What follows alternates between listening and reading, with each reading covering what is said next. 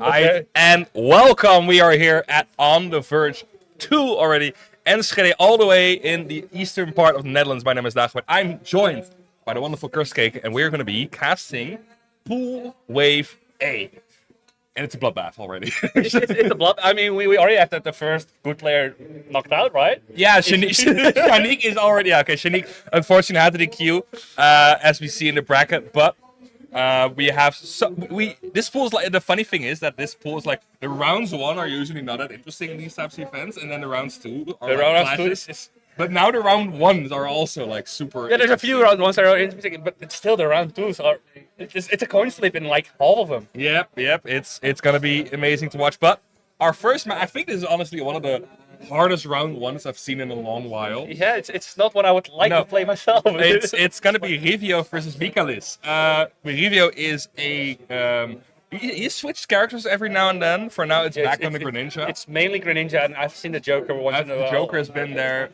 I've seen other characters, but I know the Greninja is back in force. Yeah.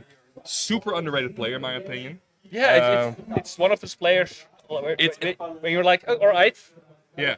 Result-wise, it's not that interesting, but skill-wise, it's very, very hard to deal with. He is your hardest round 1 you've ever fought. Yeah. And of course, on the other side, we have Mikalis, which is a Yoshi player from Cyprus, who is here on studying, I think.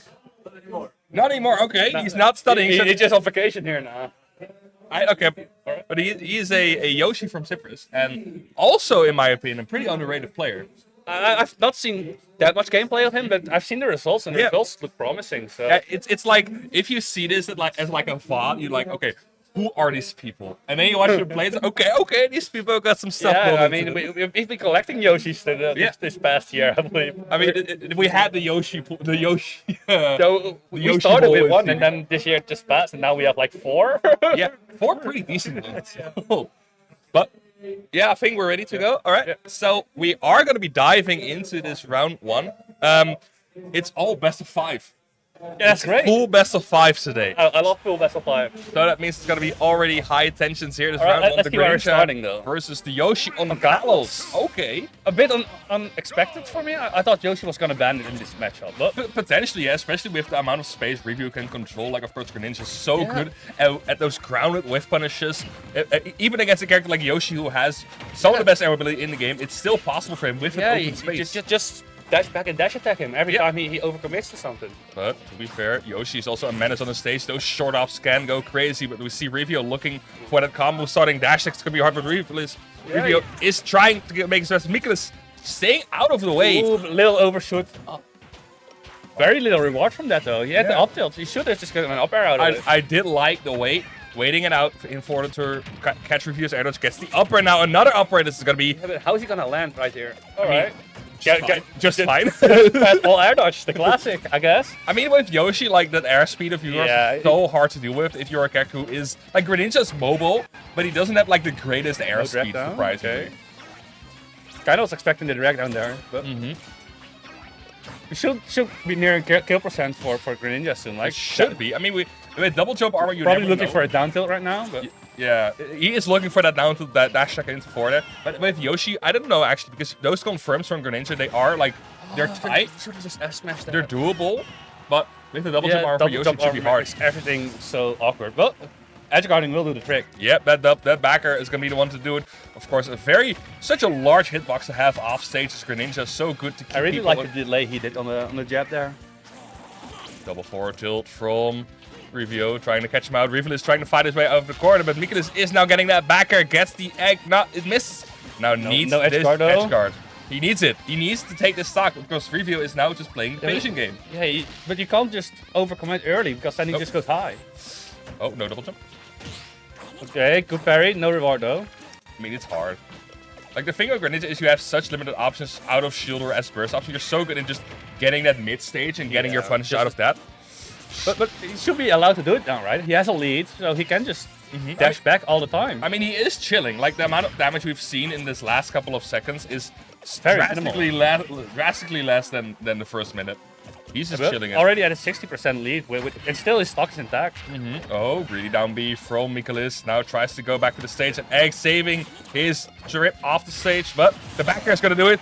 Great call out from Mikolas there. Revio now on their second stock, but 75% on their second stock. Mikolas is in a bit of trouble. Gets a good landing though, but no reward. Again, he gets the stray hits, but he's not converting them into anything really. Yeah, and the thing that's secretly super powerful about Yoshi is that damage output at low percent with that up tilt, with that upper. Those are incredibly damaging moves, but you need to get them. Yeah, but not just like the ground move, also the falling forward area he's been getting, and he's not converting it into the up tilt, which is very possible. It's just those stray hits, and then of course Yoshi does have some decent moves, but it's hard to like get out of the Greninja's advantage with those stray hits, or let's outpace Greninja's advantage with the stray hits. And now we're nearing kill percent again, so expecting a lot of down tilt from Greninja here. Great egg use from Mikolas here, tries to get the kill, but is gonna get the forward air out of the nair. Great stuff by Revio there, gets the second stock, and now Mikolas, he seems to be kind of stuck in what he wants to do. Alright, no double jump. Oh, nice. Good 50% already, and it's now a full stock lead. Yeah, Mikolas seems, he seems like lost, right? He seems like go to the ledge and just throw eggs to see what Revio is going to do, but he wants to get that opening, but he's kind of having trouble deciding how he wants to get it in. Of course, Revio playing very sneakily around Yoshi's burst range, trying to get out of there. I mean, that's a Revio classic, just very patient gameplay. And just staying outside of the burst range, you see he's slightly getting frustrated, but that is understandable. Doesn't punish. Beautiful spacing there by both, actually, but sadly not getting any result. Tries to go for the down tilt, gets the parry, but another up tilt into the upper is gonna miss. Yeah, and that's kill percent right there. If he hits that up air, Greninja is dead. Okay, gets good forward in now. Mikolas needs to find a KO in order to secure even a chance to win this game, but Revio, of course, also looking for that down tilt, the dash attack, or the nair. Oh, double jump armor. That doesn't work on Nope, it does not. Yoshi. That makes it a bit awkward for Greninja to kill, actually. Just means he needs to kill it with straight aerials. It's pretty much his only option. Or he needs that nair at like 140, like we saw earlier. Or the forward air, just in general. Yep. Reads the roll in from Mikolas there on the stage. Punishment with the forward air. Beautiful first game by Revio. Yeah. Revio is playing great. I'm a little bit disappointed in the conversions of Mikolas so far. Yeah, that's the big lacking thing at this point. And I'm also a bit worried about the stage selection right there, because giving Greninja a flat stage. Yeah. Sure, he can't hide on their platforms, but platforms should be your greatest combo extensions as Yoshi, I think right? so, but I think he's also afraid of getting stuck on a platform because you have the double jump armor from Yoshi, which gets out of that up smash. But if you're on a platform, it stands you down first before it gets into the second. Yeah, not allowing grounded double situation. Jump. Yeah. Okay, we're gonna go to a small battlefield. You're all right about the stage pick. Bit smaller, gets those platforms in right, but these are the stages where Greninja gets that devastating down tilt or dash attack up smash. That's the damage. Okay, that's missing attack chase. That's the scary part of Yoshi. Like sometimes when you lose a double jump, it's so tense to get back to the stage. But now gets a drag down, extends it, tries to go for a reset, but doesn't get it. Forward air trading. All right. Yep. Sticks his leg out, gets hit by the forward air. Revio already quick 55%, but Mikolas is looking for it. And the KO gets the shield break and the forward smash. That is going to be enough. Such a world of difference here. Yeah, exactly. It's that first interaction. That 50-60% from Mikolas at the first stock helped so much. I like that attempt. Yeah, it's kind of strange, right? Because Yoshi has this true confirmed, but Mikolas just tends to go for resets all the time. I mean, it works. I mean, the down air on itself is 35 if you hit it, so I get why he's doing it. But when you have a stock lead, I'm like, why not just take your guaranteed damage? I guess so. I mean, it is a great way to get in your opponent's head. Just go for the resets, make your opponent guess on what you're going to do next, especially this early in the set. It is still second game out of a best of 5. Ooh, not punished? Okay. I think he wanted to get something cheeky. Great double jump armor from Mikolas there. Greninja needs to kill it with straight hits in this matchup. Makes it so awkward, because down tilt and dash attack usually are the greatest way to kill for this character. Does get the forward, but not enough for the KO. As a spacing. Yeah, and that forward air is still as hell right now. Needs to get something going. Of course, that forward air at this point will just do it. It is 160%. Yes, it does come at 160. But it does come at 160, but it's hard to go for the up smash. But not gonna be enough. And this is the difficult part because you saw Rivio when he got the stock lead, he played very patiently, got a percentage lead. But Mikolas has not built up that deficit for himself yet. Still has to do with a almost even game. He has a good stage position now, though. Okay, great nair to keep. Almost. I like to see it. Okay, good reversal from Rivio there. Goes with a gentleman. Okay, interesting. Maybe just to get him in a better position of stage. Great Ektos. That is going to be a lot of... That down there, that's... Oh, he's looking for a kill. I think he's just going to up smash, but maybe a bit afraid. He's looking for that KO. Of course, that Yoshi F smash, such a powerful tool, especially with the head invincibility. Gets the double jump in, very important. Or gets the high jump in, very important to get the higher up air, but still doesn't KO. 131 on Rivio. Just slightly, just needed like 10% more and would have killed. Mikolas looking so much better this second game. Yeah, I'm not liking those down Bs though. None of them has worked so far. I mean, they have not been punished. I mean, it's like a dash attack. like small punishes, but you still get reset in the situation, I guess. He is off stage also as well. Both at kill percent now. Yeah, and what you want to go for as Yoshi here goes for the forward air against, but Mikolas... Yoshi's a heavy boy, so he's still living. He is still alive. Oh, almost a raw forward air, but a nair from Yoshi sends Rivio off stage. Mikolas now looking for the kill and untackable the backer. I mean, it should be like he's hit at 140. Yeah. Okay. All right, let's see. Solid 20 though. It is enough. And there we go again with the double jump armor. Yeah. Okay, great. Yeah. Good read though. And that's the big thing with it when he loses a double jump armor. Like, he has a lot of airspeed. He only has a few positions to go back to, but... Yeah, probably the safest position will just fade back to go to the ledge there, right? Instead of... I mean, the thing is, like, against it's Greninja, punishable. it's just dash attack forward air at that point. Yeah. So he tries to scoop you off the ledge. Great back air from Rivio there. Mikolas, great air dodge from the double jump. Goes back to the stage, but is instantly knocked back by Rivio. All right, reversal though. Uh-oh. Oh, all right. Great chase by Mikolas all across the stage. Yeah, I was fearing for him there, but no back air was pressed by Rivio. Early double jump is not going to be punished. Now looking for that KO. Another double jump. Oh, another. It just chases him. It just realized Rivio is dash backing a lot, so now she's overshooting and it's working. Okay, tries to go for the forward spike, but Greninja is a slippery frog. Tries to get out of the situation. Great backer, but not enough for the KO. Goes deep for the edge guard, but the down B is gonna be enough. And we see it pop up. You see a little pop up. Yeah, and this is the thing that Rivio does tend to struggle with.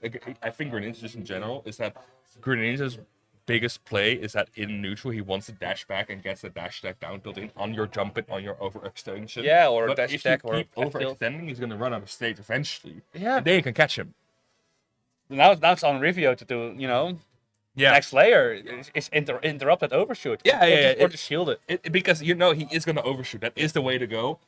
But yeah, you have to play into that very aggressively. You cannot let him do that again. But that requires a bit of an... I mean, we've seen Yoshi go for burst options, and those are not that dangerous. Even if he goes for dash grab, you eat 20. So shielding is still a very possible option. It is a possibility. You can... But Greninja's out of shield shit. It sucks. You have to shield as Greninja while Yoshi is approaching you. That is... Yikes. So it's probably just better for Greninja to meet him there and just dash attack. It's overshoot. But again, it requires switching a very defensive game plan into a slightly aggressive one. Yeah. And that's hard in like these last hit situations where you're already on your toes of what I'm gonna do, what is smart for me to do to not mess it up for myself. But I hear Pokemon music, so potentially we're gonna go back to PS2, I guess. Home field advantage. Yeah, home field. I thought we were gonna see Kalos, but I think a smart ban by Mikolas is gonna secure that stage out of there. But give you onto a blazing start with a dash attack, but now has to fight his way out of the corner. Great. Right, no double jump. Yep. Slightly misses and pays for it. Yeah, we've seen Mikolas do that a lot. Yeah, the thing that's scary with Greninja, like he does have a very mobile recovery. It goes very far. It has two directions, but it doesn't have a hitbox. And especially Yoshi with how far down that forward air reaches can snipe you out of there and result into a spike. And at Pokemon Stadium 2, lower blast zones on the bottom. I mean, it's Yoshi. It's probably just gonna kill on any stage on Greninja. Yeah, but especially on PS2. But especially on PS2. Great catch there on the early double jump. Either. No air dodge, but doesn't get punished for it. Yoshi's mobility is just very tricky to. It is very tricky to deal with. It's so like, oh nice. It's so unpredictable. It's so hard to like properly catch him. And it's not like Chrome's either, right? Chrome gets a lot of speed, but it only goes one way. Yeah. Yoshi actually gets to choose where he goes. It also, I think the most difficult thing is not just necessarily where he's gonna go. It's the combination of that air dodge and the egg, just like a slight bump upwards to mess you up. But if forward air from Mikkel is gonna secure the first, a great air dodge there to go back to the stage 30, 29. Ninja not having any well, apart from the forward air, any good disc joints to swat him out. So he can also just reverse forward forward air. Tries to go for the dash attack on the egg, but it's gonna Gets a be landing met with hitbox. another up tilt into upper. We're hitting him this time. Great pivot grab. But now Nice. nice. He's been adapting to that. Great call out from Revio there. I was not expecting that, but I love it. That was actually a really smart play. Yeah. Okay, now Yeah, I was about to criticize that up throw, but I'm like, all right, I was wrong. Yeah, but now Revio in a bit of trouble. 117% against Yoshi. Mikkel is really making sure those percentages are racking up against Revio. Now, All right, nice get up attack. the thing is, you say that Greninja has to kill with like stray hits. Yoshi is so good at killing stray hits. He has so Yoshi many of has those no options. issue doing it at all. But Yoshi doesn't even need to. Nope, he does not. But currently he's being dragged down, back and back again. Gets a forward in, and it's so much damage. It gets the up smash in. Is that Dark?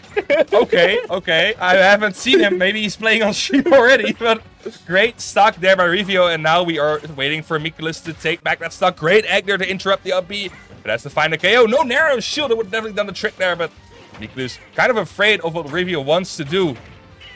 No double jump either. Could be very dangerous. All right. Okay, now Yoshi waiting for an opening, gets the egg in, gets back to center stage, but I think it was an F smash, a bit of a greedy option there. Wants to get this KO so bad, and is overextending for it. I understand, but And now Revio's just playing that it's very safe. What we've seen in game one, right? It's very safe, patient gameplay. It's like, all right, I have a lead. Or you have nearly 100% lead right now. Nice. You can't land down there like that. I think that it's so funny. I think what I've seen in Revio is such a I am ahead, I win now player. It's like It's such a moment. he's so good at putting the brakes, right? Like just slowing down the gameplay. Yeah. And Mikkelis is on the flip side. He wants that kill very, very badly, so he starts throwing out this unsafe options, those up smashes and down Bs. But Loki, And Revio's just like, well, thanks for the free punish. the adaptation. Yeah, and you know the change of pace on the second stock. I was counting him out already. But we've seen how Mikkelis can respond to that. We've seen the game 2 that happened. Maybe we get another great response in. It is best of 5, so we have two potential games to get it through. All right. We're gonna roll back to small battlefield. Run back. With Mario song, so there's kind of home field advantage. It is kind of a home field advantage, but we've seen how Mikkelis tries to get in Greninja's head at the try to catch these overextensions from Greninja, or these retreats from Greninja, I must say, and catch those with large overextensions. But Revio now making sure to. You said he's good at like putting on the rims, but he's currently just putting on the gas. He's so aggressive with how he wants to get his openings in. Once he gets a hit, he's very scary. Yeah. Okay. Right. That's another damage. Gets Goes for a reset. Yeah. All right. I like that attempt to wait there. Gets the double upper in 79%. But Revio with a great response. Gets another egg, and that's another 30 damage. Oh, and a great F smash again. Just following your Greninja's going. No, and that egg into down there has done so much damage. Revio needs to watch out. He needs to respect that space that Yoshi has to take in order to get that neutral B in.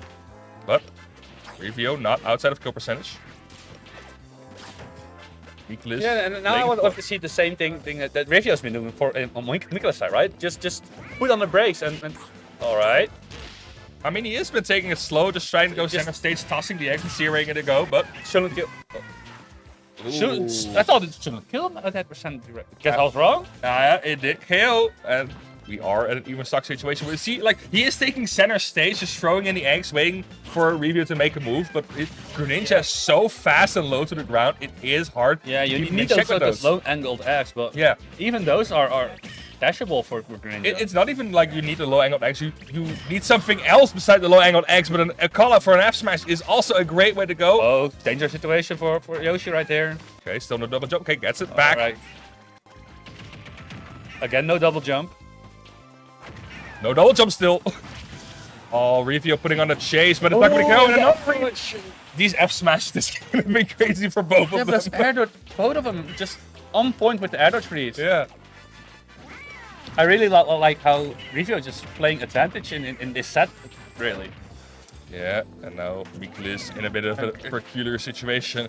I've noticed that these double jumps are getting burned earlier and earlier, but a pixel off of that up smash, not giving the KO to Miklis. Dragon out. No, Dragon. Revio now pushing his advantage as far as he can. Miklis trying to go for the KO. Was forward there, but an F smash again. He's just calling out when. Oh, what are you doing there? I guess you expect him to act there, right? Yeah. Great up smash there. Catches Greninja air dodging to the platform. And again, tries to open up with that down air, but Revio smart is spacing around and gets the forward air in, or from the air. And a great game by Revio. Honestly, it's a solid. Once Revio had a lead, he closed all of them. Like, I like that we saw a bit more like stage control from Miklis in the fourth game. Just trying to get center stage, but losing it a bit too early every time. Yeah, he just defaulted to throwing X when he had a lead, but it works. It works against most characters. Yeah, but not against Greninja. Greninja is annoying and small. You need to mix it up against Greninja. Just shield once in a while, you know. Yeah. Throw it down tilt to stop dash ins, but Loki good stuff to both of them, honestly. yeah, I was very impressed with how that game 3 for Revio. Yeah, with how he turned that around. All right. So good stuff. That's very good. A banger for opener, really. Absolute banger for an opener. Again, this is like the round ones you want to see, like these seed 32, 33 type matches. But I see XDTL walking in. It's going to be XDTL, but I don't know who he's playing against. And it's not a face I recognize either, so I'm assuming I'm looking at bracket, and I'm not seeing Senior DTL in there somewhere. Or I'm blind. I'm potentially... No, it's Fibonacci. I've heard that. Oh, it's another round 1. All right. Okay. Let me check the... I have no clue what he plays. But we have a very nice sheet made by, of course, our wonderful TO Lesnit, Envy, and The Witch, who've been doing an amazing job, just not even organizing the event, but getting people together, making great spreadsheets, great information. Fibonacci is a German Kazuya. Oh. Okay. All right. A fighting game classic. Okay. The thing that you have to realize is that this is always like a check for out-of-country players. Are you ready for the XDTL start? You are not ready, potentially. I'm not sure. Is XDTL ready for the electric? Yes. Is he? Does he care about the electric? That's a better question. He responds with hell nah. I think that's the perfect response to that. No.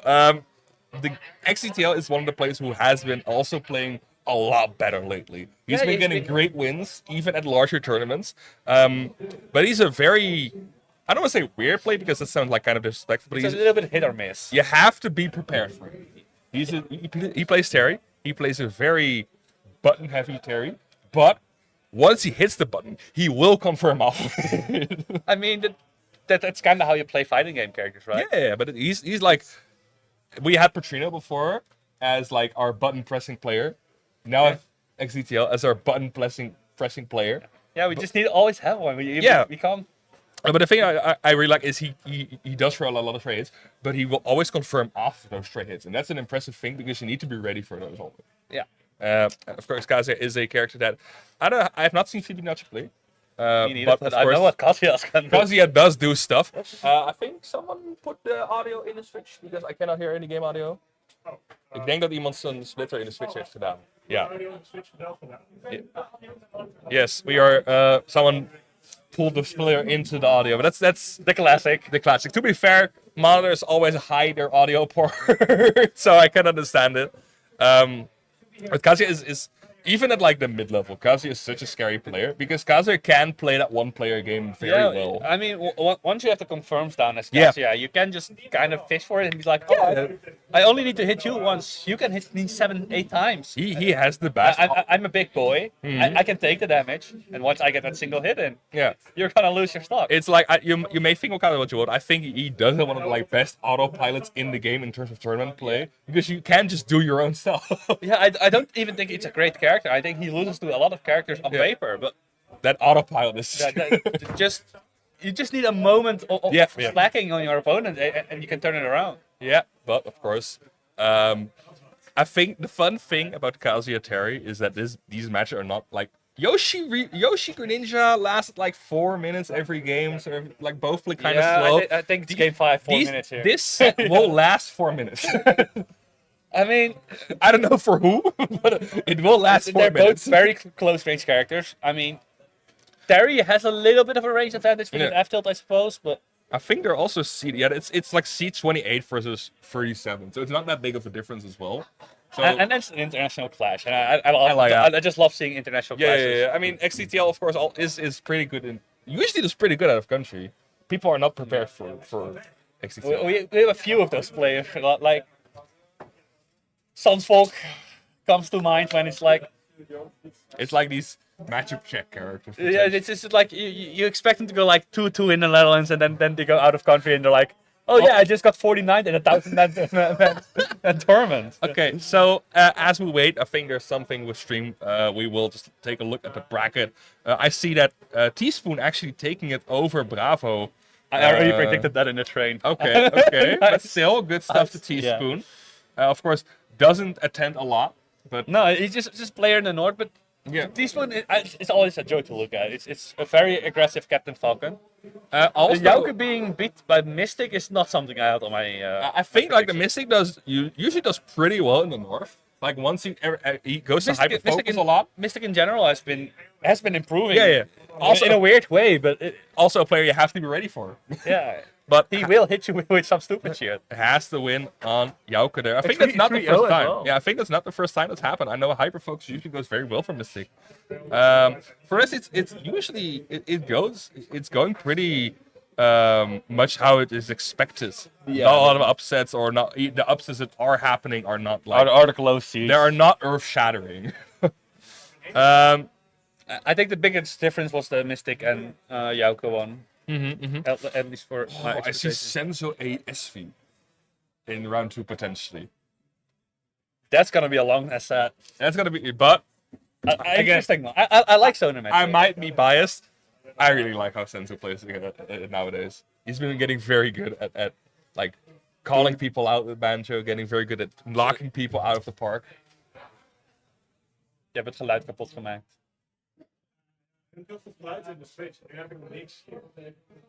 Okay, so it's gonna be a bit. We have some audio technical issues. We are fixing it. Our wonderful stream team is fixing it Are they as trained? soon. At least a wonderful team. They are.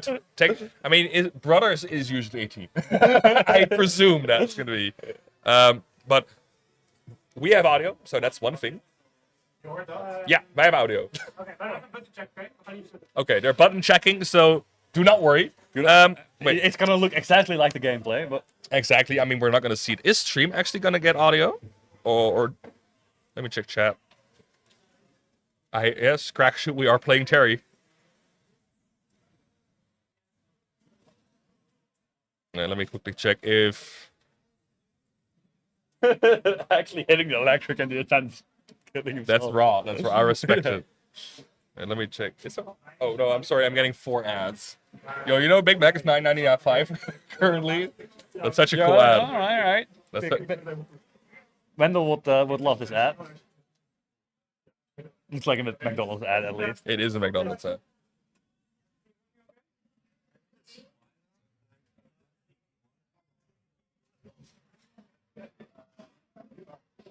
I am not hearing geluidjes, as we say in the Netherlands. Chat, is there audio? We don't hear game audio, so apparently there is no audio from the game. Again, we are trying to fix that. I think it's something with how the monitor is responding to the split. We didn't have a problem last time. I think they both really use the game audio. No, Nicholas didn't. Wij hebben nog steeds geluid. Wij hebben gewoon.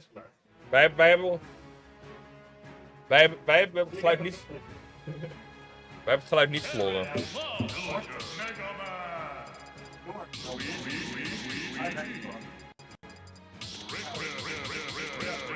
Ja. All right, so OBS magic happened. We are back again. We are. All right.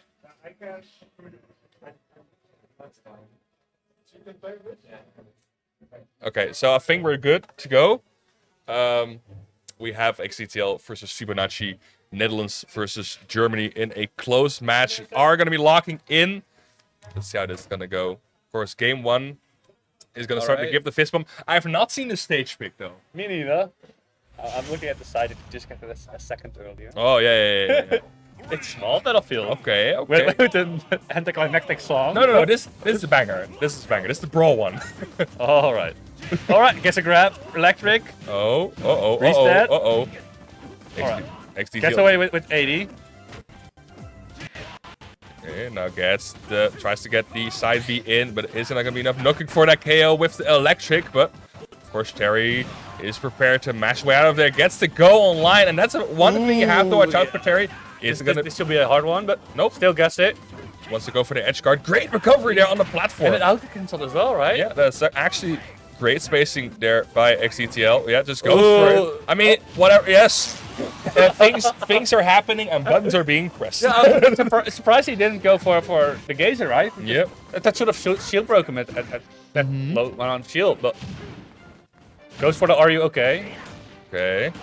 Tries to go for the up B, but it's gonna be enough. And the thing is that you see the XCT try to go for the game plan in these, like getting these stray hits in. But of course, Kazi is so good at denying other people their stray hits with all those iframes. Does get the jab power dunk, but we also have the rage drive online. Nice. Should be it. Should be. Yeah, nice, great. I mean, it's a heavy boy. You never know with Kazi. Yeah, but we have a bit of rage on XCTL. We have a bit. Oh, gets the up B right there, and suddenly with a while the first stock was devastating for now XCTL, we have kill, right? Fibonacci has been struggling to get his hit in. Oh, doesn't finish it. Could have get a KO there and not be out of shield. He's gonna make sure XCTL is still in disadvantage. Fibonacci now trying to look for the KO. It's gonna auto cancel hell. Yeah. You didn't know. I already saw the positioning, the up. Yeah. But now we are. Yes, that is. What's that latch trapping? I don't know, but a great response by Fibonacci getting that rage drive in, but has to watch out. We are at the ledge still. Yeah, that is going to be the burn knuckle. We are at a stand down, or come on, on the last stock here. Game number 1. 2 minutes in already. I mean, stocks are flying. Yeah, I like that. Tries to catch and when it started, it looked like fire for XBTL, but it's very competitive right now. It's Fibonacci has been getting so much trouble getting this hit because once Fibonacci gets the hit in, it's going to be a lot of damage, but he has trouble getting that hit in. But you see, he gets one hit, he gets 86%. But could have been the KO potentially, but of course, once play it safe, gets the up B. And that's still now. Still rage drive. Oh yeah, Tombstone go for the tombstone drop. Look at this small micro movement from XCTL. Tries to go for it again. Oh, could have got it there, but is a bit too careful. Goes for the up B, and that should be it. Great response from Fibonacci, but just failed to convert by. Yeah. It was also not a clean hit. So I get why he's not pulling the trigger. But you don't want to pull the trigger at that percent against Kazi, who will kill with everything at that point. But great stuff by Fibonacci to stay in shield, play it safe. He's not been grabbing, like, except for at 0%. You know you're going to be safe at that point. You only have to watch out for the shield break. Yeah. But played it well, played it carefully. It's not like he can punish anybody, right? No. Because the grounded options are kind of like -5, -6. Yeah, you have to take him out when he makes a mistake. Oh, that is going to be double nair. The down trade, oh, gets the higher hit. Okay, alright, denies the jump from ledge. Gonna go for it again. No follow-up on that F tilt. Wants to go for the ledge trap positioning, but great laser to the counter out. The power wave. Again, yeah. Oh, okay. Just armor through it. I guess that's an option. Oh, that's rough. Yep, yep. Nice edge guard. Goes for the backer, deep off stage. Recovery path from Terry it's flexible, but it's linear. It's very, like, if he loses an option. It's just for 50-50, right? Yeah. Okay, he wants to go for the down air. Still 100% already on Fibonacci, and now it's going to be reduced to 0. Even within a minute. It's not even that they're serious at napping each other, but they do so much damage in one interaction that it's almost like they are. Yeah, and they're not afraid to interact with each other. Yeah. Like, we're not seeing dashback F tilts, no, we're seeing jump in there. So. Uh-oh, that could be potentially it. No, goes for the backer. Great damage in. Wants to keep the up B fresh, but a great nair there by Fibonacci sends XCTL down to the blast zone. Now XCTL in a decent deficit here. Only 37% on Kazi here against a jet opponent, but has to win a couple more interactions. Ooh, almost goes for the down air, but uh-oh, that's a bit of a dangerous power wave to throw because you are forcing him early into that rage drive percentage. That's 98. Yep. It is gone though. All right. At least gets go for it. Go another Tombstone rub attempt. I mean, it is the safest way to go potentially. Yes, response hit shields it this time, but should have just gone with a power dunk. It does the power geyser. It's weird though, right? Because earlier we've seen the wrong option in Are You Okay? I hear a very interesting option for XCTL. Was the Richter? The Richter. I mean, that is the Richter. I like it. The Richter has been a work in progress for a while. It's mostly just been the I don't really feel like it secondary, but Richter seems just like a better way to keep Kazi out. Of course, you have to still keep him out. You have to claim that space. He does kill you in a single hit. Yep. Especially off stage. It's now even easier for Kasia. But neutral should be a lot harder for him now. Okay, yeah, and we already see. All right, there we see that F tilt is gonna pay so much dividend. All right, Yeah. already 39%. Like, even if he crouch dashes through it, that F still just claims so much space that you have to do another one. And this the ledge trapping. Of course, it's also just a bit of a harder character to catch than Terry, who will always be in your face. Richter wants to claim that space for himself. I wonder how the Oh! all right, Okay! he has those. Okay, great. Oh, actually, But Kasia does have tough guy, so I'm wondering if he can actually tough guy through holy water. But it's a little bit worse than Bowser's though, because he's weight dependent. yeah, it could be, but guess not. it doesn't even need to be. It's just like this, the XCTL's like zoning or walling with an F tilt. But gets a knocked back holy water in the face, but it's not going to be the KO. Still 70 or not 110%. Yeah, and Kasia can't really catch the landings of Richter either, right? Because he just forward air and outrages him. Oh, again? Oh my god. It's And up he go. You know what I'm seeing? I said that Kasia is such a great one-player character, but now you cannot play that one-player game anymore. No. You have to actually respond to what Richter is doing. It sounds kind of disrespectful, but I mean it in a way that... I mean, I'm in the zone. I know exactly what you mean. Yeah, it's like you have to... You're just denying the autopilot. Okay, our TikTok clip man is farming clips for himself, it seems. Okay. I mean, I don't think we're going back to PS2. No, but even on other stages, it just looked like these stray projectiles and these setups have been hitting so much more than stray hits from Terry have.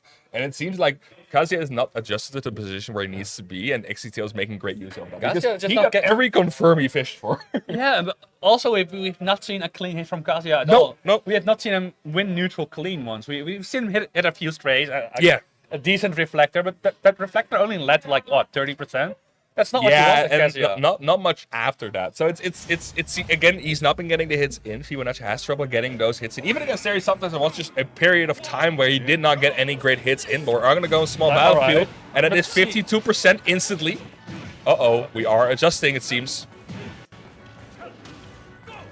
Okay, yeah, we're just gonna go for the reflector, and that is the best response you can have as Kasia here. Just wait for Richter to throw his projectiles out and bounce him right back. Of course, that reduces the space that Richter has for himself. Yeah, that reflector is not going to work against the F tilt. No, that's also great stuff for XCTL. Oh, good forward parry. jump. Yep.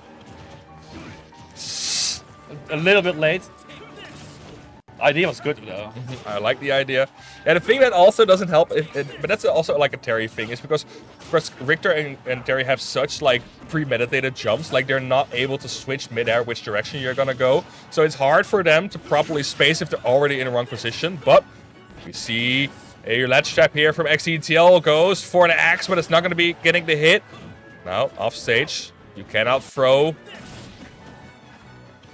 Yes, It's just the best dash back F tilt. It's gonna work every time. so you're not going to be able to throw that rage drive off the ledge. We're going to see it again because, of course, we're almost done. Gets another great F tilt in. Just barely missing the angles. Yeah, gets the forward throw. Yep. And Richter, one of the few characters with actually a killing F throw. A So. very strong killing F throw at that. I think killing F throws are so, like, such an underrated part of a character. It makes ledge trapping so dangerous. Yep.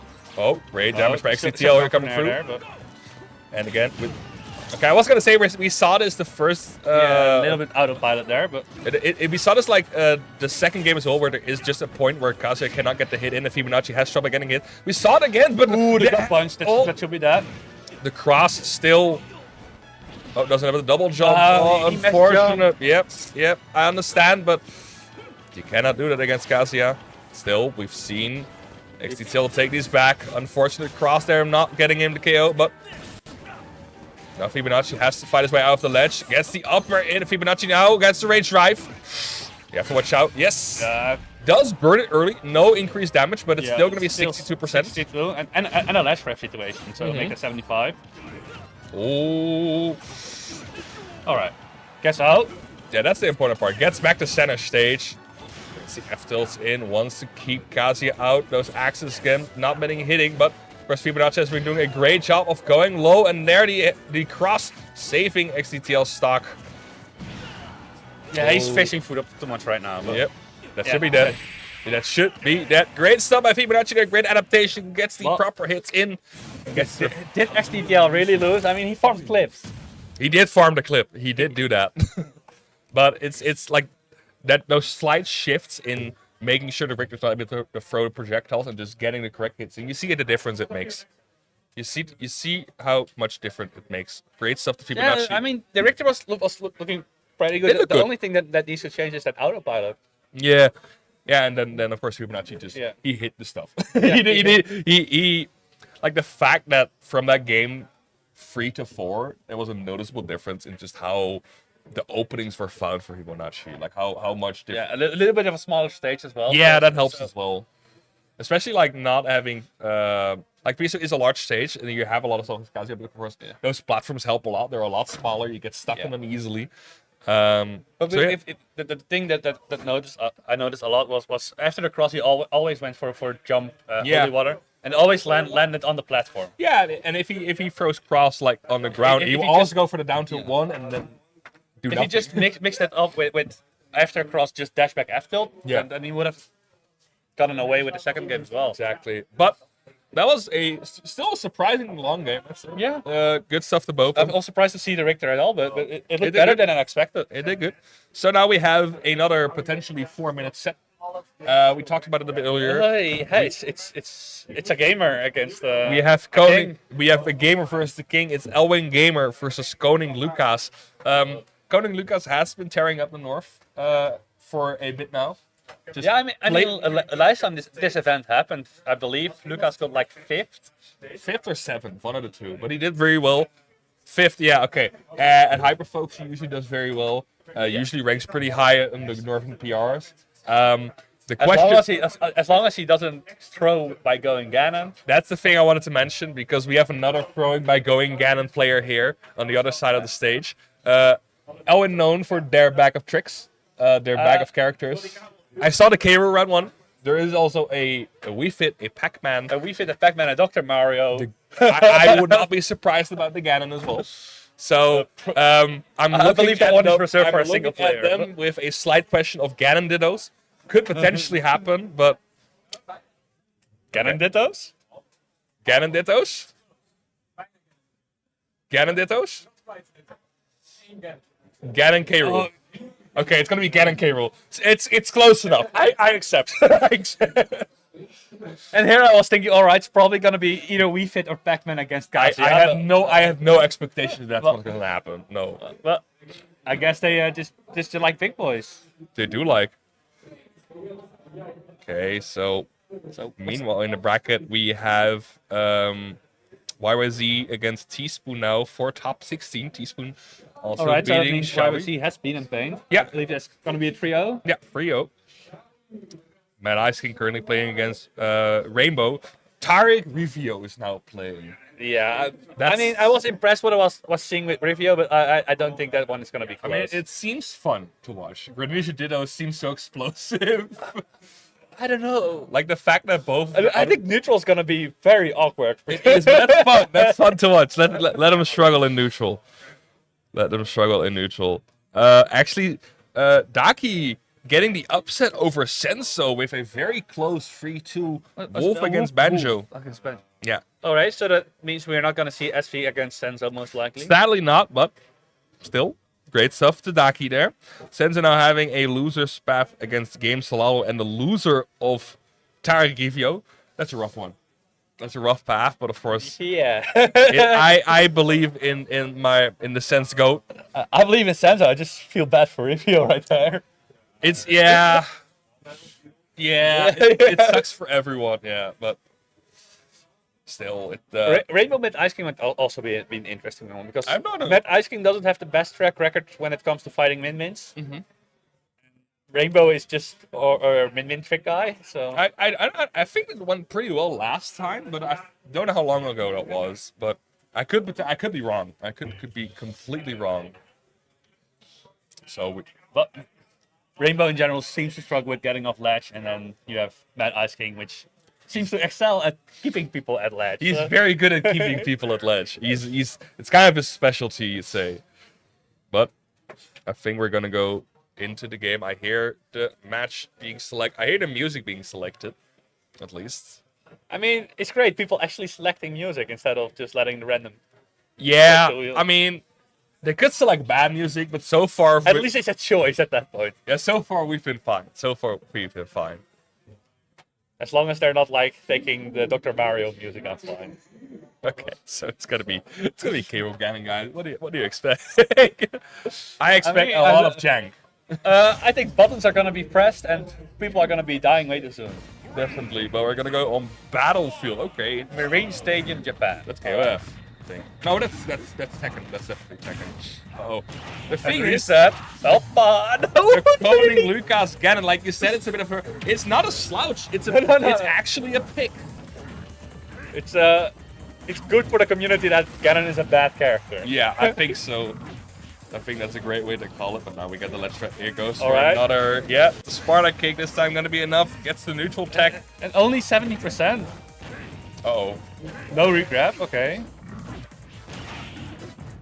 Great shield actually there, catching the crown. Actually armors through it.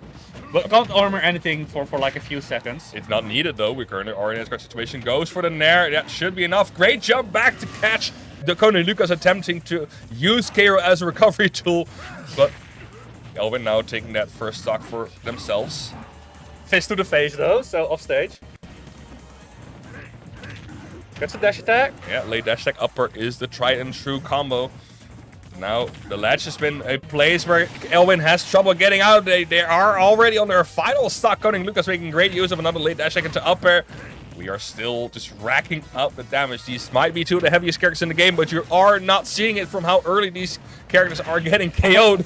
I mean, it's not even early. They just hit like trucks. So they hit 4 times and you're at 100. I heard an audible no come up in that situation. It is Elvin already on 126. Koning Lucas always getting down special, but that forward air. Pace. Yep, forward air being enough. Yeah, that's looking rough. That's Ganon for you. If you get like the thing is Ganon is he wins in 2 interactions. Yeah, he can just run over you. Yeah, especially against a slower. Like the one thing that really truly destroys Ganon. Like okay, F guarding of course, but I'm hearing. I'm going back, man. All the right. thing that really destroys again is just having great frame data. If you have like above average frame data, Ganon can struggle so much with Either just, that or movement speed. Yeah, because he can't move. It's like just stuffing him out because once he gets that train rolling, it's very hard to stop him. But we see the Pac-Man, of course, a lot more on the screen. Yeah, so I'm assuming Lucas had to lock in first, so this is gonna be Pac-Man against Ganon. So that sounds rough. That sounds like pain.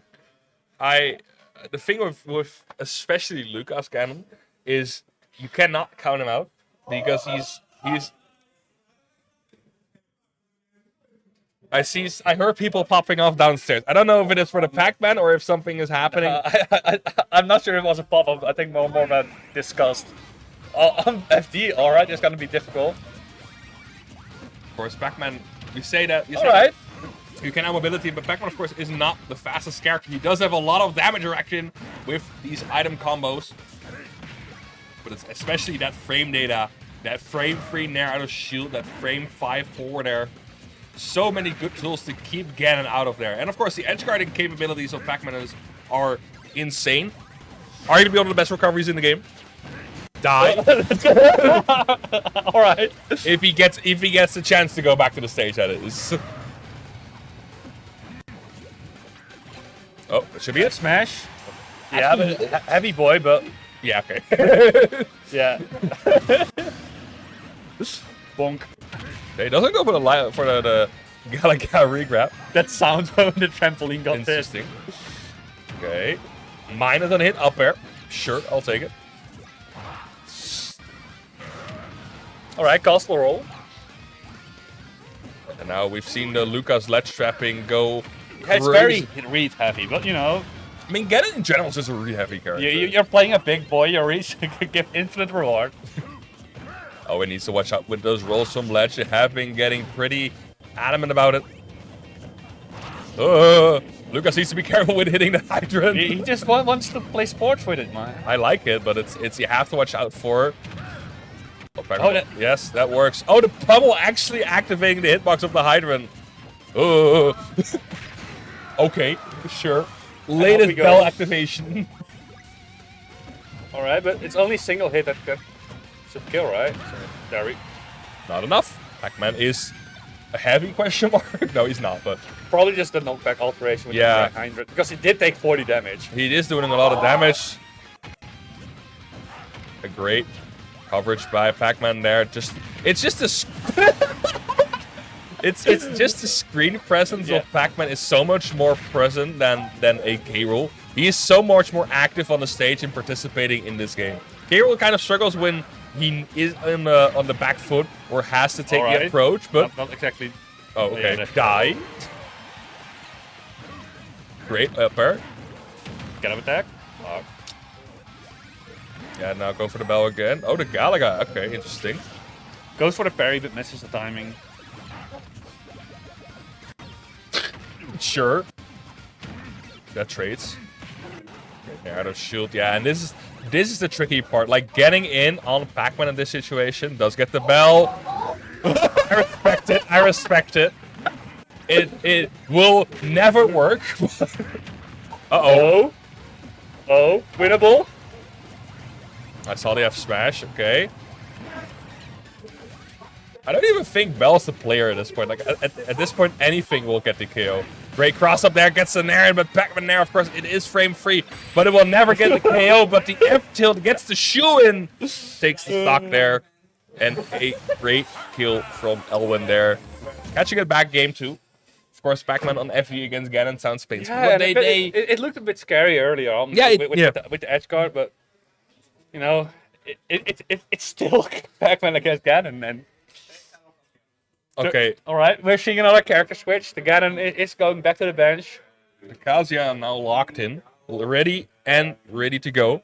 Of course, Lucas is the Kazuya guy. He gets access to that reflector, right? So you can't just put down Hydrant and just laugh at Ganondorf not being able to do anything. The thing that I always notice when I play Lucas is he's a very unorthodox Kazuya. He will not go for the standard openings usually Kazuyas go for. He plays neutral fairly well. Yeah. For Kazuya.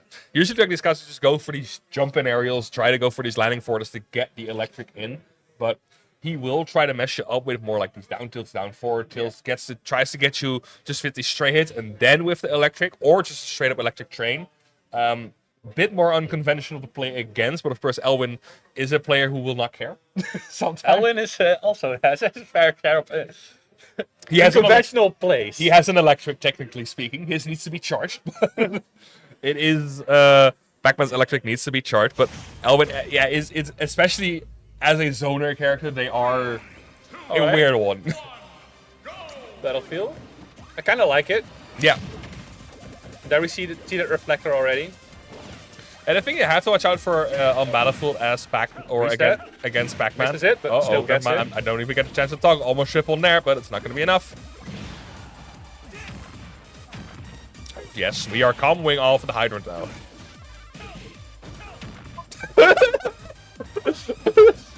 Goodbye. whiplash. The thing I wanted to say, and that you see already Elwin making use of that, is if they place themselves between the platforms, you can just snipe a hydrant in between those and get it on the stage, making your landing that much more difficult to catch. It's still fairly predictable in comparison to like, you know, non-platform stages.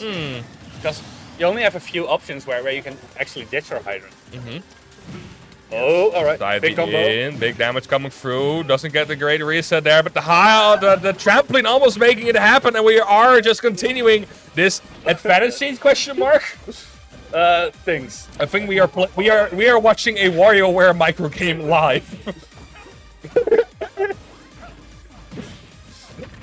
I mean, why not go for uppy? I mean, it's the best call to make there. Great roll there, gets the F smash in, electric being missed. Now have to watch out. Tries to go for another bell. Oh, great guy actually. Shouldn't kill yet though. Nope, but It it's gets great. rid of rage drive though. Well, last hits are a bit larger in this game, so. Oh!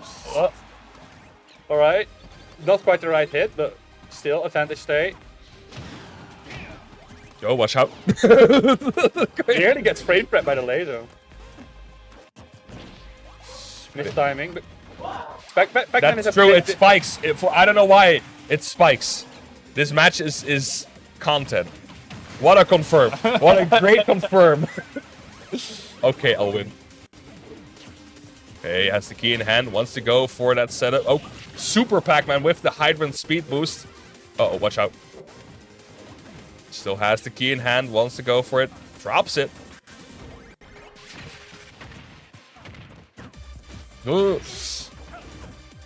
I'm so afraid of these up Bs. I'm seeing him sparingly, but everything Pac-Man does on shield is potentially just a KO.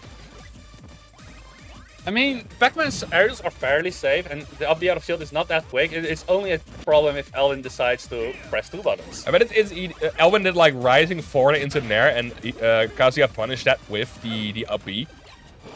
So Elwin has to kind of watch out. Actually gets the iframes on the lower legs of dash attack to punish that. Goes through the stage with the bell and catches Kazuya off guard. Koning Lucas now suddenly looking in quite a predicament, but the backer catches him. And we still have that rage drive available, right? So, and up goes. I think that's a big thing. The race drive is still a way to go here, but great hydrant placement. Guess not. Elwin just falls to the ground. Yep. All right, still lives. No. Guess not. I'm lying. From how the first stock went, we are still in a surprisingly even game. Great upper actually catching Koning Lucas there, but Elwin not getting to finish the parry combo. though, but take that apple away from him. Oh, All right. yes.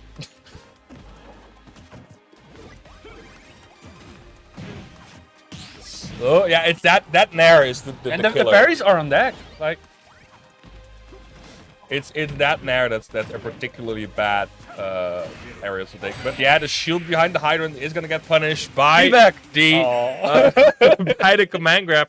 Elwin, despite a strong showing still game 3, they did suddenly get in a very bad situation. I really want to see the Wii Fit now. Oh, I don't know how it will go actually, especially since Wii Fit is kind of reliant on those landing aerials to get something Yeah, started. but it's just funny to It is very funny. Their Wii Fit's also very good. I respect the prediction. I respect it, but it's rough. But of course, we are still in character switch hell. That is the play of the way of their games. But the Pac-Man seems to be locked in. Elwin seems more concerned with what song they're playing right now. So. Yeah, the Pac-Man is locked in again. There are gonna be fighting their way through with the Pac-Man. Game 4 against Kazuya on PS2. Bit of a bigger stage horizontally. Yeah, and more room to like throw your hydrant now, right? Yeah. Yeah, Not as predictable on this stage. Exactly. The middle has opened up for Elwin there. Oh, the All right, apple. Oh, big damage coming in for them. Random F smash go. I mean, it's unpunishable due to the hydrant pushback, but you have to be it still careful. looks stupid. It looked stupid, but I know it isn't, but Double back air, gets it. 99.9% unlucky. Yeah. All right. Gets the upper in. Hydrant still active. Watch out. Has the bell in hand, and this is the dangerous part because that bell does still a lot of damage. Yeah, and the cool thing with Item Kazuya is, right, he still can do his command input. Yeah. So his neutral is not that linear. He also gets Rage Drive still while holding the bell. Yeah. But, of course, Elwin now sniping them with the orange. Again, and it's very reactable. You should just wait with pressing a button there. Forward air it. Yeah, forward air it, grab it, anything really. Instead of... Okay, we see the Brawler Pac-Man come through. Should be it. No, actually, Pac-Man dodging out of it. Elwin getting another way of life with that missed up smash. They are going to make him a use of it. 77% already on Kazuya here. And we see the awkward timing of Pac-Man neutral get. All right. What is happening? Gets the sort of tech in, though, I guess? It doesn't matter. Pac-Man will come back to the stage. Okay, another high run. The thing is, like, you don't want to reflect all of them because it can also just be a distraction for Elwin getting in. Oh, the apple from downtown into the hydrant, getting the kill. Elwin looking a lot stronger this game, but it's so much jank happening from their part. Oh, Kazuya catching it up. Yeah. All right, and up we go. We need a Kazuya combo right now to make this competitive. Yeah, he needs that zero to death. Elwin needs to play it slow.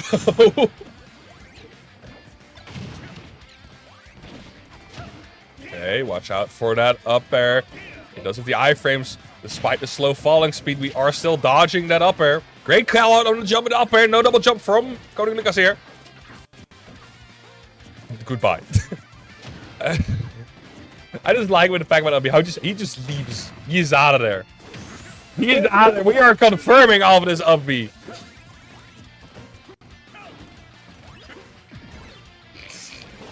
Does it actually take charge of that the rage drive if he does it into the trampoline? It canceled it out. But it's also like just a very good situation for Elwin to be in. Just that rage drive being gone for the entire game. It still has it though, right? Yeah, but for now. But this is the last one he got, and he has to make the use mode of it. Yeah, okay. I guess not. Again, Hydrant seems to be the prime target now. Wants to get it out. I think we said it like game 2 that the Hydrant just seems to be a distraction. We said it again in game 4, and it is going to be the one thing that Elwin gets in that final stock situation. Getting the Hydrant out there is just a bait. Yeah, I mean that's what you call out with the projectiles as well. It's like you don't have to throw them with the intent of actually hitting. You can just throw it out to force something. Yeah, I think that's where a lot of people who don't have a Pac-Man experience fall against is that Hydrant getting point focusing that Hydrant. Yeah, it's like a bull and the rest. Yeah, it is, but it is such a big detriment because you are essentially playing doubles at that point. Yeah, just putting yourself in lag, and Pac-Man is like, all right, guys. Okay. Guess I'll just. He will summon a giant F smash. He will summon his friends. Also, I see that actually Review took a game from Tarek. My goat. I mean, he was playing goat. Yeah, but it's Greninja Dittos. It's whatever. They're weird. I have no clue how they would look like. I just think that neutral would be funny. It's a very funny neutral situation, but what also is going to be a very funny neutral situation is going to be Pac-Man versus Kazuya back on FD. Battlefield. Battlefield, yeah. I like it. That's a new combo, but... That's a patented Koning Lucas combo. Yep. Like I said, those aerials from Pac-Man are safe, but the point where you're using them not close to the ground, it's gonna be punishable by the up B. Yeah, I mean, that's kind of how rising aerials work, right? Mm-hmm. So, goodbye. Ball has been kicked. Elwin now already on their second stock. Gonna sewing. Just the confidence on the stage. And again, you said it, I think, very sharply that the Hydrant placement is a bit more linear in this stage. It's like 4 positions you potentially can have. Combos Elwin into the Hydrant. Already on 95%. Elwin needs to watch out. Their second stock is almost gone already. Yeah, and even to get to the place, you're burning your double jump. So you kind of land on a platform afterwards. So. And things like that happen because it's so predictable. Mm-hmm. Yeah, we are closing in on this. Yeah, set this is being looking taken. rough. This is a very rough game. Yeah, that works. Ellen's like, all right, guess I'm down to stocks, time to slow it down. To be fair, Change of pace, see if it works. as Lucas, you can just camp on the platform. Like, especially with this deficit, what is Pac-Man gonna do if you're not gonna interact with him? Like, he's gonna get the key, he's gonna get the bell. Lucas style, though. Lucas is gonna run at you and he's gonna try to kill you. That is true, and it seems to be happening again and again and again. He's getting stray hits, already at 72%. Lucas is very unlucky with his Yeah. percentage. Okay, but now All right, is that put him? Yeah, that should be it. Goodbye. I saw the trampling being placed there, but it's not gonna be enough for Lucas. From downtown. Okay, gets the. All right, 116% though, so looking Yeah. a bit rough. You have to even if you take this stock, You Owen still- has to survive 2 more race drives. Okay. Oh, again, dash tech. Those neutral gaps from Elwin are Yeah, it's also a bit awkward, right? Because Pac-Man has a different timing. His iframes are a bit shorter, but also a bit faster. yeah, okay. So it's not the standard timing you actually need to use against Pac-Man. Lucas having trouble with that. Gets And a the 1-2, jab in, yeah. and the 1-2 punch is gonna be enough. Koning Lucas advancing through after a strong showing in game 5. Still close. Yeah, I yes. mean- great showing by Elwin as well. All the way to game 5, and then you're like, well, what? Guess I'll 3-stock now. Yeah, I mean, again, I think Battlefield is just like the Yeah. factor there. Because you saw what Elwin did on PS2. They were so sharp at just placing the hydrant in position. Yeah, for it was a Kazuya. lot harder for Kazuya to deal with. where he has trouble getting rid of it without exposing himself. Because that's Kazuya has so much lag on his moves. They're strong, but they're all slow. Yeah, on top of that, Kazuya has had a very slow jump, so he can't Yeah. really jump over it either. I don't. I On top of think that, his full of barely goes trampoline. over it actually as well. Yeah. All right, so Let's take a look at the results. we're gonna look at brackety. We see okay. We see Dai beating Mystic I In believe, losers. in losers. Let's go Die. Okay, great stuff from Die there. That's weird because you kind of just beat Yauke, and then you. The Me Sword Fighter did, I guess. Yeah, I guess Dai is still very good at those zero to death. So And if I you're not, think Sword Fighter has. I mean, yeah, Especially against characters who can just outrange him and have decent options against it's projectiles. probably the worst me. Yeah, Not probably. It's not close. Probably by a landslide. It's not close. But also I see Paint Yauke for losers round 2. Yeah, and I believe it should be Paint's favorite, but Yauke has been going on the up, and Paint has been going down. It's so. more like how rough. Like, this is for 33rd. Yauke versus Paint. Yeah, but you have a 64-man bracket, so that means you won once. Ow. Yeah. The luck of the draw, I guess. Luck of the draw. Also, I see Zembel Fibonacci was game 5. Fibonacci, the German Kazi, we saw early on the stream against XDTL. I'm not too keen on Samuel against Kazuya in general. Mhm. I think that's the point he struggles most with certain Yeah. death characters in general. Luckily for him, we don't have a lot of them in the Netherlands anymore. Maybe we've all switched to brawler type characters or mean, zoners. or Yeah. I stories. guess. Like the closest thing to zero to death characters we have is Falco, but Yeah. But the practice against Falco is abundant in the Netherlands. yeah. You want practice against Falco, come here for a week, and you'll have it locked But the things down. like Kazuya, Luigi, Steve, you don't see that many of them in No, here. we used to have a good Luigi. We have a good Kazuya, like Yeah, one and a Lucas. half of them, I guess. Yeah, we have Lucas, and then I mean the Dutch Steel probably still plays Yeah, a bit. one but and a half. But Dutch Steel rarely plays. Yeah. I talked to him in trains like, well, how did you practice? He said, well, I bought a new Switch, didn't have my characters, didn't bother practicing. Goat. But I see two new players approaching, and it's gonna be actually. the Dutch Steel against Rainbow, so that means that Ice King lost against Rainbow then, I believe. Game 5. So, all right, I will advise going Kazuya here because There he is. He will get Yeah. scooped. He will get scooped by every. But all of the characters kind of just because Dutch Dio plays all the fighting game characters, but Yeah. they all kind of suck against Min Min. I think it's just the archetype. But of course, Min Min is also a character With, that. with Terry probably being your best option. Yeah, the thing is that Min Min does tend to explode. Like she's heavy, Yeah. she has long range, she's very she has decent out of shield game, but off stage, in the air, she's very predictable where she wants to go. It's very hard for her to properly come back to the stage. The problem with Terry is though there is min tech where you can consistently get the 2-frame laser on his. Just don't get off stage. Yeah, Stay on the stage, Dumbo. just don't get hit once. Don't get hit. What are you doing? Don't get hit. I'm wondering how these a couple of these winners top 16 qualifiers are being played against. Tire Cutting Lucas is going to be played now.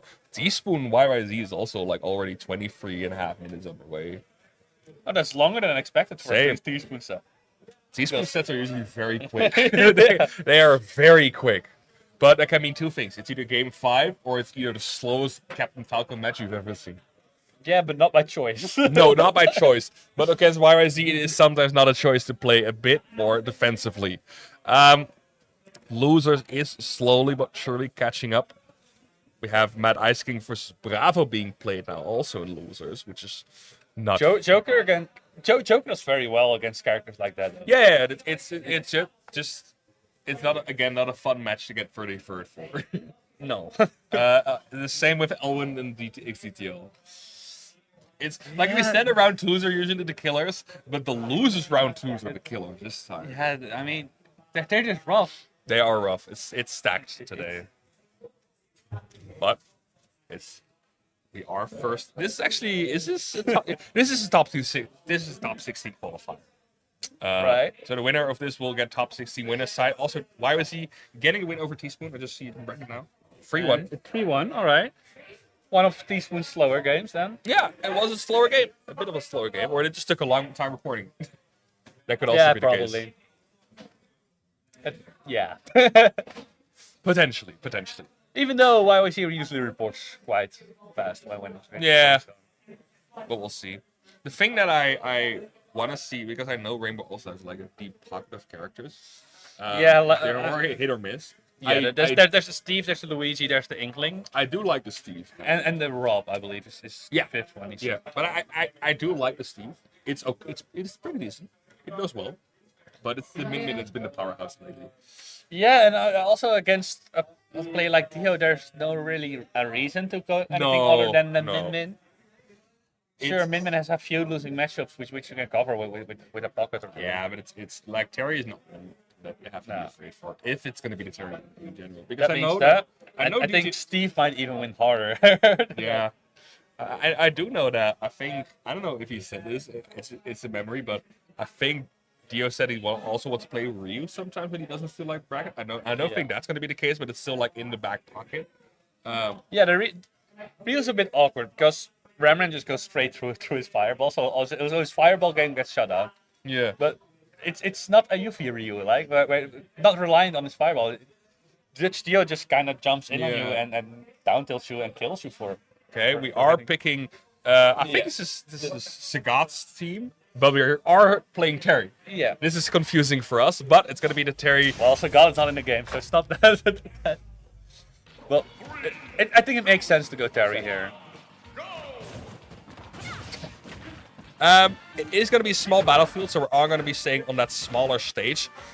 Of course, Min now on the ledge. Yeah, this is what you want to see. Gets a turnaround down there, still enough to get him off the stage. And this is one of the weak sides of Rainbow, right? That he's very greedy on the ledge. Yeah. So right there we saw him do neutral get up grab. And grab is like a frame 20 option for Min. But it will KO. I mean, it sends you in a 50-50 that will KO. Yeah, but it's. I get what you mean, especially against the character with Terry. With like his downer is such a disgusting angle if you do not have a great recovery. Oh, I like the power wave actually. I like it a lot. Yeah, it's not a tried and true side B they usually do, but it sends in a good situation. 50-50 time. It covers almost everything except like doing nothing or get up attack. And I like how Dio is going higher. Yeah. Okay. Min has options for it, but she needs to commit then instead of just charging that. All right. Okay, gets the roll read, another one, but is not gonna get the up smash. Gets the up tilt. Will up smash have KO'd? Probably. Ooh. All right. I like that dash back from Rainbow there. No, alright, not using the attack. I see. Doesn't know. Yeah, we are looking for that KO with the Buster Wolf or the Power Geyser. Okay. Oh, it trades. Ooh, still survives. Has the crack shoot early. But still alive in this game. Track shoot the wrong way though. Yeah, that Power Wave in the air is also a very good option to send Min out of there. Yeah, alright. But the Ram or the Megawatt. Megawatt is going to be the one to take the stock. Oh, it doesn't go for power dunk. The rare jab free. Underrated move, I guess. That should be it. Yeah. Yeah. Well, not if you go for that one. I thought it was going to be a power dunk, but of yeah, course. made more sense, right? Was it at the edge? Another one of these situations where the auto cancel power dunk is just so safe on the shield. You are not allowed to punish it. Another great DI by the Rainbow here. Wants to get the KO started for themselves. 50-50 time. Oh, dodges that. Yeah, not at that. Let's try to go for a punish again. I like the spot dodge. The spot dodge was great. It is a great spot dodge, but it's still like another attempt to punish it. Auto cancel down B.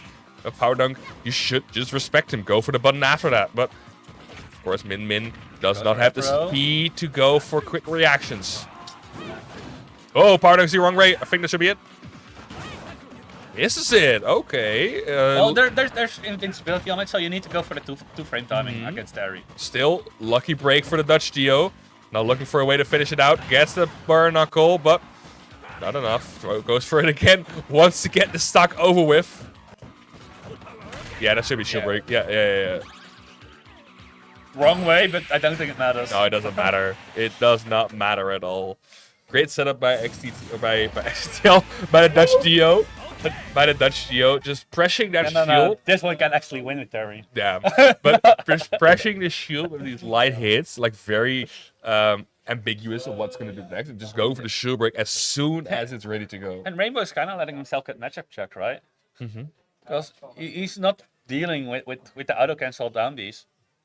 It's mostly just the thing that also doesn't help is that Terry does have a pretty predictable path if he wants to come in, right? He does have fracture, he does have power, but Min has longer range than those, so there is a place where you should keep him out. But of course, small battlefield is too small for that. You are not allowed to take the corner stage and still get a say in the center stage. Terry is just running at you. You have to go back, try to punish him for whiffing a move, even if the power dunk, even if the burn knuckle. You just have to pick that stage a bit bigger. But I still hear like standard music, so I think it's still going to be small battlefield or battlefield. But battlefield will be ill-defined, though. It's going to be run back. Back to small.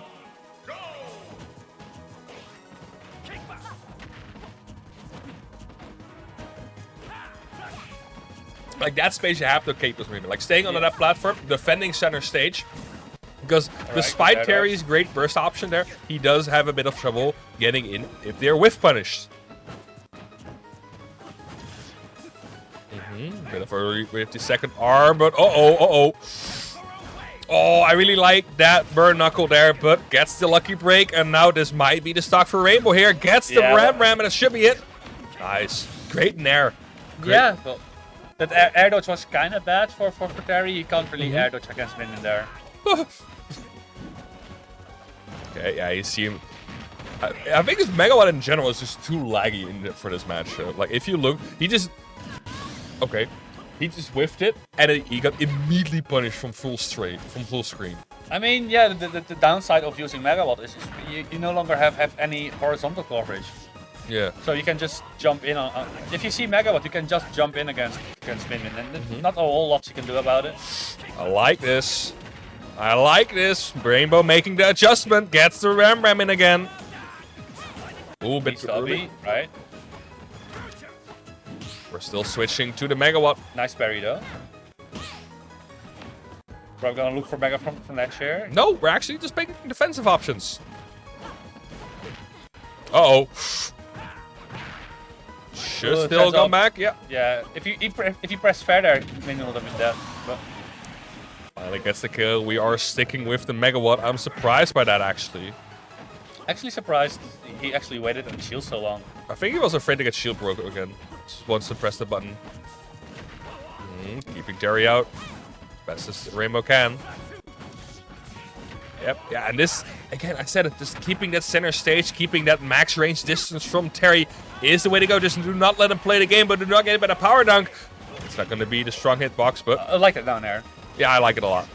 Oh, okay, interesting. Waits for the roll there, or waits for the power dunk there. We are still megawatting. Should not be there. Oh, actually is. Okay, I was surprised. I thought 120 mid-stage would be enough. Yeah, she's a bit on the heavier side. She's as heavy as Yoshi is, so... Well, I guess the DI might have been slightly wrong.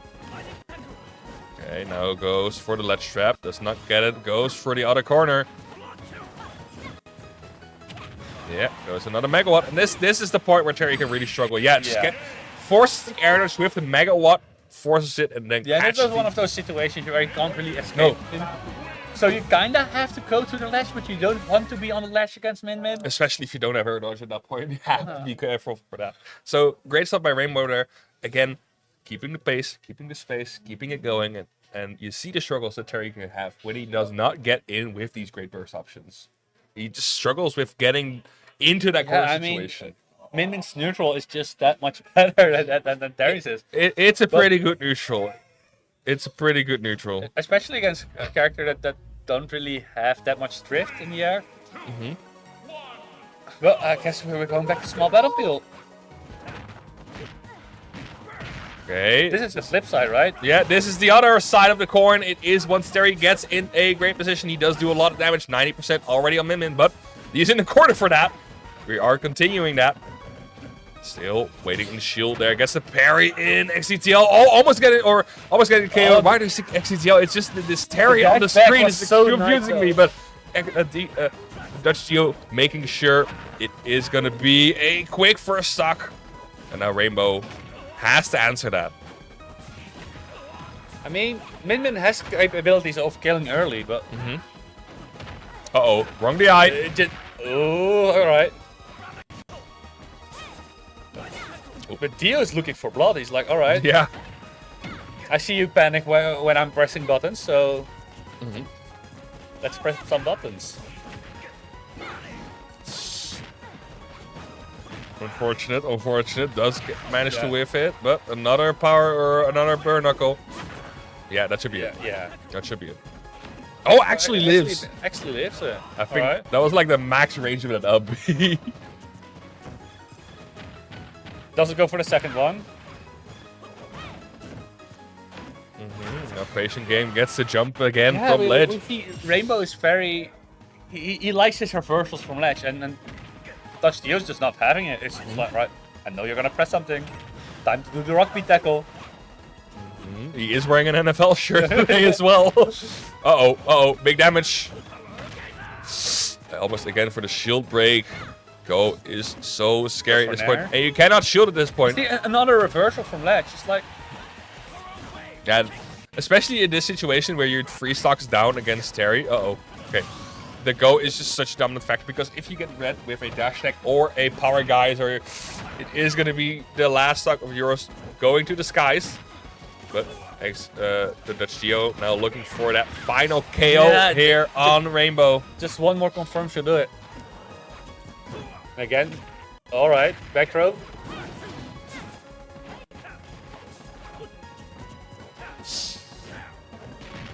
Oh, should not be it. It's a bit still.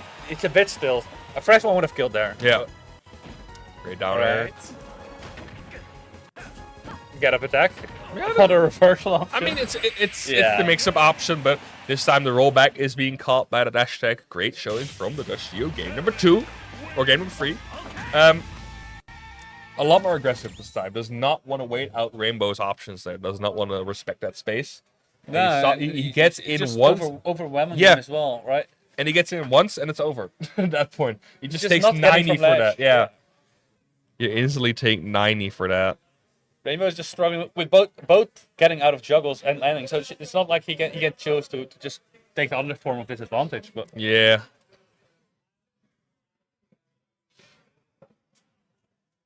So we are gonna be with a Terry. We are gonna be with another Min set, but I think we're Town and City. Yeah. I was afraid to say Town and City or Smashville, but Of course, the extra stage run up grab. You know we do that. We just do that. Oh, gets hit by the... Alright. And Terry does so much damage. Yeah, the thing that I always find kind of intriguing with Terry is that out of the fighting game characters, he has to win the most interactions out of all of them. He doesn't have these super long combo strings except for with these Nair trains, but the damage he does is just about equal of those long combo strings that Terry or Ryu have, or Ken and Ryu have. Ooh. Yeah, no jump. Okay, I through the confetti, I did not see if Rainbow was able to make it back, but he did make it back. That is 35 set already. Oh, and a greedy power or a greedy bird knuckle there from the Dutch Dio is going to almost spell his doom, but great response there. And this time gets the punish in. Nice dash back. Nice, that should be it. Yeah. Just edge guard him. Nice. And Rainbow this time on fire with these edge guards, on fire with just keeping Terry in this advantage. Right, back throw. Goes for high. Yeah, you cannot do that. I respect the cheesy back throw into the 50-50, but you cannot do that in that situation. Still, you are 2 stocks ahead. You can go for it. You have room to play with, right? Yeah, I guess so. Stock, so. Uh-oh. Yeah, it should be that. Actually, I didn't think he had a jump. My bad. No. I thought that the stage spike was going to send him a bit more back, but now we see the Dutch Dio overextending again with these dash attacks, with these rolls, trying to catch Rainbow off guard here. Misses attack. Ooh. Stuff there. Actually, forward there through the platform. Parries all around. All right, back throw. Just needs to wait a little bit longer by doing that. Still, yeah, I saw the startup of Buster Wolf.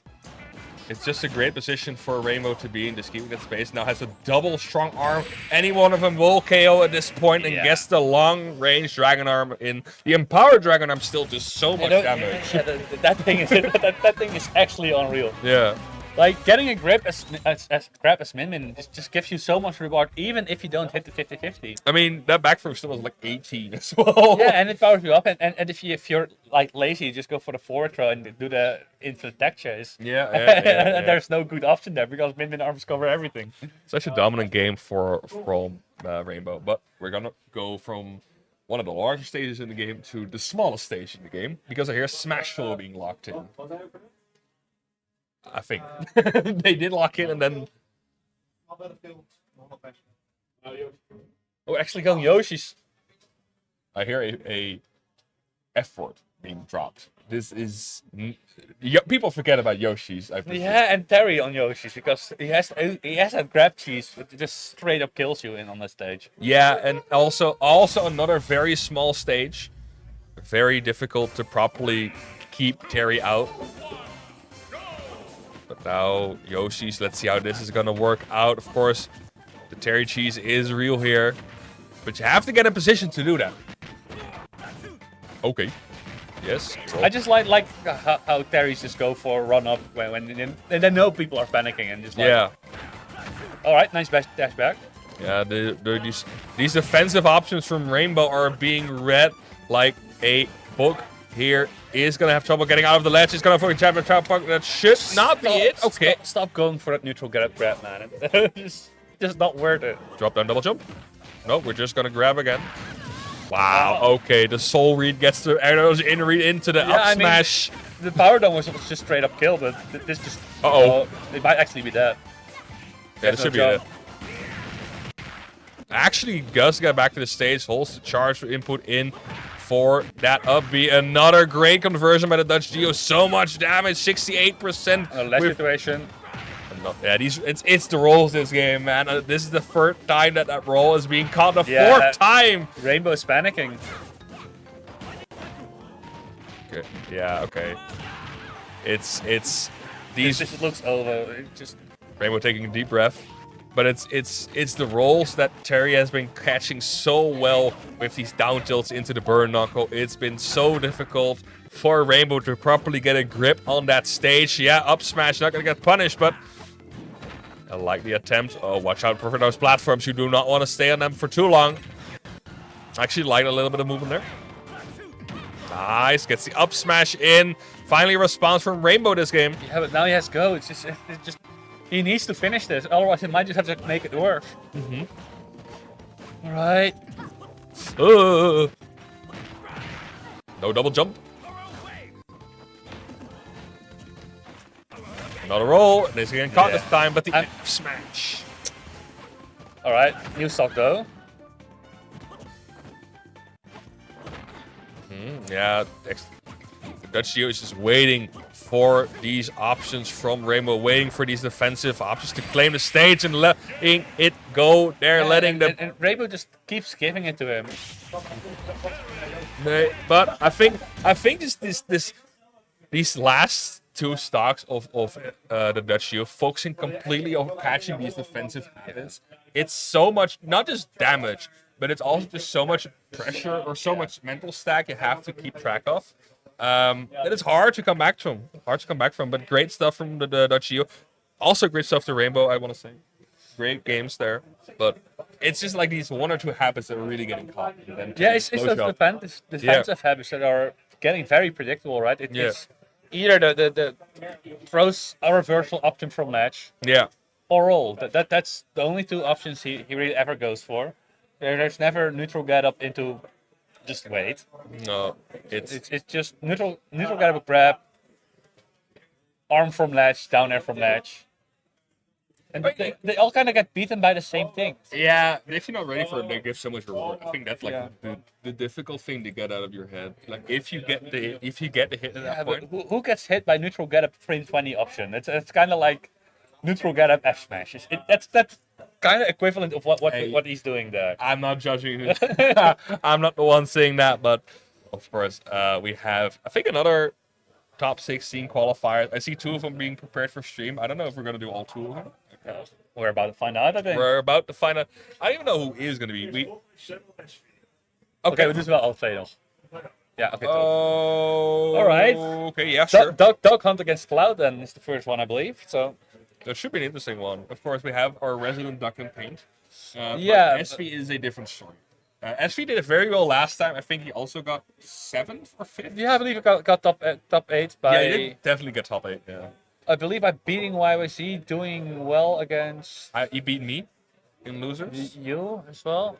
I want to say Lucilitten, but I'm not sure. No, I think he lost to Lucilitten. All right. And then Lucilitten got against. I remember. Yeah. Lucilitten then got against the Dutch Duo, and that was a very interesting set. To say the least. I remember that. Things are happening. But SV did very well last time. Where Pain is more a kind of super defensive Duck Hunt. I remember SV kind of being a more setup-based Duck Hunt. Like, not necessarily just going for the zoning, purely for the zoning, but setting it up for, like, aerial, for setting up kills. It's a little bit easier time killing as well. Yeah. Pain usually struggles with actually getting those time hits. They're prepared. So... Ik stond 2-0 achter tegen Casia. Oh, maar was je controle Ik wist ook wel dat de controle niet goed was. Maar... En dat was ook een deel mindset. Zo ja, dat was 102. Ja, de Samsung controller en de cheating. Ja, dit is echt fucking zo. Je hebt hem in je handen en je komt gewoon bijna klaar als het ware. Oké. Hoor je het allemaal? Misschien. Ik sta er wel achter. If I have to summarize it, Sam really likes the controller of Samsung. I think that's the best way to summarize it. It's like a good hub. It's a good controller. No, but switching a controller, claiming that his Pro controller has some kind of misinputs, kind of some snapback issues. I mean, it's a Nintendo controller. It is a Nintendo controller. It's you should be grateful that it connects to the Nintendo Switch. If you're lucky. If you're lucky, you should be grateful for that. But of course, the Pro controller is being. Speaking of people that actually did a good run last time they went here, Samuel. Yeah. I believe 0 games dropped the last time. He wants to do it again. Not anymore. He's already doing a bit worse, but he's still winning. That's good Oh no, enough. we dropped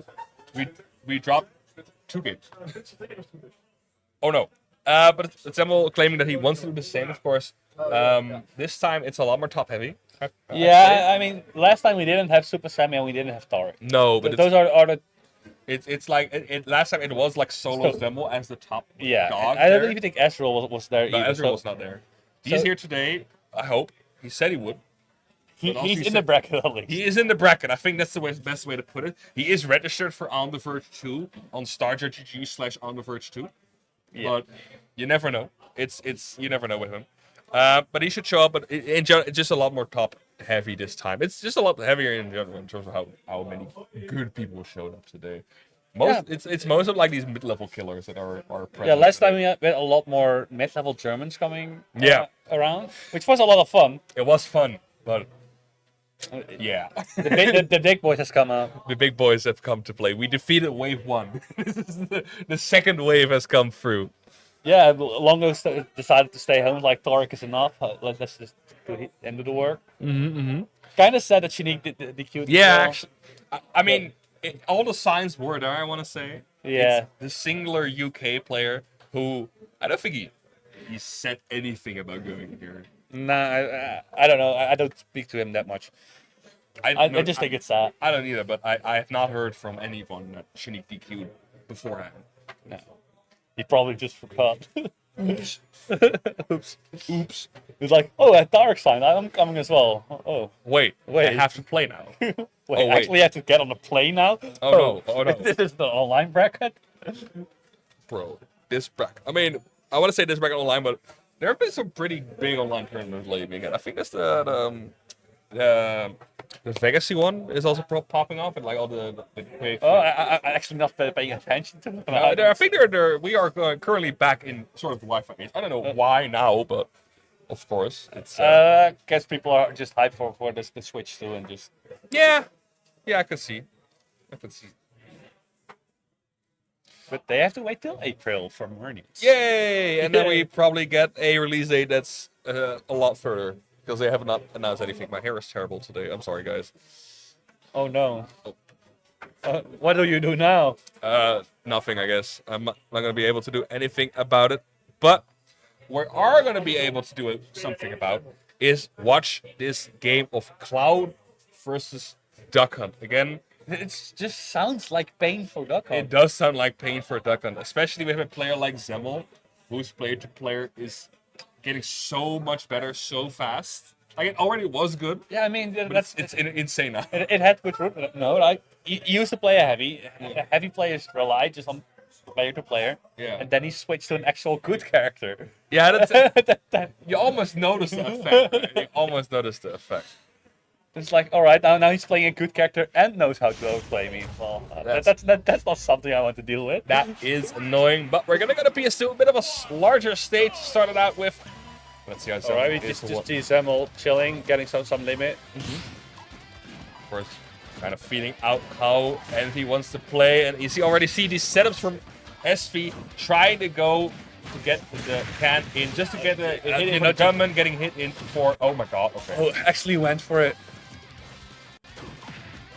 Okay. SV again setting Limit that is on deck. It is, but you have to get in. You have to get in. SV just trying to go for the shield. Ooh, could have gone there, but Limit is holding over now. And there we go, 97% already. Get away with that can. I mean, uh-oh. Oh, it's still there, yeah. Great awareness by SV there. Now gets the air. Yeah. Great read there, gets the backer in. Just a slight wait. Great response by Zemmel there. Of course, this is where Duck Hunt can strive. That's also a thing I've seen SV do a lot, is these smash attacks at ledge. Of course, that F smash has such a long range, it's very hard Yeah, to... but it's still very risky, you know? It is risky, especially against a character with this sort of like Cloud, but... Oh, and the parry into Saibi. Roll, yep. Let's go for the can, goes for the down for not actually reaching the can, surprisingly enough. And SV having trouble finishing out I like that how first- Zemmel's just retreating when he's not sure if it's the right way to go. It's like, alright, Yeah. I'll just wait. Wait for a better option. He's I have a lead anyways. He's a very good. He has a very good motivation to wait and just to get the limit online. Like you are allowed to just charge it and get it going. Yeah, I mean, limits opens more movement options on top of a lot of kill options. Yeah. Watch out. Yeah. I respect it. It's almost safe to shield, especially on that range. Have to punish it. Oh, the spotters are getting punished by the dash attack from the jump, scooping Duckan out of the air. The dash back was very, very nice. Very well spaced back air into dash back. Catches the rising aerial. Okay. Alright, gets a trade. Actually still lives as well. I mean, it's worth it at this point to just take trades with the can. It's damage for both of you guys. In general, I think it's worth it for Cloud. Cloud lives a lot longer than Duckan does. Okay, gets shot by the gunman. And now SV in a desperate situation needs to find a KO. 140, 84%. Goes for the up B, rising into a dash attack that's DI'd out. And a free stock from Zemmel. That looked like Sunsfolk DI right there. That was Sunsfolk DI. Okay, we're going back. Apparently. We are returning to the PS2. People get so baited by that question when they're right there.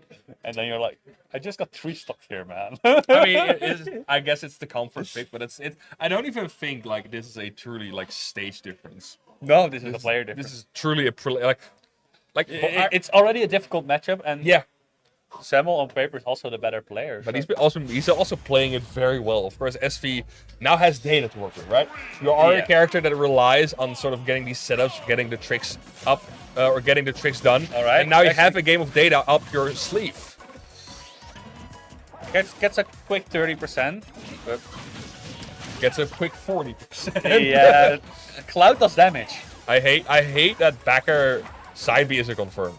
I hate that Cloud actually has confirms that do like 40. Yeah. With a neutral like that. Okay, closes in with the limit. Of course, the speed of Cloud with the limit is insane.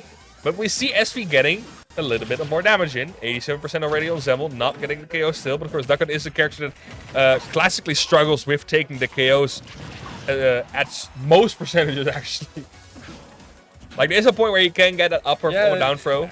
I mean, you have those side B confirmed, right? But yeah. We've not seen Zemmel get hit by a single side B other than the one that was lying there on stage.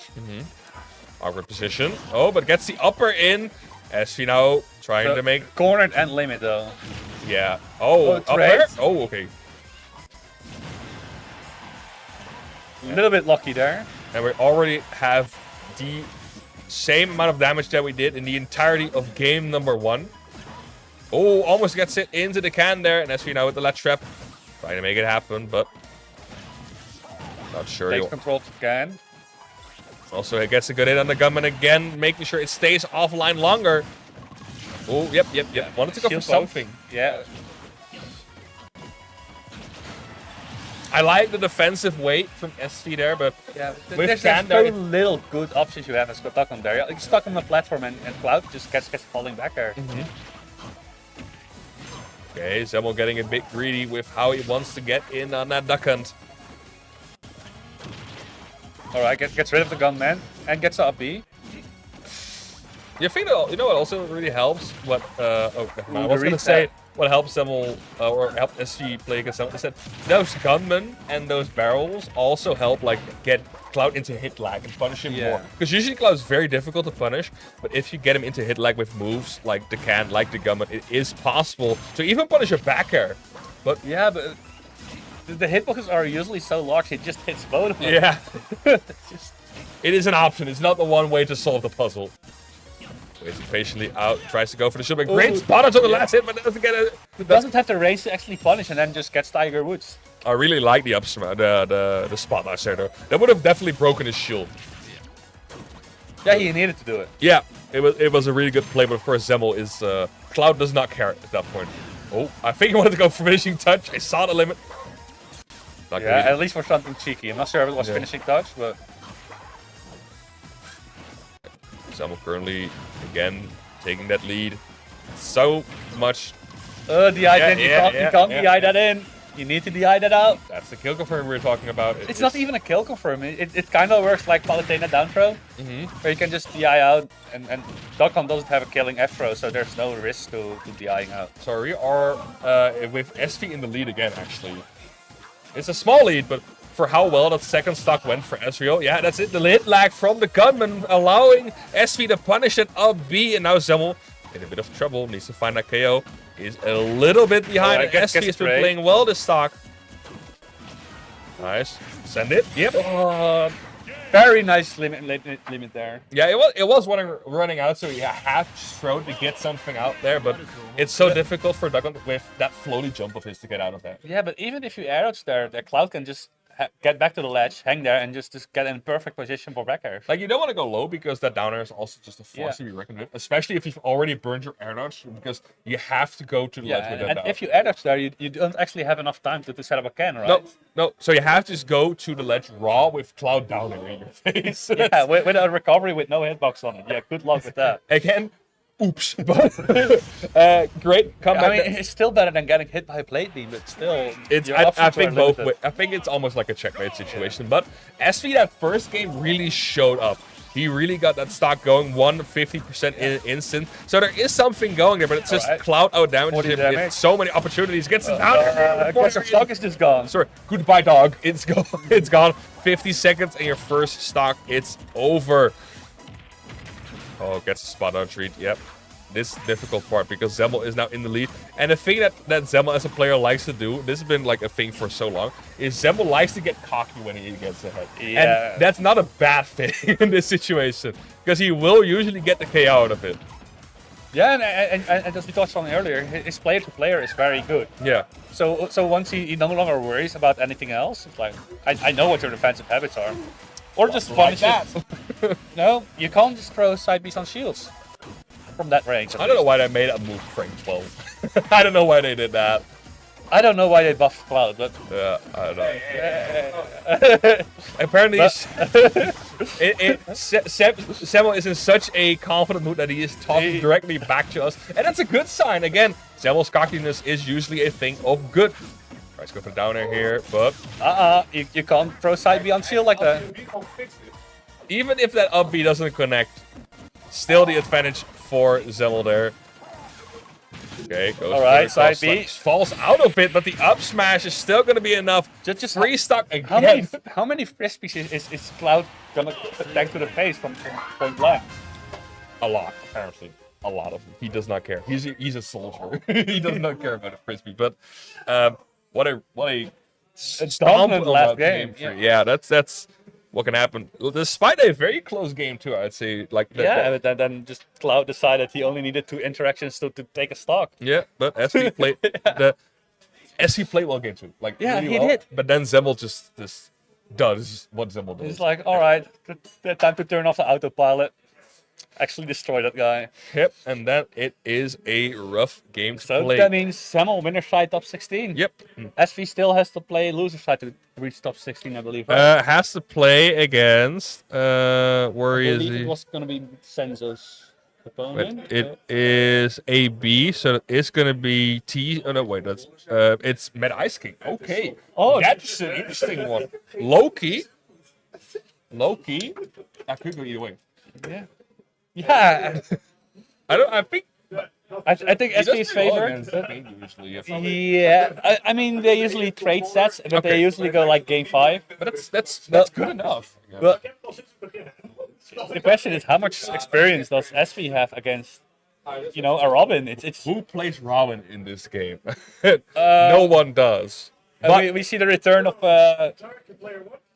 Koning Lucas. we see the return of the king, Koning Lucas, against our number 1 seed player. Tarek, first showing on the stream today. Of course, the Greninja main. Yeah, and deck here. Greninja against Kasia just sounds like pain for Kasia. I would say so, but Lucas confirming our suspicions that it is not I don't think the cannon is any better. But okay, this is dangerous. Seeing Lucas contemplating what character he's gonna pick, that's not gonna end good. But of course, we'll see. Tarek, not one to have less Kasia experience, does have a Kasia. Had a Kasia on deck for a long while as well. I haven't seen it in a while, but we actually know he knows how to play again. Yeah, he knows how, like it's. I've seen it I remember it at Olympus, and that's like less than a year ago. So there is still. It's about 10 months now. It was in It's March. it's them, but still like has a lot of Kazuya experience himself, knows what the character wants, and that's the important part. Like not even just knowing how to play against, but know what he wants at what percentage. Because if you know where he's gonna fish for, that is such a makes big counterplay advantage. that much easier. Because especially with a character that dashes so low as well, right? Yeah. Like, of course, there's one thing to know how to play against Kazuya, but he is so good at forcing his way in that knowing how he's gonna do that is like the bigger play here. But of course, and Kazuya usually does best against characters that rely on jumping, and Greninja doesn't really rely on it either. I mean, he can, but he has does good not need to. He has good reward from jumpings, but Yeah, but he does. his dash back and dash attack, down tilts, his grounded option just hit Kazuya. Oh. Okay, we are currently in the striking phase. I hear these two and Hollow Bastion being gone, so we're gonna go. I wonder. It's the thing. I still think like Lucas is such a weird player to play against if you're not ready for it. Yeah, It's but so I unconventional. It's a little bit unconventional, but still he plays the character he knows. Yeah. He should know the unconventional options as well. Mm-hmm. And yeah, on paper, Tarek just has a lot more accolades than Cunning Lucas does. So we are gonna go to Battlefield for game 1. Interesting pick. Let's see how the Ganon or the Kazuya is gonna shape up. Yeah, I believe that they banned the two plats mostly. So that leaves either triplats or flat stage, and Greninja is good on both. It's kind of pick your poison. I mean, it's in general just in this Yeah. match of pick your poison. It's not gonna be a fun one for Cunning Lucas, but of course, You either can't land because it's an FD, or you get nasty drag down confirms you have to deal with. yeah. That's the way to Sorry. That's the way to Cool. So we get the confirmation that this is our last match of the wave. This is also the last top 16 winners qualifier set. So we are approaching the end of our block, but it's going to be a banger to go out on. We have the Kazuya, we have the Greninja. Let's see how Battlefield is going to shape it out against these two. Goodbye. Actually just runs at Kazuya like it's nothing. Alright. Good deck back though. Actually really like the upper there, but it's... Yeah, it's one of the few areas that's actually really good from Kazuya. It's stuck behind the frame 8 jump. Yep. Okay. It's just these small hits for now that have been... Yeah, going. but they're piling up. It's already 75%, and the only thing Lucas has done is press up air in disadvantage. True. Not a single electric has been hit yet. So, spacing around so well against the electric wants to go for a... I thought it was going to be a counter. Okay. Alright, gets a trade though. Should be it. Oh, that DI was ugly. Yeah, but still, it is... I guess it's so quick that it's hard to react to. Yeah, it is. So, I get why it happens, but it still looks ugly. Yeah.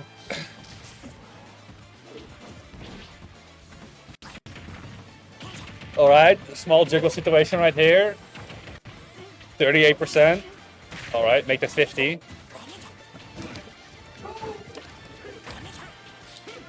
Okay. We hear the crowd wanting Ganondorf. It's not even over. We are 1.5 minutes in, and we already got chance for the Ganondorf. We're still on the second stock. Oh, no. 1-1-2. Playing it safe. Oh, I like a backer, but Greninja is so slippery to get through it. Yeah, we see how calm Tarek is when he's cornered, right? He's just crouching, realizing, well, if I'm crouching, all of his good options won't hit me. Now I can just wait for the more laggy stuff to actually come towards me, and Lucas giving him that in the form of that back air. Just going for the jab, not even going for electric, just playing it safe, getting him into the corner. Tarek is completely okay with that. No double jump, gets the forwarder in, other side, still rage drive online. Oh, almost a shuriken, got it, but the backer is going to be enough to get rid of the rage drive and get rid of that stock. And we can't even say that Kazuya only needs a single combo against this character, because You know, Greninja doesn't get comboed like that. No, but he also doesn't get the chance to start a combo. Tarek is just so slippery, so sneaky. See the drift back on that Nair? It doesn't even hit, but it's just to keep Kazuya out of that electric approach. Yeah, he's just running over him. A lucky break there, but it's probably much too late. Good jab. Yep, has to go for that rage drive just to get something going.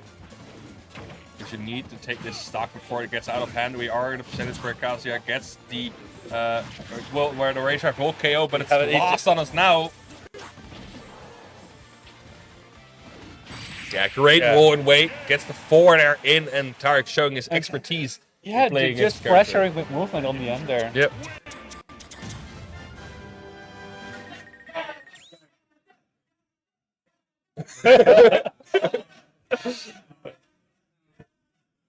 The crowd downstairs is chanting for the Ganon. He is switching to the Ganon. Okay, the crowd will get their way. Yeah, but Sure. On paper it doesn't even look that much better. I mean, it's like, did this game go well? no. No. Might as well. You know? Sometimes you might as well. Just throw the kitchen sink at the stick. Just throw it up, man. I respect it. I respect it. Of course, as you said, even more of a nightmare, especially off stage. It's almost impossible to come back to. But Hall of Ashen, smaller stage. The crowd is waiting for that Ganondorf pick. You see Lucas smiling. I mean, he does. he does enjoy the character. I mean, I think more people than Lucas enjoy the Ganondorf.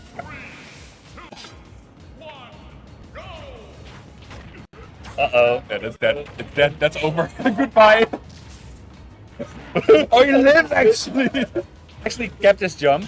I like how the crowd is just popping off for Ganondorf making it back to the stage. I mean, that's the best thing that's gonna happen to him. I guess so. Yeah, that should be it. Yeah, goodbye.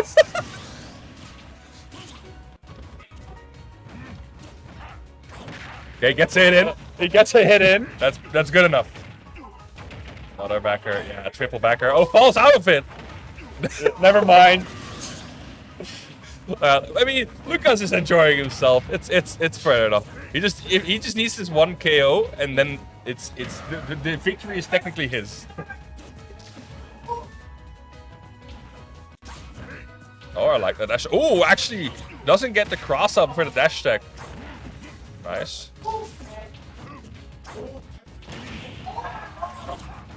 Oh, okay, but gentleman off stage. Oh!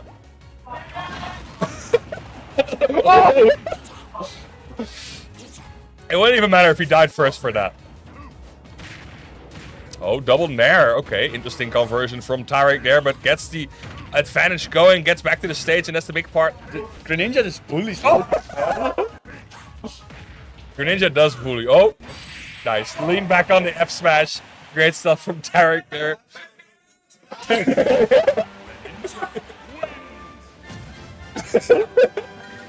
Bowser? Again, apparently there's a Bowser. I don't know what. I mean, Koning Lucas does play all heavies.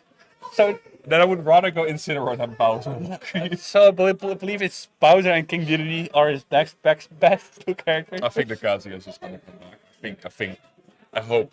But you're only playing this match once. That's also a considering factor. You're only in this position once. You might as well mess around with it. Okay, we're gonna go to Kalos. Okay. This is gonna sound like pain. It's also gonna sound like Kazuya. Yeah.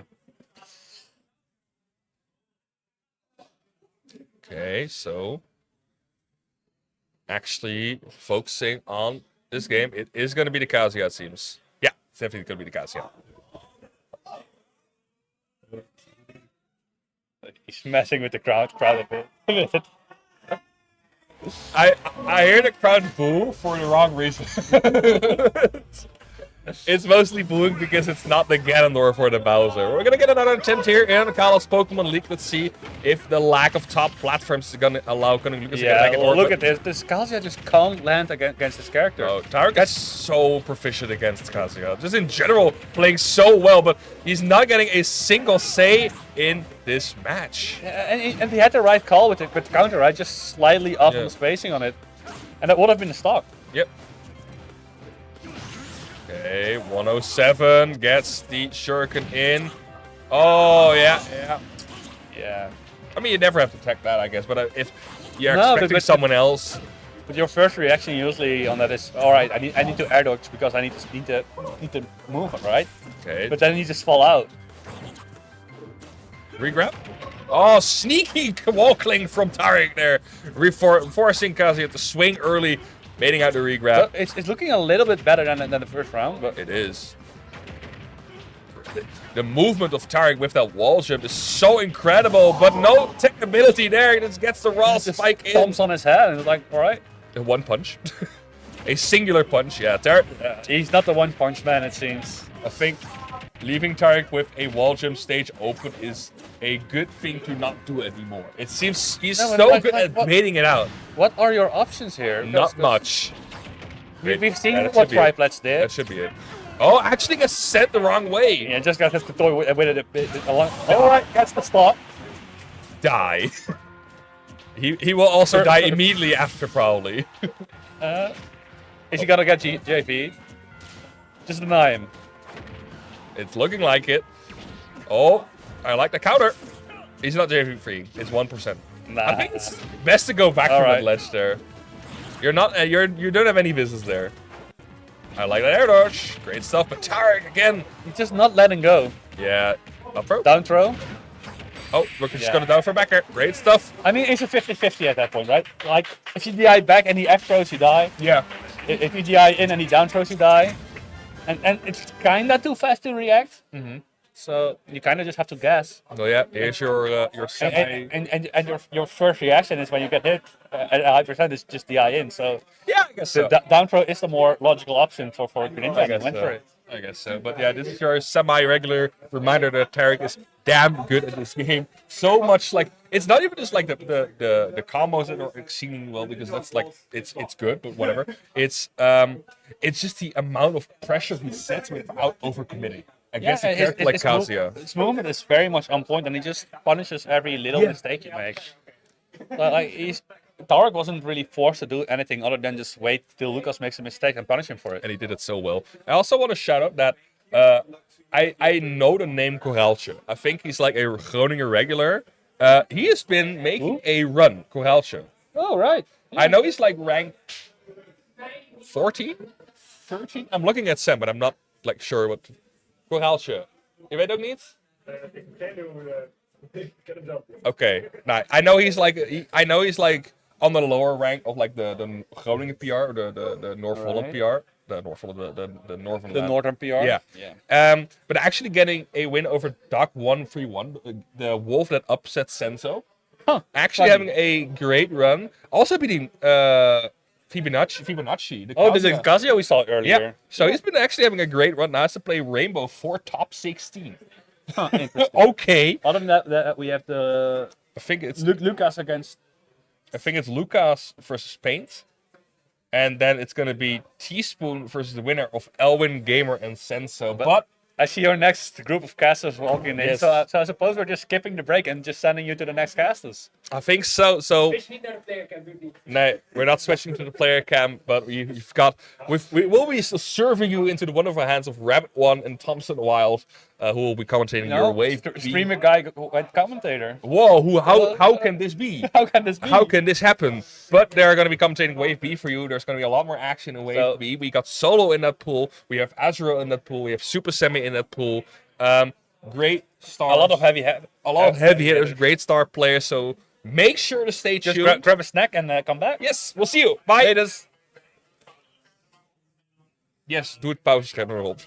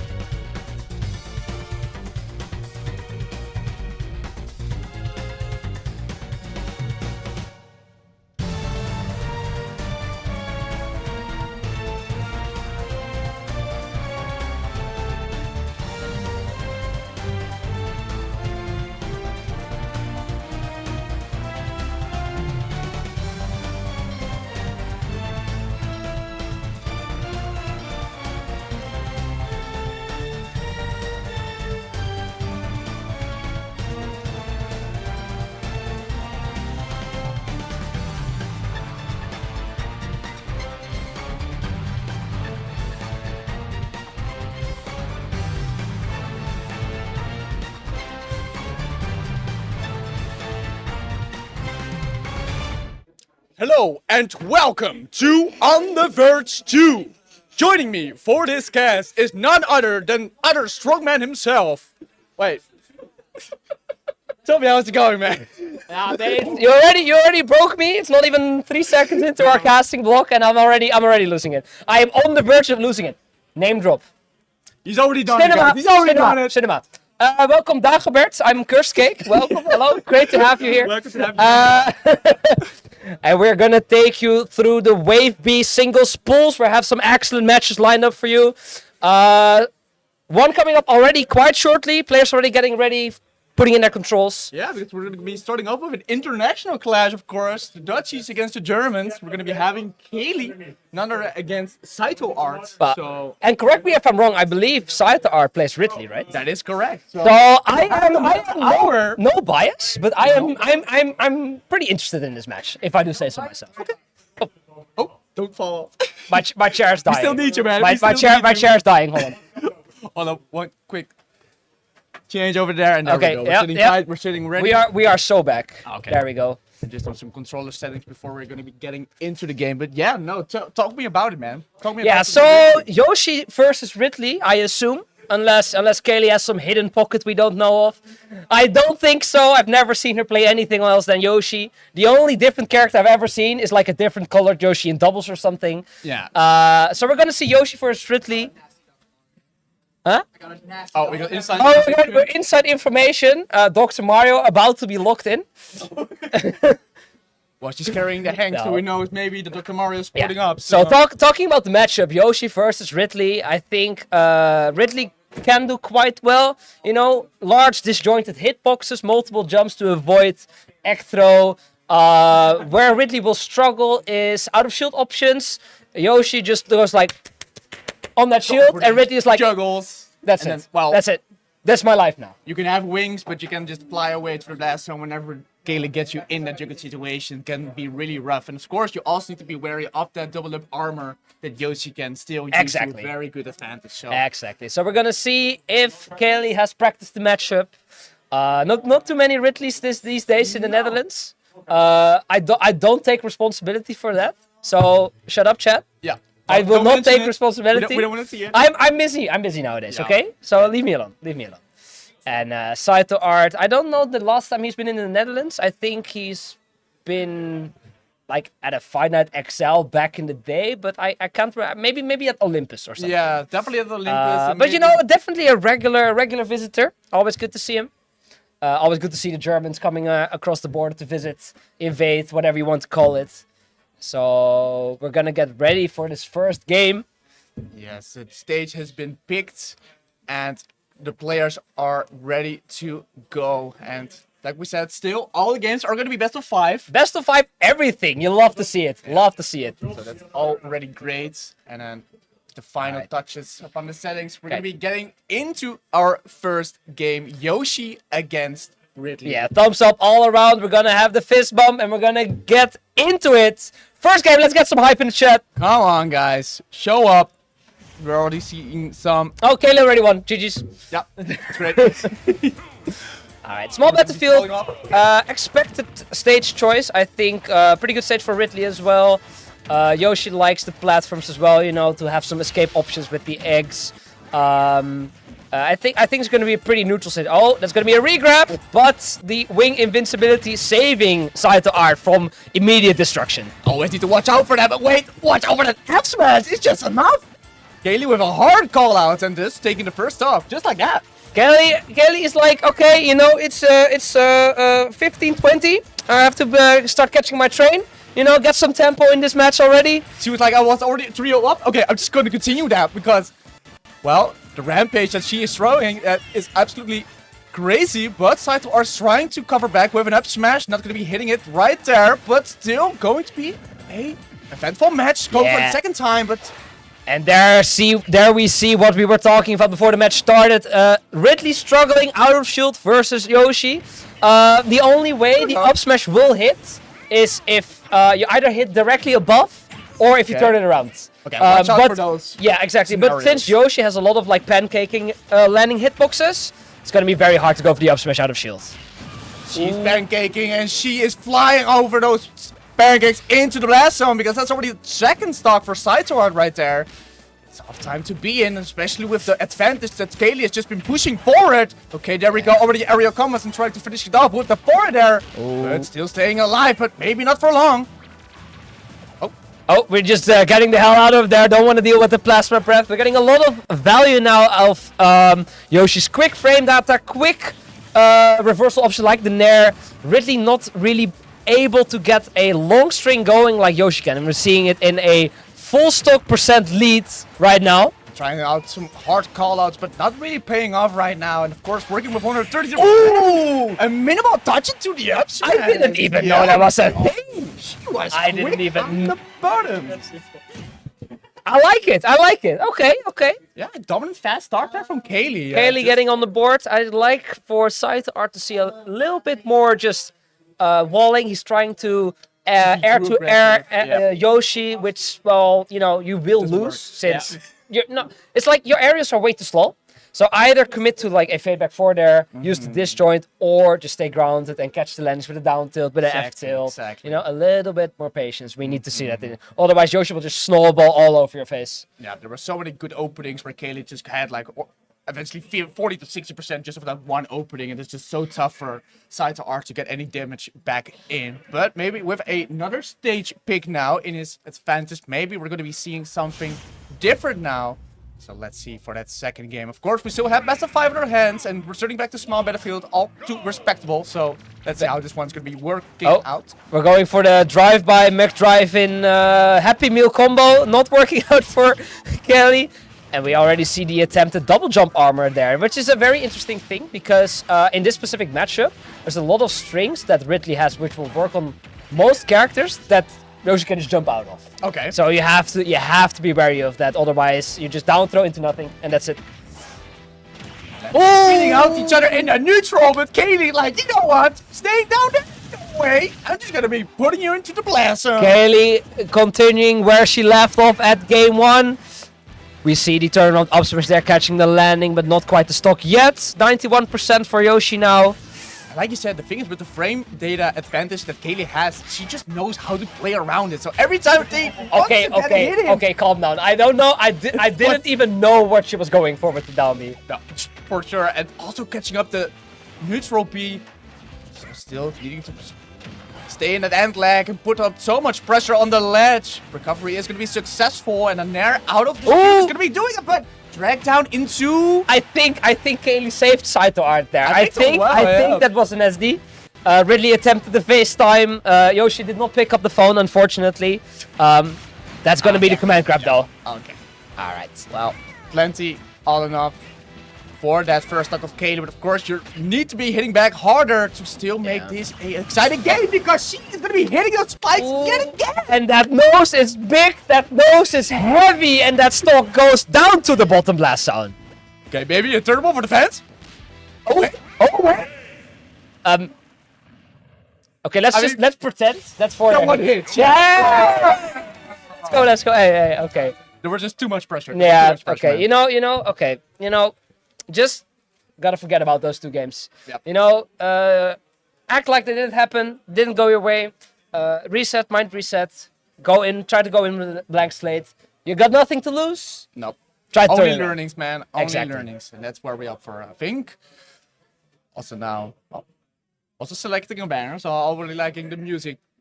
And maybe a different stage could also pan out because there were just so much usage of that platforms in the middle. Yeah. It was just so advantage for Kaylee. Just And playing around them with the fast frame data as well.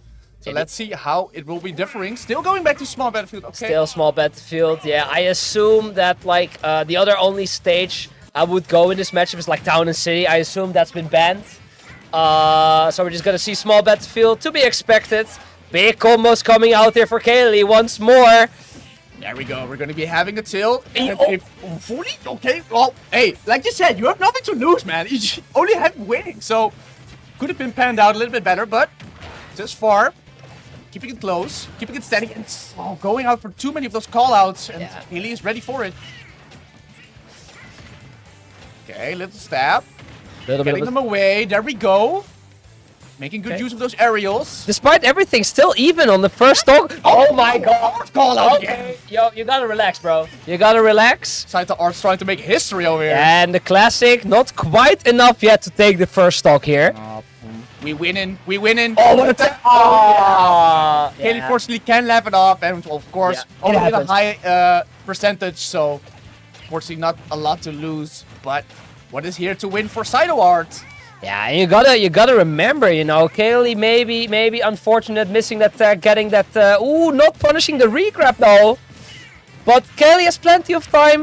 2-0 leads. Just All one the stock adaptations behind it. still there, but wait a minute, Saito Art's been also pushing back, of course. First time holding up and with the lead, and well, I'll shut up again because that's the stock, and the curse maybe in his advantage, but Yeah, we something see. to maybe work with. We see Side Art adapting a little bit on Kaylee's defensive timings. You know, when is she going to throw out the nair? When is she going to land with the down airs? Adapting to those timings, you know, getting the regrabs, getting the down tilts, getting the F smash almost. Not getting punished for it though. Yep. Staying alive with that timely spot dodge, but maybe 3 in a row will seal the deal. A 4th, a 5th. Going low, and Kaylee respecting the recovery, trying to counter it with a grab, but not going the right way. Trying to follow it up with the down smash, but just not enough. And thought it was going low for Saito Art there, but Kaylee was barely there. Okay, good dropping the shield there. You don't want to get shield broken there. No, the ledge! Was Only getting a expecting jab that. in return. A little bit of flobbing. This is an SD. No, it's not an SD. Not just enough. So even though Saito Art had that lead, he's still trying to get. Where's bro through, going? and Where is bro going? I have to check this guy's Google Maps on his phone because where was he going? to Greenland, man. I don't know. It's not very far north. Not the way you want to be at. But anyways, Kaylee will be taking it. And of course, now big pressure on that platform can maybe also lead into some more openings for Kaylee. So Saito Art still needs to watch out and find this kill opportunity fast to still make it happen. Yeah, and this is exactly what I said after game one. We're seeing a little bit more patience from Side Art, just throwing out the forward tilts, throwing out the down tilts, you know, waiting for Kaylee to commit Smash, yep. and trying to bait and punish. But this might be curtains for Side don't Art's jump. winners bracket, who gets back by the skin of his teeth. Aggressive option from the ledge once again. He cannot get off this ledge right now. Nope. Okay, finally gets back to neutral here, but the command grab is here, and this might be it. Eastern may be coming soon with those big eggs on your screen. He took a lot of damage from that. Has to Okay. take the stock right now. Jab not doing it. Not enough for a small battlefield. Maybe the back air. And it's going to be Kaylee with the 3-0 victory over Saito Art. I saw some signs of life there in the last game. Unfortunately, couldn't quite clutch it out.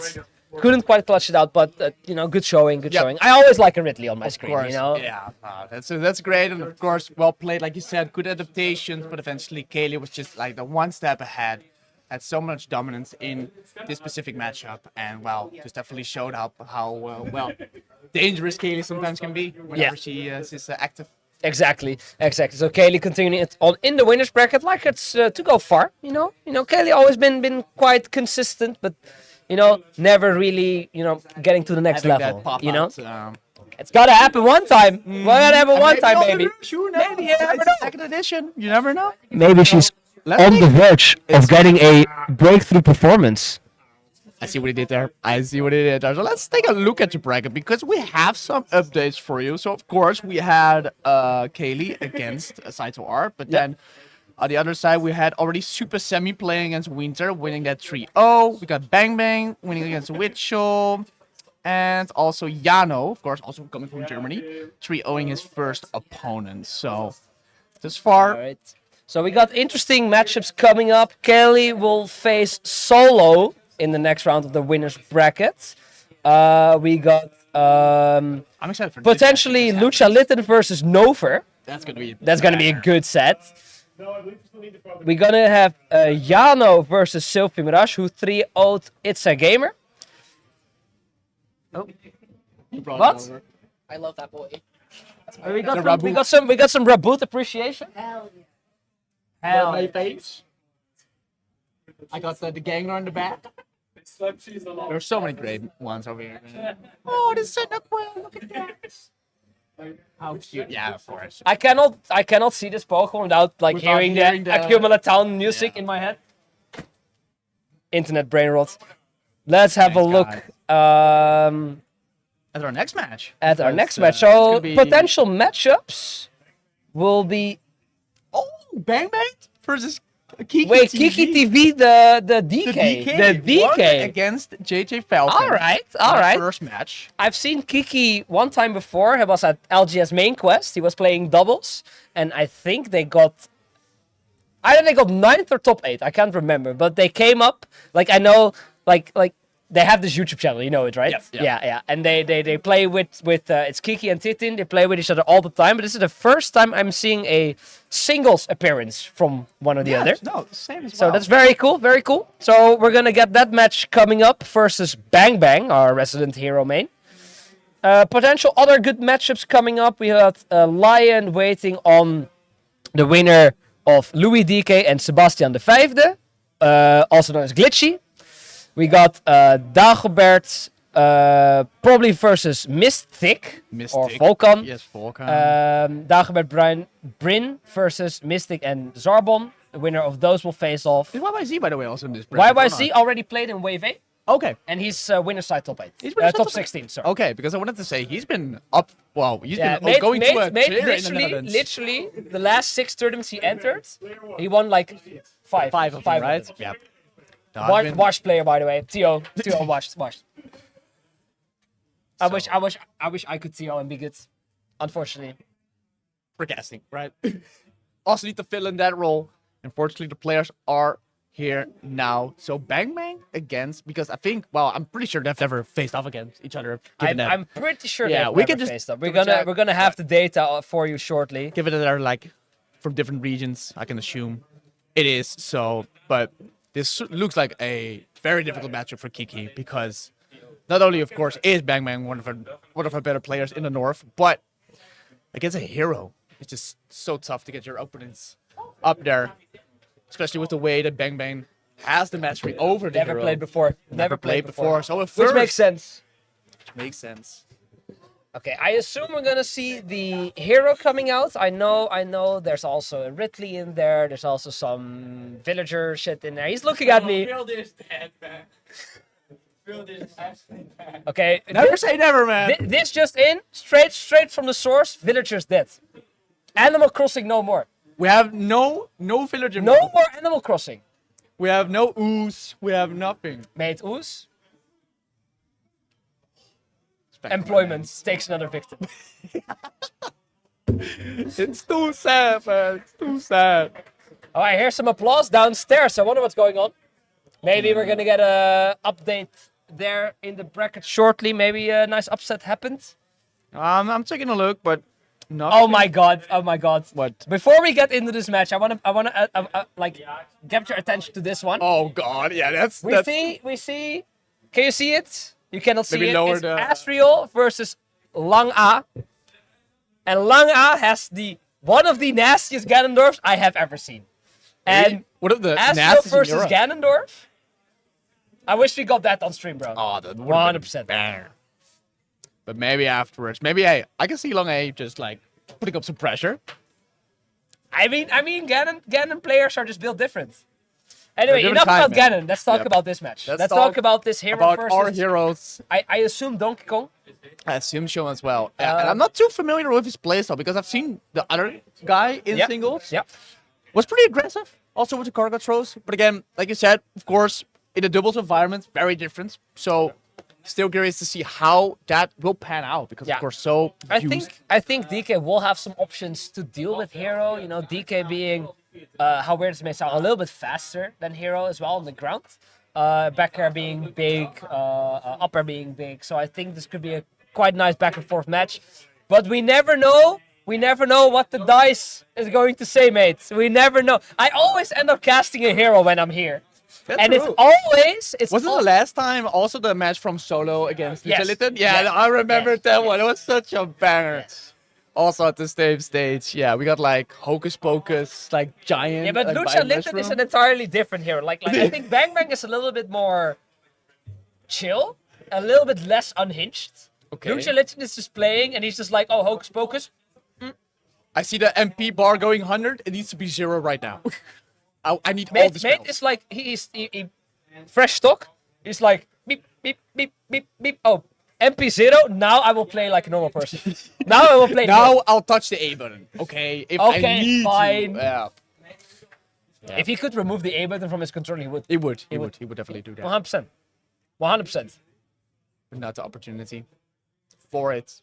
So I do agree that I think with that in mind, that the strongest part for Kiki probably is going to be being on that center stage, trying to get those aggressive picks eventually with the cooldowns of his options from hero. But at the same time, when DK is off stage, man, you're going to be having a rough The time. key will be. You're going to be having a the rough key time will with all be those spells. keeping Hero in the corner and not allowing him to access his menu. That's going to be the key.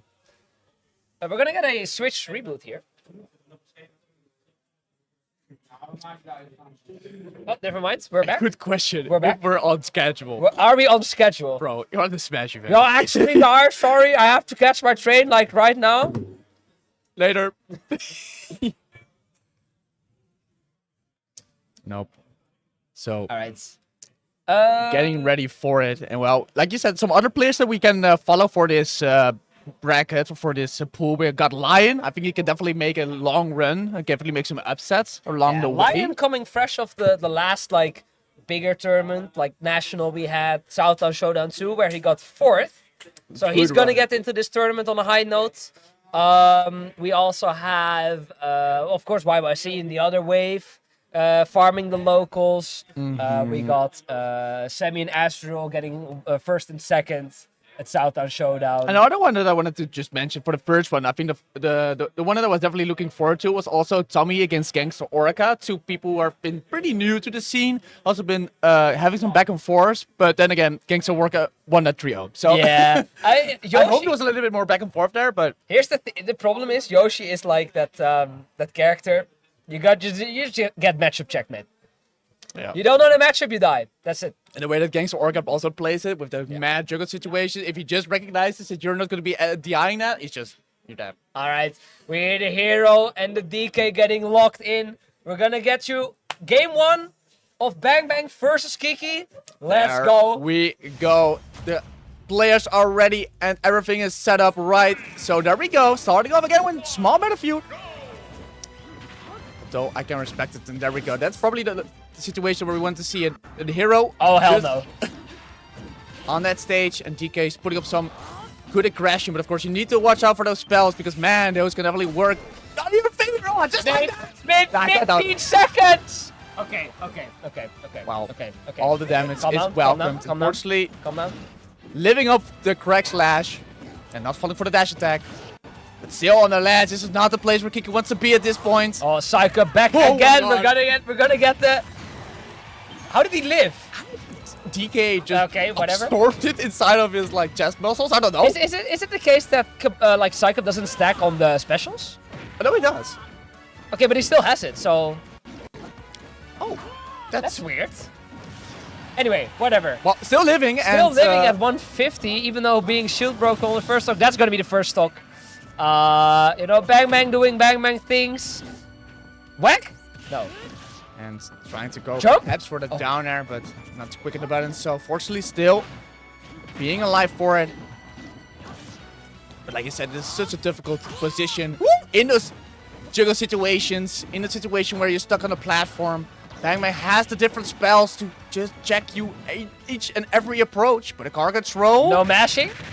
with no Going mash. to the left. This has to be the stock.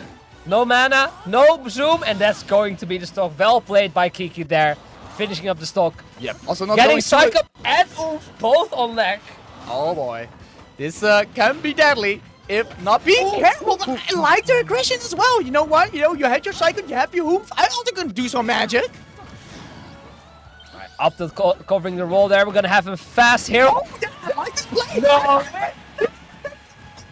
Going for full aggression. and still making it back. Getting the down tilt trip into immediate giant punch. I have to admit, did he react or did he just go for it? I don't know, man. I don't care. That was an insane I play. don't know, but Kiki is dialed in because still he has a chance against the Heroes Bang Bang. A little bit shaken up by it, but okay, again, going for the Psych Up. Alright. Going to get some Smooth. spells on the floor, but still need to be wary of it. And thought he was going for a dash attack, not going to get it. There's a juggle situation again. and No the jump. jumper. No No jump. jump. Air dodge. Air dodge has been wasted. Great angle on the Yeah. recovery, grinding back to the ledge there. Not falling for it. Keeping us low. No. Up B against it, but that's enough, right? And we see the relief, by Bang Bang. Yeah, he was shook. He was shook. I think excellent patience there in the final like stages of that game. You know, you miss. You have to react on your Sis getting armored. That's already like. That's already like random. And then having to shield and then Not being letting aware, go. Being aware to not let go and that beacon will cross up. Yeah. So I think very well played. One thing we saw plenty of during that game is Bangman going for the up B out of shield. That's going to be interesting once the percent rises because Hero doesn't really have any other threatening out of shield options versus DK. So I liked for Kiki to have a bit more aggression when Heroes of kill percent. Yep. And well, we already saw that, well, fortunately lucky, or maybe not, or calculated. Well, Kiki was playing off, and there we go. Already playing up the aggression, but well, Not again. not again. And what's going to be the percentage? Okay, 42, so that's not too A bad. humble 42% Yeah. from one hit, by the way. Let's go. And already all trying to go for aggressive again Ooh, with I the like counter this. approach. I like this pressure going for the. No, wait, right? Okay. No, you know that. Fortunately, still, if you hit in the air, there's less cooldown for it. I don't know what you're going to bounce there, mate, but fist? you know, yeah, good on you. Bum. And a cool call out there. No recovery there. So Kiki's going to be taking that first stock. And now up with the lead. So let's see how it will be playing with it. Okay, already Oh my God. Maybe yeah, Oh my- into the giant wheel was going to be nasty if it was connecting. But This guy is like expert at hitting Really? YouTube clips. you need to feel yourself, right? I mean, put up the pressure. And, well, did that up smash just go Yeah, through up his chest? smash hitbox pretty bad, mate. Up smash hitbox is pretty ass. You paid $5.99 just for that? I mean, oh. All right. But So still, back in the corner, still Psych up there. Or just ran out. Twag clanking with the Nair, so no Twag shenanigans there for Bang Bang. respecting the recovery, but an up tilt there for Bang Bang is slowly but steadily making it back. So there's Bad PI still there, some bad PR. percentage to work on. And first like healthy lead. Oh, that this is the Kiki crazy had. combo. This is a Oh, Psych hell up, no. and accelerate combo. This is like the Golden Rings How did he hero. live? How did he live? How is it even possible? This DK is eating too He much had like all bananas. 6 Infinity Stones and he still lives. But eventually the snap is going to be turning it back, so an advantage. Okay, not going too aggressive with Down down there. Yeah, the slow into the stage positioning is not going to Oh. be connecting the down air. And I Still. love this pressure right now from Kiki, jumping over the flame use of slash, air. getting the back air. Another one, good. No jump. Zoom, getting the zoom, getting Up back. smash. Oh, imagine. But don't count Bang Bang out. What did I say? Count him out, count him out. All right, Kiki evening it up. We got ourselves a match, ladies and gentlemen. The We set got ourselves a set here. Hell yeah.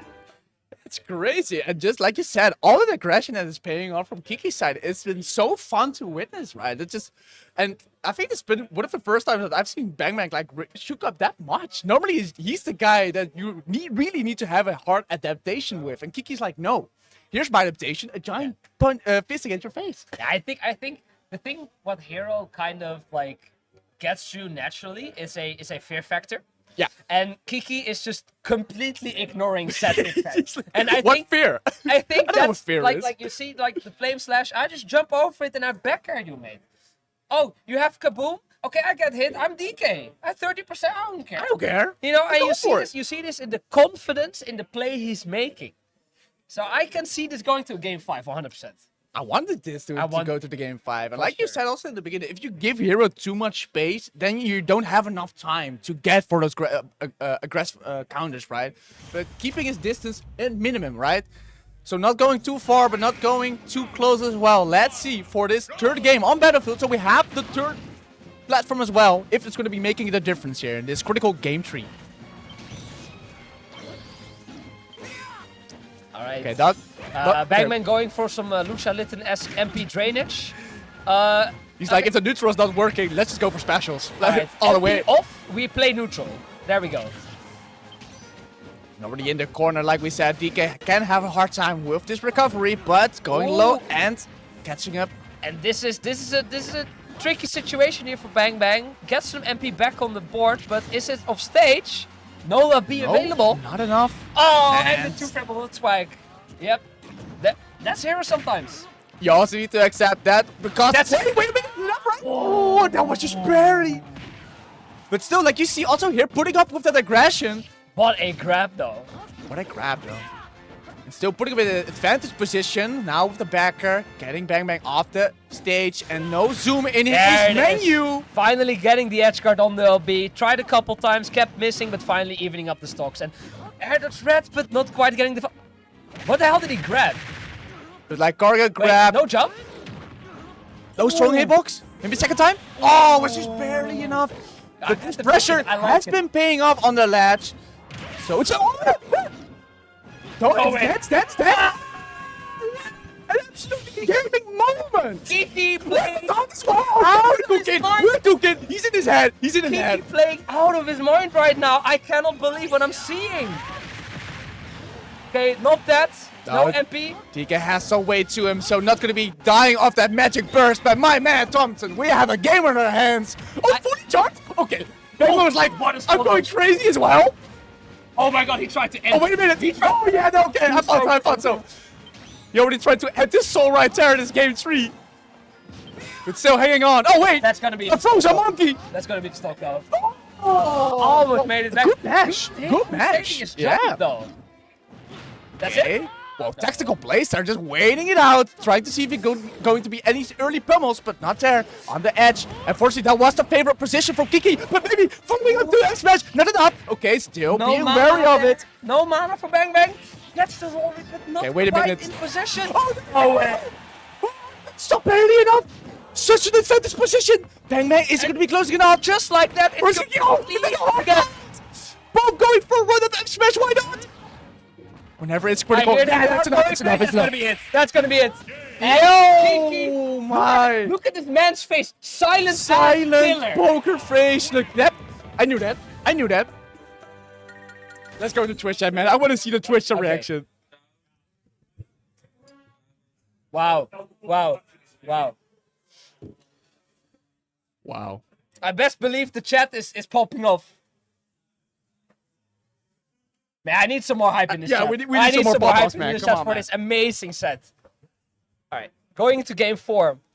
Like, how do you continue to this as Kiki? Because, okay, you've shown your hand. You've gone for the plays. Bangman will have his response ready. We have to see different plays. We have to see different plays. Because you cannot go for the same tricks. No. Even though they look cool, you cannot go for the same tricks. And I think the part that Bangman just doesn't want to be is right there at that edge. Just Kiki has a good understanding of what Bangman wants to do every single time.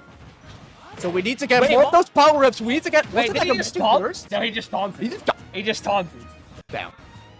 He wants to get extra in his head, man. You're like, you got a game up? I don't care. I go I'm for it. speechless. I am speechless. I've never seen this version of Bangman, so normally it's a game up. So let's see how Bangman will maybe recover this situation. Big Not magic going- burst. Not going to be the stock. No mana now for Hero. Getting the 2-frame. Not getting the edge guard. And that pressure. Ooh, and also just quick enough to avoid the bang hit. I think it was a mistake. I think, you know, you are low on mana. You have to save the mana for an eventual up B. You know, True. going it there, throwing it out there, no mana. Even though if you missed the edge guard, you had to commit an air dodge. So, anyway, gotta forget about it. Next stock is here for Bang Bang. Kiki on a not so healthy 163%, but it doesn't mind him at all. Oh no, that was a magic boot. I thought it was just up smash, right? But maybe I think he went for some like 40 chess reads. Like, okay, Like platform sort of? landing mix up, he's gonna land right in front of me. well, I love this Kiki. Where are we going? Where are we? No okay. punish? That was No punish? creative, but just to say that, but I mean, grab also going to be missing, so Crackle Slash. Oh, I'm waiting out the pummel, but He had the Spoldish call out. at the same time, Bang Bang is slowly bringing it back. Yeah. Where Yeah, it seemed like it was curtains, where it seemed like Kiki got that lead.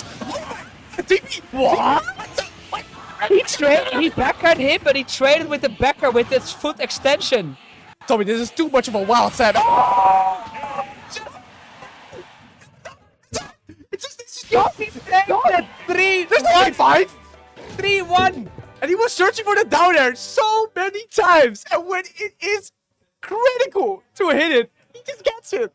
So we got a really early upset here. Bang Bang. This has to be the craziest league I've ever seen in the Netherlands. Like, Oh, my hat's off, man. I don't even have an hat. Like- I mean, like- you can have my hat. Let's go, Kiki, man.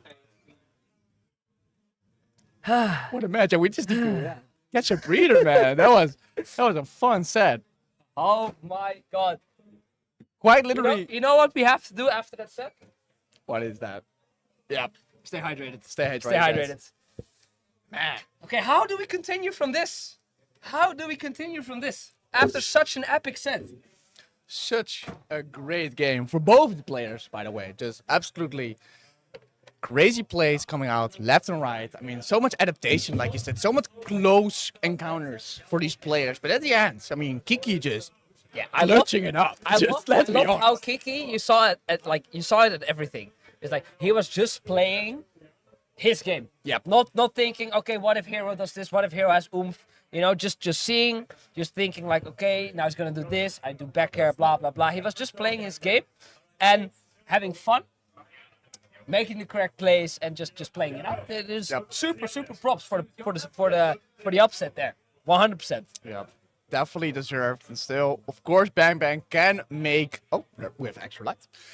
We can still have a great run coming out from Bang Bang through the loser side. So I'm definitely not counting him out yet. But man, Kiki can perhaps also Ooh, make a I see the deep next run. set we're going to get. That's the one we were talking about. Oh, we're gonna be having another. We're gonna get good one. another hero on stream. That's also crazy. Back Like to back I hero. cast here every time. I always cast this guy. Oh, wait. Always I have to cast this guy. So we got the next German invader coming Lucha, up. if you actually like go for hocus pocus again, I will have actual deja vu. Okay, nice. Like actually, yeah. Actually, like the last time I was here, Also this sitting guy on was that seat or playing. not? Huh? Also sitting on that seat, or while you're sitting on the No, right? I was there, but Ah, curse okay, cake. But yeah. whatever, it's fine. It's fine. Anyway, we got one hero. We're gonna get another hero. We're also get Mr. Streamer himself. The streamer Mr. hero. Nover. Mr. Nover. Actually, I don't know if he streams. I never watch.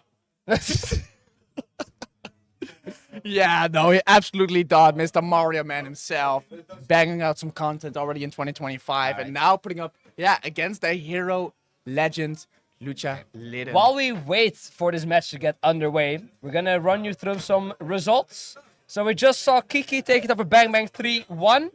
We got Lion playing versus Louis DK off stream. Dagobert also versus banger. Volkan also off stream. Solo versus Kaylee has been going on for 20 minutes. How much double armor or double chip armor do you want to get through? Like, come on. Azrael taking it 3-0 over Langa. Yep. Yano taking it 3-0 over Silvermar. So Azrael versus Yano will be our next stream match after this. Cool. Then down in losers where There are some spicy matchups in losers that we. spicy matches. I don't really see anyone. I see Langa versus JJ Falcon. A couple of DQs. Not really anything. Maybe to like the look Silver out for. Mirage against Tommy. Maybe Yeah. that's something that can be fun for both of them. But for now, we're sticking on to the winner's side. And of course, This we is have complete. two. This is completely essential. So Kiki is in winners quarters finals. Has to face off versus Semi. Winner gets top 16. Winner's side. And he has to play. Let's have a look. So it's the white game. it's that portion. Yeah.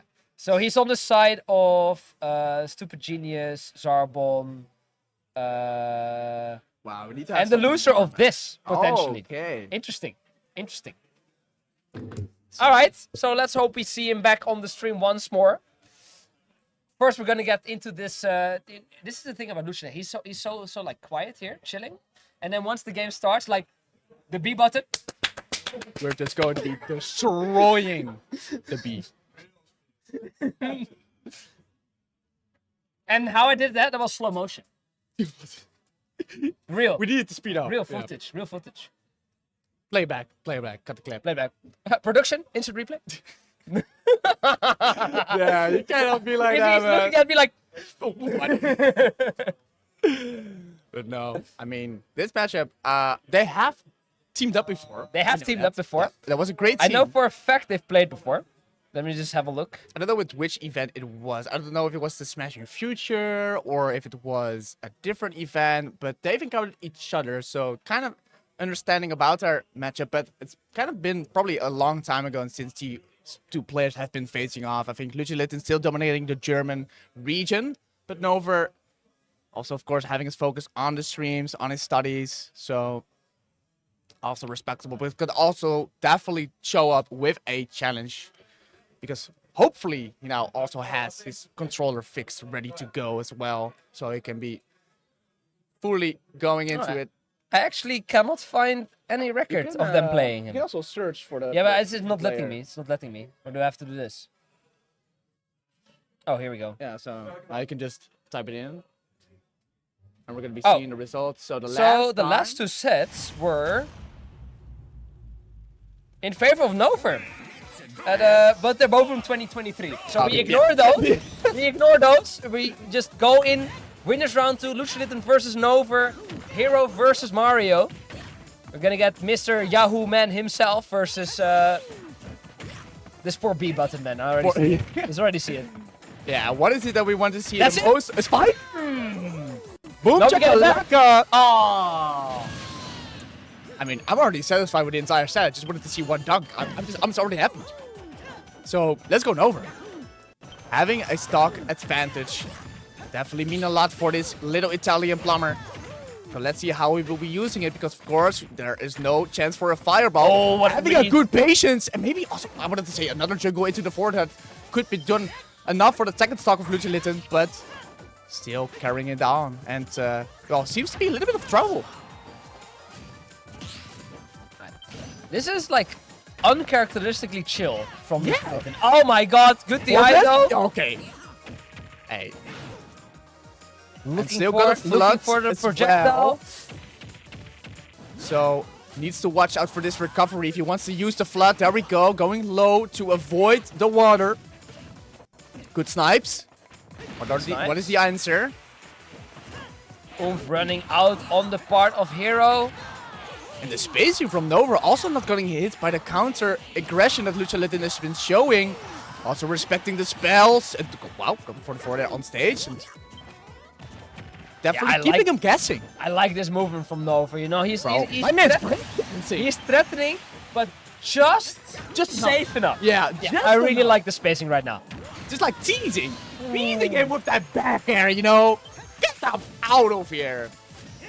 I'm just gonna Yahoo you back. Let's wait, because of course Lucilitten with those power-ups can still make some big damage happen anytime. Who is this guy up smashing? Who is this guy air? Up tilt value? No way, no way, no way. Don't? Okay. Okay. Don't? I need to quote you, man. I need to quote you. This guy reading the landing with the forward air into double up tilt upper B was almost the stock. Almost would have been the clip of all time. Toby, I think what we're seeing here is just exactly the game plan that is working out. Not letting like Lucilitten press the B button. Exactly. Exactly. That's it. It's like This guy cannot press the B button. access his menu at all.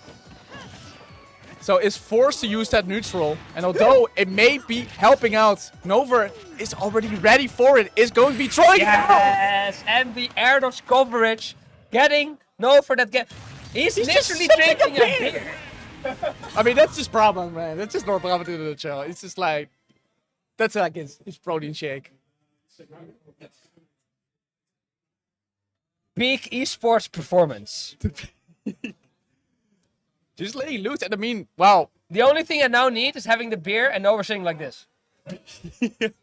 Or this, right? Just like the emote. So, next stage, going to be Hollow Bastion, which I do respect. Given that Hollow Bastion has smaller hitboxes. Magic Burst can go boom. Early stock. We do see Trouble. Lucha switching to the Incineroar. Oh! I was thinking about it. Though I think Incineroar has been locked in.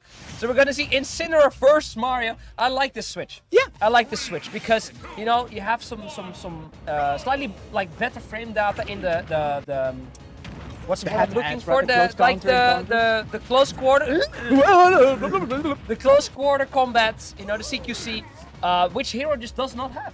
Nope. You know, and if you're gonna play close quarter anyway, might as well have Do it one again. of the best. Oh! What the? What close quarter combat? Go to the left. Go to the blast zone. Oh, here's your blanket. Go away, And- kitty.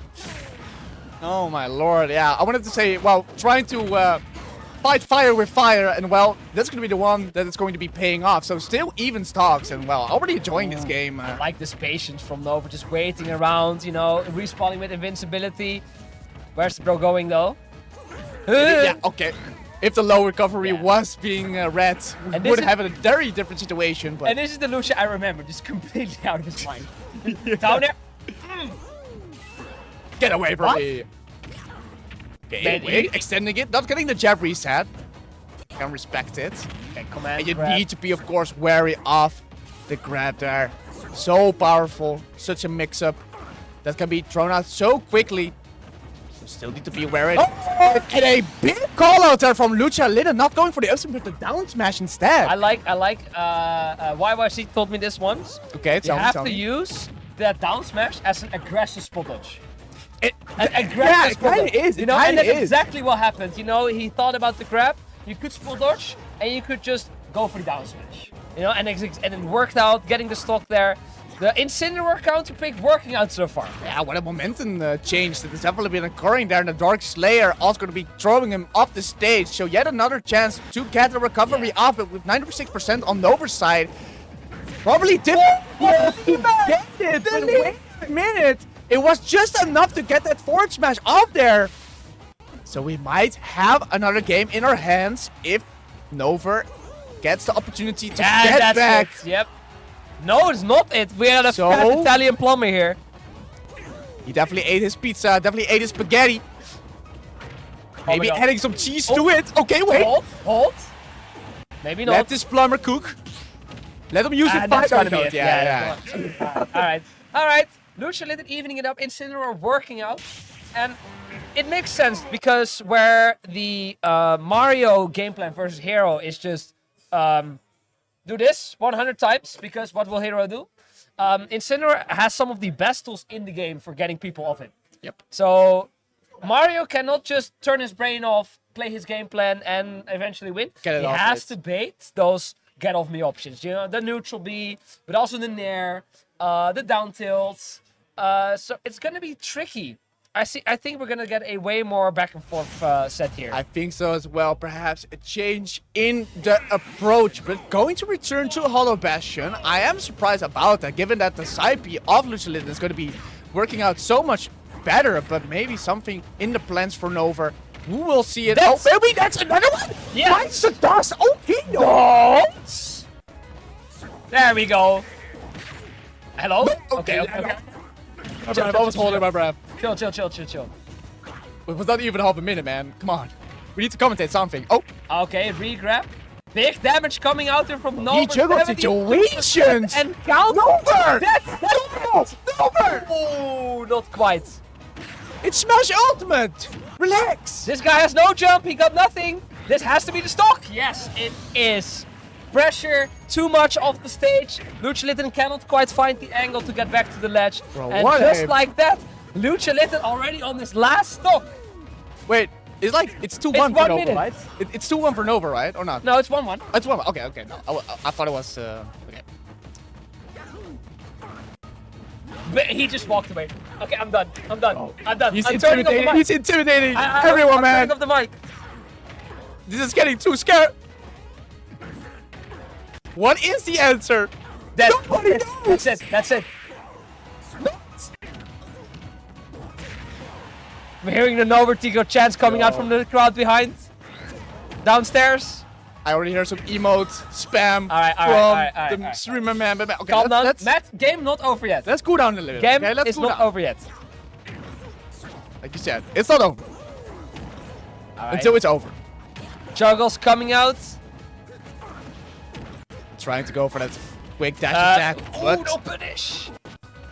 you still need to be wary because around 60% that side B will definitely be killing on the ledge. You need to be wary of it. Of course, with the full rage Incineroar. Ooh, and this is a tricky situation. No cape attempt though from Nover. Getting Lucha Litten back to the ledge. Respecting the recovery, trying to mix it up with a deep reach perhaps right now. Okay. Okay. Very, very slowly. That's it. That's enough. Except In our another lives. world, but- Except our lives. Except that one. And that's this guy, Damn, this damn. guy really went for whip up smash, immediate down smash. Look at it, like Yeah, he knows. He knows. He knows. He knows. fuck, He knows. Masher, Masher, Masher. Like holy sh. Oh. But man, the set is heating up in the characters and in the combos. It's lighting up. Let's see what the chat has to say. Yeah, We got some, it's lighting up. We got some Nover emotes in the chat. Let's go. We got the support for the streamer, man. And now, Lucha Litten in a tight corner. I still think Incineroar is the play. It is 100%. Yeah. And I mean, game 2 was as a result of that, right? Exactly, but then you get game 3. You get Just- immediately upper 4 there. Just don't get Yahoo, You know, basically. yeah, just don't get Mario. You know, it's very easy. That's it. All right. Don't be greedy. Don't go for the mushroom guy because this is perhaps your only chance in winners for Lucha Litten. And the play is going to be going to Kalos Stadium. I like the Carlos pick because you know these side blasts being a little bit closer, making the side B a lot more threatening at the ledge, and less platforms for the Mario combo extension. That's it though. Wow. Hello. So, not going to be enough May- that may- time. may- Okay. He wants this goal. Very aggressive approach there with the cape, but just barely not figuring it out. And still, Tommy, the juggle Extension, situation and just that's keeps it. on going. That's it. No. Yeah, and that's of course the. Whoa, my God, it's a big read, but Not Just quite not enough. on the timing there. Okay, I like the revenge Approach. attempt because he can combo that into an immediate 4 there. and not going off with the right space, so it's not going to be doing it. And the up B is going to be connecting through the ledge. We're getting so much value out of what? Yeah, so I there. want a refund. I want a refund because I was told Mario up smash has invincibility. Yeah, I thought so But as well, but Lucha Litten The Nair just doesn't care. Yeah. Apparently. gets played by their own rules, and well, here we see it, going for an aggressive up smash for a quick closer, but these are the situations where Nova really needs to watch out, because the over-aggression can maybe be your end in going to a game 5, But the roll call out, Nova still Keeping in it this. good, I was keeping it about to steady. say, Yeah. I was about to say, you know, you gotta watch out. You have to kill. You Wait a know, minute. you know you Okay. want to kill, but you have to be careful not to get baited, not to get punished, not to get. Oh, regrab? No jump? Oh my god, he just wanted his soul. This is what it is. I thought it was going to be a flood, like all the way at the back there, but I thought he was going to go for a cape. yeah, something like that, but okay, perhaps That's it. another opportunity. Yes, Just very the eye jump. on Lucha Litten for sure. Ooh, big command grab coming out. Okay, let's see what is the counterplay. We're waiting it out, but getting the I second hate with it that. when Oh, Incineroars do that.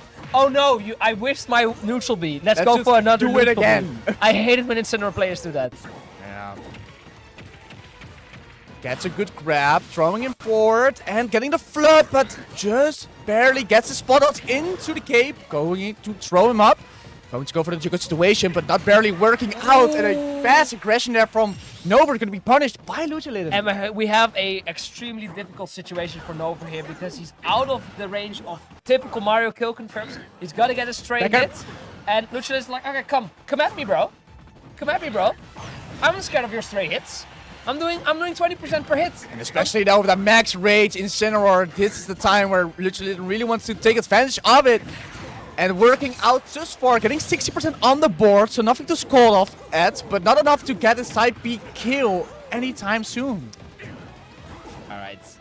Nova getting that kill was pretty big. Gets the grab. Quick damage. No. Holds on Ooh. to the jump and spot dodges to get the grab. So what's the play? Not an aggressive one. And that has to be it. No! Didn't get the full hop on the Nair.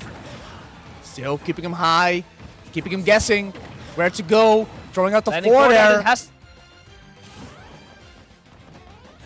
Not going for the low F tilt. And so I like this methodical space control from Lucha coming out, you know? Not being over aggressive to get the kill, just controlling the space, keeping Mario in the corner, and that's it. That was the result of controlling the space, being patient, letting Mario come to him, because you know he has to come to you, because he's behind in percent. Yeah, So just Mario, control the space and eventually he'll make a he just mistake. wanted one thing there. Up air, up tilt, like something like that to start that juggle situation, Exactly. to keep going at it, and then finally from there, perhaps making it more even. But like you said, just keeping your cool, knowing when to not go for those aggressive picks where you normally maybe get a kill in a risky chance. But with the way, of course, Nova was holding on to the game, could have been a very different outcome. But still keeping it alive and going to a game 5. Oh, Mario Luigi RPG picked! You already know. Bagger. So with this banger, we're going to be going to game 5. I know we got a brothership enjoyer on that second side. round of winners on the Verge 2. Let's get it on. No finish. Alright. Let's see who will prevail. The aggressiveness from Nova or the space control bait and punish from Lucha. You know, they've been able to adapt to each other, so we're gonna have to see who will come out on top right now. For sure. And thus far, Lucha has definitely been putting the pedal on the metal. Because the way that Lucha has been approaching, just slowly walking up, getting that grab, just not making sure that he gets any of those first aerials. And Mario, or Nova I should say, still basically waiting around, wave dash just a little bit, trying to see what opening he could create, but nothing still getting for him. Okay, and there we go, gets the first opening, 50% on the board. It is something to work with, but not enough. And Lucha just continuing where he left off from the last game, just going, come at me, bro. Come at me, bro. I don't care if your puny hits. This might be, if there's no, no, getting the good full DI, hop. good DI Not as well. getting the full hop on the forward there. And Lucha getting first immediate revenge. A humble 20% for a sour spot. Great game design. And this is the difficult situation here for Nova. How can you get this early kill to not get a bad state in this game? Because of course you want to keep it close, you want to keep it tight. But with the way that Lucha has definitely been glued against the platform, against the stage, it has been difficult for Nova to get any hits in. Yeah, and it's just totally the Lucha show right now. Just waiting for Nova to commit to some sort of option. And Nova just That like time and time again taking the bait and not deciding like, okay, let me just flood. early enough. That's yeah. barely enough, and just like that, Nova on his final stock, we're gonna need some big Mario combos here. We gotta get get some Yahoos and some Yahoos and Wahoos and everything Yeah. in between. but maybe that is going to be already enough if he gets the aggressive pick. But yeah, of course you can go for all these options. You have 2 stocks to work with. Whereas with Nova, has to do with anything, Alright. and there we go, gets that F smash. First go. step has been completed, getting the first stock. Now getting the second stock. We need maybe some cheese. Oh, yeah, okay. I respect it. He tried to go for some crazy mix-up. You know, you gotta make something happen. You gotta might as well try. There we go. Gets the first one in the air, but yeah, of course, Ooh, big. this might be it. Good DI. Cape.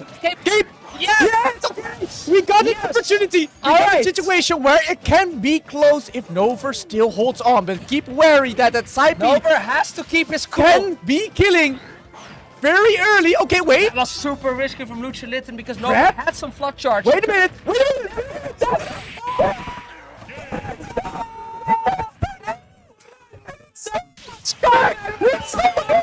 We're so back. That 3-stock comeback was insane.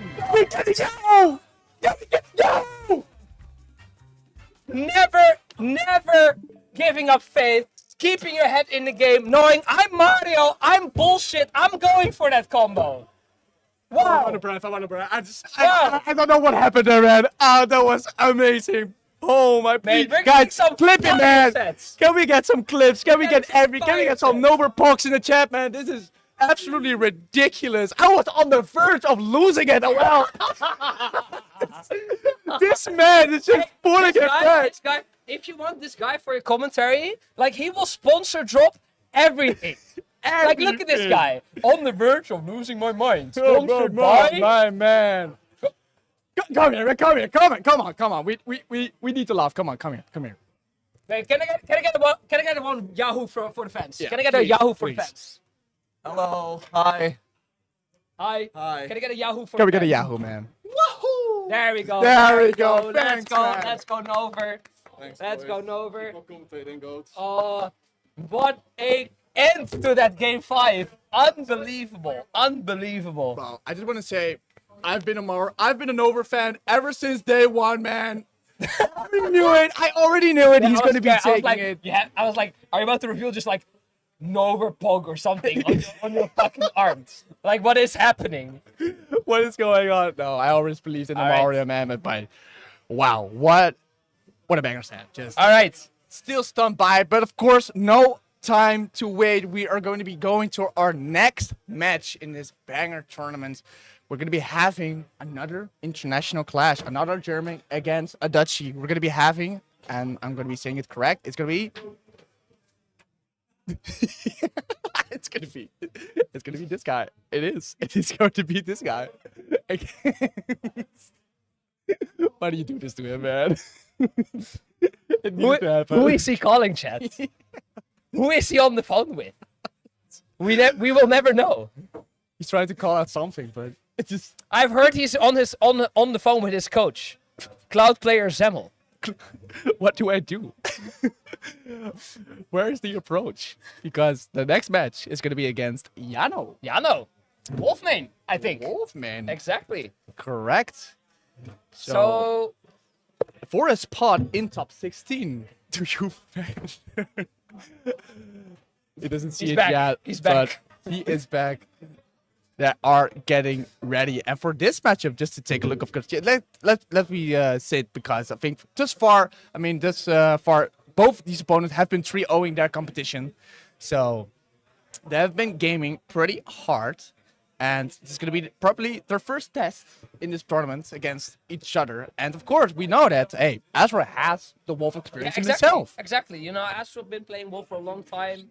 Has been playing him way more recently as well. So he should, emphasis on should know the match pretty well. No, what character he will go? Will he stay with the Clouds? I don't think he will go for the Ditto, because personally I really dislike the Ditto. Okay. Look at this guy. Look at this guy.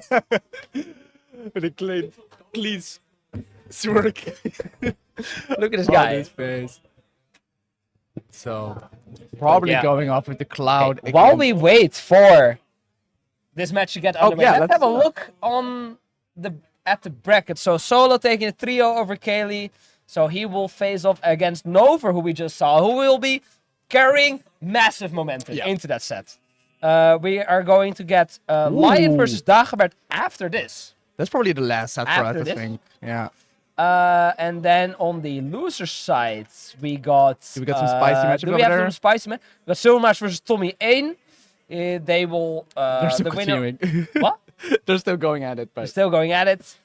Bang Bang down there in losers as well, you know, playing Yeah, what does against his Rich. path look like? His patch looking like Bang Bang, if he wins, Ooh, probably faces the against- winner of Gangster Orca and It's a Gamer, and then the loser of, I think, this match. Nope. Of one. Solo and Nover to get Damn. out of pools. So it's going to be That's a a tough tough- task. Tough task Yeah. to, you know, save his bracket. Yeah. To put it like To that. recover, yeah, to get back to it. But for now, sticking with our first top 16 match, there's going to be Asriel against Jano.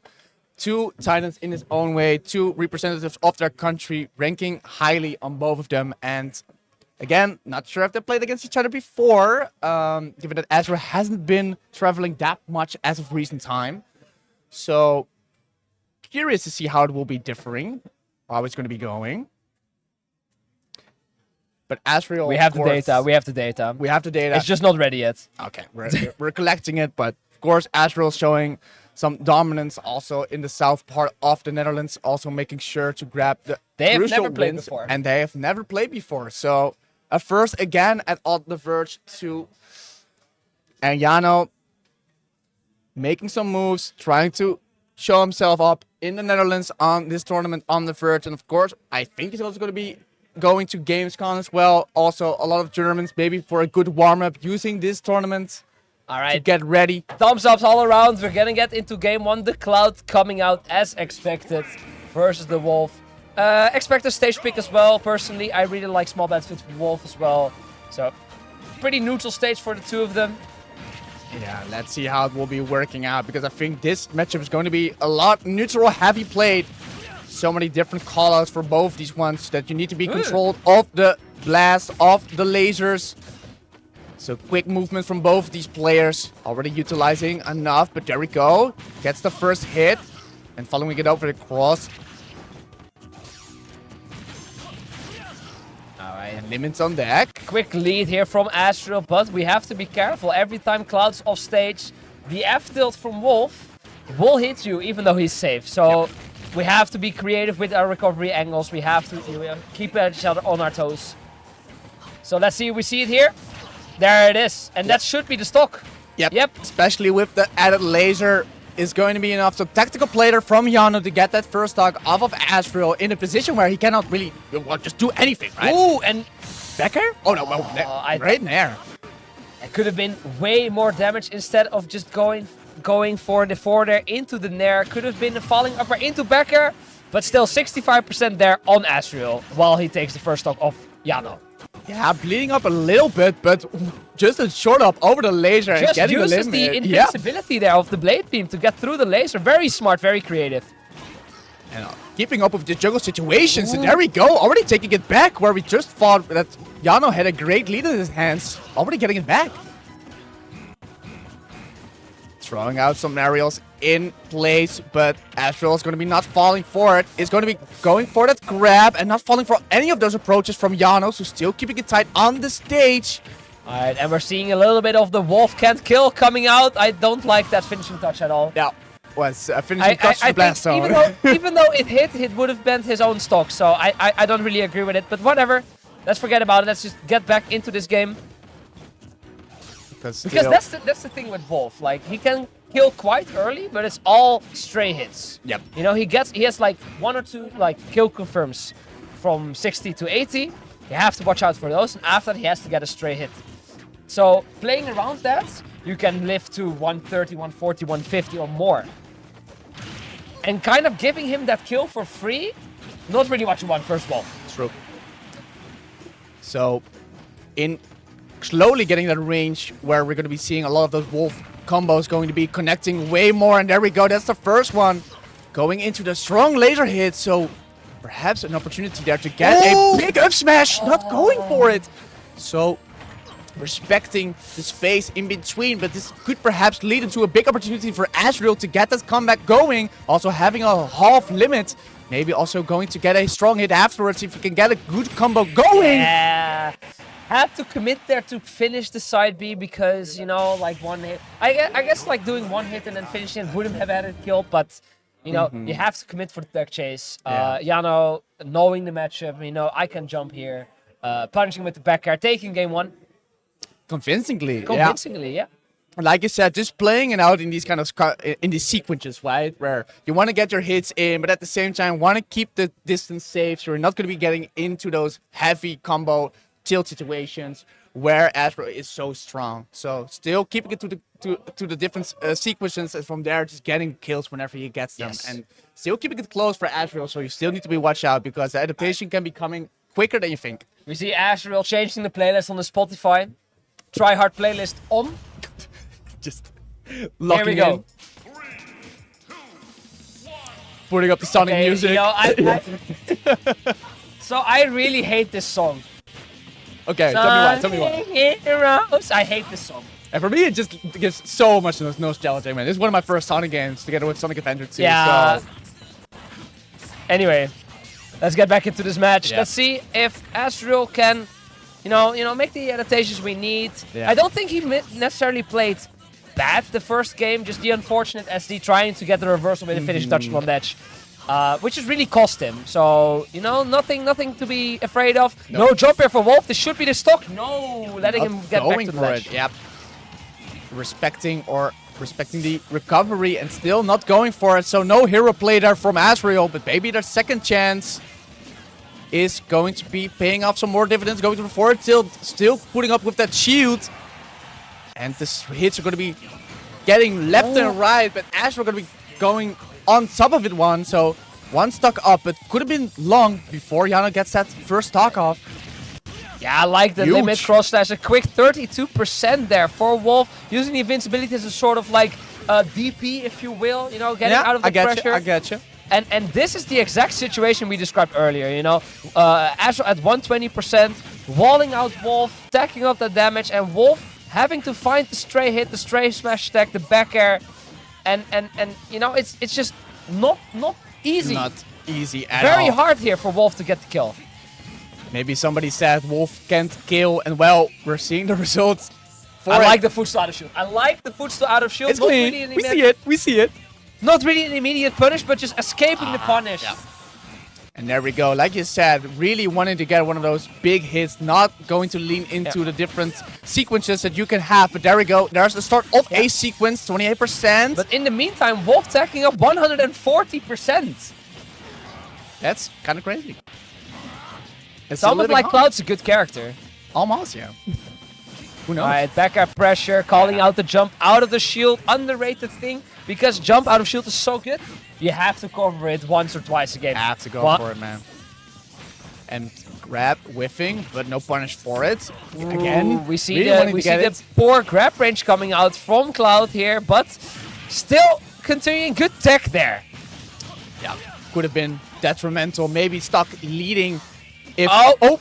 yeah. I thought- Okay, so Yeah. fun fact, I did that exact same thing in bracket, where you try to do a B reverse laser, Yep. and you miss it with side B. I know exactly what just happened. we have the knowledge, we have the insider information on what happens, And but untackable, and that was the Astral show. yeah, no, That was the actual I've also been in that situation. I also had, so that I can also tell Hey, you. what you better cast you want for this set, guys? Like, honestly. we have all the information on deck. And well, we're going to be getting an equal score in this great set. But we saw some more walling coming out from Astral. He was like, just like what we saw from Luchalin. He was, come at me, bro. Especially when you are at 100, 120. Wolf has to find that kill confirm, has to find that backer. And you have that backer. You have that giant ass sword from Cloud. What can Wolf do? Just how? And pray. How and pray. But what Wolf can do is getting some big early percent. Only 35, could have been a lot more. For sure, still needs to be wary of the Jigga situation, perhaps to lead in. And there we go, also making good use of that up tilt. Haven't seen it a lot in the set thus far. Let's see how. It's not going to be enough, and the pressure from Astral is increasing. And perhaps in range to get a quick finishing touch kick if he really wants to, but tries to go for the limit cross instead and still gets the damage on the board. But where is it going to be leading to? I like this grabbing pressure there. I the like classic, the grab the classic. pressure. Throw him into the corner. React to the option. Already scouted the option earlier in the game, and then the immediate backer. I like it. I like it. Putting it up to action and still bringing it up. You don't want to give the breathing space for Astral to keep the adaptation going. And I like the plays that he's been throwing out now. Throwing up some aggression, but also at the same time, just giving him some space again. I like this corner pressure so far, but the immediate jump, limit cross slash from the ledge, getting that stock. You gotta just throw it out sometimes, man. You just gotta throw it out sometimes. You need to be ready for it, and Yano there wasn't too fast on the button, so... Yeah, I really like these footstools, It's like as your opponent, you're like, oh, what's he going to do? Yeah. And a good air dodge to not get hit by that laser, to still keep his limit. And let's see what will be going off for it. Trying to catch out the jump, but not going to get it. And gets the Great parry, parry. but no punish. Of course, tight window to get that from, but Not attempting to go for it, but still with 155%, one of those back airs will be finishing it. But you need to Great get screen it. here from Asriel. Wolf trying to escape the corner, finally gets it, but on 170%. And still respecting it thus far until finally getting out that after with a miss recovery from Asriel. So taking the dividends where he can get them. Yeah. But still, like, in the process, he took over 100% on the kill percent himself. I like for Yano to go a bit, like, more off stage. You know, threaten the there, threaten the drop zone there. You know, force Asriel because he's letting Asriel double jump instant. Oh, Wow! that's it. Or just do that. Yeah, just do that. Just do that. Just do Well, that. hey, you went off stage. I mean, I'm just saying. You went off stage. Corner side B, easy. Easy combo. Wow. And there we go. You know, I just not say anything anymore. Yeah, no, You you know, already got like- the like, down already. you know, I This is like was the wolf, like trying to say Plot something thinking. intelligence, you know, good casting, and then side B jump scare, exactly.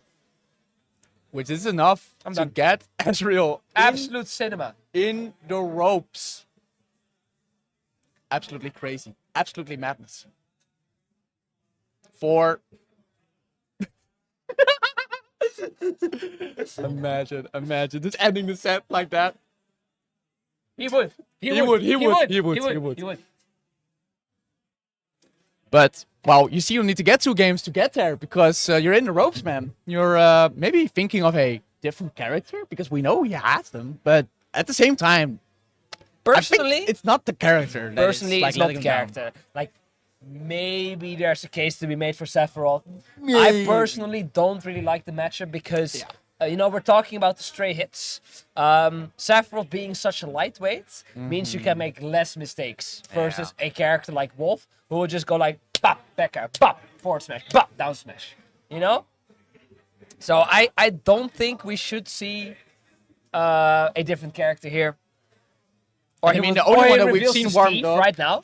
Or the Meta Knight, right? Because he played a game of Meta Knight.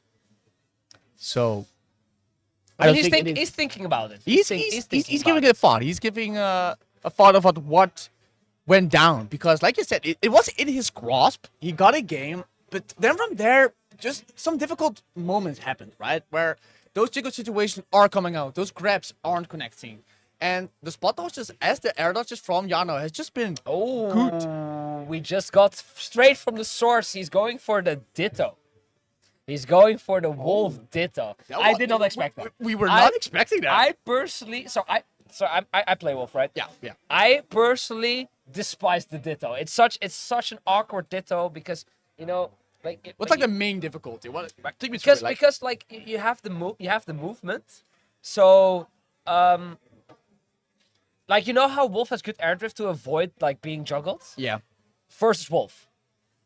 Yeah. So it's awkward, Yeah, right? yeah, you get a hit weird. in, and it's like, Then what? Right? Yeah. It's like, where do you go from there? and it's also very coin flippy because, you know, they both do a very good job edge guarding each other. also. So, you know, but maybe Ashel knows something I don't. knows? We're gonna see it. But like, look at this. There's like, Yeah, this is like floating around each other. exactly. Like they Yeah. haven't hit each other yet. Like There was like there a it is. shine or. There we go.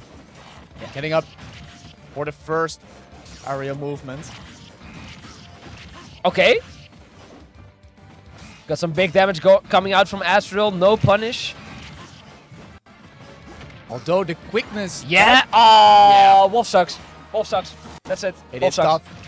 And trying to go for that, of course, famous 2-frame off the down smash from Wolf. Not getting it that time. And but that going should for be the force stock. field. That is the stock. Yes. I like So- the OB because he threw another laser out. So he was trying to get himself hit by the laser. So to get another Exactly. recovery back, yeah. Didn't work out. So first blood going to Azrael here. No down smash coming out on the misstack. That's interesting. Maybe not being ready for it, maybe trying to aim for more of a back air approach, but not going to be paying off. And, well, this is going to be perhaps bleeding a lot of damage for Yano if he cannot find this kill in the form of an up smash, in the form of the down smash. You're not going for the 2-frame advantage as well. but gets the grab, so perhaps another opportunity to get something going there. The dash Great attack, drift. of course, also killing, but Great drift. Oh, he attempted the jab lock, but not quite in the range there. Grab, back throw. I think just Wolf or Azrael just out-wolfing the Yano right Yeah, now. exactly. Because that's also you have to keep in mind. Wolf hitboxes are perfect to avoid every Wolf out of shield option. Really? Yes, it's very annoying. Yeah, that's tough. That's tough to play around with. Well, there we Ooh, the taunt! Oh, Okay, we're gonna get how? we're gonna get some pride into the mix. Who is the best Wolf player in town right now? Give me a shout. Who knows? You need to represent it right here because you're still perhaps in the ropes. Or if you can close it out right here, perhaps it is a lead in your head because you still got the jiggle situation on Avril. And there it's gonna be Ooh, I like denying the that. tilt. What's the answer? See, and Yeah. again, we do not see the nair of stage, there was all the resources from Yano were gone. Pressure the zone with your nair to like force an angle at least. Okay. Anyway, Eventually- does get the stock in the end, but I think there's a lot more pressure to be had off stage in that drop zone. There is definitely some real estate to be won there. And let's see which player is going to be winning over that, because I think it is going to be detrimental who is going to be on top. And yet again, we still need to remind you, Yano is on his, winning game. If he wins this, Yeah. he's going to be going over to the winner's We side of got top a 16. last stock situation, ladies and gentlemen. It's Azrael on his winner's bracket live, and Yano in pole position to take the set. I would like game 5 though. I would also like like game 5. personally. Especially in this setting with both the wolves coming out. I mean, Ooh, big damage almost going getting that out. backer. So close on getting it, but Perry not going to get his preemptive reaction off it, but still gonna get the good situation. And there you said like the awkward kind of like range where you're not going to be hitting each other because it's Wolf. It's Wolf Ooh, against and Wolf. it's a no jump for Yano. Oh, and that's that should enough, be enough with the laser, Yeah, right? and Yeah. and Astro with the clutch, recognizing Yano was out of a jump. He took the jump with Nair, firing the laser, getting the down, getting the F tilt, and getting us to a game 5. And definitely clutching up because it looked like with the juggle situations from Yano, it would be turning out a different way. It would be turning out a very bleedy game, but eventually keeping the bleeding at a minimum and eventually throwing it out with that offstage scenario where there's just no much options, which is barely enough to get the mechanism from the ledge, but not enough for Yano. So going to be clutching it up in a game 5 if he wants to continue his winner's side of this bracket. We hear both the Wolves getting locked in once again. So we Getting get into a game 5. We're gonna get to... There's gonna be some pride here on the line as well, Who's going to have the best wolf shout? Well, we're going to be witnessing here on game 5. Winners Ooh. round 3. Big damage coming out from Asriel. 66%, 79% and counting. Yano Is without it an answer so far. Good job on not jumping there though. Into that's the Wolf classic. They always cover the double jump with the back air. Sorry. Of course, very of it. And this is the first, big opening for Yano. And, getting some mileage off of it, but not enough to really get that pressure on what Ezra has been having, because he can get, with a quick recovery, could have get the back air, but he's still holding on to his stock right now. Yes, and the F smash. So we The need F to smash. have those more. I like the F smash there because Wolf F smash surprisingly safe on block. You can throw it out and not eat like a smash attack in return. You just gotta sometimes dash back F smash. Cover that space, cover that landing. And it worked out there for Astro. We saw it. So Astro getting on the board in this game 5. Very, very valuable. Going in for the footstool out of shield, escaping the pressure. And keep in mind, Wolf also has the footstool out of shield up B. Yeah, I wanted As an out of shield option. I wanted to ask you about that because It's a death coming out from Astro. asking, there's only reacting, and there we go. Just react to that down Where are we going? smash. Where are we going? Oh, and no jump tech chase, 53%. Tommy, Down I there. I think it's over. think Ezra is sending him back to Germany because this is so. This is the Astro combo video right now. What do I have Finally- to say? Hello YouTube, hello TikTok, I don't know. Finally, Hello, Yano getting some footing back again, but Ezra immediately taking it away with the aggressive side B. And there is it. Didn't get the footstool up B out of shield, but did get the up B. And Astro getting the game 5. Taking the set over Yano. and clutching it up all the way towards the end. Having the loudest shell, having the loudest are going for it all. And, well, who's he calling? Hello, who's he calling? It's the winner's bracket, people. There we go. It's winner side top 16. Damn, closing it out. Oh.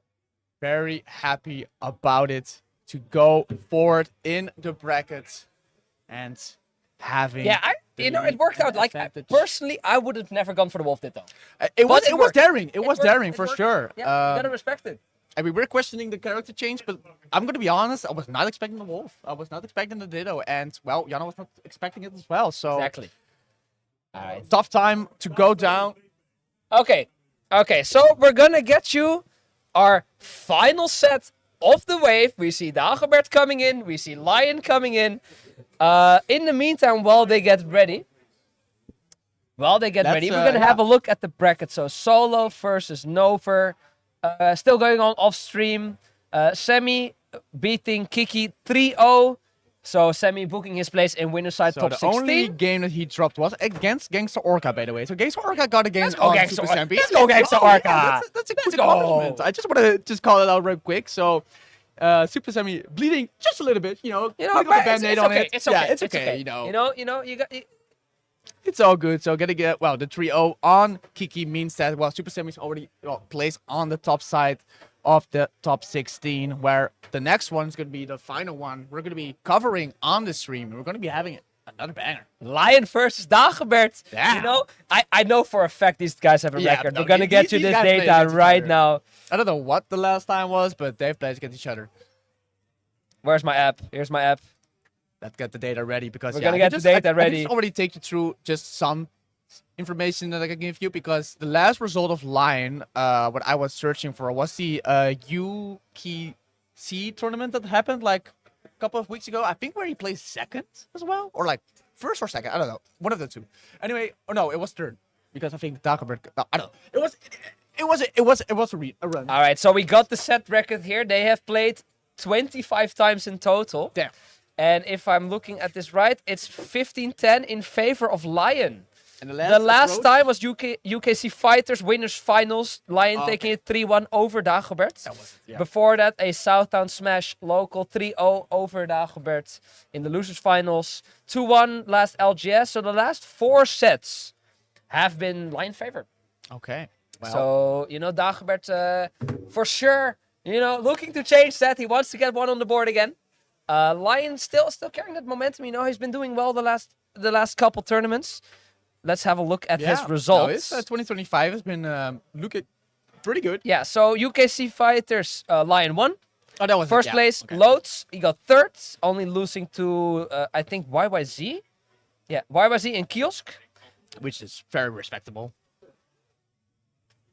And then Boss Battles, the tournoi, he got second. So definitely He placing only himself- lost to, I think that's Young Eevee. Yeah. Yeah, I think that's Young Eevee. And then Southtown Showdown, he got third. And last LGS he attended 26, he got first, beating, I think it was Senso. Yeah, Senso in winners. So quite on the tournament. Quite on the run. grind. Yeah. Only just making top 8, so that's pretty nasty if I do say so myself. have But a on the look. other hand, of course, Let's have a look at Dagobert. we have This guy balancing work life to TO life, being a good guy life. Oh, there it is. doing his absolute best. And despite all that, we got second at last Weight Lake Shield Break, only losing to YYZ. So third at UKC Fighters, second again at Sweet Lake Shield Break, second. So it's like his last 1, 2, 3, 4, 5, 6 result have been second, third, second, first, third, first. Damn. So this We have Mr. Consistency Banger. against Mr. Banger. Consistency. banger. So that's calls for a great set. Yet If again. you could call it cinema. Absolute peak. Bioscope, is what we might say.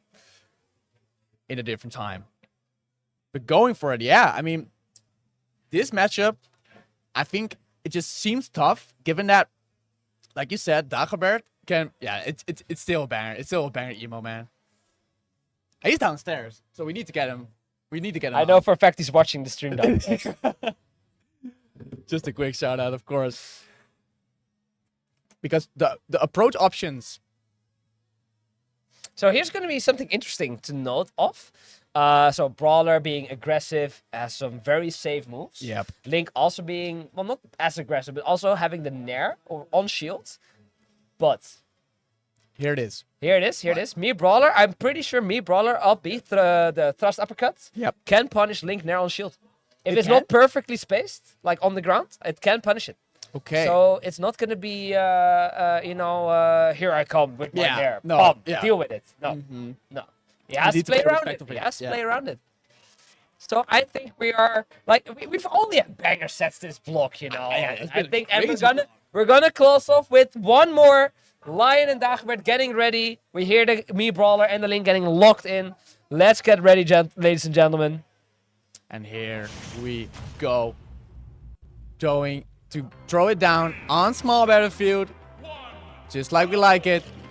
And going for it. Because like you said, with the aggression that Dagobert can throw out, it can be overwhelming. But Lion knows how to control the other Lion in this cage, right?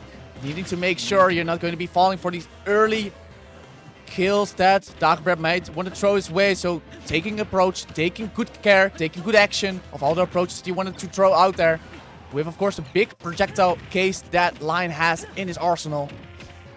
Yeah, we saw some quick damage coming out from Dagobert. You know, getting a couple regrabs. Down throw forward airs, quick 84%. Lion now trying to, you know, control the space with the boomerang, with the bomb. Trying to say to Dagobert, all right, come at me, bro. Yeah. Come at me, bro. Try to grab me. Try to kill me. See what happens. Try to dare it even. So- because we have quite literally even percentage. So Yeah. it is going down to the drop. Yeah, the key here will be the mid-range here, you know, Link with the big sword and the projectiles, and Brawler trying to, you know, zone break, getting that down throw, getting the falling up airs, the down tilts, all the combo starters that Brawler has. That would have been an up B. That would have been an up B. Thought so as well. Unsure if it would have killed. Not sure on the platform, but still holding on and not letting go of that shield. Because otherwise you could get hit. Backer for the trade. What's up next for Lion? Goes out the boomerang, so still keeping it Ooh, but reads the roll, and the up smash will take first blood. Lion immediately responding with the up till we have an even game, folks. Yes, this is looking like excellent gameplay for both these players, respecting each other's options, but still going for the openings and making the best of it, and still keeping each other guessing. These players are playing a good level of Smash, but which person can get the better opening? There we go, Lion going for it, and already 69% on Dagobert's stock, which can go bleed fastly if you're not careful with the bomb placement. Ooh, I like that. I like that. He's above me. He's throwing out a move. Just throw it out. You break the pressure. Break the pressure. Take some percent. Yeah, And just like that. Look how much damage Me Brawler does. that's great. Couple hits, couple confirms, and it's even again. Ooh, but this is has to burn the flip kick. Gets back to the ledge though. And a quick recovery, make sure not to get hit by the bomb, but just enough with the great DI. And the flip kick gets him Oh, and back. that's it. Yeah, falling upper into the LP. Bread and butter. I mean, we could just call it the Dagobert. The for Dagobert, now, the classic. There we go. But it gets the kills, right? It gets the stocks. Fun fact, falling upper can kill even earlier on with flashing mach punch. Excellent. It with rage it kills like 80. So let's see if we're going to be witnessing that in the set, but catching a down air and still living on. Kind of surprised, but at the same time, And we see Dagobert balling. chilling under the platform. Unfortunately, does lose the stock, but he will be chilling under the platform because, you know, Lion does not want to get grabbed on the platform because that will mean curtains for that stock, even at this percent. yep. Okay, sticking onto the neutral stage, respecting the boomerang, respecting the bomb placement. Not sure where it is going, but gets a hold of it for now. Doing some C-drop shenanigans to perhaps catch some aggressive option out there. Ooh, not quite getting the kill. No rage on the part of Dagobert. So it will just be damaged. Next one will completely do it though. So we I are don't know we are if it's staged, patient. it's going to be enough, but definitely in the air. Oh, just up smash. Just Yep, for that. yep. Yeah, it's Invincibility on that up smash on that leg. You know, you're above me, you're on kill percent. Bah, I don't care. bah. Fly See that? away. Bah.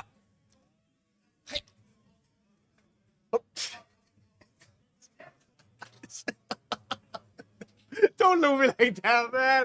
Come on. It was the end of the first game. And we're... Or just do something No, else. serious commentary Okay, only. yeah, oh yeah, of course. We're getting into game 2. Getting back. And there goes my focus. Okay. Well, there goes the stage pick because SPF... Can we just have Smash with just SPF? That's enough. I mean, SPF has become like the new Yeah. Pokemon Stadium. Essentially, Like, I've seen more SPF nowadays than just Pokemon Stadium. Let's get Pokemon back, or let's get Lion back, because the way that Dagobert has been pressuring him in the corner has not been looking too freely. Okay, sure. Gets the... Lion Oh, playing yeah, with fire, staying on that platform. This guy that was is pretty out wild. of his That was mind. pretty wild. Wild? Thompson, well. And keeping up the pressure. I mean, even though you're at 100%, I still have some tricks up my sleeve. I don't care. Oh, there we go. Oh, ping pong the regrab. You know, great awareness there. Okay, I may have dropped my combo. But we're just gonna take the defensive option and still continue my advantage state. Yo, this is like some crazy jazz gameplay we're seeing out of Lion. Just going back and forth, pushing it out, but and then... again, the anti-air with the up smash, you know, you gotta respect the invincibility on that leg, especially because in that forward air does not really have like a covering hitbox below it, as it should because it's a forward air. But you know what I mean? No. And with another great approaching opportunity here. This should be it. No, gets through the bomb. Big damage here, big punish. Not as big as it could have been, but still a quick 30%. Mii Brawler does so much damage. Once you start paying attention to how much damage Mii Brawler actually does, actually quite insane. That. Right. Ooh! Dagobert classic falling upper. I was not expecting that. I was like, well, there is rage, and yeah, that was. No, that's it. enough. That's it. That is enough. I will die on this hill. I do not understand why not more people play Mii Brawler. This character is so good. It is. Oh, it has so down much air. great. I like the beefy up B there covering the attempted down air spike from Dagobert. Lion trying to get some footing back into this game. And yeah. That will help. That will definitely help. A bit of a poor DI there on the air. Maybe not reacted quite in time to get the correct DI. So let's see if Lion can channel some of our inner Nova here. Getting the comeback. Getting a crazy combo would definitely be helpful to get this comeback going somewhere. We need that snowball rolling, and well, maybe you get the bomb in return. Okay, wait a minute. Going to throw the bomb up. Maybe going for a setup. I like the empty land grab here. Not getting quite as much out of it though. And trying to go for the aggressive approach with the upbeat, but not catching the target that time. But I think the second one might be doing enough if Lion is not careful, and... Boop. Boop. Oh, hell no. Oh, hell no. He just up smashed his dash attack, bro. It's like, no. Be gone. I don't want to be... There's no space here. This is my room. This is... Thompson's out of words. Yeah. Yeah, it's just... Like I cannot describe how painful that was. Like getting your dash attack up smashed like that and just dying for it. And we didn't even see skill sparks. It was just dead. Yeah, because it was poor DI, because he didn't expect it. No. All right, getting into the game 3, we do need a little bit of a swing from Lion here. The problem is like he's doing the correct link things, you know, playing the bait and punch on the mid range. And Dago is just overwhelming him with Mii Brawler. That's it. Because every time he gets in, he does 50%. And then Or just killing him, and right here, this is gonna be it. Oh my, it is enough for already the third stock of Lion pushed in such a difficult corner right now, because all the options you're throwing out there, it's just not connecting. It's not working. It's a just Dagobert show. Quite not working out for Lion right now. Like, it's not really making like a lot of mistakes. It's just not quite going in his direction. You know, That's the it. coin It's not going is, for his favor. coin keeps flipping into Dagobert's favor. It's like going for 50 times head, or like 50 times of a coin flip, and it gets head, like Dagobert's side every time. Yeah, but there that's we going go. to That's help. where we get the tail. That's where we get the first stock for Lion. This is the first step completed in making a potential comeback. I like That's this nice, bomb that's up nice. throw into explosion. Quick 48% on the board. Yes, already taking an approach, a different approach that is leading up just a little bit better, getting some more creative control over the projectiles and following it up into a tilt situation, which has definitely been favoring it out. But there we go, the Superplex going to be hitting its targets, which means there's another opportunity for Dagobert to maybe get another up smash, to maybe get another up B kill if he maybe wants it. Because, of course, like you said, Lion is still... Ooh, but Lion getting the first stock. First time Lion will have a lead this entire set. Getting the forward air, anti-air. Let's see if he can, tack him some bit of bonus percentage. Ooh, and this will be... No, just a misspacing there on the down smash, not being enough. So perhaps the calling out there for Lion to still keep it going, because with that rage can all be helping enough to get that final damage in for the final stock. So eventually 62% already, and of course you can pick your distance now, or... Yeah, but I like time and time again we see the immediate anti-air with the up B. He's on 150, but away with it, and going down to the last stock. no way. And I was about to say, barely hello? enough, yeah. Hello? That's, well, surprised of if it was killing, but just... He bait Yep. the up B correctly, but didn't do anything with it, but that up smash. And yeah, I mean, a messy end to that first game, but Lion staying alive in this set. He did the correct thing. He baited the up B and just didn't do anything. nope. He sent him a message. He's like, I could have punished you, but I didn't. Nope. I just went to the clicker. Giga chat. Giga Chat Lion plays on the Verge 2 screen right here, and maybe calling out his inner Nova to get that ball rolling. And well, that's the first ball that's definitely been pushed off the hill. Let's see how much advantage you can still bring it off, because you still need another game to get it to a game 5. And well, with the big advantage, the state pick advantage for Dagobert, we might look at a different situation. Exactly. Ooh, Oh, hello? okay. Okay, we got those. Movement. We got those. And still continuing. Okay, no, wait. We got those. Okay, Dagobert. I knew you were the bomb, but also playing with it, it's crazy. That's it. Oh, does With a not good quite spot get dodge, the yeah. ending upbeat there. That was, but putting on a show right here. Getting some Yeah. big damage on the board. I mean, definitely an explosive start there for Dagobert. Going to get all the distance, but wait a minute, because wait a minute, Tommy. It is going to be recovering back and just missed it. Unlucky. Lion had the awareness that the boomerang was going to come back and was ready to confirm it, but just barely did not get it and just loses his stock for it. Unfortunate. Unfortunate. We gotta have, Lion has got to keep his head in the game, not let these things get to him, because he's doing the good things, just not quite working out for him. Yeah, like you said, Just like there, like a sour spot right there.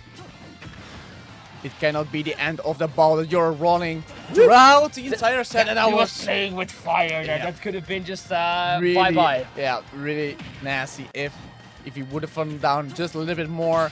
But fortunately, staying on. That's it. Or That's it. Ooh, didn't get Yep. the regrab correct. The eye there from Lion. If that would have been a grab. Hello? and well, Finally him- gets the stop. Yep. All right. a We're still in here. well-deserved vacation to the blast zone,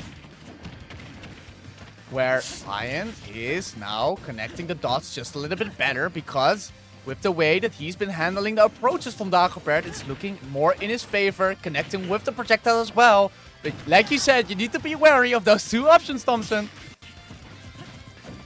All right, falling up our shielded and shield grabbed. Dagobert looking for that kill. We've seen Lion building a little bit of momentum. So Dagobert also realizes that he has to take the stock sooner rather than later. Yep. Don't give Lion too much wiggle room to get this comeback going, because it might bite you back if you're not careful enough. And there we go. That's enough, right? Oh, I Just don't barely. think that would have killed, but he got the eye crosser by that hitbox. I don't think that would have killed. So But it is what it is. It did kill. So Yep. this is Lion's winners bracket live right here. sometimes you need Ooh, to play this with is the no cards you're Mibala handed. with no Okay, Mibala take with a no chance. jump, and there Yeah. it is. Great play, great edge guard. And definitely keeping him wary of the option, and now going to a nail biter of a game 4, where this can go any way for the players. Let's see how much the adaptation has been working off for both of these players. Still feeling out the neutral, but there we go. Gets a nair, gets a grab, gets the forward there. Not going to get the second one, but still a jiggle situation is still happening. But Lion is still managing to get out of it, so still trying to get one of the projectile That in tech it. chase would have been curtains for Lions winners bracket live. That would have been the down throw in the up B, but still holding Just want to on. mention, we haven't seen Ooh, a this lot is of no Mach jump. Punch. This is no We jump. haven't seen a lot of Mach Punch on the ledge, so maybe going for a mix-up. Not yet. It's going to throw him off. Maybe for the second time, he is going to be throwing it in. Not going for the down tilt instead. Going for a grab on Lion's side and not going to get it. So this tension just keeps on building because any other way, Lion can lose his stock, can go to losers, or Dagobert's going to be winning. Or we go to a game 5. That's not going to be enough. Big damage, big damage. Lion evening up the percentage. Where? Dagobert escaping to center stage Up with a smash? flip kick. Oh, not that would have been the enough. up smash. And not enough smash for Lion as well. There's just now do or die time. Any hit of both these players can be enough. Are we going to go to game 5, or is Dagobert going to be closing it out and going to the winner's side of this bracket on the top 16? Let's find out any moment now. It is going to be so It's close. too close to tell right now. Any No hit up on tilt, field no will up be smash, gets the grab. grab and off stage. And the bomb not going to be covering the recovery, so there we go. Just keeps I on love the shielding. patience. I love the and then going patience. for a beat. There we go. Oh, and the clutch up tilt, the clutch turnaround up tilt, getting the landing. All right, we're gonna get a game 5, and I have to compliment Lion here. You know, the beginning of that game, things were not working out, and he still kept his No. head in the game. Yeah. Oh. What? What happened? Did we do something? Did we do something? Did I press something? Nee, maar wasn't us. We're innocent. Wacht, wat? The game is still playing. Nee, right? jullie kunnen spelen als jullie willen, maar ik weet, misschien kut met het licht. Stream loopt nog, toch? Ja, oké. Ja? Prima. Alright. Some small light issues. Oh. It was too hype. Yeah, It no, was too hype. I was losing The breath. lights turn off. Yeah, the video cannot hold this hype that we're witnessing in this set. Okay. Wow, you never see it coming. And here we go. Oh my god, Rabbit, please. Please, I can't handle it anymore. I cannot handle it anymore. I can't. This is too much. Oh, Too much. Tommy, I'm on here the we go, verge of man. losing it. Live. You know, it's also on the verge of potentially getting to winner's side top 16, both of these players. That's crazy, man. We're in for an excellent game 5 right here. Both of them been playing out of their minds. Would try to see that's both it. of them in the winner's side, but only one of them can advance. We'll see this in this final game where it's going to be covering. And well, Dagobert has the advantage for now in this first stock, but like we've seen in that previous game, Lion can definitely pull back whenever he needs to. Still watching it. There we go. Ooh, great patience on whiff punishing the flashing Mach Punch there. Not going for a lot of those approaches for the Mach Punch, so getting the last tools off the trick box, of course, in this decisive game 5. Getting him on the edge, going back for the Mach recovery. I like the bomb recovery there. Almost the drag down into the up tilt, a specialty from Lion of the last couple of times, but that up B There's the so anti-air strong. again. You know, such a strong option. Link tries to land on you, no, and that's Going absolutely crazy with it. But of course now it is the turn to Lion to get back into that steering wheel. great parry. It's because gonna be big damage coming out. This might still even no be the jump stop. height. Oh, could have that been so could've- much more damage, but like you said, still surviving on. Making sure that situation that's going to be happening a second time. It might cost you a stock. Taking an aggressive approach, still not working out. Ooh. It's almost And getting just the like Mach that, punch. like Dagobert snowballing on an almost entire stock of extra credit before Lion finally takes the first stock. So he gets up tilt. Wanted really the grab to finishing it off with the up B, but not going to be getting it. Lion being too quick in the buttons, and now Big also damage here coming out from Lion, 57%. And I already get it from Dagobert. You want to get this kill. You want to still regain some momentum that you had gained from that first stock. You don't want to lose it. You still had it in your hands. You know what it needs to be happening. But Lion as well, of course, adapting amazingly throughout this set. Also know where the pressure points are for Dagobert. So Where is this guy? Oh, he couldn't. He tried to bomb Yeah. recovery, but the bomb was still on the stage. Couldn't make it back. a critical mistake, perhaps for Will Lion. this be a fatal mistake? We're about to find out. Yeah, gets the nair. And No way. no. Okay. Imagine. Okay. Would have been such a dead ending to a great set. But two command grabs already 40% on Lion here. Dagobert just chilling, controlling the space, trying to play this out. That would back air up tilt drag down. Oh, and the anti-air gets it. We're on a final stock. It's too close to call still. Big command grab coming out. That's 90%. This is looking scary. This is looking tough. Because that up B or up smash will definitely be doing enough. And, well, not going for the up smash right there. So, of course, respectable given that there are many opportunities for Dagobert to still be playing around. no with, jump, but you no don't jump. want to get enough. Because this is going to be getting scarier and scarier throughout the time is going. Yeah. Lion wanted to get the grab, not going forward. Gets the Great pummel mash. back. Great mash. And I Let's like the see. patience here from Lion, you know, spacing his aerials properly, not giving Dagobert any opportunity to go for an out of shield punish. Definitely no over-aggression coming out from his side, but But maybe that there with was the bomb! He cannot activate it, of course, for himself. With the back air, Back air. it's not going to be doing enough. 167 now. But maybe the next one will. What is going to be the reaction Very of close. the stage? No mach punch as well. Oh my back air god. not hitting. Oh, and no. Okay, gets the sour spot there. I don't Holding know if it on would've been because killed, but this is can get it's really getting very spicy. scary. Thompson, I'm holding on so Everything much. will kill on the part of Dagobert right now. Ooh, great bomb usage. We're just holding on. We're holding Oh, on to no our way. grabs because this is not enough. Not enough yet. One final hit for both of these players can be enough, can be the winners. Died. Ooh, and that's it. No, the maybe a bit of a poor DI on the nair. Oh, the coin which we were talking about falling into the favor of Lion at the final most critical stage. Damn. Oh. Oh, I'm speechless, Damn, man. I'm speechless. It's so tough because both of these players were playing their absolute Yeah, they both minds deserved out. it. They both Yeah, deserved it. both So, really you know, deserved it. it's always, But there's at going to the be end a of the day, winner, there's only- going to be a loser. And, yeah. So, Lion taking it over Dagobert 3-2. Lion in the top 16 winner side. Dagobert still has to continue into the loser side to qualify for top 16. That's right. But we did some mega sets we had this block. We did. We had some absolute bangers over I here. think this will be the end for us. I think so as well. Just to also check, of course, on the technical Yeah, side. because if the lights, set is still this ready. set was so powerful, it turned off the lights. That's what happens. That's what happens. I'm speechless. I'm So, absolutely crazy. So, any final words from you? I think all the sets we had were bangers. yeah, no. 100%. Well, hey, Tommy, of course, I had so much of an enjoyment. Was catching great. You, these Was great. couple of pool Oh, we're matches, back. and there we We're go. so with the back. backline. We are so back. Oh, okay. Oh, That's fine. so No, we're closed actually. Yeah. So it's over. So it's over. The whole time. I don't have a bet It was with the me. last. Yeah. Okay. No, we don't have an active. Last of set course, ever. ever played. Well, Alright. again, stick around because we're going to be going over the top 16. I in think I'm about- gonna look at production. I'm gonna have a little break. I think we're gonna have a small break. So grab some water, grab some snacks. Be sure to be back for top 16 gameplay. We're gonna take you through it. We're gonna take you for some great matches and crown our On the Verge 2 champions. So stick around. Don't go anywhere.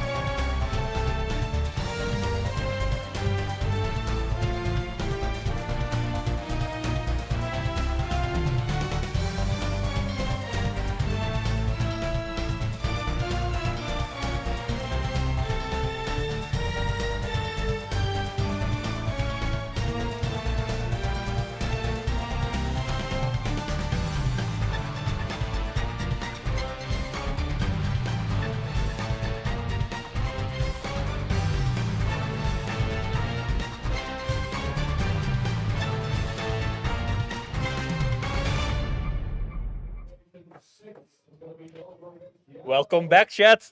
As you can see, it's absolute cinema. We're about to start top 16. My name is Cake. I'm joined by Thompson Wild. Hello, hello. Never been here before, by the way. It's been a long time since I casted. It's been literally 20 minutes. But we're back. We're gonna take you through the absolute cinema. Absolute cinema. That is the top 16.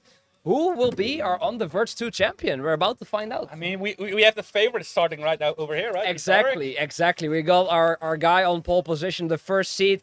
Tarek versus the Dutch Dio lined up for you guys. So I hope you got some water and snacks and everything in between. So don't go anywhere. It's about to go down. It's about to go down. So, his opponent, Dutch Dio. Thoughts? Yeah, so FGC. It's Terry, it's Kazuya, it's also Ken and Ryu as of late. Like trying different characters, trying to find his enjoyment back into the game a little bit. So I'm curious what character we're gonna see. I know for a fact we're not gonna see Kazuya. Yeah, because I've heard from multiple Kazuyas that Greninja not that good of a match. No, the thing that with that matchup is he's hard to hit. On top of that, if you get a hit, you don't even get your maximum. Exactly, level. like you get only 60. Struggling Kazuya players gets only 60%. Yeah, but so does Greninja when he gets a hit. So, and it might be slightly easier for the Greninja to get a hit in. Yes. So, just this fucking thing behind my head, man. Anyway, so I'm not sure if these guys have played before. Let me just have a look. They probably should have, right? Tarek is here quite often, and Dutch Dio has also traveled to Germany a few times, so I'd imagine they at least played a few times. We're gonna have a look. We have the data right here. They've played 4 times, in fact. 4-0 record in favor of Tarek. Last time they played was at NRW Cup last year in April. So it's been a while. It's pretty much a 3-1 every time. Exactly, so yeah. It is doable. Wait, this is a 1-0. A 1-0. Wait, what? That's a DQ. Okay, DQ, I guess. Anyway, pass sets are pass sets. This is the here and now.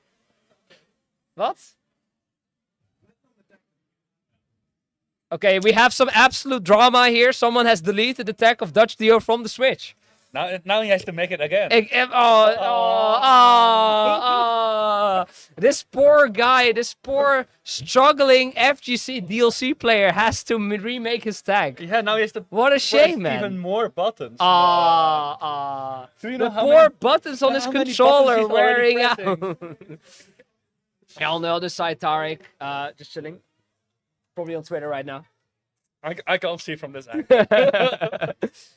Now we're gonna get an interesting matchup because Greninja is very, very mobile, so it's gonna be like, okay, I'm here, now I'm there, and try to hit me, come at me, bro. Very whiff punishy character, yeah, right? and it naturally, the matchup will be like playing towards the gameplay of Greninja because the FGC characters, whatever Dutch Dio will play, will hold forward, and Greninja will be like. So we're gonna have to find out, I don't know. I don't know what Dutch Dio will pick. Also a lot faster than the FGC character. So exactly. He's gonna dictate the pace that's coming. Yeah, we had a small appetizer being in Tarek versus Koning Lucas. Yeah, that was. Didn't go too well, but it's fine. It's fine. Koning Lucas, man of the people. You gotta respect it. I mean, he took an entire one stock with at Ganondorf, so better than my Ganondorf. Anyway, fist bumps are out, thumbs ups are all around. Let's get into this game 1 of Tarek versus the Dutch Dio. We see the Terry coming out as expected, in my opinion. All right, new deck, Rocket Raccoon. Hell yeah. Okay, we're not seeing whiff punishing to start off here from Tarek. He's immediately getting that corner pressure out, getting the dash attack. Let me get him off stage, kill him. Let me get over with this. I've fought enough FGC people for today. Oh, where are we going? That? No. All right. I like the DI down there.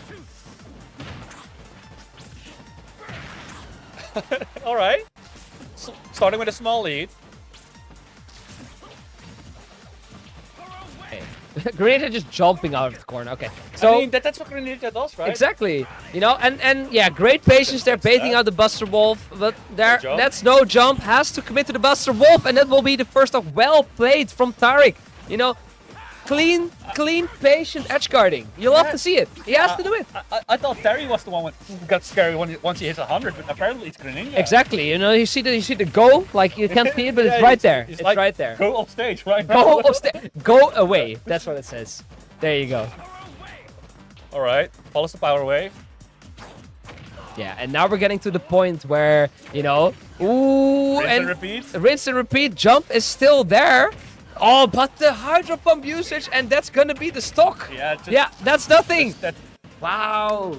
Just one opening. Yeah, one Tarek- offstage situation, and Tarek that's it. just shows he's very proficient at edge guarding this easy recovery character, right? Yes. All right, let's see if Right. there we go. Dutch Deal finally getting himself on the board. Yeah, but he's still an entire stock and more behind. Exactly. You know, but Stumps on his face. it's still Terry, right? So don't count him out just yeah, yet. I mean, we do just see waste 40%. we see very good methodical play, patient play, spacing from Tarek. So he's not really giving any opportunity, but that's gonna be the stock. No way. Oh, you can't DI those in. That's the wrong DI, my friend. That's the wrong DI. I didn't even know Terry could do that. Yeah, if you DI in, it's just bye bye. All right. the air dodge, but slightly wrong the timing. All right, and that's it. Even stocks again. Yeah, Tarek and landing with some even percent. But Terry has stage positioning. And maybe we see a little bit of too much patience coming out from Tarek, too methodical, and Terry just not caring, and just going in for with his kill moves, and ooh, Go is on deck in the meantime. Tarek is fishing for that up smash, but not connecting. Yeah, Guess but I might do it. no, oh, I thought it was dead as well. I don't blame production. I thought it was dead. Ooh, very tight, and that's it. And he clutches the game one. All right, let's go. We saw it in the results. He at least gets one on the board. Yeah, so he every gets time. one, and now it's over. No. Only history repeats itself. No. Doesn't We're necessarily gonna have get a good set. We're gonna get to at least the game 5. I hope, or not, because I've been only doing game 5s in my blog. So you know, you hear my voice? Gone tomorrow. It's over. You can It's do done. another 2 sets and then leave. We'll see. But I like, you know, what we saw is Tarek doing the typical Greninja stuff, and maybe being a little bit too patient, allowing Dutch Dio to think like, okay, I'm behind in this set. Let's just go for it. Let's see if we can clutch out this game 1, and getting himself a little bit overwhelmed. So I think we're gonna see a little bit of a changing game plan for this Also, next game. that the DI in was detrimental. Unlucky. Yeah, unlucky. So gotta forget about all that. You know, it happens. Just You just make got sure it doesn't matchup checked. happen. You literally got matchup checked. Yep. We're gonna get into the next game. I expect same characters. I expect same stage as well. Yeah, I doubt there's much need for change, right? Let's see what we're gonna get. Let's see. Game 2. Tarek versus Dutch Dio. We are going to Town and City, in fact. Should be great for both. Great for both characters. You know, getting that wide open stage for Greninja to move around in, but the side blast zones for Terry to get some very early stock here. I mean, we've seen him get cheesy Oh no! early. Oh no! Should be fine. What? Okay, Tarek a little bit off the mark there.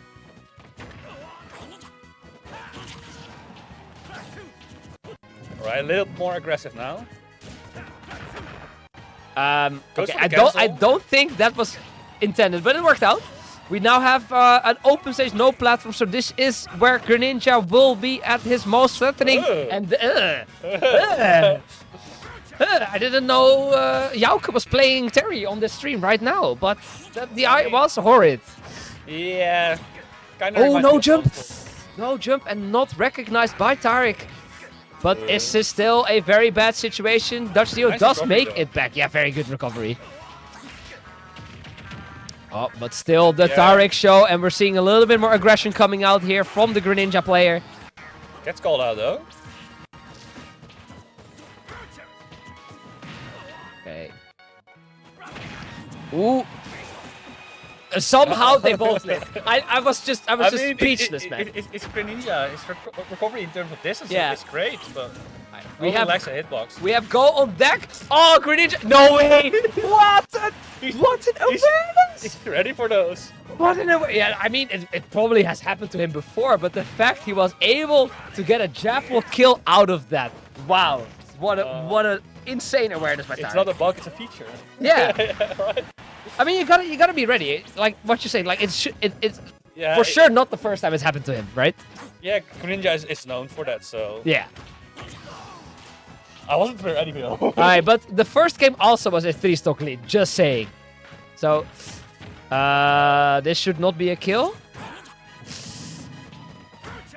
Oh, a little bit of an overzealous dash attack, a little bit of the mark on the neutral getup, and this might be Curtis. No, gets back to the stage. Yes, but it's looking rough, and that's actually connecting this time. Not gonna kill though. But he needs to close out that Stalker right now. Yeah. This should be dead. Yeah, Yeah. there we go. You know, like so much area that Greninja can cover Yeah. off stage.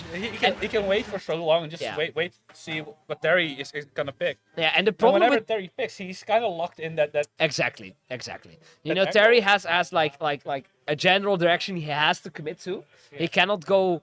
He has to save his double jump. That's one. So you can just react to a Buster Wolf or a crack shoot before you commit to a back air.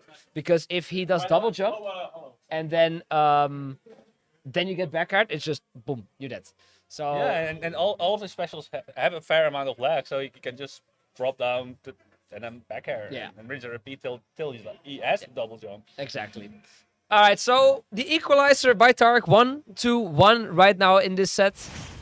Here we go again. I assume. Oh, Hollow Bastion. Hollow Interesting. Interesting. All right. I don't- Good anti-air F tilt. Okay, a quick 58, just like that. Great grab. Dodge Dio, He not check- letting him checking out of the disadvantage state right now. Tarek has learned from his mistakes though. He's not DIing anymore. Yes. Great parry. Still, Dodge Dio untouched until now. Commentator's curse coming out. Quick 33% from Greninja. But big lead here from Dodge Dio. Yeah, Dio also seems to struggle just getting off the ledge. Yeah. But we've seen like the lead coming out in the first stock before. But then, you know, we got in this situation and Looking very similar right now. Tarek missing the edge guard. All right. Oh, and that is Dutch Dio without a jump, I think. This should be it. Yep, Yep. that's 100% it. And there it is, you know, you start off with the lead, but if you cannot come back to the stage, what use has a lead for you? Yeah, you just get back air 6 times and then your stock is gone. Looking for the drag down here. Ooh, great back air. Oh, sneaks in the back air, but somehow still did. Ooh, I like the parry, but Greninja having too good of frame data, no punish there. And also the space very well, so he has to. take No it way, slower. no way. He might be dead. He might be dead for this. What a play. All right, great recovery. I like it. And gets the kill as an added bonus. All right, touch Dio. All right. Down but not out. I like the grab. Big damage, 38%. 38 and resets the situation. Still tacking up the damage. And Go is on deck. Ooh, and has to Counter. recover. And great tech. Great tech and immediate upbeat to get out of that situation. Go on deck And now again. we're pretty much even. Just letting him know he has He has something it. pushed on deck. Just sending a message. Sending a message. Ooh, attempting the shield break. Great patience and roll from Tarek coming out. Recognizing the shield break attempt.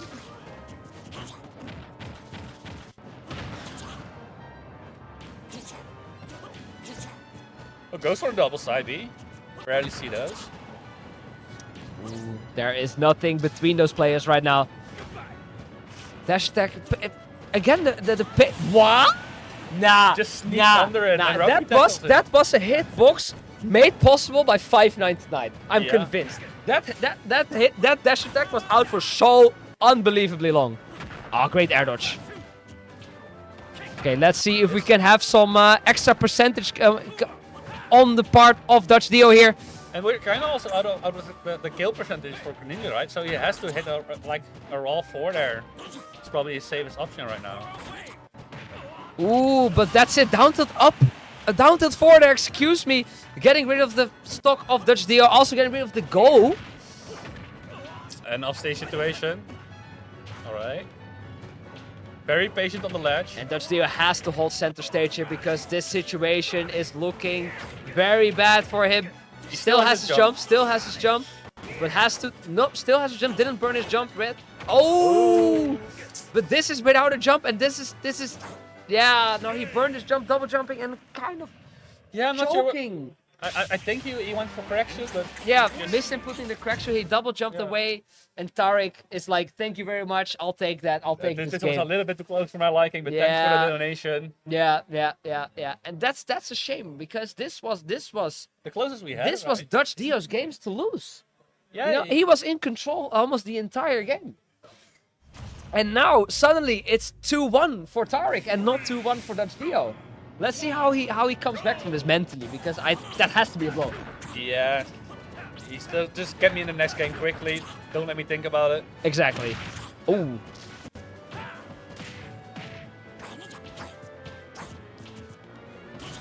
All right. Car fishing for those attacks. Actually getting them. Tarek holding on the pressure, getting tech chase after tech chase. Finally back to neutral here. Very even percentage for both these players. Crack suit not connecting, but F tilt itself was like a good 15. So Yeah. You know, and we're back to like where the first couple games also started. You know, back and forth, slight advantage for Dutch Dio. But then you know, like Tarek gets an edge guard, but finally Dutch Dio managed to get a stock first. yeah, For the this is first like time the this set. This is the first time we've actually seen that happen. Let's see how he extends his lead, right? Well, not very much. Not very much, but you know, Dutch Dio has to hold this momentum or Tarek is gonna run away with it. That back air hit where? Apparently. Ooh, great reset with the drag down up air. Lots of damage coming out from Greninja. I like how Dutch Dio is holding his jump in most scenarios. Yes. Apart from there. Oh, and the patience. The patience from, this- yeah, and this- immediately gets punished from it. One time he burns his jump a bit too early. And immediately it's 100% and it's gonna be the stock as well. Stock. Crack should, he might have saved him actually with that last back air, but this has to be it. Oh. No. Yeah, Alright. alright. I think he tried to take it with him or something. He gets 20% for his Yeah. struggles. But that's so hard to deal with in this matchup. Like you play well, make one mistake, and then Greninja in the hands of Tarek just edge guards and edge guards and edge guards and edge guards. He's so consistent in those edge guards against the FPG character. Alright. Hello? Gets a beefy hit. Hello? I mean, he has iframes on his leg, so kinda makes sense, but looks stupid. Oh, I like the downer and no tech, but makes it back, can snap the ledge instantly. But still off stage, and this is no jump. And that has to be it. Yeah, and that's it. And Tarek takes it 3-1 over Dutch Dio. And you have to, History repeats itself. you have to, yes, but you have to ask yourself. That Could game it, three. that game 3? Yeah. What if it went different? What if it went in Then favor we of Dutch should have Dio? had a game 5, you know? Yeah. Shame. But GG's all around. You know, Tarek just taking the opportunity when they come, where they come. So he will continue into the winner's bracket. Will face off against the winner of YYC and Zemmel. We are going to get Solo versus Astral next. They are lining up on stream next. They will face the winner. The winner of that set will face the winner of Super Semi versus Lion. So banger sets all around. Yeah, I mean, the heavy hitters have come out. Yes. And Dutch Dio will have to face the winner of Nova versus Yano. So crazy stack tournament wherever you look. Yeah, I'm Insane. surprised Nova actually made it this far. Nah, but no, you saw the set versus Lucian Litton, right? No, I was playing when. You didn't see it, Uh-huh. mate. So game 5, 3 stocks behind, looking like it's over, and Nova just locks the fuck in.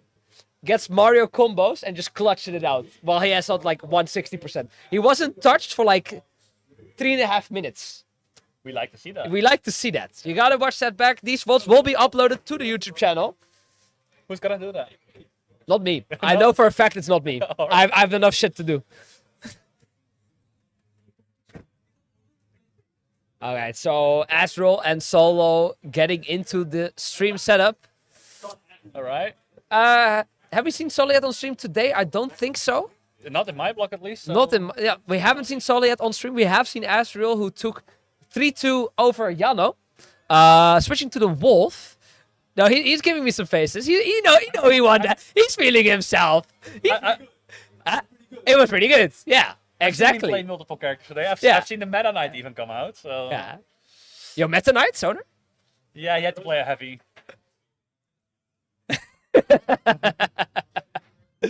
No, but he knows what he did. He's feeling good about that win. So So we've seen at least 3 characters today. we've seen already. at least 3 Only the characters. Sephiroth Have we is seen the Seth, Seth yet? No Seth? Top 6? Toch? Oh, Seth Trash. Confirmed from the source right there. Right there. Yeah. Sword not big enough. Seth to light, mate. Well, why play Seth when you can play Min? Wait, Sephiroth is just Min but lighter? Question? Seth is just Min but worse. Min has 2 swords.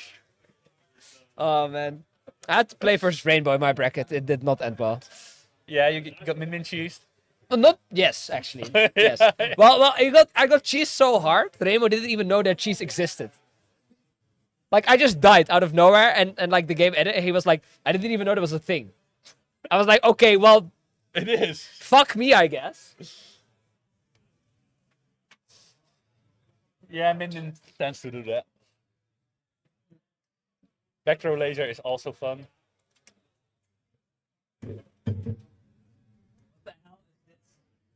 Your gameplay. Oh wait, I got my gameplay from this tournament. Wait, let's see if it's in here. Let's see if it's in here. It's not in here, actually. Wait, whose gameplay is in here? Oh, it's an FTC player.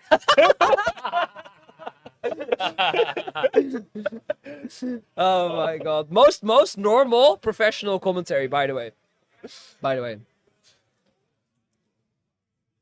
Shoutouts to I mean, Lucas is still in, right? Wait, I have this other funny picture for the stream. This is your head, Tio. Oh fuck. It's nearly working. God damn it.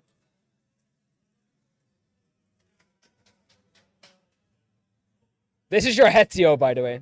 Well, it is the head of our TO. I can confirm that.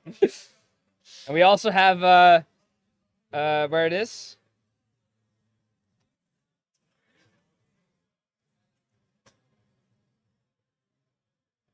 We got some results coming in. It's Semmel 3-0ing YWC and Super Semi 3-0ing Line. Kinda as expected. We got Hetio and production next to each other. I wonder if they are family or not. I doubt it. I don't think so. I don't think these guys are family whatsoever. Nah. And then finally we have a spiritual to successor for Butter from Smash 4. Smash 4 6 years ago. Alright. Yo, is that a player on the camera? Yeah, he's calling his coach. Sorry, wie is je coach? S1 nog steeds? Is it Semmel here? Coaching legal? Alright. So we got results coming in. So Semmel beating YOC 3-0. Super Semi beating Lion 3-0. So the winner of this set will face off against Super Semi. I think we're gonna get right into it. Fist bumps all around, thumbs up all around. I assume this will be just a Rosalina versus the Cloud. I don't think it's necessary for Asriel to switch to anything else. In this Exactly. matchup. Like in his pool. Oh! I hear Meta Knight being locked in. We just all got pranked. We all got Oh, you actually baited. did We're it. gonna get the Meta Knights. Here we Man go. of the people. Alright. Actually likes This is gonna be interesting because I have actually never seen this matchup before. Me neither, but And when you think about it, Meta Knight is kind of a zero to death character, right? well, I think They Meta use Knight his does a very good job, as we've already seen, at removing Luma, you know? Like his main approach to being the dash attack or the dash back or like forward smash as well, being safe, he does just a very good job at removing Luma. Yeah, and there's also the things like, does Solo actually know how to play against Meta Knight? Let's have a look. Oh, big damage coming out. And Is up that he it? goes. No, Oh. whipping the last up air and just presenting himself in front of Rosalina. Yeah, and now it's gonna be rather difficult to actually hit that combo, right? Now he has to play the normal game. Ooh, Alright. but the Good reversal. aggressive reversal of the ledge. Interesting. Who is bro F smashing? Who is bro F In smashing? their demons, but it's not unpunishable anyway, so might as well, take a guess. Ooh, that backer almost killing at 70%. That Yeah, backer is insanely strong. Killing Luma. And we do see, as you pointed out, does Solo know how to play against Meta Knight? We see a little bit of like lack of confidence in a couple plays. Well, there we see a free up smash, but we see a Yeah. couple interactions I'm not sure where what Ezreal was thinking. where there. you expect a reaction from Solo, and Yeah, you're he's- not getting it. He's just still feeling out the match like- a little bit. Can I punish it? I'm not Yeah. sure. And just tends to go for the safe option and do nothing. Oh. It should be punishable. We dip. Gets a small nair. Nice parry. I like the tech chase attempt. I like Yeah, it. he's just throwing them out like it's nothing, and it doesn't matter. because- This dash tech, get your ass back here, boy. I'm not done with you yet. Yeah, we've seen Ezreal now whiff it up twice though. Up smash not gonna do it yet, even though Rosa is fairly light. Alright. Gets the grab, Back throw. removes Luma. Oh, it doesn't remove Luma. Just immediately commits to back carrying Rosalina and gets And the it stock back. Let's go. Alright, gets a grab.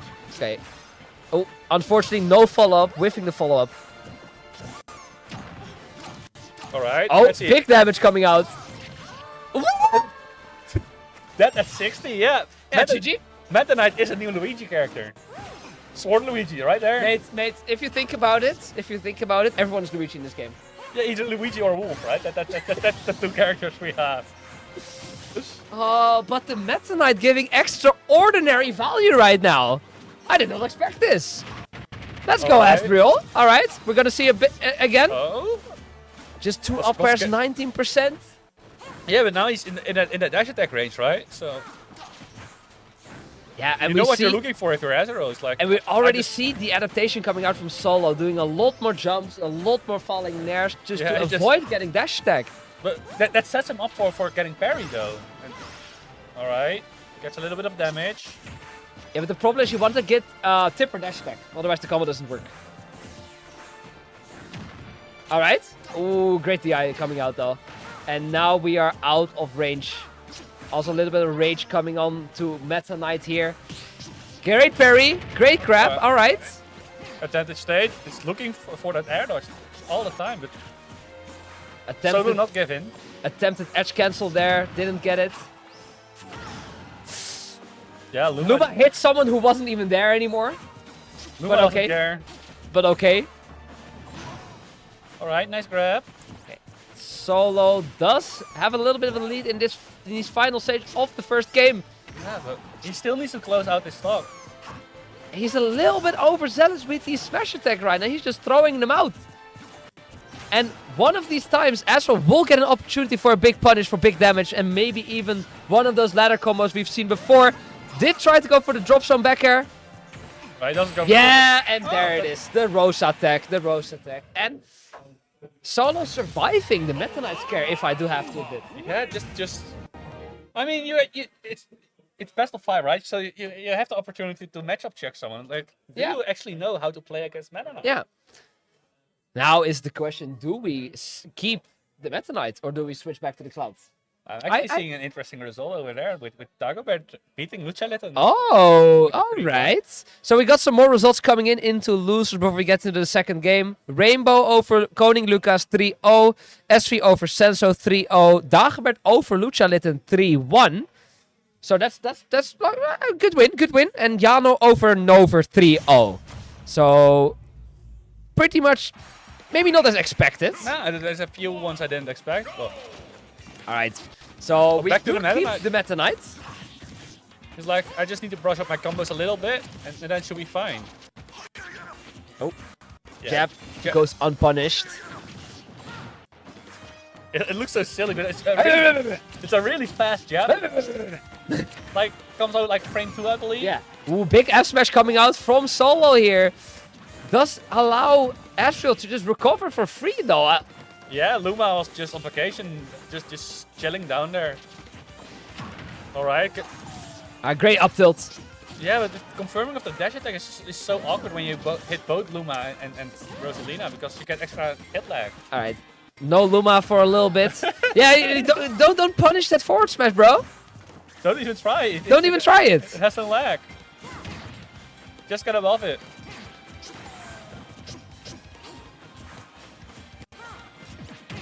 Ooh, calls the roll in. Ooh, the roll in getting punished by the forward smash.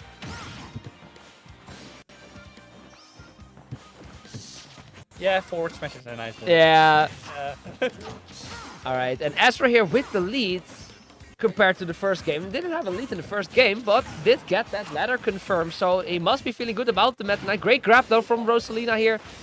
edge guard situation, but Yeah. That's a good thing though, you know, compared to the last set, is Meta Knight has 1 billion mix-ups in his recovery. Yeah, he has the neutral B. Oh, this might be it.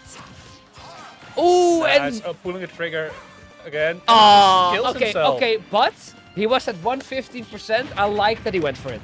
Yeah, I like that he mean, went if for he it. hit it, If he went would've- with it, it would have been dead. It would have full stock lead. But you know, you gotta respect he went for it. Totally fine. You know, gotta forget it that it didn't work and back to the next stock here. Luma off the stage. I like how he just throws out the F smashes to force a reaction from Solo. You know, he just throws out the F smash, doesn't really expect it to hit, but he's just looking at what Solo will do. Will he jump in? Will he try to punish it? Will he just stay back and just like let him close space? I like this F smash usage a lot right now. Yeah, it looks so silly because it's an S Heh, heh. and we're used to S smashes being very punishable, but Meta Knight didn't get the memo, and Yeah. it's just like, well, it's Well, just It's like just an F- Ashel's just mashing F smash if you ask me. no, it's just his F tilt, man. Real, real, yeah, real. Actual F tilt. Bum, bum. 80% dead. Yeah, see, Steve. Nice F tilt, nice F tilt. Steve F tilt.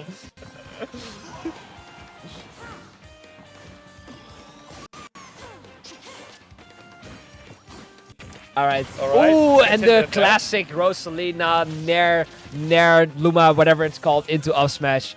Yeah, Luma into up smash. Yeah, whatever. You know what I mean. All right. Grab coming out, but Luma was still there. Small follow up there, and still, like again, we're on the last stock, but this is big damage coming out from Solo.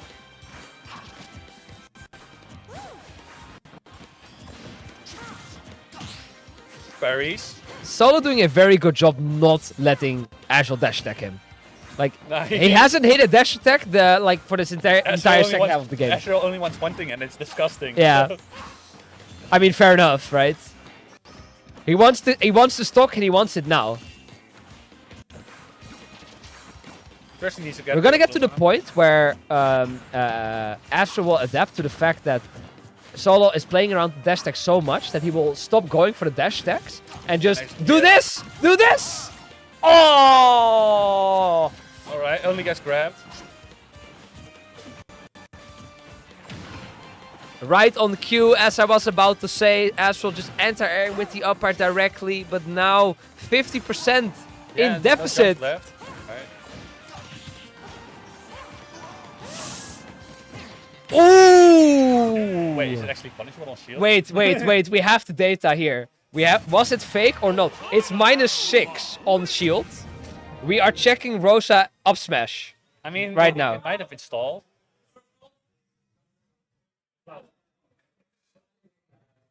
Rosa up smash on is. We have some coaching. Coaching. The up smash is frame 8, so it was either still Or fake. or fake and any mash. We have the data, but it doesn't matter anymore because we hear the cloud being locked in for this third game for this attempted reverse 3L from Astral here. I guess you feel like okay, the Meta Knight has been played out. You know, all my cards on the table because, like it or not, Meta Knight is just a very one-dimensional character neutral. He is, but So it was close, but you know, when you have a decent cloud in your back pocket, Yeah. why not use it? all right, we have the cloud. We have a character which is also very good at removing Luma from the stage here as well. Yeah, just And not to forget is Solo adapted for 2 games to the Meta Knight. This is a fresh Cloud. This is a fresh Cloud. yeah. And imagine it's kind of second nature for Solo at this point with how much Cloud we have in the Netherlands. He shouldn't need a warm up against Cloud. But We do see a lot more confident play coming out here from Solo. Just very familiar with the matchup compared to Meta Knight. We see a lot more like attempted pressure with the Luma, you know, Luma placement like that, you know, instant grab. You know he's about to do the blade beam. You know you can punish him. Ooh, I like the roll in. yeah, but now he's in a really bad position.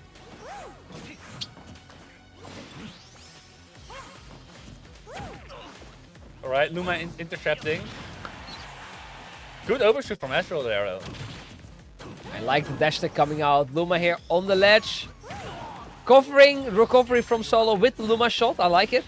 Limit on deck. Huh? Dashes in too early and gets punished for it. Yeah, you know, just sometimes it's just to be like that, you know? Sometimes you get a freebie. Alright, off stage. Off stage. Very even this first stock. Attempting the downer twice, doesn't get it, but the F tilt will seal the first stock. Alright. Very nice bait on the platform right up there. Alright, back to neutral. Which means Luma is just getting shot by the face with a sword and then throws Lina whiff on it. Case in point. Poor Luma just getting bullied. Actually, not poor Luma, fuck Luma. Goodbye, Luma. Dead. Luma just got forwarded 500 million times and just died. Yeah, you tend to die when you get hit by the sword 5 million times. This stock is all Astral though. Hold on. Limit is on deck. Will we see a 0 to death? And the roll will be wrapped. That's a 0 to death coming out from Astral. Getting himself a full stock lead into this game 3. And ready to get it to game 4. Well. Like, he's just reading his soul. Limit on deck with no jump. That's a way to land, I suppose. Okay, I like the blade beam just covering the landing for the damage. Luma And dead as well. Luma has been dead. Momentum fully on the side of Astral. I think there was a misinput up B, but it doesn't matter. This is still Astral's games to lose. All the momentum is right here. With the up smash, and Solo finds a back to neutral. Double 4 there. Alright, doesn't get sweet spotted though. Limit is back. Oh, the rising back are actually hitting out of shield. Yeah. Bro, that's a big girl. I think throwing out that limit so early is a bit of a mistake. But whatever. We still have a full stock lead here. Yeah, we still 100% on the next one as well, right? Ooh, and we just react to the neutral getup with F tilt. Yeah. We just do it. We just got those. We got those. Astral getting on the board, 2-1. And that makes you wonder, right? Why didn't you switch to the cloud after you lost the first Meta Knight game? Well, I think I can imagine because you lose the first game, it's close, and you feel like, okay, it's working. I have some mix-ups left over to try.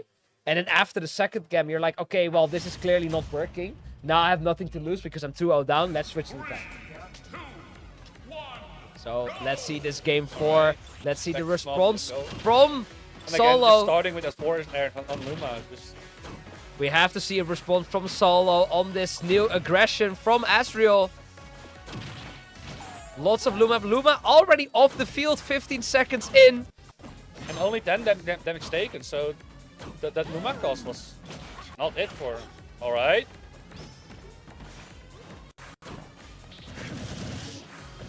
Luma taking a lot of damage here. Spotters into the up air. Ooh. Very even so far. Nothing between these players. Still has a jump though. Ezreal is so greedy in his landings, but it's working. Yeah, it's a mental thing because he shouldn't get away with them. But he does. Like, oh, a reversal with the back air. This should be a side B. This should be a side B. Oh, what an angle. What an absolute angle from Solo here. Yeah, Ezreal's actually lucky to get away with his life there. Yeah. Right, ooh, this is very tricky. Excellent snipe there by the Starbit shot. And instantly Luma has to pay for it. Deserved. Deserved. Deserved.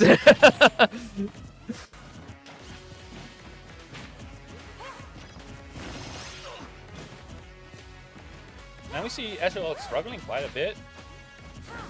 Yeah, where like the momentum has shifted completely. Where in the first Alright, game, gets rid of Luma, but where in the first game everything was working out for Astral, like the third game, I'm sorry, where everything was working out for Astral. Solo is now just hanging out a little bit more, placing his Luma a little bit different, just keeping Astral out, and it's working out for now. yeah, good 50% lead. Make that 60. And now 2 times where barely a move is not killing, dash attack barely not killing, the up air barely not killing.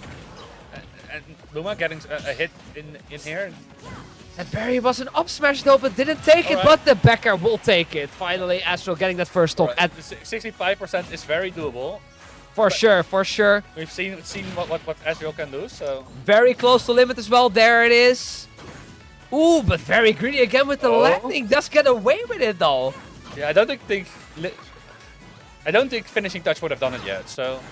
Makes sense he didn't go for it. Alright.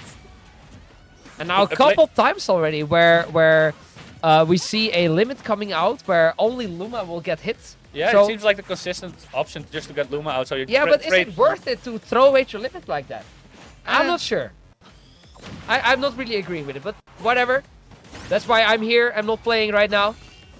Very hard situation. Solo missing the down air edge guard, but still keeping the corner here.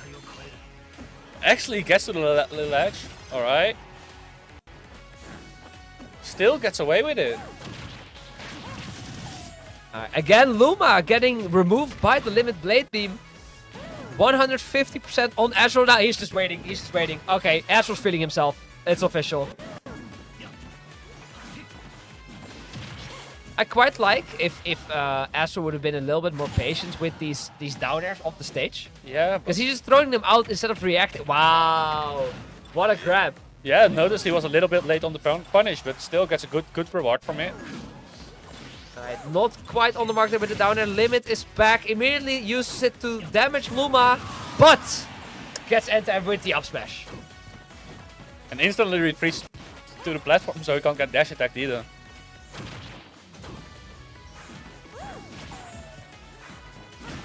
Alright, Ooh, okay. back your trades. So We only got one, an even game, ladies and gentlemen. that's a great 1% lead for Solo. Yeah, absolute 1% lead. I would play for timeout right now. I mean, Alright, this is Azrael's winners bracket live here. Solo in pole position to take this first game. Very, very even still. Limit on deck here for Azrael. Trying to good get... anti-air from Luma right there. Yeah, Luma being the bodyguard that he is. Not letting him into Luma's zone. Or Rosalina's zone. Alright, Luma's gone. But what's the reward gonna be? Alright. Cross slash 54. Corner is still there. A little bit maybe too much patience on the part of Azrael. Yeah, He's not even pressuring with the backup. Wow! That Buster Sword is hard. I mean, fist against sword, what wins? What is stronger, the pen or the sword? But the pen is stronger than the sword. That's what they say, yeah, but guess not. Or I guess it is. Absolute cinema. That up smash killed That barely. didn't look like it was shifting so much in the favor of Solo that last. No, but then And suddenly, bum. suddenly you get hit by an up smash at 90. And Yeah, and then it's over. slightly That's off on your over. DI and you're dead. Solo will be moving on to winners semifinals where he will face Super Semi. Astral dropping down to losers where he will face Rainbow, who is on a run, I have to say. Yeah, Rainbow beating Mad Ice King. Yeah. That Let's- Ice King and I believe Mad Ice King, Coraaltje. Huh? Coraaltje made it. run. Coraaltje, wow, what a run from Coraaltje. Yeah, a little bit lucky with the DQ of Yeah. the UK player. So he gets a little bit of an easier time in losers, but still. he made it Anyway. happen. So the next match we will get on stream will be Tarek versus Selma. So we're gonna see the other Cloud or Bowser, but the other Cloud or Steve or whatever he's feeling today. This is on the Verge Zelma. Different, built I different. mean, He already lost more than last time, so. Nobody remembers that. Anyway, and we're gonna see the Greninja back as well on the stream. Let's have a look down the bracket. So Dutch Dio falling to Yano 3-0. So Yano on a good losers run. We have Bywasi versus Dagobert playing off stream. Yeah, it only happened like 4 times this week. Exactly. And Lion Tarek versus Tarek is back. Lion versus SV also playing off the stream. Tarek having a seat in the stream setup. Yeah, I mean, he might just wait outside. He's playing here a lot. And for good reasons. Just grab a chair, mate. Just have a seat. Like, Or just come cast. So I can order food. you're that hungry again? I am, yeah. I mean, you can just order it on stream. Wait, okay. As wait. long as you order for chat as well. Oh, hell no. Chat doesn't get shit, mate. Chat also wants a pizza, man. Ooh, pizza is quite a good idea. Wait, where are we? The Hems. There we go. Far away. So near We the got border. Domino's. I'm not feeling sushi. We got Wok to go. I will send Wok? that to No. YYC immediately. Yeah, but Walk to Go is only there if Amy is here. I'm feeling like a burger, to be honest. Daily burgers. Fat smash. Hey. A fat smash store, man. Fat smash. Tag your fat smashers. I mean, we got a bunch of them here. Oh, hell no. No, I cannot show this. All right. Not going through the profanity filter, so. Anyway, we order food later. I'm still like taken away by Fat Smash. Ain't no way. Fat smash burger. Fat Smash burger. All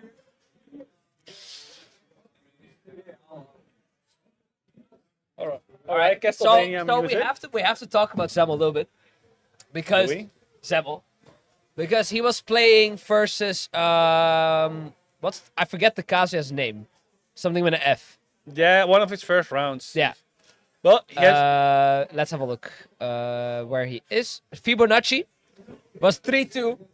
He was 2-0 behind.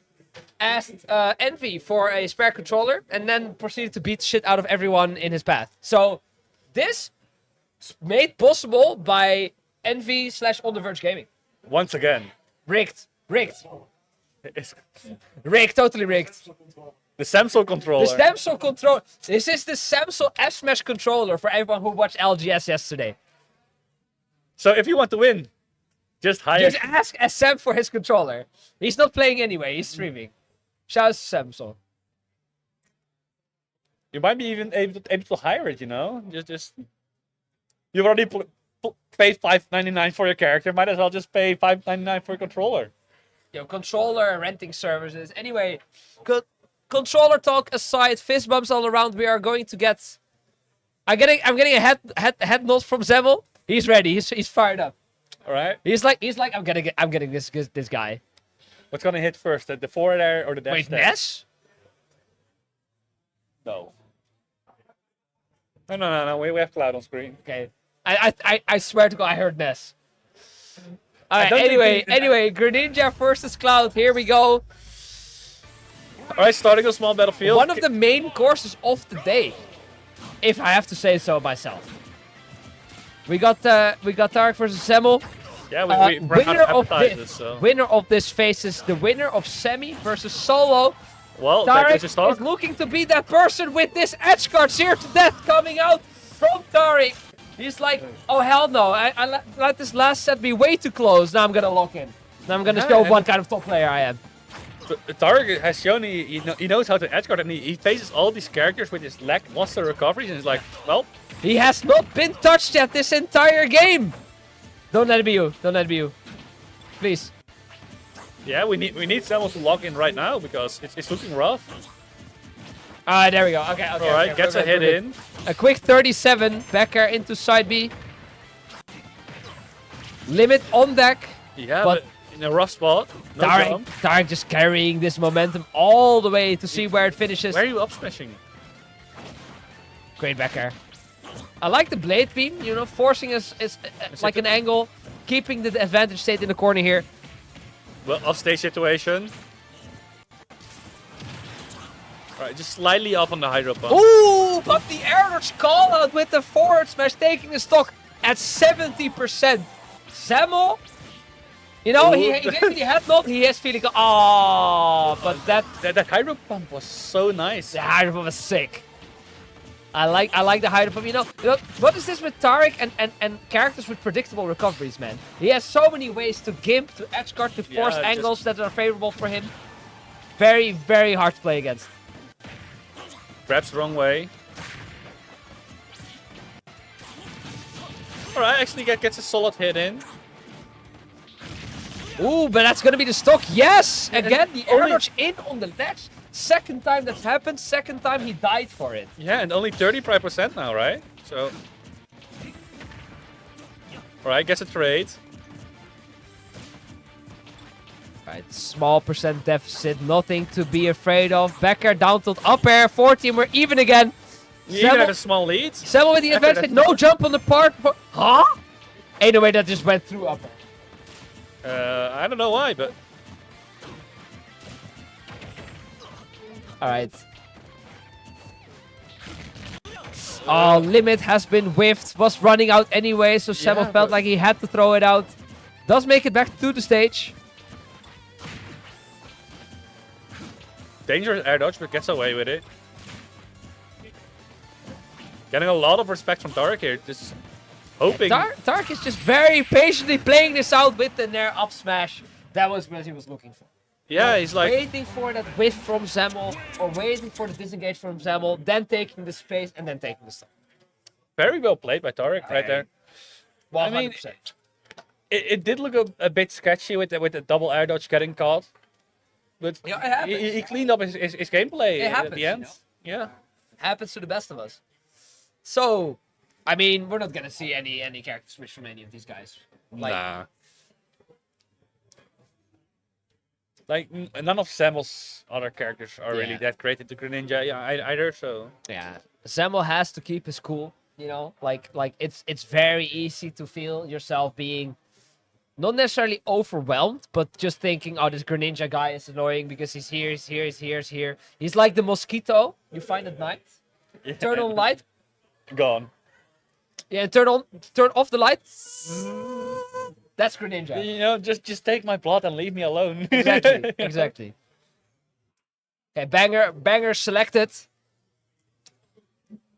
Probably back to small battlefield then, I suppose. I assume so. Maybe you go to like something like Hollow Bastion or something. Yeah, but then you I need to select a assume, banger, I so... assume not. Yeah, small battlefield. There it is. No change of scenery. Was very close, so... All right. Zemo immediately starting out strong with the forward air. Okay. That was 34%. That's so much damage coming out here from Taric. Yeah, I mean, you got hit by the dash attack. Eat 34, alright.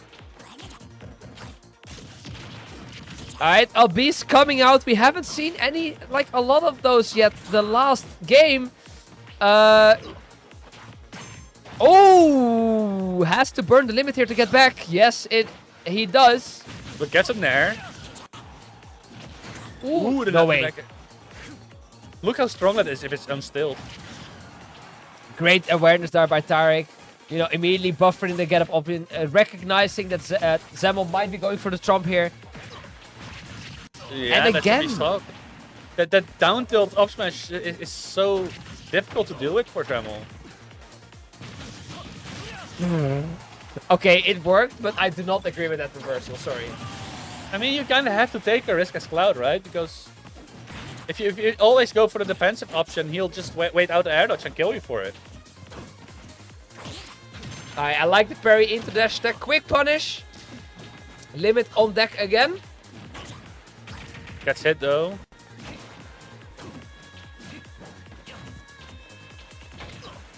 Ooh, the limit startup sound was audible, but unfortunately taking the trade. But Taric, rare miss on the edge guard. Nice stack roll from Zemo right there. Neutral tech would have been disastrous. Doesn't matter though. Second time down tilt up smash to take the second stock of Zemmel. Yeah, no tech situation this time, so...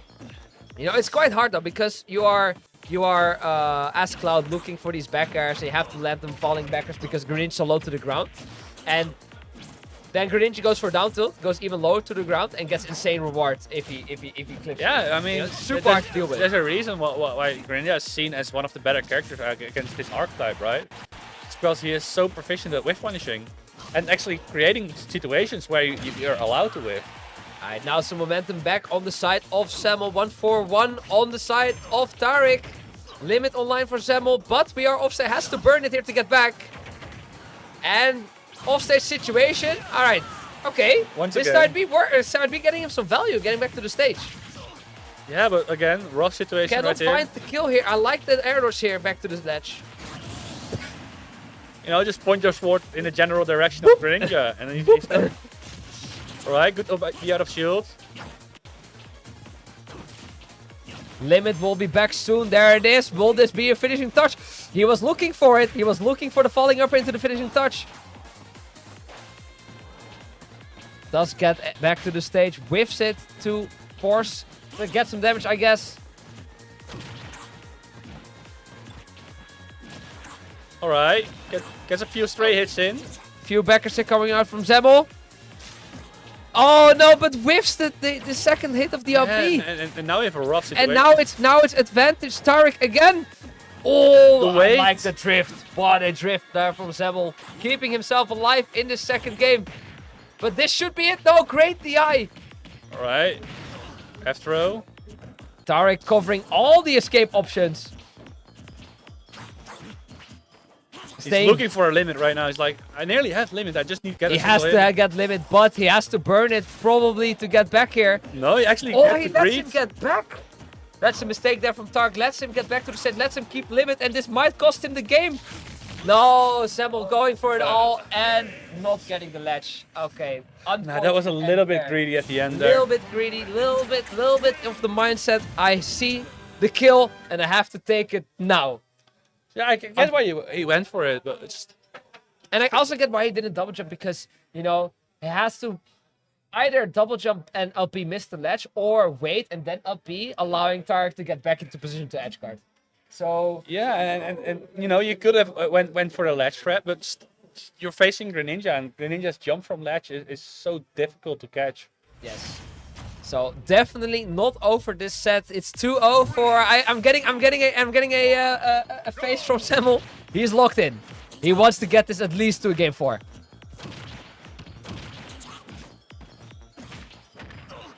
Alright, starts with a good 60%.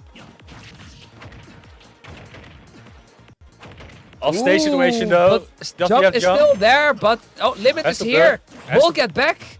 Limit coming in clutch just in the nick of time. Very fortunate for Zemmel, but Oh, and gets the reversal down there. Taric is messing up the edge guard, and Zemmel is saying, thank you very much. I'll take this stock now. but now we get to see Zemmel play with a lead. First time this set this has happened. Zemmel not letting up any momentum, any pressure. Limit is back again. He has left him in percent already. Alright. This is a completely different Zemmel. Yeah, it's do or die for him, so it makes sense that he's changing up the Yeah. pace, right? He's playing with nothing to lose right now. You can see it at everything. Just the confidence, or just throwing it out and seeing if it works and not really caring. It's doing wonder for him right now.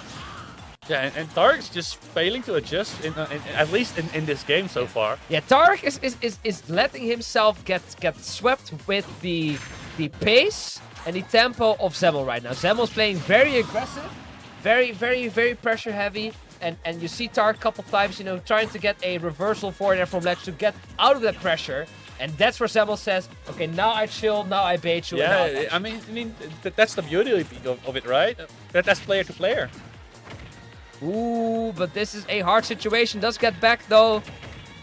But reset the situation has a jump though. Still has a jump. Ooh, regrab it, nothing, no pressure coming out, but catches the landing. I like the air dodge in. I like the air dodge in. It was a little bit risky, but Tarek pulling the trigger just too early. Yeah, Tarek back in control of this game, and we see Like- the shake of the head from Zemmel. You know, Yeah, he knows. He's like, I had this. and It's just slipping out what, of control. just what we were talking about before about pace. Now it's Zemmel getting swept with the pace of Tarek here. All right. Trouble finding his footing here. Does get back to the neutral here. Still even game though, but it was a 2-stock lead at one point. This is Tarek off stage. Great catch here. Limit on deck, so easy killing options. Does not opt to go off stage this time. Learn from his mistake. Great punish there on the down air. Has to start thinking about burning the limit here. Limit is gone. Just Wow, what an aggressive reversal. looking like an Astral down there right there. I did not expect that to one hit to kill. Free win. Win. Yes. Oh my. Okay. Okay. So we're getting more games. I want this to go to game 5. I mean, that's what we're all hoping for, right? We got some more results coming in for the next losers round as well. Yeah, so let's have a look. Astral taking a 3-0 over Rainbow. He'll be facing Lion, who took a 3-2 over SV. Great win. YYC taking a 3-1 over Dagobert. He will be facing Jano in the loser side. Those matches will be coming to you on stream after this. After the winner side of Super Saiyan vs Solo as well after this. But first, game 4 of Tarek versus Zemmel. Players getting ready. Zemmel taking a deep breath, thinking either about the game or what he's going to eat. I'm not sure. But here we go. We're going Yoshi. down to Yoshi's. Interesting. All right. Interesting.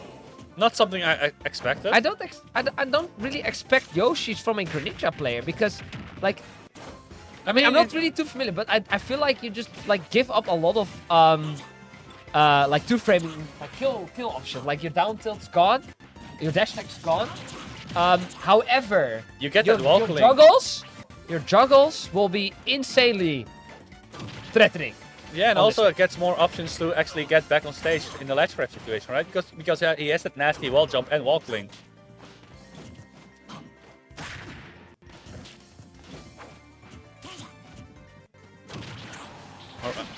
Yeah, it's the value of Yoshi's. I was about to say, are we going to see the Blade Beam arc on the slant? And right on cue, Zemmel taking the first stock from Tarek here. And you know, Tarek stalling a little bit with that shuriken, just wanting his options back, and then Zemmel pulls the trigger. Ooh, and this is curtains for this stock, looking like it. No, Wall wall jump. Nope, too low, can't make it back. So Tarek immediately evening up the game. Alright, gets a little throw.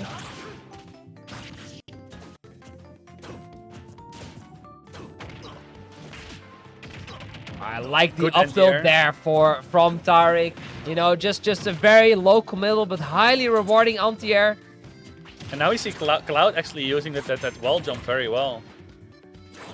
Seems both characters are. Yeah, I'm not sure if I really agree with this counter pick on the side of Greninja. We haven't really seen any opportunity to go for these insane juggles on the triplets and with the low ceiling. And it's mostly Zemmel getting the value out of Yoshi's Island right now. Yoshi's Story, excuse me. And there it is again, an aggressive Yeah, recovery on the we stage. see not Yoshi only mix up there, but it gets called out by the backer. Oh, there, up we go. Down tilt the wrong way allows Zemmel to get the up smash here. Can he burn limit there? All right. No, just opts to just get back to the stage. No mix-up, no frills. Just get back to the stage as soon as possible. You have the lead anyway. So this is your game to lose, Zemmel. Insane momentum here right now. Oh, no jump though. This will be the stock. No, and the SD tech. Yes. A nice stack. Yes, nice the stack. tech.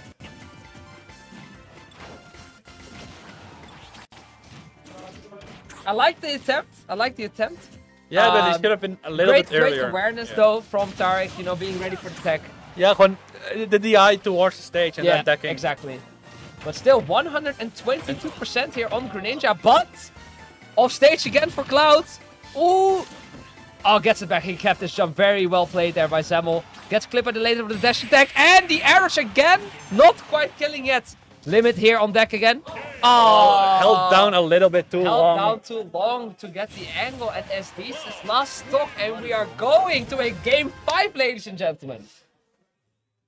Yeah, I'm wondering if Tarek decides to go Yoshi's again or No, we're not going back to Yoshi's. Like, I can already tell you, the Yoshi pick, nothing has been locked in yet so far. I don't think the Yoshi pick was working for Tarek here. I think we're either going back to small battlefields like the other games. Maybe we're going to see a Hollow Bastion come out. I can see a Kalos coming. I know I Cloud don't liked think. it as well, but- I don't think. I think Carlos is where Cloud wants to go. We're Alright, seeing it's the small small battlefield being battlefield, locked in. Yeah, I think the Yoshi's pick was not the right pick. I mean, you get your own mix-ups, but they were just not working out against Samuel, so... Yeah. All right. So Samuel, Tarek, game 5. Let's see who will prevail. Who will put himself into winners finals of On the Verge 2. Here we go. Great song as well. Will we see the clutch factor from Tarek, or will we see On the Verge Samuel claiming another victim? Still a jump here. Ooh, alright. Ooh, very, very aggressive up smash there. Nice barrier over there. Very hard to punish with that Hydro Pump slowing the movement speed of Ooh, and this first stock has been all Tarek. Only 9% dealt by Samuel. Limit is on deck though. Will expire soon. We'll have to burn it here to get back. And it might just be it for this stock. It should be, right? Yes, but great down tilt clip and an almost 0 to death there from Tarek. Tarek is like game 5. I know these situations, baby. I've been here in these before. game 5s. Who are you? I'm Tarek.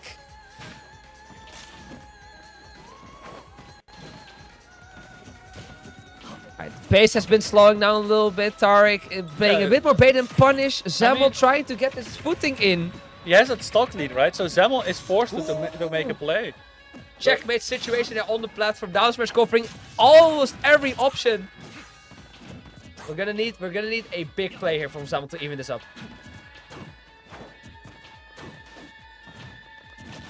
Alright, gets a start, but nothing that sticks. And Zamel not happy with that down tilt. He tried to land on the platform, but unfortunately did not quite get it. And this is a 3-stock lead on the part of Tarek. And Tarek, you know, we've seen the methodical play, we've seen the pace control. This is just, he's just trying to play this one out. yeah, but we've seen that similar things happen in game 1, right? And that was still getting to last hit. Yeah, we need the the unhinged Zamel back once more. Ooh, missing the down air, unfortunately. Gets back aired. Ooh, and this has to be burning limits. Gets back, Actually gets caught by the grab there. and this is not it. Alright. Dash attack, not killing though. Yeah, and Tarek, we see Tarek is pulling now all the tricks in the book. He's air dodging backers he was getting hit by before. He's down tilting landings he wasn't down tilting before. Oh no way! Not like this! Not like this! Yeah, that's a rough situation, Cloud and right the there. clutch factor from Tarek pulling through once again. Well-deserved clutch play there. Yeah, I mean Tarek's like, oh, it's game 5. I might just Tarek went like this. Okay, 5. gamer lean.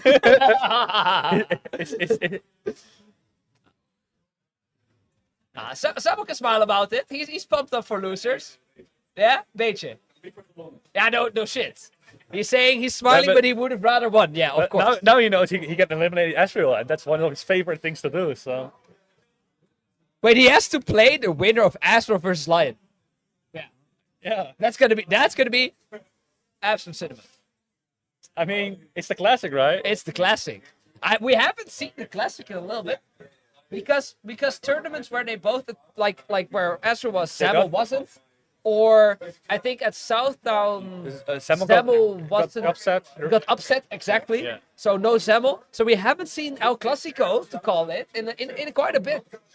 Well, But first first. We're We gonna get see solo against Sammy. Super Semi versus Solo. I'm just looking to production if that's gonna be our last.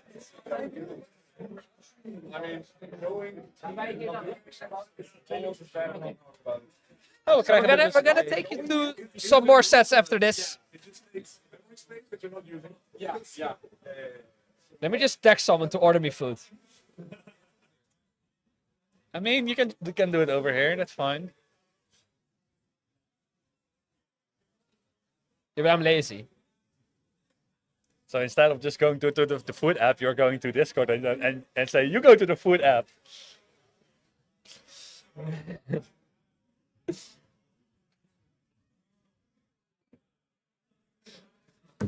Fixed. Oh, right. Starting slowly, like where did Starting you order? slowly. All right, we got Super Semi and Solo walking into the stream setup.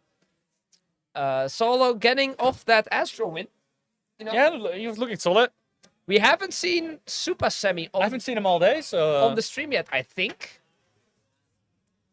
No? Okay, we're hot from the source. No Super Semi matches yet. Absolute strategy. What is this stream? No Super Semi?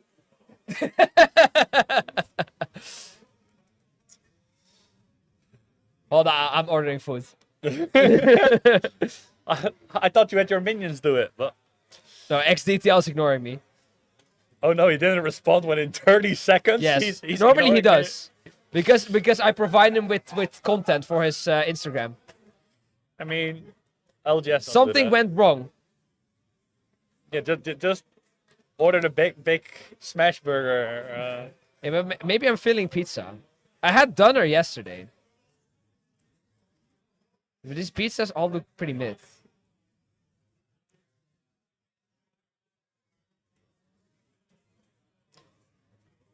Yeah, I'm not ordering from Fat Smash. It's a 3.5 star rating, 14 reviews. But it's funny. Yeah, but I'm not ordering there. I am not doing it. Well, it has smash in the name, so now you need to order it. We got daily burgers. Bacon chicken burger. I'm feeling a chicken burger. He actually went back to it. All No, right. no, no. This is a daily burgers. Cheese sensation burger menu. It isn't just food; it's a sensation. It's an experience. I'm kind of feeling this piri piri spicy burger menu. Then do it with extra chili sauce.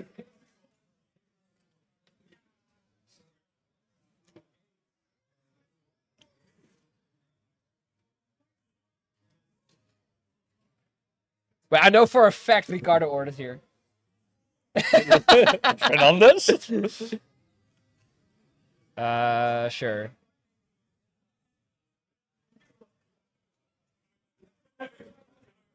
All right, Mega Man music.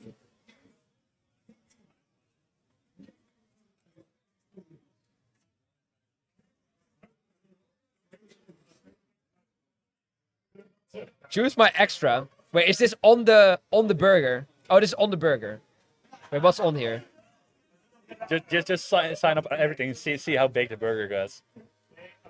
No, I'm fine with this. I do want some like aside though. Oh, I love myself some mozzarella sticks. Wait, chili cheese nuggets. All right. Cinema. That's all you're gonna order, right? You're not even gonna order Yeah, the I burger. just cut out the burger, mates. Yeah. Just order the chili nuggets. He's staring at this like. Yeah, but I'm just thinking how I'm gonna do it because what if the food comes while I'm here? I need to give some on my phone. Okay, hold on. Let me just hold off for ordering for a little bit. I need Well, to you give some can on my order phone. during the last set we're casting. Yes, I think it yes, should be fine. yes. That sounds like good. Anyway, intermezzo over. We're getting ready for this next set. Our second winner semifinals. Our Big Dog Super Semi versus other Big Dog Solo. Yeah, I mean it's been a while since they played. I think. We can check. haven't seen them both at a tournament for a while. Anyway, irrelevant. This is the here, this is the now. We're seeing the young Link first, Rosalina, as Well, I mean- expected. Small battlefield once again. It seems like a favorite for the day. Small bet was the new Pokemon Stadium. I'm Yeah, already telling you. pretty much. It's Pokemon Stadium, but with cooler music. Yes. A little bit of zoning action.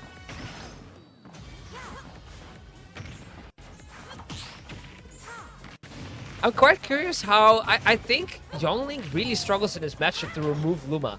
I think the last couple. Yes. Let me have a But look. you can also just chuck arrows at her, right? Is And then Luma just doesn't get the move. If I remember correctly, the last time they played, I think it was Solo who won. Solo at least used to have a very good record on Semi, so.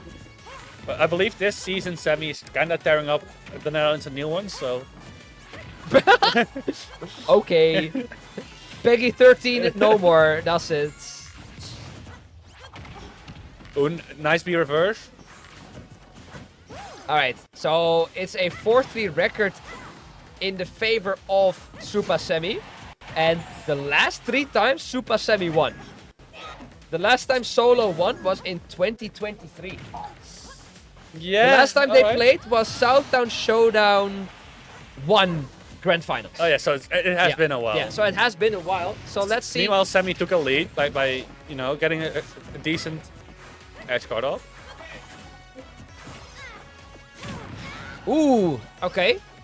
Barely doesn't kill. Retreats to ledge.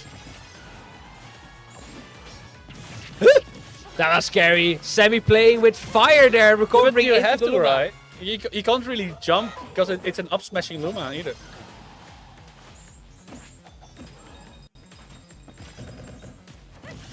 Damn. Hold A, very, very skillful that trap. Yeah, but I like how Semi like maneuvers around it. Recognizing the slight failure in spacing and gets between that spot. And you kind of have to do it like at the jungling as well, right? Because both your get-up attack and roll are amongst the worst in the game, so... We see Solo having a little bit of trouble getting this final hit in, and slowly but surely Semi is chipping extra credit onto the second stock Yeah, of Solo here. And now he's at kill percent, like, he only needs a down tilt or a good space Ooh, and arrow. that's it! 4 there taking the stock, and that's a 2-stock lead here for Super Semi. Yeah. 149%, still not enough to sour back air. And actually gets to the ledge safely. Spot dodges the grab, but no punish. Oh my god, the patience. I love the patience from Super Semi here. Yeah, and I like how he didn't go for the combo throw, because that would have allowed Luma to kill him. Alright, but there finally is the killing blow. Alright, gets two solid hits in on Luma. Luma should be close to that. Okay, we're getting a small Semi combo here. Yeah, and Luma's gone as well.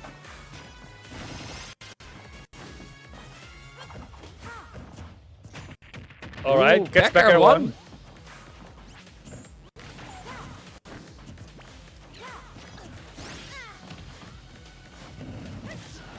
Alright. So I like this corner pressure here from Super Semi. It's so suffocating to play against because it just feels like you have no options yeah, right, whatsoever. like Arrow takes care of one, the bomb takes care Hello? of the other. Mage just came down. Wow. Down air, up air. Where did Where, Young stick his hands? Where did his hands go? Up you go. I just want to remind everyone this is a Peggy 3 stream, so you know any suggested remarks can be disregarded. We don't mean it. No, he just stuck up a sword high up in the air. I'm not Raise sure. the roof. Exactly. I mean, it's a banger song. I need food, chat. It is what it is. It is what it is. We're gonna get into the game too. Convincing win from Super Semi in the first game. Let's see how he continues that momentum. Let's see Solo trying to find his footing in this game. You know, it's mostly once it advances Semi, it's very hard for Solo to find the hit he's looking for again. Yeah, but we're seeing a little bit of a rough start for Semi here with the situation on stage, but He hasn't taken a lot of damage yet.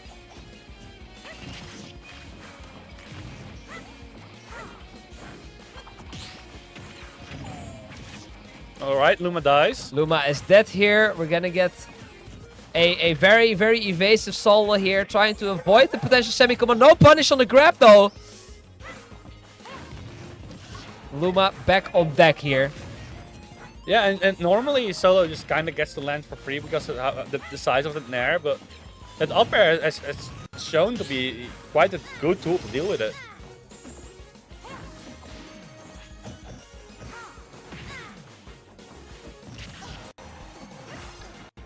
Solo seems to be getting hit by those landing down airs by both Ezreal and Sammy here. Sammy keeping up the corner pressure, and just when you think you've escaped with the roll, nope, there's the Nair. Get back into the corner. That's your play zone. Solo wants to be picked up from Smalland, ladies and gentlemen, but there's no one coming to get him. The only thing that we're gonna get is this first stock for Super Sammy. Sammy is looking so dominant, right? Only 70 damage, like... Sure, it's taken a while to whittle down this Luma and Rosalina, but he's not taking a lot of damage himself for it either. He's very well at pressuring Luma right now, but staying safe himself. And that's very difficult with a character such as Rosalina, where there's just a bodyguard in front of her all the time. And the triple smash attack wombo combo not quite taking the stock. I like this reverse. Boom, saving him. Solo not quite on the mark to get that edge guard. And gets a reversal. That edge guard would have been crucial because now you get Sammy tacking up that extra credit as he has been doing the entire set here. And Luma's probably about to die. There we go. Alright, gets a little jab, but it's still... Sammy is living. Still, Sammy hasn't been touched for over a minute. That's the first hit, and there he goes. Yeah, but 102%. It's one down tilt, one arrow, one boomerang. That's all it's gonna take.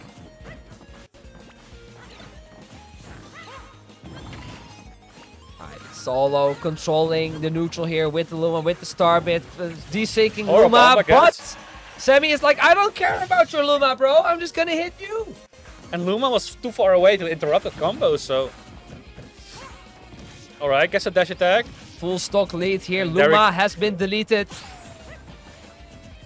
Luma on an unpaid vacation right now, and Solo is struggling.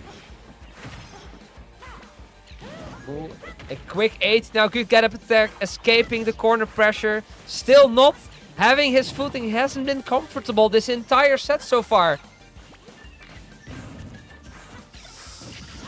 But a downer, oh my god. Yeah, and it nearly killed as well. And Luma again gone. Luma's not getting to play this stock. Yes, I love, finally we see the gravitational pull coming out from Solo. You know, we see so many projectiles coming his way. Gotta throw out the gravitational pull once or twice. It doesn't really do anything for Luma, right? Sure, the projectile is gone off the screen, but it's not like you get frame advantage of it. Yeah, but it's just no more pressure on the part of Super Sammy. Anyway. And the up air does it And the up air again. And we see the All right. immediate run it back. Solo not too happy with that second game, unfortunately. Solo doing his classic disappointed look. No, it's okay. It's okay. You got. I mean, we get it. You gotta lock sense. in. You gotta lock in. You got. It's hard playing as Sam as it is. It's time to let everything go. You know what happened happens. A little bit of calming music with it. Hello. What the hell is this song anyway? I don't know. I've never heard this song before. Wait, we're gonna find out what the song is. Fatal Blooms in Moonlight. Doesn't tell me anything. From what game anyway? We're gonna get into It sounds this like a game Kirby song or something.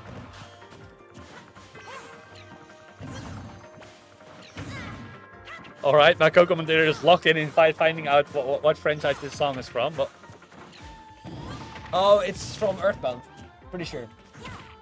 Alright, yeah, I don't know. I'm pretty sure it's from Earthbound. Anyway. We see a very similar start to the third game as the second game. Almost exactly the same percents. Alright, decent semi combo. Just a solid 3-hitter. Yeah, Solo doing a little bit of a better job at escaping the pressure and being a little bit more confident in the punishes, you know. Like, we see the falling there. Instead of just trying to position, just try to get the head hit it immediately. All right. Oh, we got those. Yeah, that was a sick one. We got those. Oh, we got confirmation from the chat. It's Kirby. You're right. Damn. You are correct. I thought it was Earthbound. Maybe we got confirmation from the chat. We are. Oh, and is this it for Soso? No, he has still got a jump. No Luma though. Sammy reacting to the roll.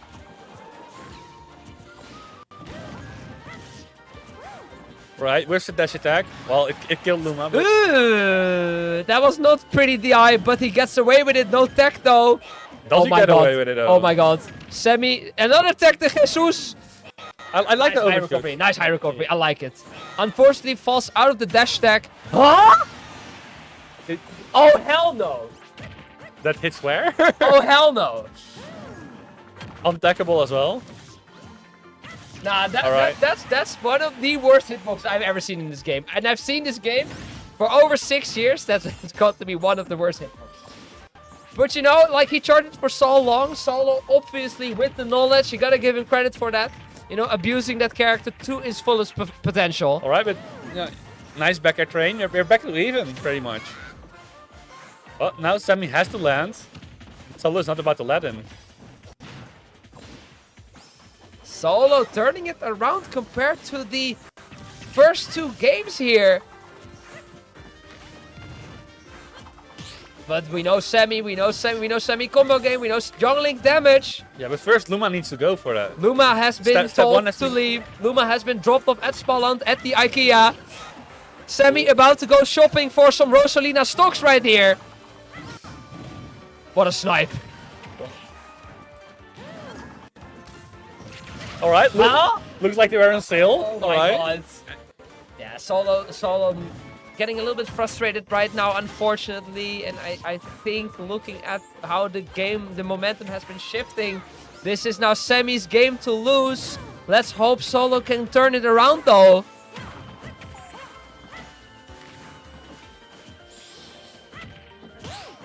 Oh, nice Yeah. parry. Oh, What's nice the reward gonna parry. be? No down tilt though from Yeah, Sammy there. Was looking for the reset, not getting it quite as he liked, but no, he's still in a solid lead. Has a stock and a 70% to go Ooh, I with like it. the anti-air. Gets back to the stage though. Just kicks Luma in the face. Up smash has been whiffed. And Sammy is just chilling. You know, he's just playing the stock out. Nothing to rush. He has 3 minutes on the clock, full stock lead. You know, nothing to overcommit. Doesn't need to overcommit. The Luma's gone as well now. Oh! Nearly killing. Oh my god, I was speechless. That was almost just dead at absurdly early percent. Final sign of life here from Solo. Ooh, the nice bear. Up smash. All right. We got the first stock.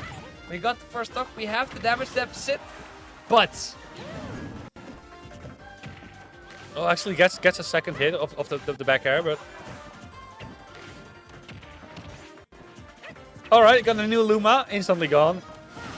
Luma deleted He's like, again. no, I'm not playing this situation, I'm out. Yeah. And Sammy is not quite finding the final hit yet. He is looking for it though, but great patience. But Down there. together with the down there, and Sammy will be your second winners finalist. Yeah, no. El Clasico almost. Clasico almost. With Tarek against Super Sammy, it's So- happened quite often. Sammy Always a great set to watch, so Sammy- you're in for a treat. moving on into the winners finals where he will face Tarek later. Solo will be facing the winner of YYZ versus Yano. So first we're gonna get, I think. Oh, I hear production. We're gonna get YYZ versus Yano first So, on this stream. So I have to put my cards on the table. You know, my Kotio, he's making it work. he's making it work. Let's go, Ricardo. I'm gonna try to be not biased, but I'm gonna fail immediately. All right. I'll try to do the same and fail immediately as well. Yeah. No. I So why was he? Oh my, good run as well. He lost to Zemmel in winners. After that, he beat Dagobert in losers, and now he's facing off Jano, who of course lost to Asriel, which we saw Asriel, earlier. Yeah, in In the the Wolf stream? duo. So we're gonna see Lucas versus Wolf here. Yeah, no, hasn't dropped the game since though, so he's on point. He's on points. We have. Yeah. I mean. Okay. But if there's one matchup YYC has played, It's the Wolf. it's the Wolf matchup. Against me, against Erdo, against Asriel, against every other Wolf in the Netherlands. So this should be a very interesting match. Yeah, and it's And closer than you not to had, forget YYC on a bit of a local farming streak. Of the last 6 locals he entered, he won 5 of them. Terrible player. Terrible player. point number 2, drowning in pools.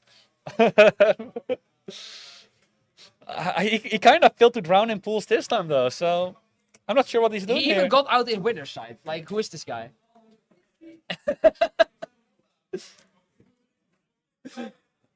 Seven. 7. Nee, absoluut niet. Oh, Absolute Cinema. Absolute. Absolute Cinema. Alright.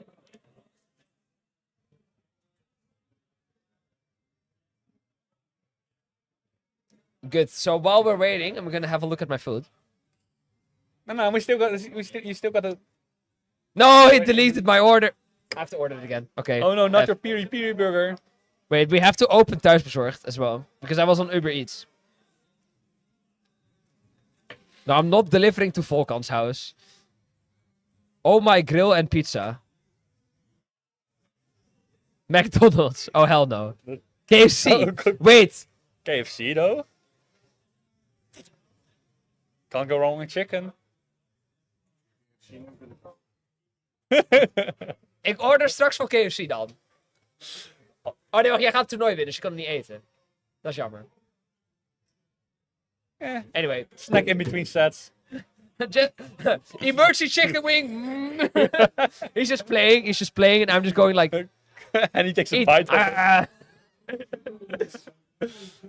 We banned mid-set coaching, but we have mid-set feeding. I mean, this is what my teammates do in team games, so. That's how locked in we are at LGS. We just have like chicken wing break like this. Sounds like a good idea. Oh man, Now you want the chicken wing. I'm so goddamn hungry. You have no idea. We still have 2 sets to go. We're gonna take you through these sets, but I'm so hungry right now. All right, we can turn this bracket off because. Sheet. What? Sheet 180. All right, for Germany. What?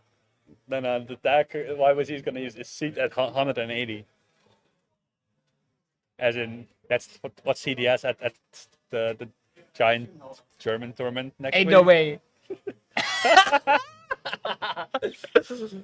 2-2 seat, by the way. Let's go. I mean, to be fair, every time he's been out of country, he's become 2-2. So, no, I'm just kidding. I'm kidding. I am joking. It's joke. It's a joke. It's joke. I'm thinking of the last few times that happened though. I'm not gonna say what he said to me because we're gonna get this stream banned. All right. Oh, Envy in the chat talking German. Das ist jetzt.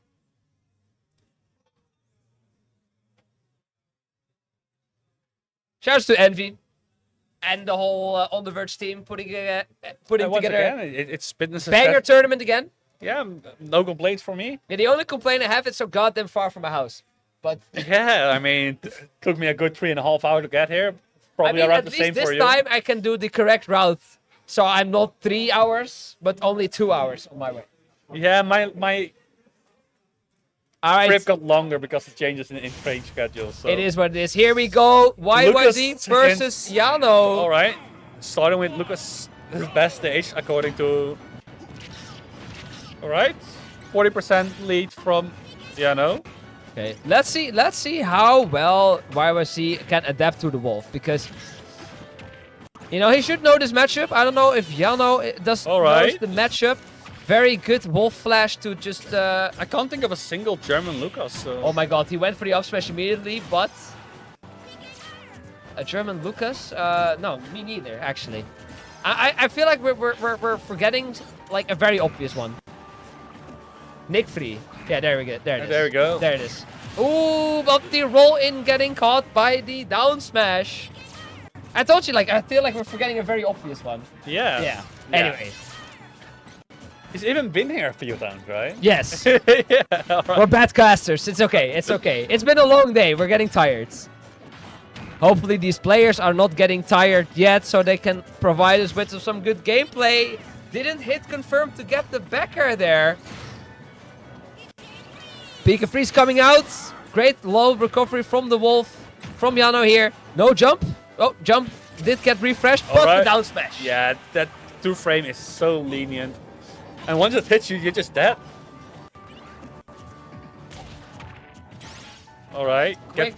Quick double jump cancels there. Into the 4 there. Quick 18%. Doesn't go for the entire train though. I like the corner pressure right now from Yano. You know, keeping YYC on the ledge, but the up smash a bit overzealous maybe. Ooh, YYC trying to end this man. Right off stage. I like the side B. Just Yeah, go skipping past that it. situation. And just worst case scenario, you get a reset at the other side of the stage, right? He can't kill you just yet. Okay, Alright. empty land up tilt, but great shield coming out from. I've been only casting like characters I play, so this is very fortunate. Alright, Ooh, decent there. parry attempt missed. But Well- double jump cancel from the ledge, and just like that, it's even again. And another down smash. Another down smash. Alright. But the Last stock. discount snake up tilt to getting the stock. We're getting a even stock game here, but this might be Curtis. No, great DI up there from Yano, escaping the downer kill confirmed. Right, a solid bread and butter from Wolf, 30%. Ooh, I like it. A quick 4 there back air. But, you know, What are you doing? he died at 70. I'm okay. I mean, I get it, because like he's been getting off the ledge aggressively a couple times. Yeah, I mean, So Yano is at 20%. might as Might as right? well throw it out. Might as well throw it out. You know, Yeah, it worked. It works if it misses. It definitely worked. So, you know, game 1 going to Yano. We got the German support in the chat. We see you. We see you. Here we go. Game 2 though. Of course, not a character switch. I don't think we're gonna get a expecting character. the same stage as well. Yeah, there we go. Hollow Bastion, Hollow Bastion. Why was his favorite? What I haven't seen yet is any magnet attempts on laser. Yeah, especially off stage. But he but just we only eating see him. it, like I know YYC quite well. We only see it when he's feeling confident. So it might still come. It might still come.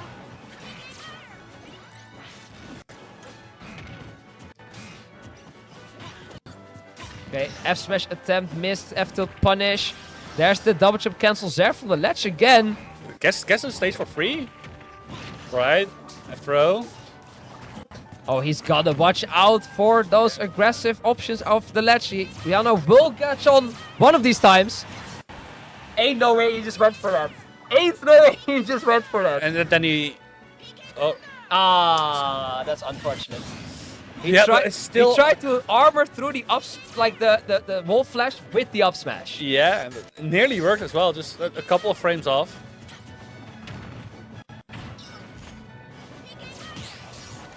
Yeah, there it is. There's the magnet. And it's Alright. good 20% heal as well, right? A little bit of a skirmish here. Wolf getting couple nairs, couple percents on. Lucas not really getting the final hit YYZ is looking for, and tech chase missed. And now he struggles getting off the ledge. And Attempting the F smash again. Yeah, Ooh, yeah, you cannot grab that backer, man. That backer is way too safe, especially spaced like that. Alright. Alright. Not even quite kill. getting the stock. Very, very aggressive up B. Gets away Yeah, with it. might as well, right? You're a stuck lead.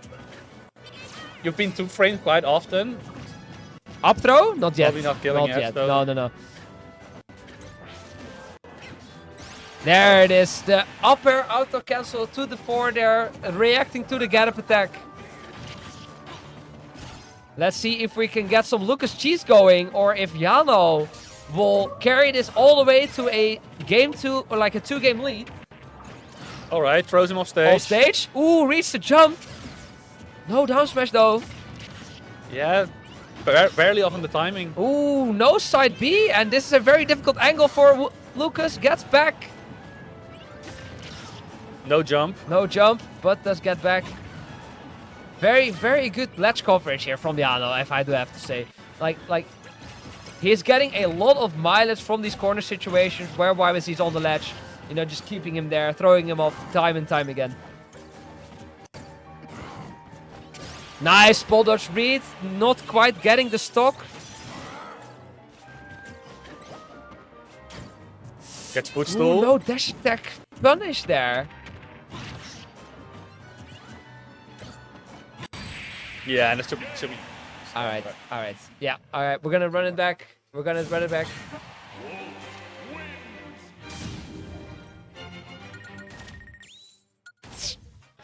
Anyway, I'm just reading the chat, but I'm not gonna say it. I'm not gonna say it. I'm not gonna say it. Germans would never be toxic. Trust me. Exactly, exactly. Alright, so 2-0 in favor of Jano. Will we see? We have seen plenty of sets that went to 2-0, where the guy who was 2-0 down Yeah, started playing a bit more free. Will we see the same with YYZ? Reverse trios happen, Reverse 3-0 happens. Lucas is getting locked in, which it should. I don't want to see a Steve here. Back to Hollow Bastion as well. Here we go. They started like 3 times the same way, both forward airing the platform. Like, come on. I mean, it's a good move. It doesn't get the back air. All right, back air from Jano here.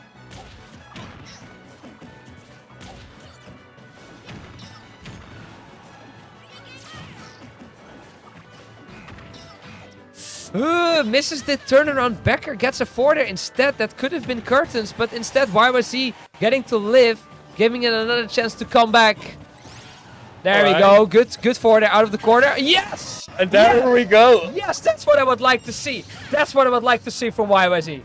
Gets an up smash. Very unbiased casting, by the way. YYZ getting some confidence in this match. You know, getting those up smashes, that's a telltale sign of YYZ confidence. We like this, we want to see more. Ooh, Alright. Lucas without a jump has to go for the up B here.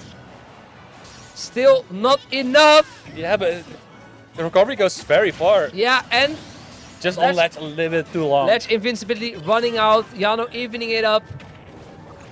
Gets the roll with the grab. Let's go.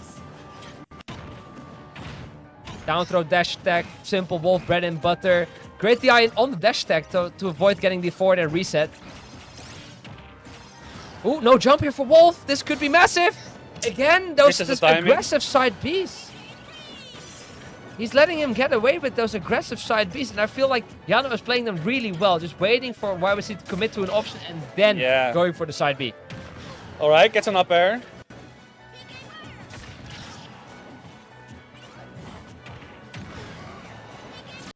Ooh, but a snipe catching the landing of Jano. Okay, first time. Oh my god, he died. He just jumped into it and he died. That's a mistake. I mean, it's good coverage from Jano over there, right? But I was about to say the first time YYC has a lead this entire set, and it was very short-lived. Okay, we're getting some combo. Drops the double jump cancels there. Unfortunately, could have been massive. Heals back to 0 from the laser. Double parries coming out. I thought he was gonna go for up air there, but okay, farming on some percent. Wolf getting the dash attack here. That's it. Nope. That would have been side B, but not ready for the DI, opting to go for the safe backer. And just like that, it's advantage Jano again.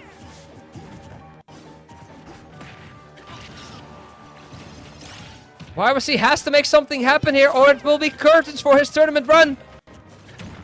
Alright, interrupts the back air. Interrupts the backer, too sour for that. That's not going to be it. Yeah. That is going to be it.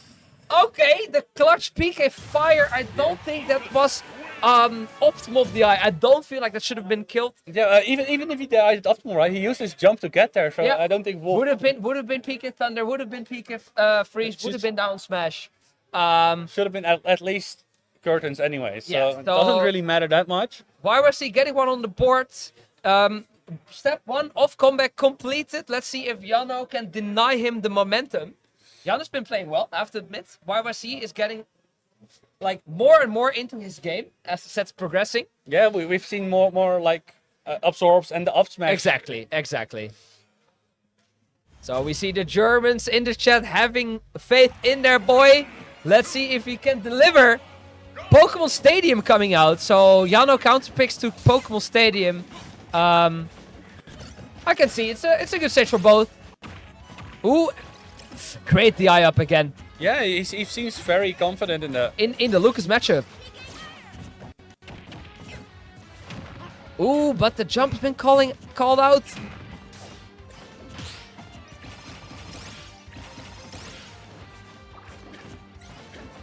YYC with a convincing lead this first stock. We see some movement coming out.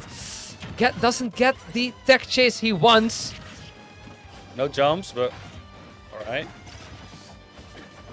Jano putting himself in a very dangerous situation, but gets away. Jano getting is looking for the there at the ledge there. Becker at the ledge.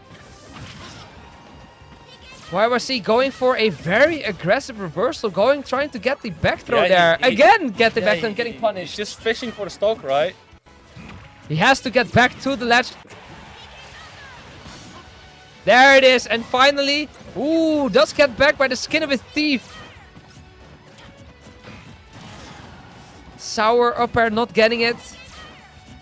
Jano a little bit over aggressive with these options. He's like just throwing the kill moves out, hoping that they land right now. And this is giving YYZ more and more opportunities to get the stock first. But gets the down tilt, but doesn't follow up with the up air. Alright, there we go.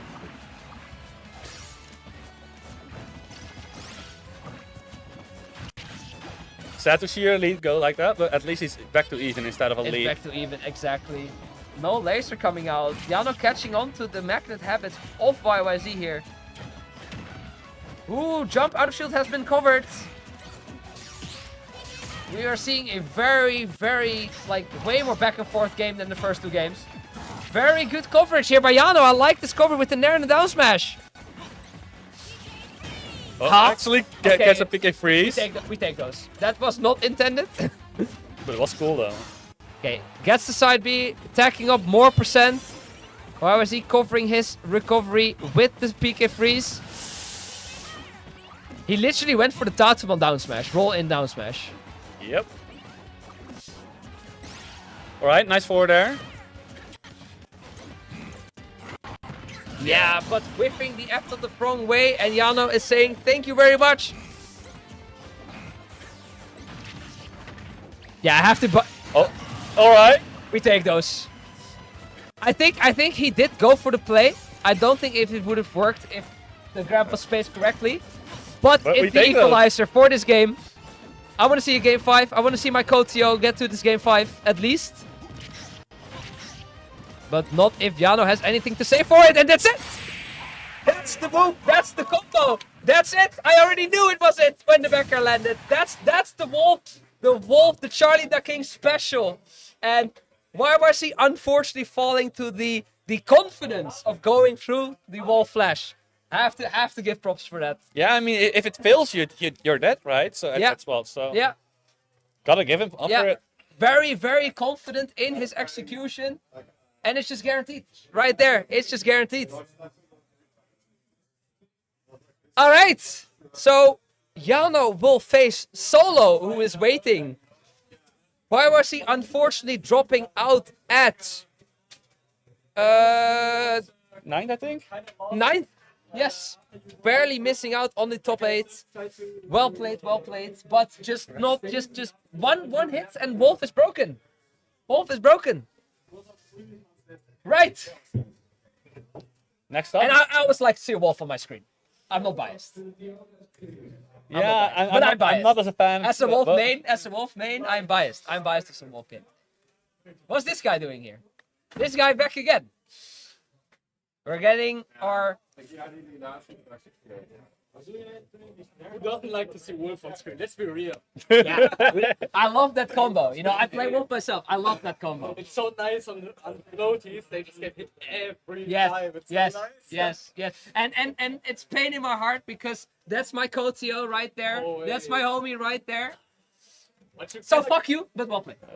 you cannot win like you got to see more Wolf, but your homie died. Wait. But if your homie won, it's nice. Yeah. You know, you couldn't have lost. I always love to see my homie do well. It's okay. Well played. Well played. Thank you. All right, we're gonna see. From one wolf to another, though. Exactly. All right, this will be our final set of our block, and we're closing out with a banger. If I do have to say so myself. I'm expecting the cloud here, though. Like, We are going to get Astral versus Lion. Wolf? you tried. Ricardo. Jammer man. Het is wat het is. Ja, ik zei ik net. Is dat die 3 keer al aan het wisselen? Ja. En die einde de Bekker slecht. Ja, die uit de voordeur is slecht. Die einde de Bekker ook slecht. Want je had de Bekker kunnen STR naar rechts en had het sauerspot geweest. Nee, maar dan had hij. Hij had gewoon kunnen denken. Hij kreeg nog even. Ja, klopt. Maar dat deed hij niet. Jij aan de voordeur was nog slecht. Ja, moest, Ja. je moest nog slecht. Ja. Ja. Je moest een voordeur uit jij en dan Becker ook en dan was er niks. Anyway. We gaan zo even eten bestellen, though. Check even wat je wil. Ik had wel een chille burger joint. Maar Nou, je ging KFC'en, toch? ja, dat is goed. Ik kom zo wel.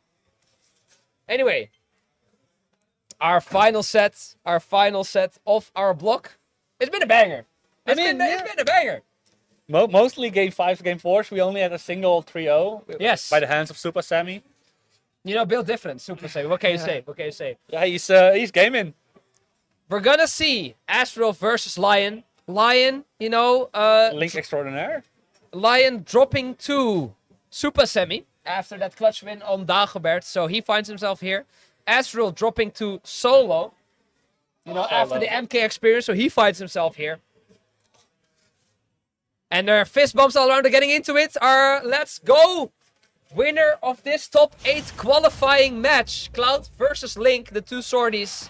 Winner of this gets to fight Samuel, so Winner of this gets to fight Samuel, who is just waiting. alright, gets the forward air, up tilt. Link already struggling.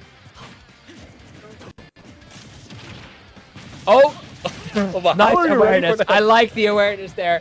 You know, the up B gets interrupted by the boomerang, but we are ready to just mash side B and continue the hits.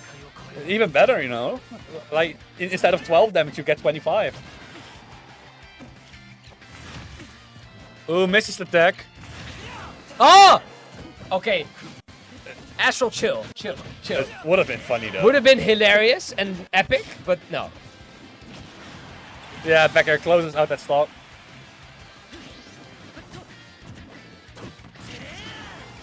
Alright, we see Link fighting back with a couple of up B out of shields, but it's dangerous against Cloud because, you know, once he starts shielding, you're in for a world of hurt. Ooh, tried to down throw side B. What game is this? Wrong game. Great punish there from Lion. Nice spot dodge, but doesn't actually get anything Yeah. from it. So I like these like attempted footstool out of shields from Astro. Like he's not really confirming out of it, but he's just using it to escape pressure. Yeah, and he gets a Like, and falling if he aerial out of doesn't it, get right? it, he gets a phantom footstool away. So I really like it. Right? Burst the limit, sour spot, up B. Alright, This has to be is- curtains.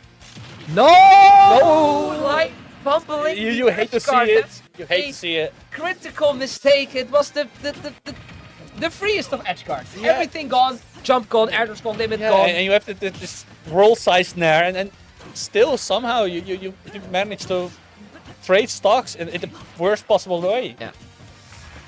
And Astral says thank you very much. Thank you, next. Thank you next, exactly. Ooh, tech chase attempt, no finishing touch, he's looking for it. Astral's feeling himself, you already see it. You see the way he's moving, he's feeling himself. Yeah, he's gonna go. Alright. I like the beefy up B here, escaping the pressure limit has expired.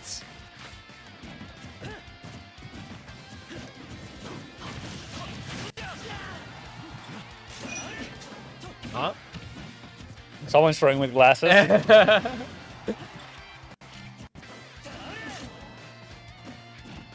Regrab, Alright, doesn't get punished regrab, though. but instant backer, and we see the instant. Yo, run that shit. Run it back. Run that shit back. Run that back.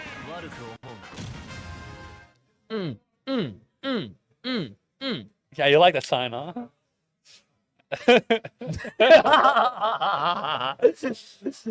Alright. I see what you're doing. I think game to forget for Lion. Just Yeah. didn't go his way. Never Fumbled happens. the edge guard. Neutral and looking then rough. Yeah. Neutral looking rough. So, you know, gotta put it out of your mind. On to the next game, back to Pokeball Stadium. Azrael obviously feeling great. He wants to play Zemmel. I already know. Like, Yeah, I mean, both of these guys won the last set against Samuel, so ooh, that could have been big damage, but unfortunately not quite the falling Nair Lion was looking for. And double Azrael back air nearly gets the tech chase as well, but slightly off. limit online. Does have to not burn it. Lion not with the pressure. Oh, we got those? Okay, never mind. Hot potato with the bomb. Ooh, Yeah, mate, iframe that's that right to the- iframes coming in. Right, good parry. Doesn't really get that much reward though, but at So, least so he's here's the thing. Like, you go for the parry, and Lion really likes his up B out of shield, but they're... What? Did you just get pushed by the ball? spacing was off. Okay, well, no, what I was saying is, like, there are situations where for example, that parry clouds high up for you, go for the up smash. You know, there are a couple situations I've seen today where Lion is going for the up B out of shield. Yeah, where it kind of feels like you preemptive. I'll be out of shield, and you're not really reacting to the fact you actually parry. Exactly. All right, so evening up the stock count for Astral. Limit is online. Does use the Limit Blade Beam to tackle a small 20%. Ooh, nice pressure with the returning Boomerang, and there it is. He's trying to. He did try to go for the forward smash there. Yeah, but spacing just slightly off, or expected to attack in. Not sure which of the two. Oh, runs through him. Runs through him, through the spot dodge, does the turnaround up tilt. Very, very, very even game right now. Yeah, dangerous situation. Way though. better, way better. Can't let him air dodge through the ledge. Okay. You know. Oh, and the perfect timing on the bomb explosion. I think, like, maybe 1 or 2 frames earlier, the ledge invincibility ran out, and immediately Lion went, pop, gone. Yeah, and it's a great effect. All right. Gets off the ledge.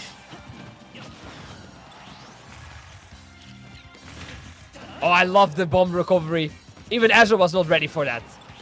He was expecting like a slow jump back, a B, whatever. No, immediately bomb recovery, and does unfortunately expire to the Limit Blade Beam. I mean, just spin to win sometimes. All right. Throws away the bomb. Close Boomerang, Nair hit.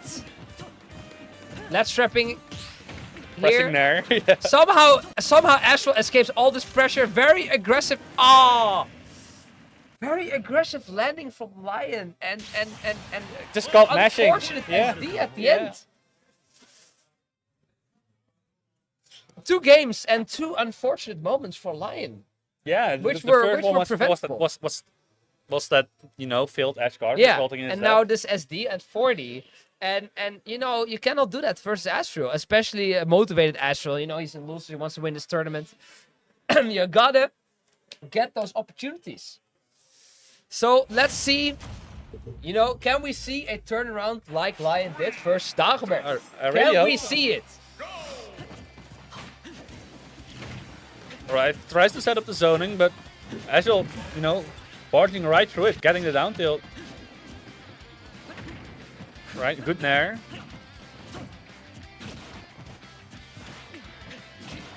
Ooh, I like the tech chasing. That's no jump, and that's a stock for Asriel. Yeah, Azul is like, no, we're not gonna do more than 3 games. 3 games is all you're gonna get. Yeah. Drop zone spike for the forward air. Footstool out of shield. Asriel is completely in control in this game. Yeah, add a limit cross slash to that as well, more damage. And it's looking so rough for Lion right here. It's like, he needs to get an edge guard, but we've seen how the last edge guard ended. I'm not sure if he is mentally ready for it. Yeah, Asriel is just feeling himself right now. He is moving. Everything is just working It's gotten for to him. the point where Jab 3 doesn't get punished on shields. It's like, it feels like Lion is in his own head. It feels like Lion is kind of like, I hope not, but it feels like Lion is a little bit Out of accepting it. Yeah. Obviously, he still wants to win this game. That up tilt is going to be a good start. Alright. Quick damage coming out. Anti-air. Actually gets a good solid percentage right now. It's not a lead quite yet, but... Alright, up throw. Not sure why he didn't just go for off stage, but... Oh, I like the boomerang to cover his own recovery. We do have a Good reaction though. do have a cloud with limit and reaction from Asriel. Off stage. I like the high up Bs Astral is doing. Yeah. It causes Lion to not be able to set up for the bomb ledge grabs. But suddenly, we also have a Lion, which only has 34%. This still could go either way. This is not an unovercomable deficit. For sure not. Alright, gets a hit. No tech chase No though. tech chase, just looking where he's going. Ooh, this might be it. Let's Trump missed and...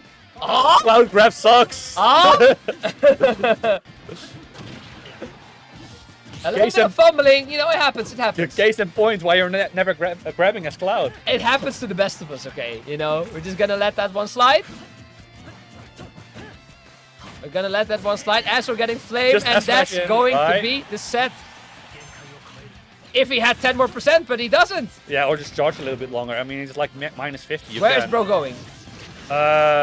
Yes. Yes. Oh, the snipe. Nice Ooh, roll. And it's critical for Lion to get this stock now, otherwise it will be over and out for his on the verge run. And Azrael will move on, finally gets the up throw kill. 130%. This is gonna be difficult. Very difficult, he has to pull out some crazy play, cannot get touched. No Get- bomb there, Oh. so no bomb recovery and cannot make it back. Azrael is your final top 8 player.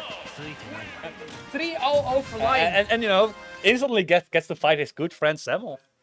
Yeah, he's looking forward to fighting Sam, I already know. You know, and well played to Lion, out at 9th, unfortunately. We have seen some fire plays from him as well on the stream. We're going to see more from Astral later. So, your top 8 matches. We already seen 2, Tarek, Samuel, and Super Semi Solo. So, your winners finals will be Tarek versus Super Semi.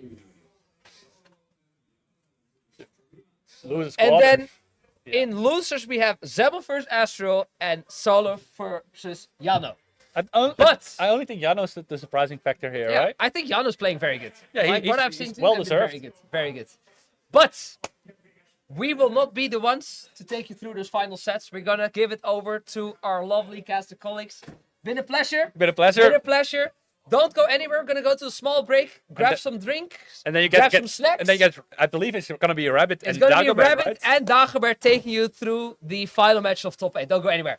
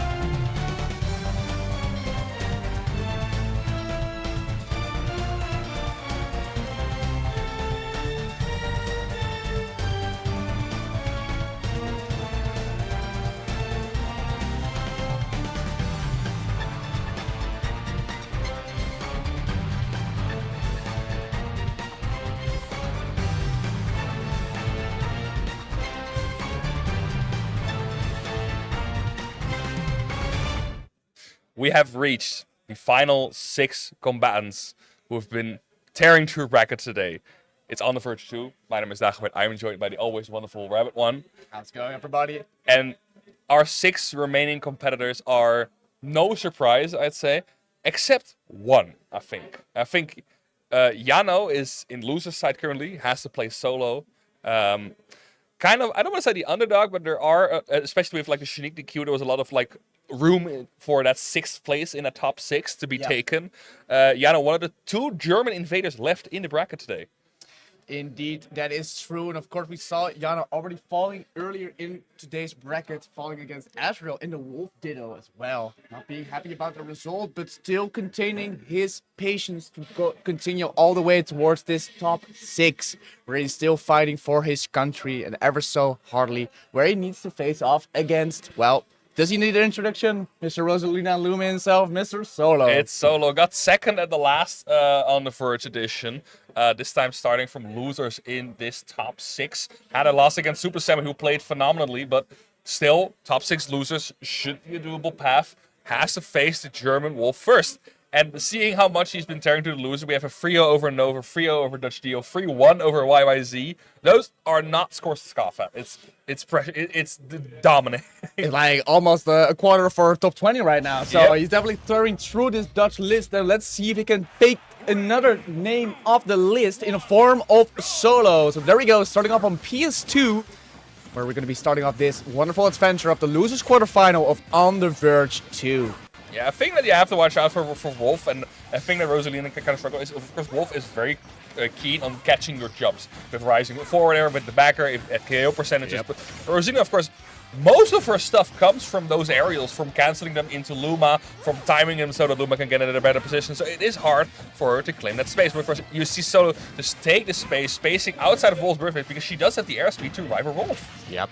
And of course, that's going to be one of the main challenges Solo needs to face when facing off against Yano. But going clutch here, getting the grab and getting that late in hitbox off the Nair to finally follow up with the combo. But still testing each other out in the neutral, still gathering information to get the final hit in. Maybe in a juggle situation now could lead into some crucial damage.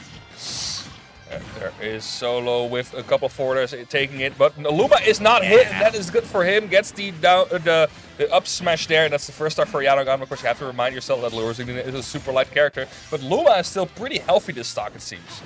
Yeah, I mean, there's a lot of percentage still to work with, and I think definitely doesn't need to hold back, because there's still a lot of room to get some aggression in, to get some final bits in, to eventually get another hit. But looking out for the backer, because the next one might be the last one for the first stock of Solo, and also attempting to go with an up smash, but not getting the target this time. Yeah, I think that the Rosalina's short up is so high that it kind of scoops underneath, or if the up smash scoops her underneath the platform, if she even does a short up, now gets the grounded hit in general, gets 147 for Solo, high percentage, but Yano 65 on his second stock. Has to watch out, because the damage of the Rosalina can rack up in an instant, especially if she gets those healthy Luma conversions, but kind of finding that opening. It is going to be hard. Yano a lot more close range this time, making sure that Solo is not getting into any funny business. Yeah, definitely closing the distance, wanting to make sure he gets those different substances where he can deal out many damage, but is looking tough, where going to return to the ledge and still pressuring, and there we go, the pressure is definitely paying off towards that second stock of Yano. Gets the down air in, and now Rosalina is back on full force, gets the jab free, 35% already from like a dash attack and a jab free. Yeah, the big damage I put in this guy. Solo was complaining that Luma himself doesn't really do any damage, but it's just... What do you mean? They combined do so much damage. Now, in a great position, lets it go, but still has the side B. Luma now a bit stubborn off stage, has it back on the stage, and Yano needs to find SKO because 36% on Rosalina. The lead just keeps on growing. That's a down smash and almost gets the KO with the DI out, but for Solo, not want to let that happen to him. Still catching on to that second stock, but of course you need to be wary, because one of the big aerial movements, or perhaps one of those little jabs with the Luma into the up smash, might be the end of it. And well, Luma can kill, and we have the... Speaking of. Yeah, we have the vision right there. Yeah, it looks like, I don't know how many Rosalinas there are in Germany, because it looked like he's been falling for like the kind of, I don't want to say the basic things, but like the Yeah. things the gamings we are used to at this point. No, that is true. The layer one. Yeah, the layer one. Yeah, no. I mean, Solo is extremely good at that layer one. He's He is. extremely good at the layer two as well. But it's I noticed that he seems to have trouble with how to deal with Luma or how to position himself around Luma. Like, what do you do to deal with it? What do you do to punish it? Or just to get rid of it? Well, we'll see if he's going to learn. We're going to go to game number 2. I think we're going to go, yeah, Smashville. Okay. Gets it going with a smaller stage. Let's see if that makes a difference. I can respect it, of course. Getting more room to also get away from the Luma. So let's see if it's going to be working out with the different approach that he's taking for the stage. There we go. Going aggressive with that up smash, but not getting that evidence right there. So slowly but steadily getting pushed towards the ledge, but taking the fight with Luma here and there, but not paying off right well right now. Okay, Luma taking most of the damage for now. 0% on Rosalina, but gets a nair in. Luma should almost be done for the stock, but almost gets a backer there. Not able to finish off at 99% for Yano. It's going to be a rough one to take this stock first. And you need to take respect to the Luma, because not only is it a human, well, meat shoot to take all the damage, it also, of course, is one of those combo factors for Solo's game plan. If you're not respecting it, there's just so much comfortable space for Solo to just keep on improving his game plan left and right until you have no other options left. Yeah, you see, this is what Solo usually does when Luma is off stage. He tries to slowly and surely weave himself around the stage, good but that up smash positioning. has such an enormous reach on that platform. You are not safe despite that platform being high. The Luma will completely reach out there, but the up smash scooping Solo off the ledge, and Luma's already gone. Solo in a bit of trouble here. Yeah, needs to watch out with the recovery, but catches the aggressiveness of Yano and is holding on to its stock right now, but may not be for long because the second backer will be finishing it off. That up there was actually so smart because you saw Yano go for the drop down there just to finish Yeah. him off. But that upper, great interception there from Solo. Gets damage again, 69%, 73%.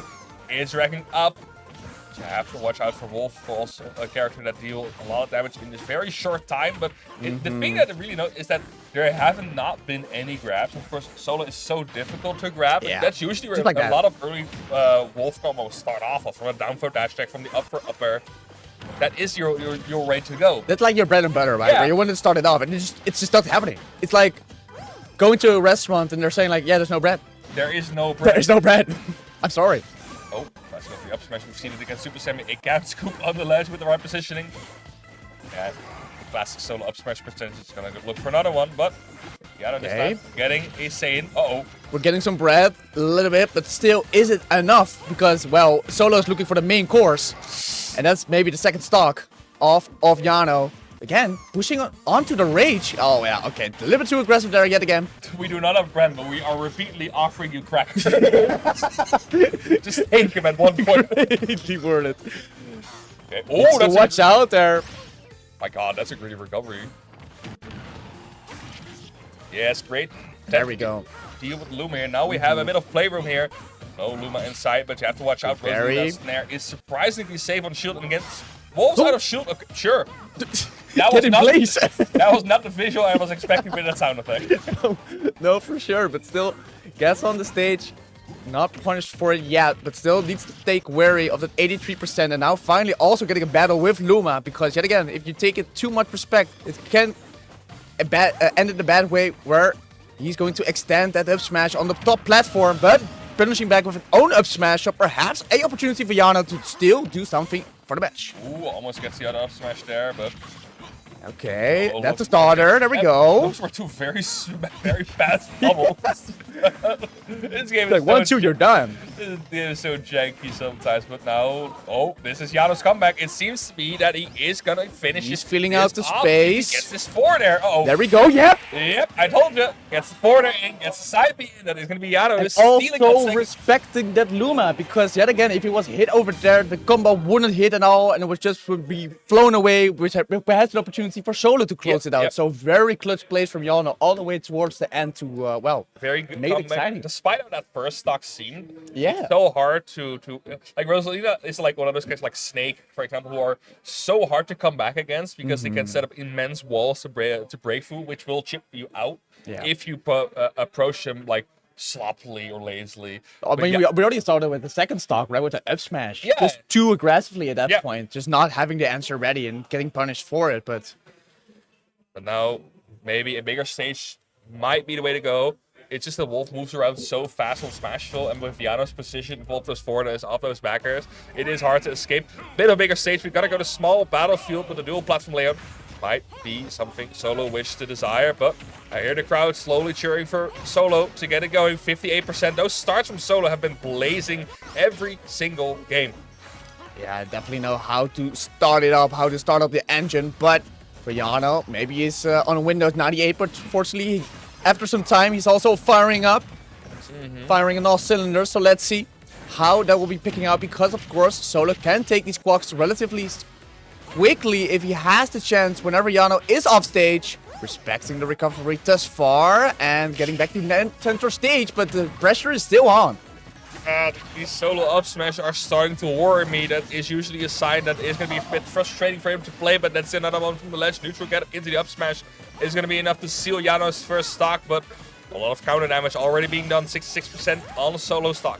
Yeah, like you said, you need to be wary and you need to be holding onto your mental, because if Yano finally gets these sequences where he can just rack up the damage and eventually go for the big killing options into the back or into the 2-frame from the down smash, Solo's going to be having as well against the back. But fortunately for now, still holds on and has some space with the Luma to maybe get some more hits in. Also That's using good. it as a mid shield, so this is going very good in the way of Solo, and perhaps with a good hit could also be sealing it out. But still he holding him tight onto the edge, and finally Yano gets an opportunity to still fight back. That was close. That was a satisfying up smash if it connected, but Solo barely missing out. It gets it this time, and it is a 3-1 lead for Solo here. Still not, he's not looking insanely healthy in his first stock, but it is still like, it's not dangerous to get hit by any stray hit at this point. He needs to watch out for the backer, but that's it. I think definitely shaken up by that second game. Definitely sure how to still put pressure on whilst not being in that big risk position of losing a stock yourself. So still holding on to that third stock and slowly also working on some rage. But there should be a kill coming anytime soon. Yes. But, well, there we go. It did come. Yeah, it Just act like the up smash connected. Just act like that happened. So Okay. back to A bit of spaghetti here and there is a bit of a... I mean, you can imagine it's stressful, right? Your entire stock down. You want to keep yourself into the game, even if you're ahead. Wolf's such a character that can snowball if he gets the momentum going. And that's definitely true. Once you get hitting, it might become dangerous. Might even do a barrel roll, who knows? Still, you need to be wary of all the pressure that he puts up. But of course, Solo still searching for that one opening to eventually end the game and go to perhaps his winning game if he really wants to get it. Gets the grab. Maybe he started something special. Tries to go throw out the up smash, but Yano is definitely not reacting to it thus far. We are smashing. It seems we are smashing. Almost gets to read in on the roll in with the up smash, but it's not going to be enough. Great air service. Solo gets the down smash in. His positioning has to live with that, but watch out. 80% already on Solo's second stock. Ooh. Yes. And yes, It might have been a backer, I think. Yeah. Either way, Yeah, okay. Solo confirming that it was supposed to be a backer. but enough to kill and to put him in the lead for this set. So, You were talking about how Luma is like a body shield for most hits. yep. I think that's super underrated, and it's noticeable with things like Wolf Flash, is the hit stop that a move still applies to Luma, which allows you to punish it even harder. I think I talked about it with Zemmel and SV, with Cloud and Duck Hunt. Like, hitting a gunman or a can just puts the opponent in hit stop, and you are free to act out of that. So that's, even if she doesn't take any damage, just the fact that a side B from Wolf lasts so long allows her to completely reposition around him and get the punish in. But now we're gonna go to All of Ash, and every game a new stage, man. Yeah, we're extending all the stages right here, and well, hopefully we're going to be extending some more games, because if this is going to game 5, we can see a spicy set in our hands. But for now, of course, Solo trying his best to keep it in 4 games, to take this lead in his own hands, to advance, of course, in this loser side of the tournament. But Yano still keeping it very close, gets the recovery, and there we go, gets the Luma jab off, but it's not going to be caught by it. Nice. Okay. Eventually, the up smash will be doing it, but still needs to be wary because, like you said, one of those back airs can still quickly be doing it. Okay, we are looking at a percentage where Yano wants to get this KO by throwing Solo off stage. Wants to get him in the corner so those back airs can connect. But he still has that back throw and the F tilt. Should not be it. Nope. Will be enough to put Luma out of his misery. And now it's Rosalina. 147 tries to go for another reverse Big hit pressure there, but gets the situation. gear. Yep. Very unfortunate for Yano there. Maybe had something more up his sleeve, but not really working the way that he wanted to. Also still pressuring with some of these aerials, but Solo just keeps playing around him. And there we go. Also another air dodge to the stage, still spacing himself to the absolute limit in order to not get hit by one of those big hits. And there we go. Only with 81%. Solo will be definitely taking this all the way. Maybe extending even his lead to 2 stocks. Yeah, yep, it is 98% already. Solo now sitting uncomfortably at 164, but getting rid of that stock with the backer from Yano. 98% is not a bad percentage to sit at for Rosalina. It's going to be enough to throw him off stage again, potentially get the KO with an edge guard here, but that's it happen. Just resetting it back to neutral. Second chance around. I like that gravitational pull twice. It stalls Luma in the air for Rosalina to keep Luma in position as Yano delays his recovery, but an up smash is going to be enough to put Yano in his potentially last tournament. Yeah, could be a scary situation there if that one would have been hit off, but fortunately still keeps around. And of course, this is going to be one tough battle for Yano because not only, of course, you need to break this wall that Solo's been putting up with his own Rosalina, but of course you still need to be wary that the Luma can still hold off so much of your aerial pressure that you're still throwing out there. Great drop down forward there, scoops him off of the ledge there. No, needs to watch out. Damage is slowly building up. 110. Yeah, although it has been building up, of course it needs to lead to something. Of course, with 97%, all of the kill confirms from Solo are coming alive. And perhaps also a backer now from the ledge will probably be doing it, but having a good coverage with the up smash means it is the end for one of our German competitors here at On the Verge 2, which means that Solo will be advancing over towards the losers semi-final. It was such a clean up smash as well. Just Luma repositioning himself upwards to get proper hit in, getting the truest of anti-airs, so to speak, against Yano. But great stuff from Solo, advancing for bracket. Still, Yano, 5th place, nothing to scoff at, especially with how top-heavy it is today. Yeah, no, was still is a stacked tournament, and well, coming out there, especially losing pretty early on in the tournament, still making a deep run, very respectable for the German, and of course, yeah, big congrats for the big deep run. Big congrats to the big man. We are currently preparing our second match. I think it's going to be, I suppose it's going to be Zemo Azrael. I suppose, yeah. That is like the modern classic at this point. The Zemo Azrael cloud. I don't know how many times I've cast these guys with each other, but every time they still surprise me. Yeah, you know? Yep. They always find something new. They always find something new and stupid to do, I think. Yeah. It's usually very back and forth. I don't know who won last time. I know it's usually really back and forth. But I mean, of course, we can chat with the data. Let me just check real quick because I know their history is like around maybe the 60 games so far. It's been potentially absolutely crazy. Potentially, it's been a while since, it's been a while since these two have first played against each other. Also, and there's so many matches from them in the records. Let's see. So the record stands for 25 in 16. 2.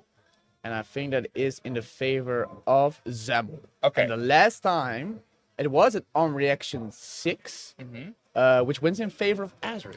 Okay. So, But to be fair, this is On the Verge Zemo. This is On the Verge Zemo, and that's a different Zemo. That is the self-proclaimed On the Verge Zemo. No, he seems Also good to mention, he seems very confident in this location tournament itself. Last time, of course, he won without dropping a single game. Even against players like Solo, against other top players, he got him. Yeah. To say he got him.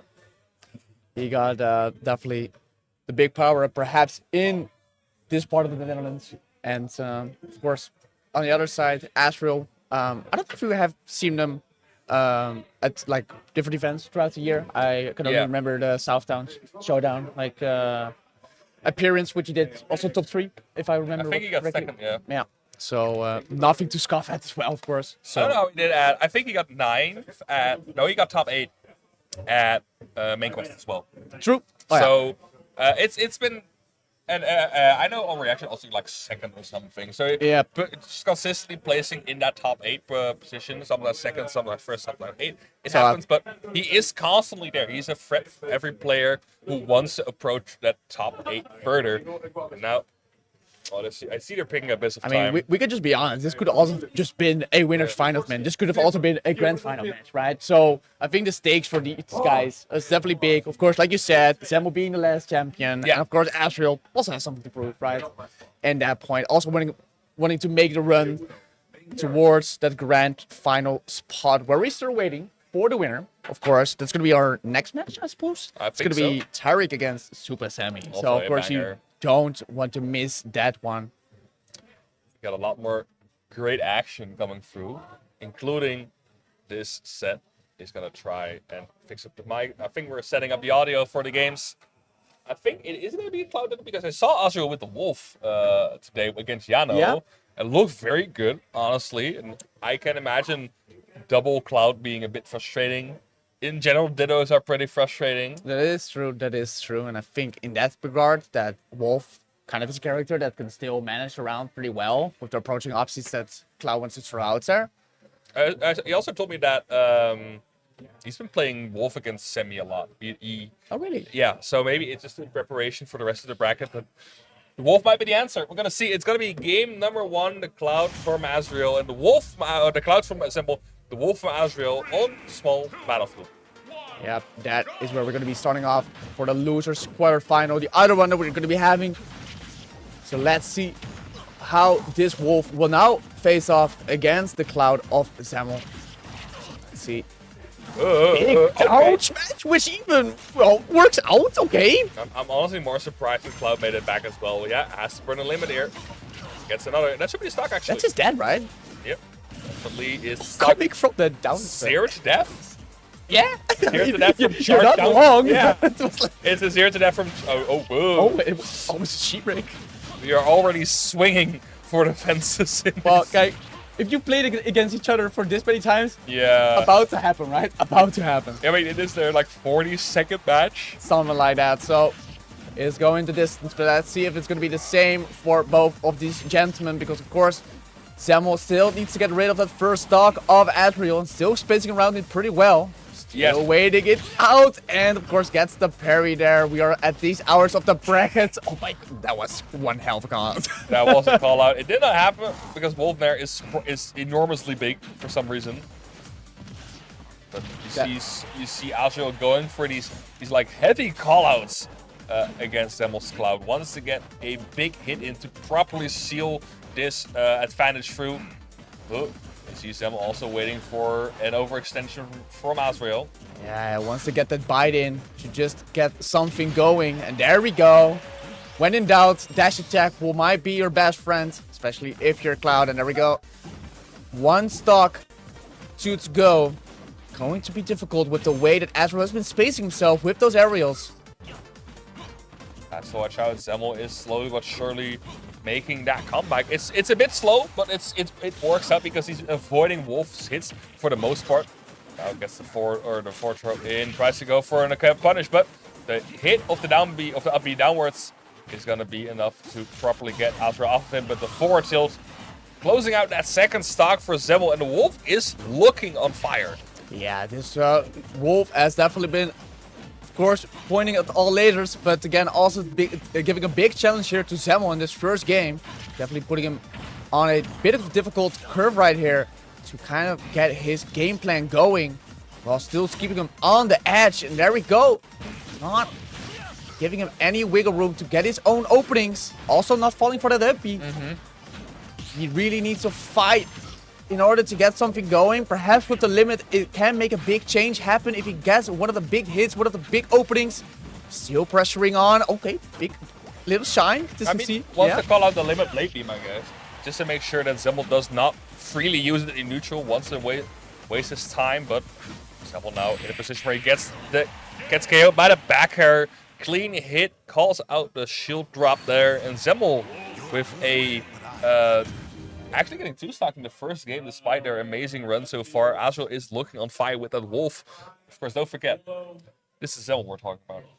If Azrael's going to get into the pockets, Zemmel has twice as many problems. Yeah, we can reach deep. We can reach deep into the characters pockets. But although it was the first guy, I just thought that like Zemmel was kind of surprised every time by those distance that he was playing off, where there was not a lot of opportunity to really get kind of his 1-2s going. And I think with the way that he was using his aerial movement, it was just difficult to really close off something that, well, otherwise Azrael would have been throwing out of his way. So it's just tough to get that foot into the door. But eventually, I think with that rolling lead that we also know Zemmel for, with his dominance comeback potential, I think I still think that we can put up in the distance with the Cloud.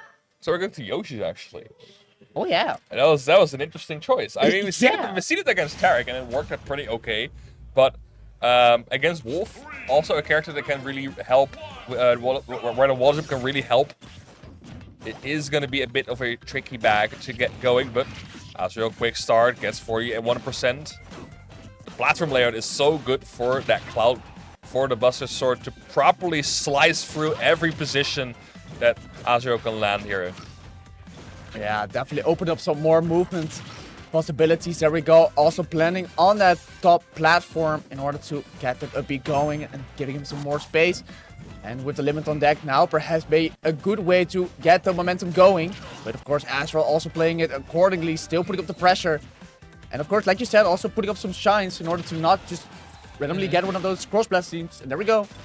Really need to respect it. Yep, especially on Yoshi's is a lot more like, it's a lot more advantageous to pull it because those slanted ledges send the blade beam downwards as well if you're off stage. Dude, wait.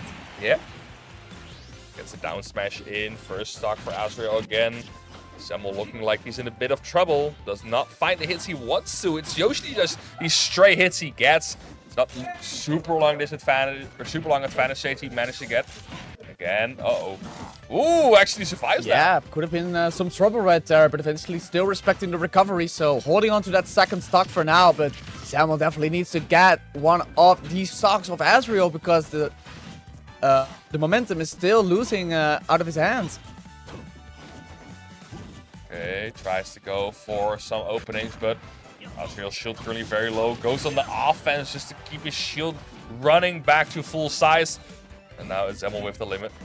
Shine is coming through, but of course you have to watch out because once a Shine get red with a side B, it's going to be big trouble here. Or just a dash attack, goes for the finishing touch to get rid of the limit and recharge it quickly.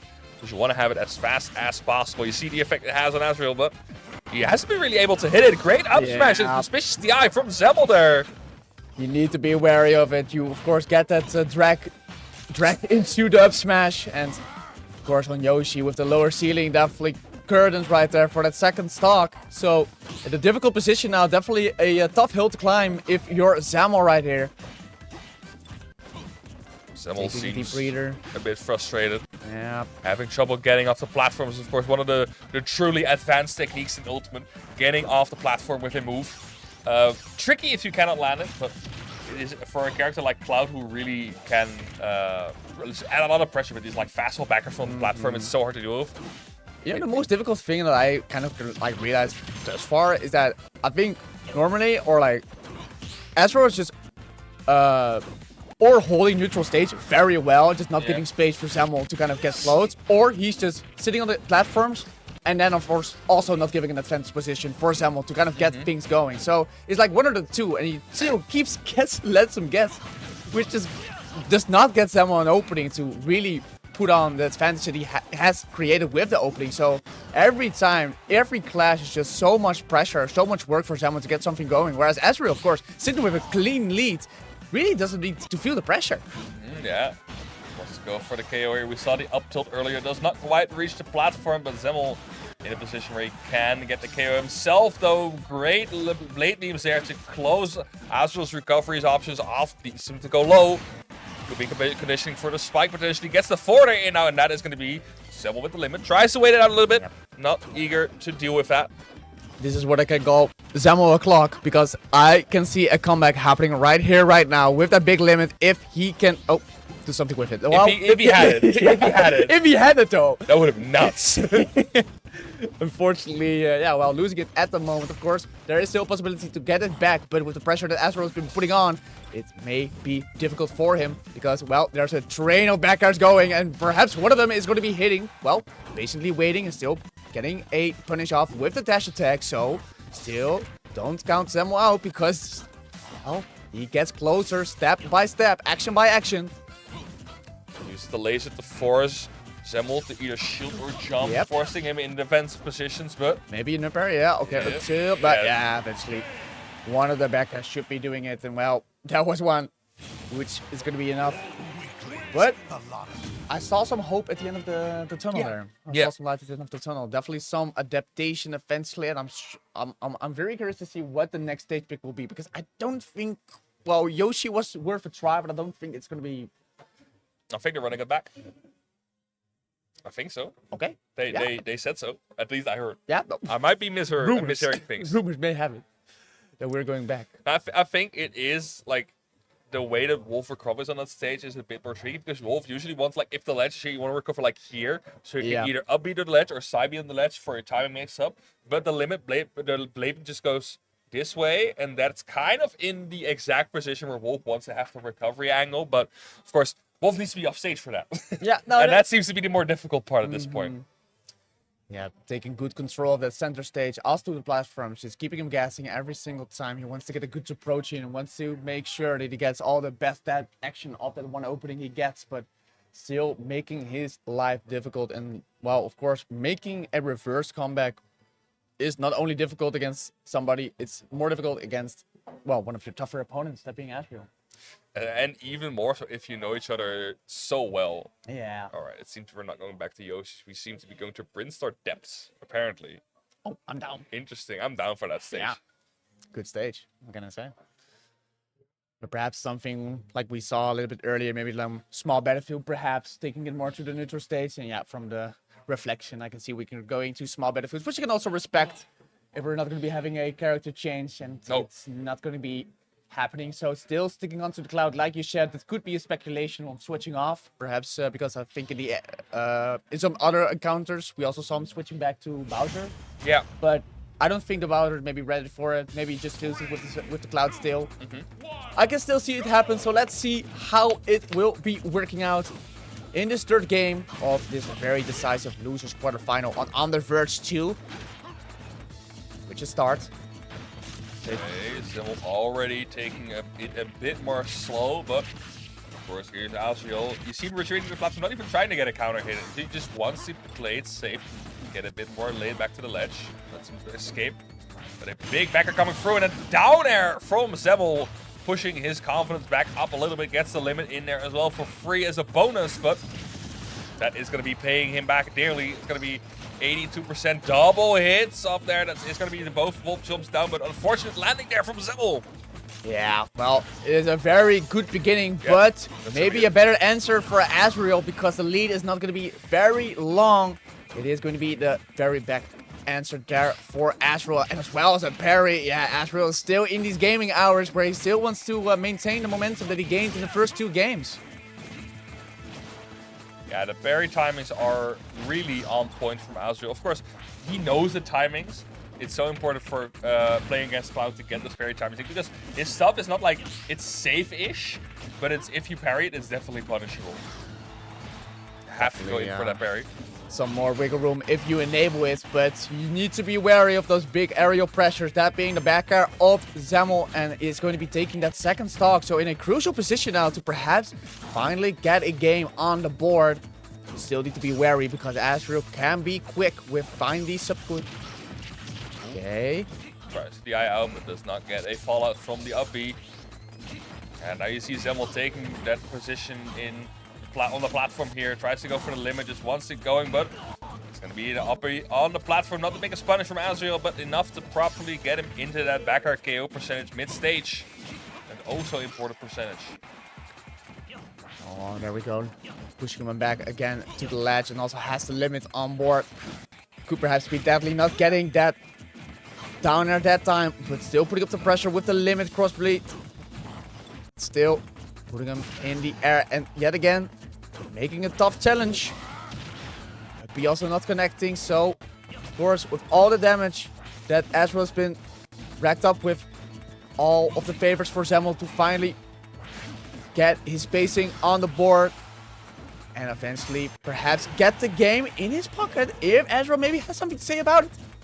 Yeah, I like that side B. It is going to be the tool that allows him to go back on stage, but Zemmel has been so careful with how he wants to position. Yeah, Up tilt is enough. It's almost like a snake up tilt, but it's so it's so much shorter range, but it's perfectly in range for the up tilt or for the small battlefield platforms. But what's not in range is Wolf's recovery, not reaching the ledge, gets it on a SD, or gets does not get back to the stage.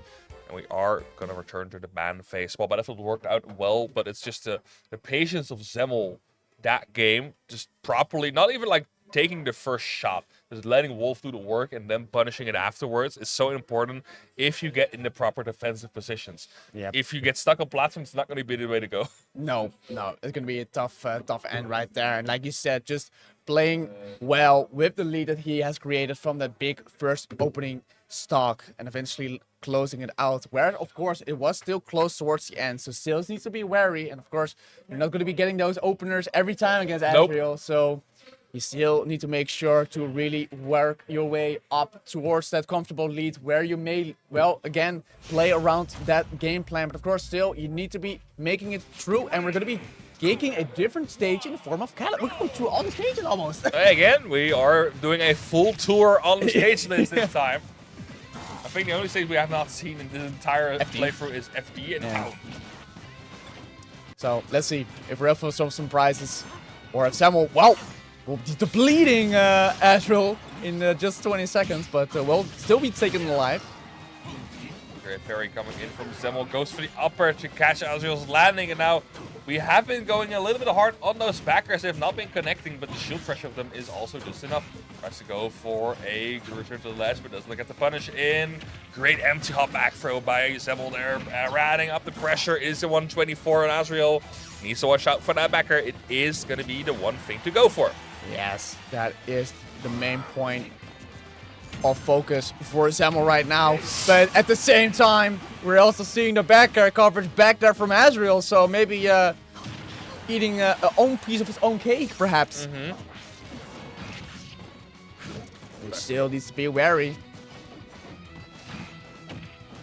Down for dash attack, setting up the pressure, tries to go for another one, but not able to succeed in that. Honestly, any damage you get at this point is just perfect. 48% is already way more than you should be getting. Goes for the F smash. You have nothing to lose. 155 on Azrael, though. Any hit of Zemmel will take that stock, but Azrael has been so slippery these last few minutes. Yeah, and you know how much this kind of means in this kind of way that these two players are playing against each other with both downers. Okay, Azrael taking it out, and now taking a deep reader here for Zemmel to finally get something on the board again, because yet again, this is a game that is in the hands of Zemmel. He still needs to find a game in order to push this to a game 5, so definitely not in a safe area yet, whereas with Azrael, he can find one of these good openings and eventually close it out, but still needs to be wary of perhaps a good limit opening that could be sealing the deal. Yeah, Azrael not really going for the shine. I was going to say not really going for the shines, but this time gets punished for it.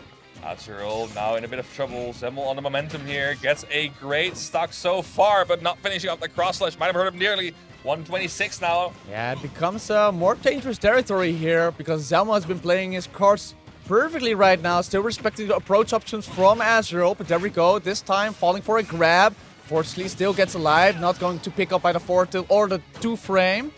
Going to put some pressure on the shield yet again, but again still not taking the full bite. And perhaps now we got a parry, but not a punish out of it. So slowly but steadily coming, making his way back towards an even game ground. But there we go. Azrael just too quick in the buttons and gets the crucial backer to still maintain this lead. Look at the percentage of Azrael, 122%. He is in as much danger as he was, as Zemmels was his last stock. 146 now, needs to go for the back air, and Zemmel finally takes it. 0% for both players. Last stock, potential game 5 could be coming here, but Zemmel is making sure that he wants that game 5 to be see-through. Now, great stock, great timing for Azrael to get in that advantage. Okay. Draining the limit out.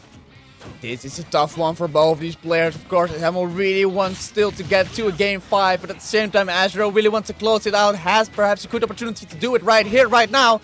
Because there we go. Gets some good read, but fortunately does not get that backer to finally seal the deal because he didn't have a limit as well. So this is still getting very scary for both of these players. The positioning is absolutely great, but maybe not enough. Oh, if... Yep, those callouts are coming through. Wants to go for the forward tilt, but a great air dodge by Zemmel there saves him out. But the up smash is going to put him at the down air. And now 109 against 102. That's the limit. Yep. Maybe huge. Very bad position for Azrael here. Off stage with the limit against a opponent that maybe won't jump. Yeah.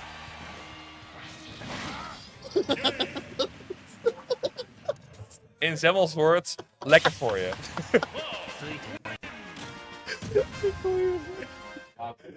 I mean, the thing is, if I would have played at home, I would probably do the same reaction. Yeah. I could just, I could just see it right there. Damn. We're gonna go right back to Kala's Pokemon League. It is that momentum from Zemmel that last time that truly took the game, getting limit at the right time, getting the damage in the right time, and then finishing off with a down air. I was surprised he was able to tech that, honestly. Like 130 with down air. That's crazy. That was just, could have been any other way, and it was just non-techable. Well, just But he can't. got it. He got it. He got it. So still putting it up, but was not enough. So like we said, it is dangerous. You had on the Verge Zemmel already going there, and now he's pushing it way further now, really putting him against the wall. So we're going to the game 5. We're going back to Kalos. Let's see how these Giants will be finishing off this set and which player will be advancing over towards the last couple of players left in this On The Verge 2 bracket. I was gonna say we see a lot more blaster already from Azrael once to get an early percentage in, but it's punished for it, and a cross slash from Zemmel to get it through. Great conversion there from Azrael. So much damage from just those 2 hits alone. It's already 30% being done from those 2 hits alone. Now Zemmel finding a way to get that limit going. Tries to go for the backer, and Azrael missing it out. Barely, almost gets in there, but kind of afraid. It would have been a great conversion if he could have get the others. Oh, no double jump. Okay. But yeah, unfortunately goes high, so no real danger right there, fortunately. But yet again, these 2 players are playing around each other perfectly and still putting up the pressure for how they can. And there we go. This way is now going over to Zemmel. And finally gets that back air, so needs to watch out how Azrael wants to return to the stage. And with a normal get-up, the back air is going to be doing enough. So, of course, the first blood in this 5th game is going over to Zemmel. Every time you see Azrael double jump so fast, he's potentially doing an up B or futsal up B. Wants to go for that KO. It is a potential threat here at the ledge, but Zemmel currently with the limit here on deck. Ooh, And now we face with the difficulties, like we said in the first couple of games, that normally with Azrael maintaining that lead, we could have kind of seen the different playstyle coming back and forth. But this time, Zemmel has a perfect lead and really knows how to play around, especially with a big stage, having more space to kind of figure out what your approaching options may be, charge the limit a little bit left and there. The thing that also helps is that we've not seen these Azrael 4 till 2 frames like for a while now. Zemmel's just spacing is up there for it to be a little bit better. Just to make sure he does not lose any stock. And there is the footstool up B we're talking about. Gets it finally, and that is going to be the first stock for Azrael. But so not too much blood bled, right? No. From the side of Azrael. Only 41%, and that's plenty of, well, percents to work with. And even now, perhaps also already making it even, well, almost to it, right? And only 8% between the 2 players, but maybe someone has something else to say about it. But he still puts up the pressure on the ledge. He really wanted to get that opening towards the most damage. Not getting the 2 frame yet again. yeah, Putting up the pressure. I respect the backer there, but sadly missing its mark. 78% on Azrael there has to watch out, but the limit blade beam actually coming in clutch for Azrael, not having to worry about it anymore because 78% is like the percentage where offstage will potentially lead to a KO, but has to watch out for it. Double backer for both players, want to fish their kills, but it's gonna be rough. Yeah, Zelmo they're- looks like he's having momentum. They're definitely respecting each other's approach options. This is looking like a nail biter.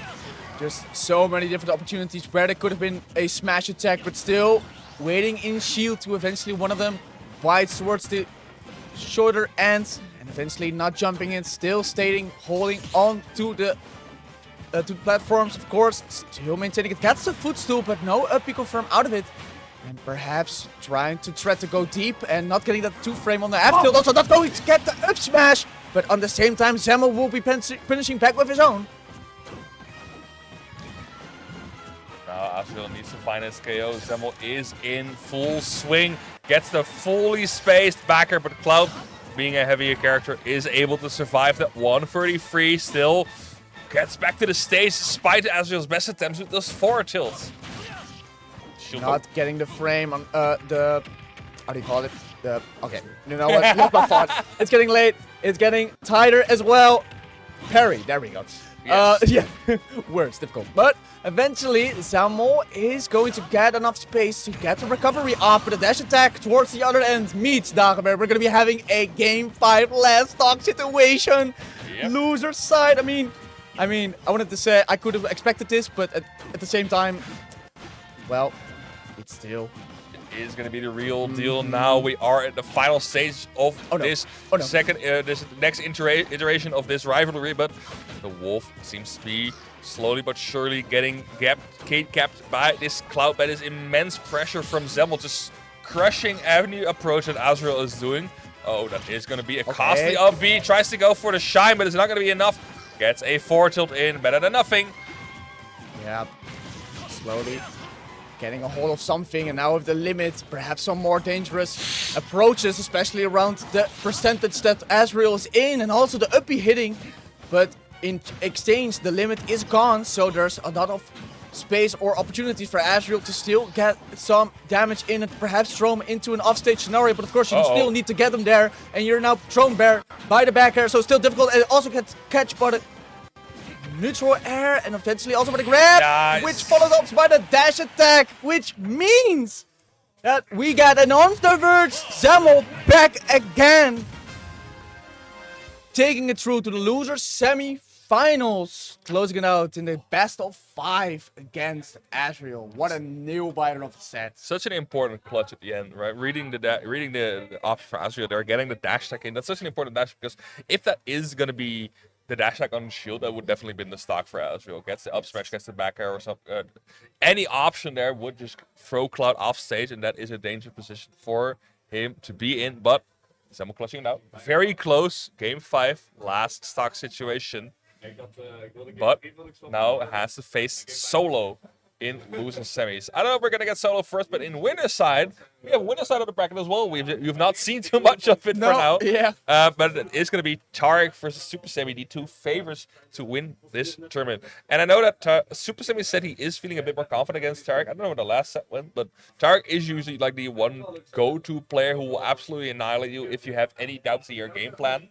But Super Semi, of course, is a very deadly player to play against. One mistake will cost you your life, and every single time he's been playing, it's been getting a lot more difficult to get out of those situations, especially since he's a full-timer.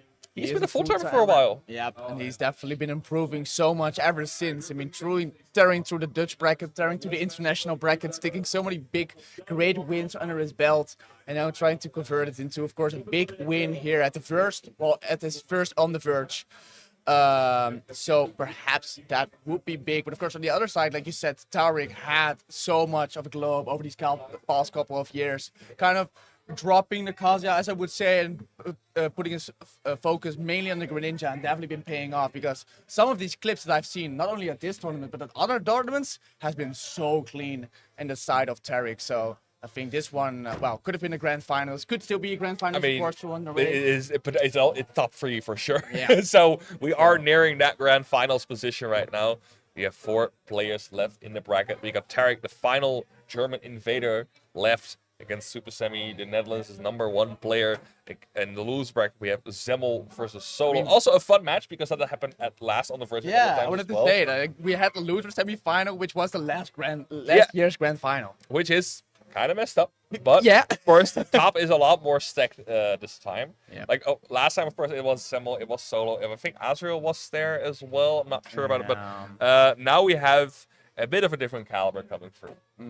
The big dogs are showing Big up. dogs have arrived, and they have been showing off towards this part of the bracket. Here and there, both of these players have bled a little bit of damage. Of course, Tariq losing a game against the Dutch Dio, and also 2 against Zemmel. Where on the side of Super Semi, also only lost a game against Gangsta Orca. So only bleeding. Wait, Super Semi lost the game to Gangsta Orca? That's my goat, man. That's my Yeah, goat. man. Hey, That's my goat. that's the new player of the year right there. I mean, fully deserved. Honestly, he's been Also doing very true. well lately. You love to see. I love to see him here as well. It's a bit of a region, but you really love to see it. What you also love to see is regular events here in Enschede. We have Borderline every other Tuesday here in the same venue as on the Verge. One of the gathering hubs for Smash in the northern parts of the Netherlands. Make sure, if you are ever in the area, to stop by. The venue is amazing. It's super chill. A lot of setups here. Every other Tuesday. I don't know if when the next one is, because I know last time they took a bit of a break after on the Verge. Let me take a check. But just check the calendar. Otherwise, just check every other Tuesday. The Star 2G is going to be updated. I think it's just Borderline, and that will pull you to the last one. So they have been doing great work for the northern scene. So make sure to support them and just follow the stream. Follow NV. And so the next one is on the 25th of February. So and it's going to be registrations are already open. a week and a half. So it's not going to be next Tuesday, but the Tuesday after that. Make sure to attend. Support your locals. Support your bigger events, because otherwise we cannot have stuff like this. So make sure to do it. Also, make sure to follow this Twitch channel, NVS_SSB. The streamer in the Northern Netherlands in terms of production and just showing up to tournaments in general. Yeah. I don't know how he does it. I mean, No, he had a full-time internship. Now finishing up his degree. Man has the time for everything, it seems, but he needs to be rewarded for that. So make sure to follow the stream to stay up to date, because I think tomorrow Hyperfocus is also going to be streamed on this channel as well. Okay, that's nice. That's cool. So both the Smash action that we will be receiving this weekend in the Netherlands. Epic. All right, so we are going to be going into game number 1, Greninja versus the Young Link. We are going to go to PS2 home field advantage for Tariq, but also the neutral starter just for these two. Let's see how we're going to go out. Super Semi has been going through Terra, but Tariq has shown what's up lately. Yes, of course. Big danger on both of the sides, like we also previously mentioned. Super Semi, of course, being a master of the Young Link. And at the same time, on the other side, Tariq being a master of the Ninja Frog. Just being so slippery in his approaches and finally managing to get these stocks out of nowhere.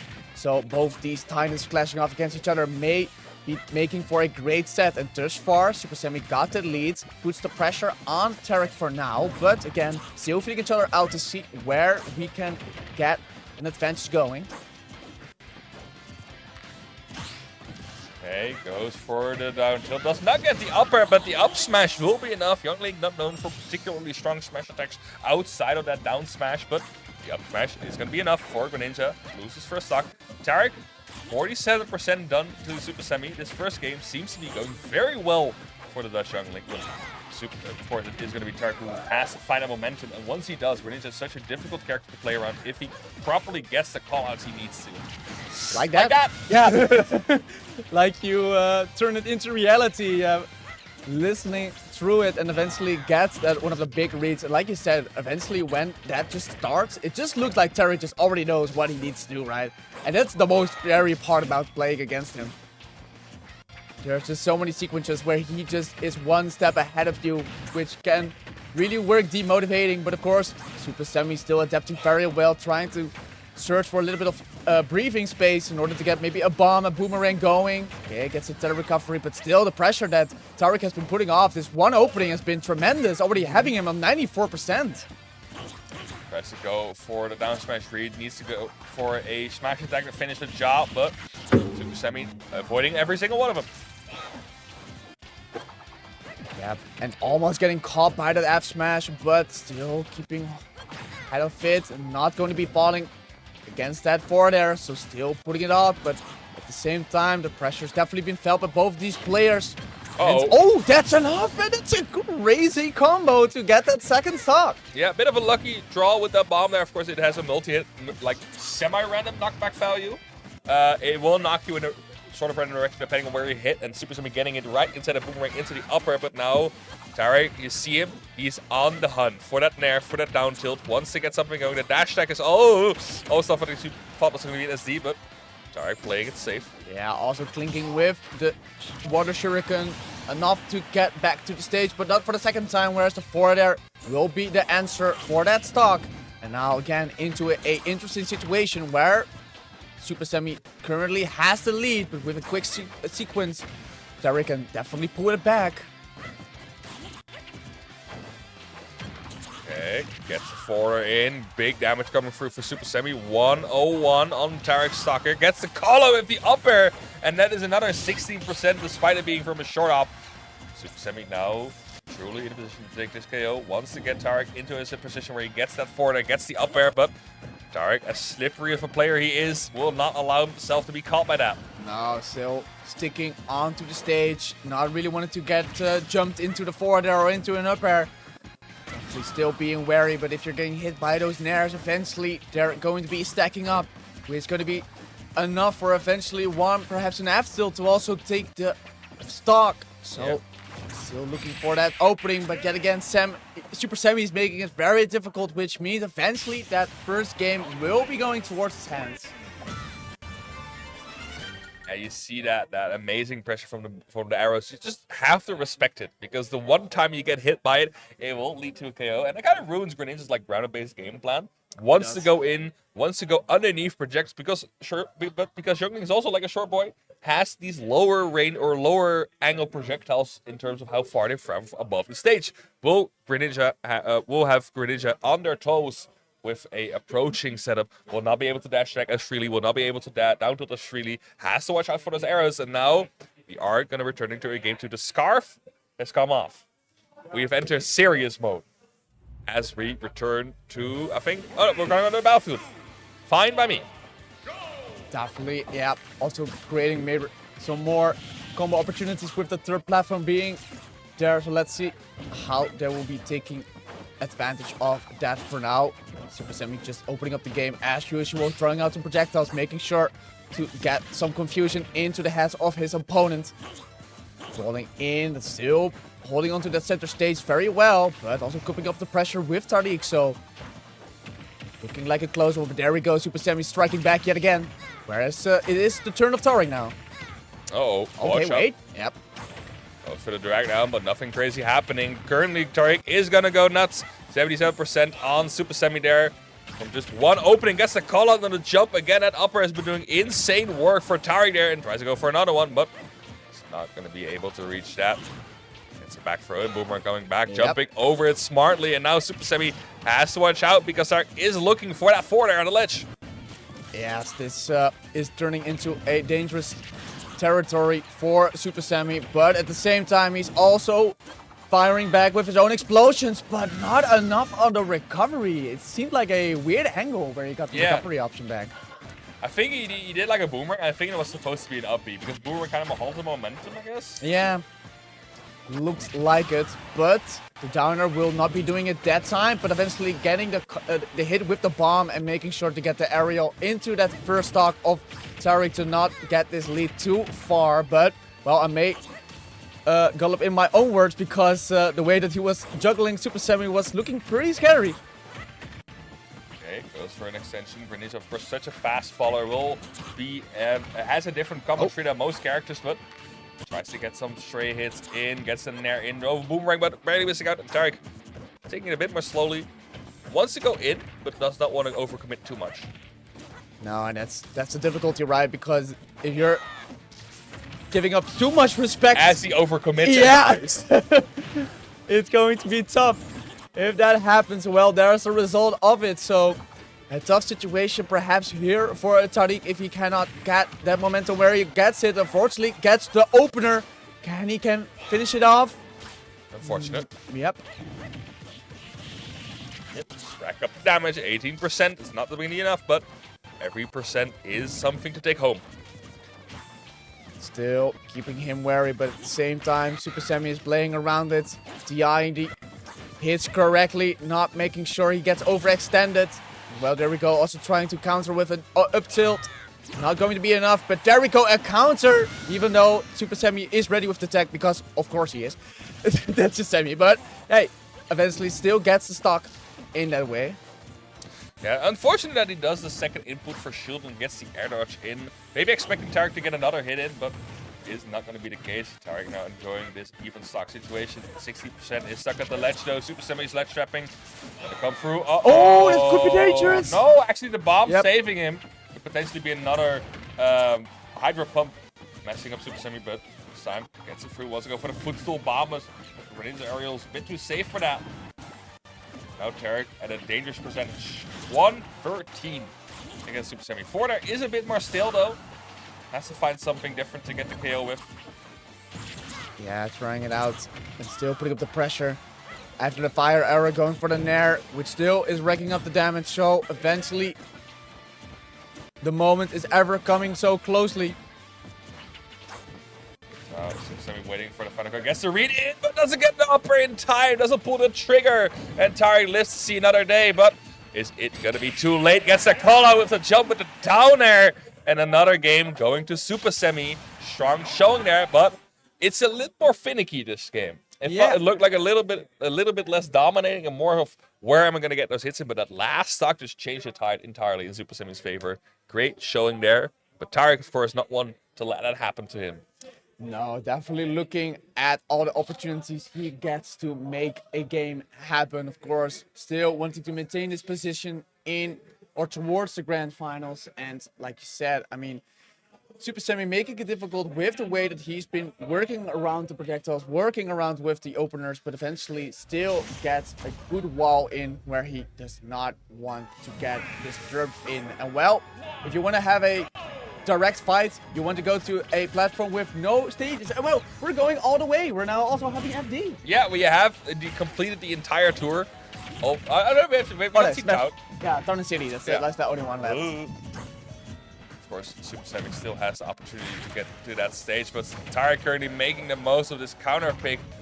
Great boomerang there to get your ninja off his back. Super Semi now will return to stage, but Tarek looking like he's on fire. Despite no platforms, usually that seems like a thing your Greninja might struggle with, but of course Youngling's pressure on that platform is just as crazy. Still gets he down to easily. Up smash, doesn't need a platform for that.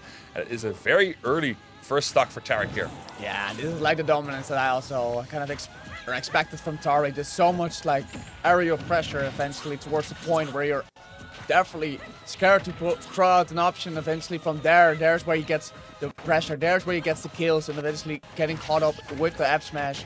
He's going to be sealing it, and eventually also with the air dodge still building up some pressure for Sam to finally reach that point of his talk, but this time it's the Tarek show and still pushing up this advantage.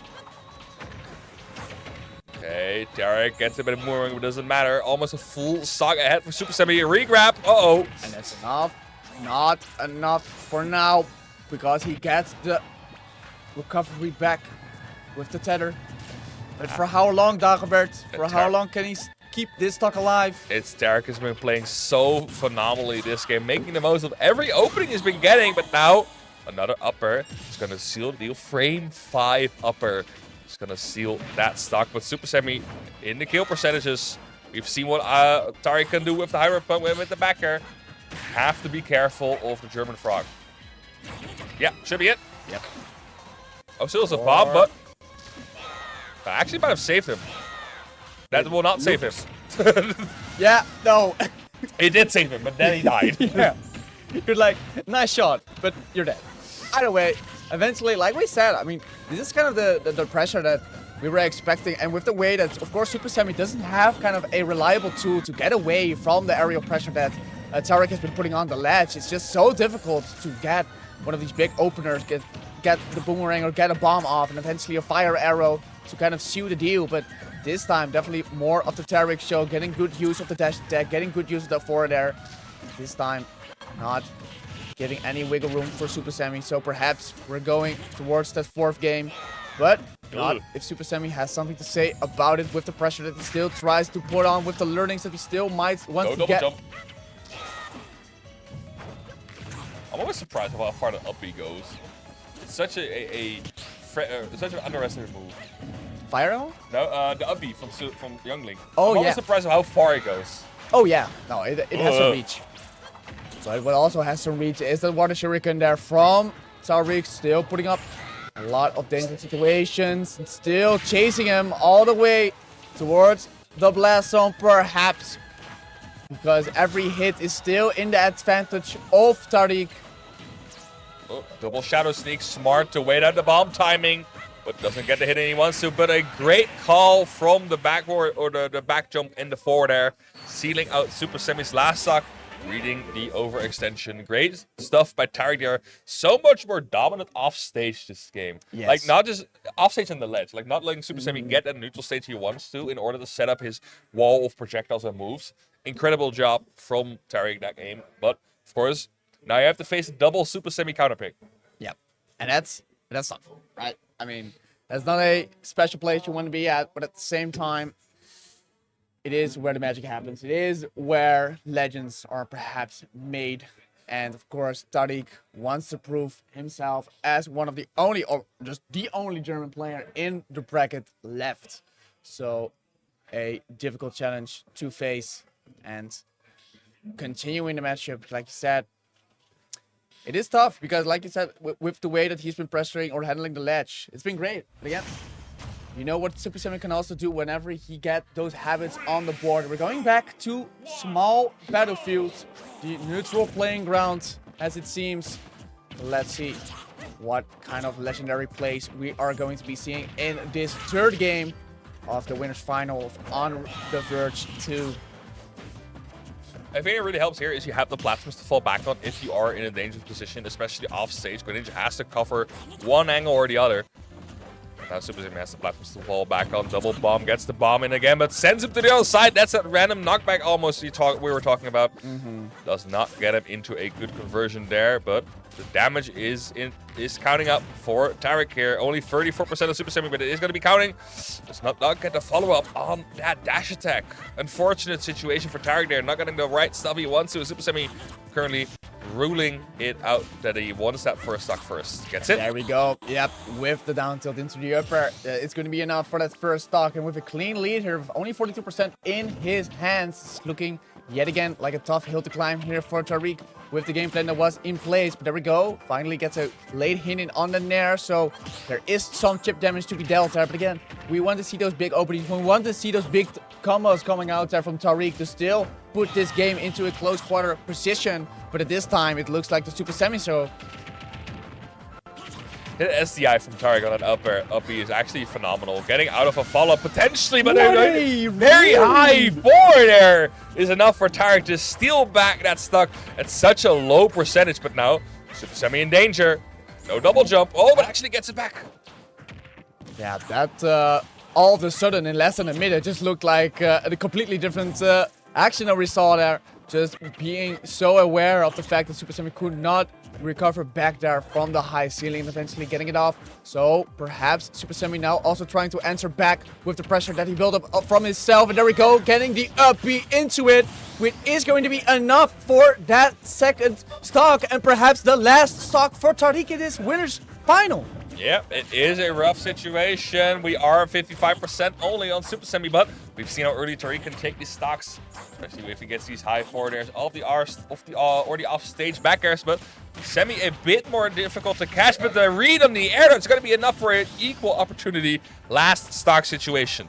Yeah, the reads of Tariq has been phenomenal throughout this set. It's definitely been surprising me left, right, and center, and this far going for it all. There we go, getting another read. Also clanging with the boomerang, so not getting hit by it. So eventually we're creating a big lead where Tariq can definitely pull off something magical. Maybe something big. Maybe something Germany needs for its own country. But not right now.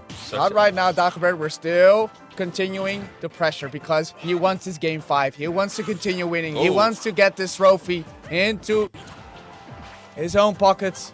Yep. Super Semi this time jumping from the down tilt of Tariq. He was waiting for another up smash or air dodge read. to get something going, but currently 104 has to watch out. This is looking all too tight, all too close, because eventually one of those big hits can definitely be sealing the deal. But this far, not going to be doing it. They're going for the forward, but at the second time around, it is going to be enough. Where I had a little bit of doubt at the beginning if it was going to be killing on the center stage, but it was enough, which means there is going to be that second counter pick around now for Super Semi, and it is going to be turn going back. Yep. We're not switching around anything. No Yoshis, no FD, just back to the small bit of food. We All are- good and trusted. To be fair, that 1-4 there so high up the ceiling was the momentum changer Yeah, for that, because I do Super Semi agree wasn't like 60-70 when it happened. And it DI'd up.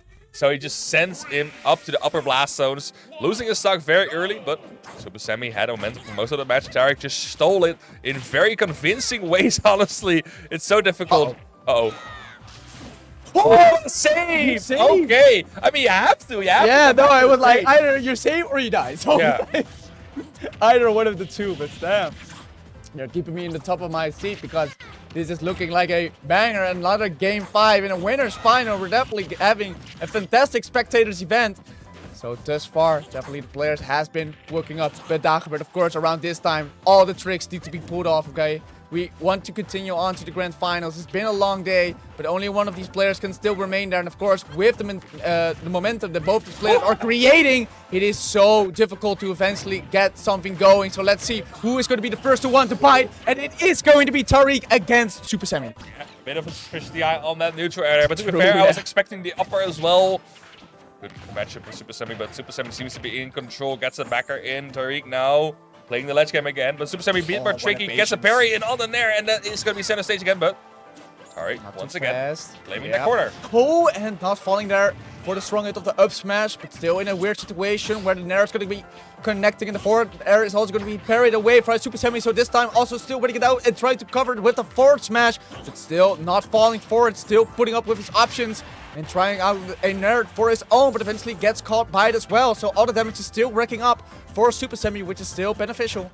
But again, Tariq is still looking for that kill. Perhaps a big forward or a backer could be sealing it, but still. Ooh. Okay, another chance around. What is he going to do with it? Tried to F-tilt, not enough. Down air. Caught by the jab. Dagobert, this is looking scary for Tariq. And they counter. Actually unpunishable in that Yeah. position. Bounces right back up. I like the attempt from Tarek there. That's enough, to get right? somewhere going, but should. Oh, Oh, double. great mash from Super mash. Semi. Up throw would have definitely been the KO. Smart play by Tarek, but Super Semi mashing out in time. Not getting up thrown. Yeah, Tarek really wants that up throw. Yeah, no. I mean, it's logical. It's the safest way to potentially Yeah, get the true, stock of in this course. shield-heavy game. Having the approaches, but still, yeah, being too fast by it. Getting a short jump into the approach, so not falling for it yet. And of course, still with the way that Super Semi's been playing, his build been absolutely blowing my mind. How can you still maintain this lead? How can Oh. you still maintain everything? way, right? This is going to be a 2.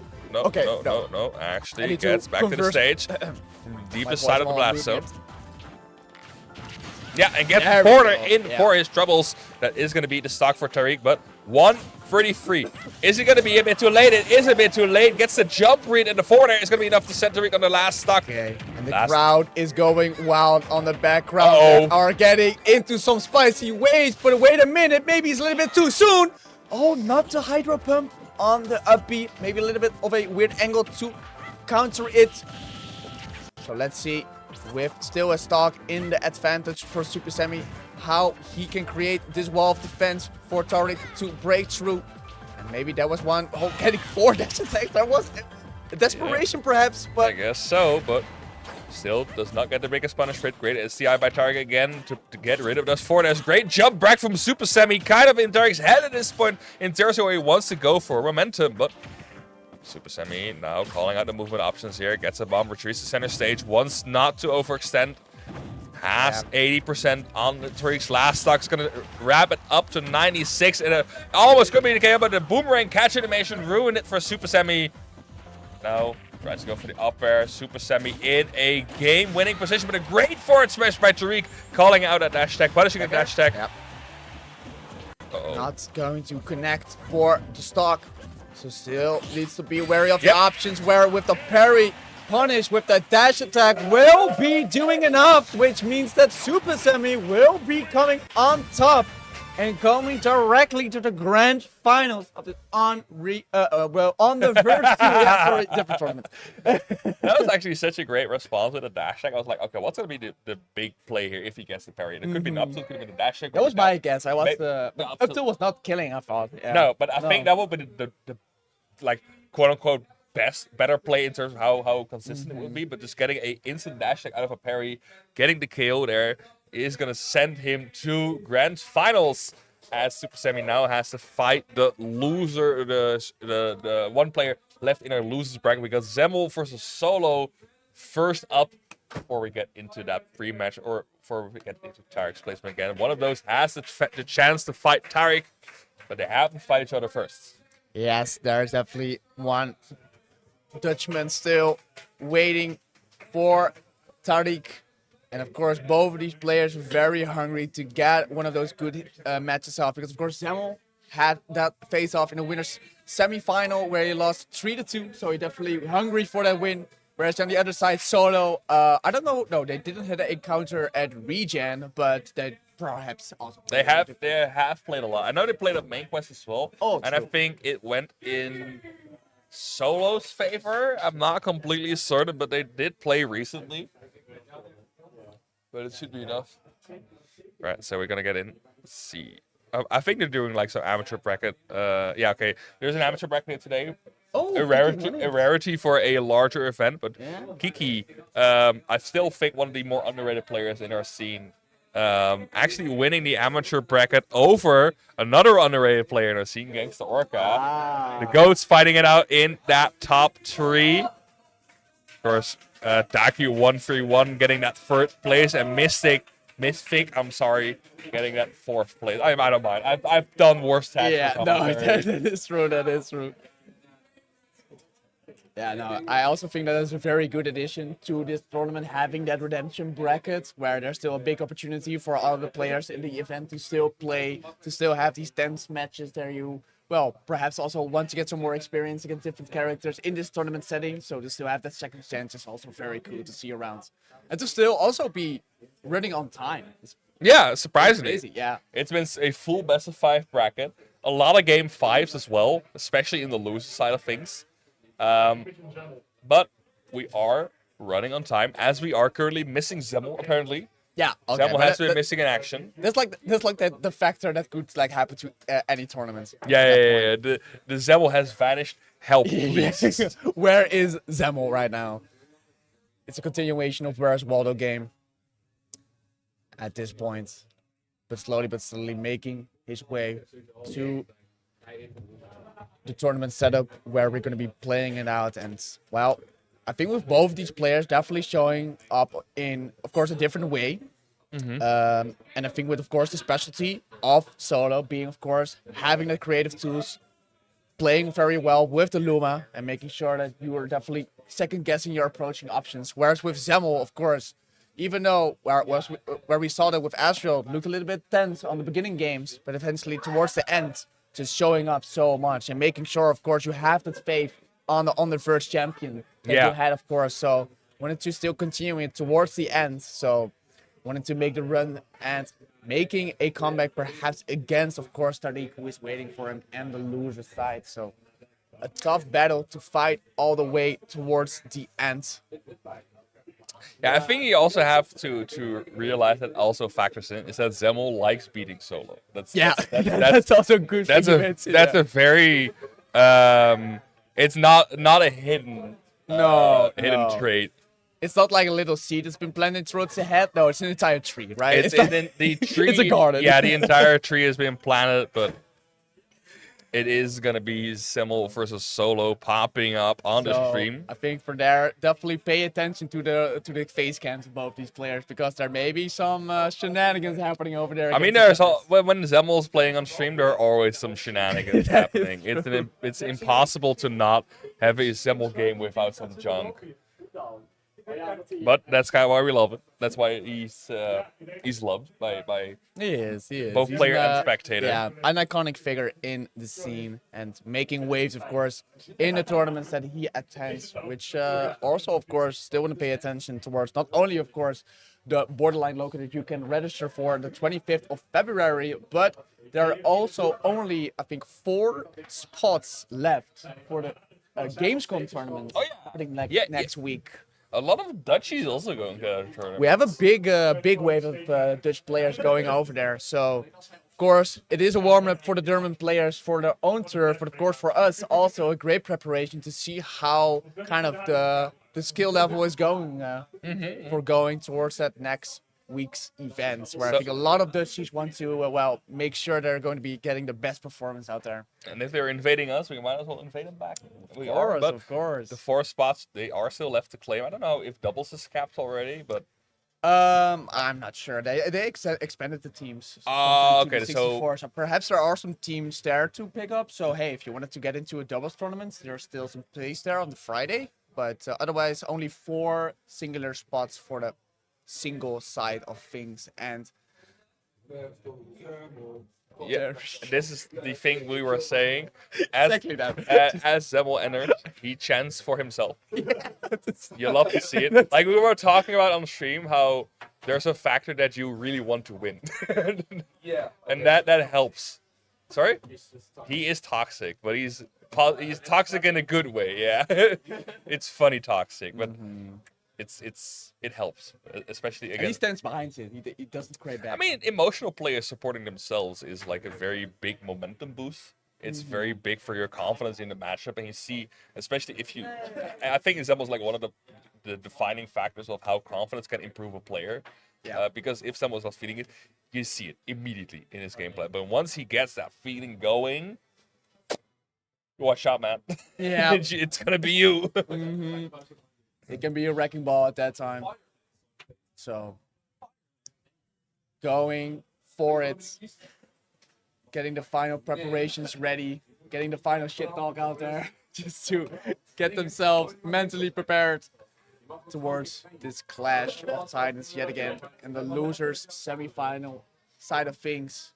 Where yet again, we still are going to mention it. Last year's grand final, kind of crazy. Yep. Fighting for 3rd place. I mean, then it was not close that time. I think No. it was like a double trio. Yeah, that was rough. It was. That is a rough, yeah, especially in grands. That is tricky. That is annoying. But of course, Solo has not been sitting still since then. Has had an amazing run at region. Has had an amazing run at main quest. So they have been improving even despite everything going on, still improving so much. Like, it's hard to improve when you're that good, but he's been making it happen. Yeah, he is still making it all the way, making the waves and trying to prove themselves yet again in this environment that we have been upon of ourselves. Okay, they're stalling. Yeah. Yeah, no. Okay. Not He putting says he's ready to go as he's not selected Cloud yet. Okay, there you go. Yeah. Perfect. Now we're ready to go. Okay. Isabel, can we get? Oh. Oh.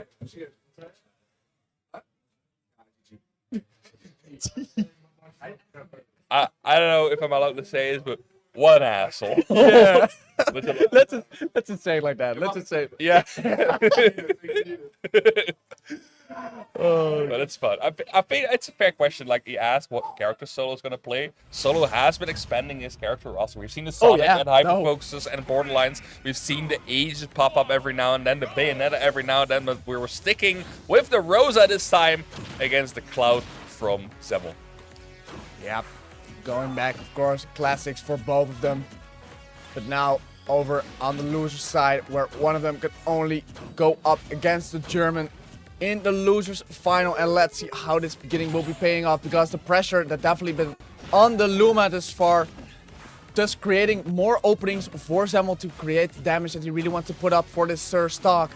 But of course, on the other side, Solo still waiting out and collecting his second Luma of the game. Okay. Tries to go for the forward there to push him off stage. Limit is now there. Unfortunate dropout from the dash attack, sending Zemmel to the lower part, but confirmed into the Luma. Zemmel has to land it, and the Luma actually tanking that hit for Solo there. Still not going to be enough to put himself out of the situation. Tries to go for the down air, but Solo's late recover is going to be saving him. Still needs to be aware he gets caught up by the dash attack and not going to be followed up by the back air, but of course, be out of shield, so strong and a good utility for Cloud to get out of these pressure situations, which of course Solo has been creating. Just slowly walking up and getting some pressure with the Luma, getting a 1-2, but still not shaking up Zemmel with the courage that he's been building up. Oh, that's a big reckoning of damage, 102%. Yes. Okay, we're finishing. There we go. We can move again. I mean, I'm almost surprised. It looks so like the double jab is so intimidating, but it does like 0 shield damage. You would think it would like be depleted, but still Nope. holds on and not being too scared. He's so disgusting. It's so stupid. But I mean, But it works. I mean, he's still around. he's behind, by the way. Oh yeah. I don't know if you noticed that. No. Oh, well, I thought it was also going to be turning into a kill, but good to either for Soto to still keep a hold of his stock against the downer, or against a dash attack, my bad. So going there and not shouting it this time, but Not of approval, though. Yeah, no. Not of approval. Okay, I see. okay, it is alright. I'm going to be up airing that Luma just for 2 times to get some chip damage in, so the next time it is going to be dissipating. There we go, where it is going to be the pressure situation, and there we go. Yeah, just perfectly executing on the game plan. Have to compliment the survivability of Solo that situation. 124 for such a long period of time. It's not easy to do against a character like Cloud, who can just sometimes make kills happen.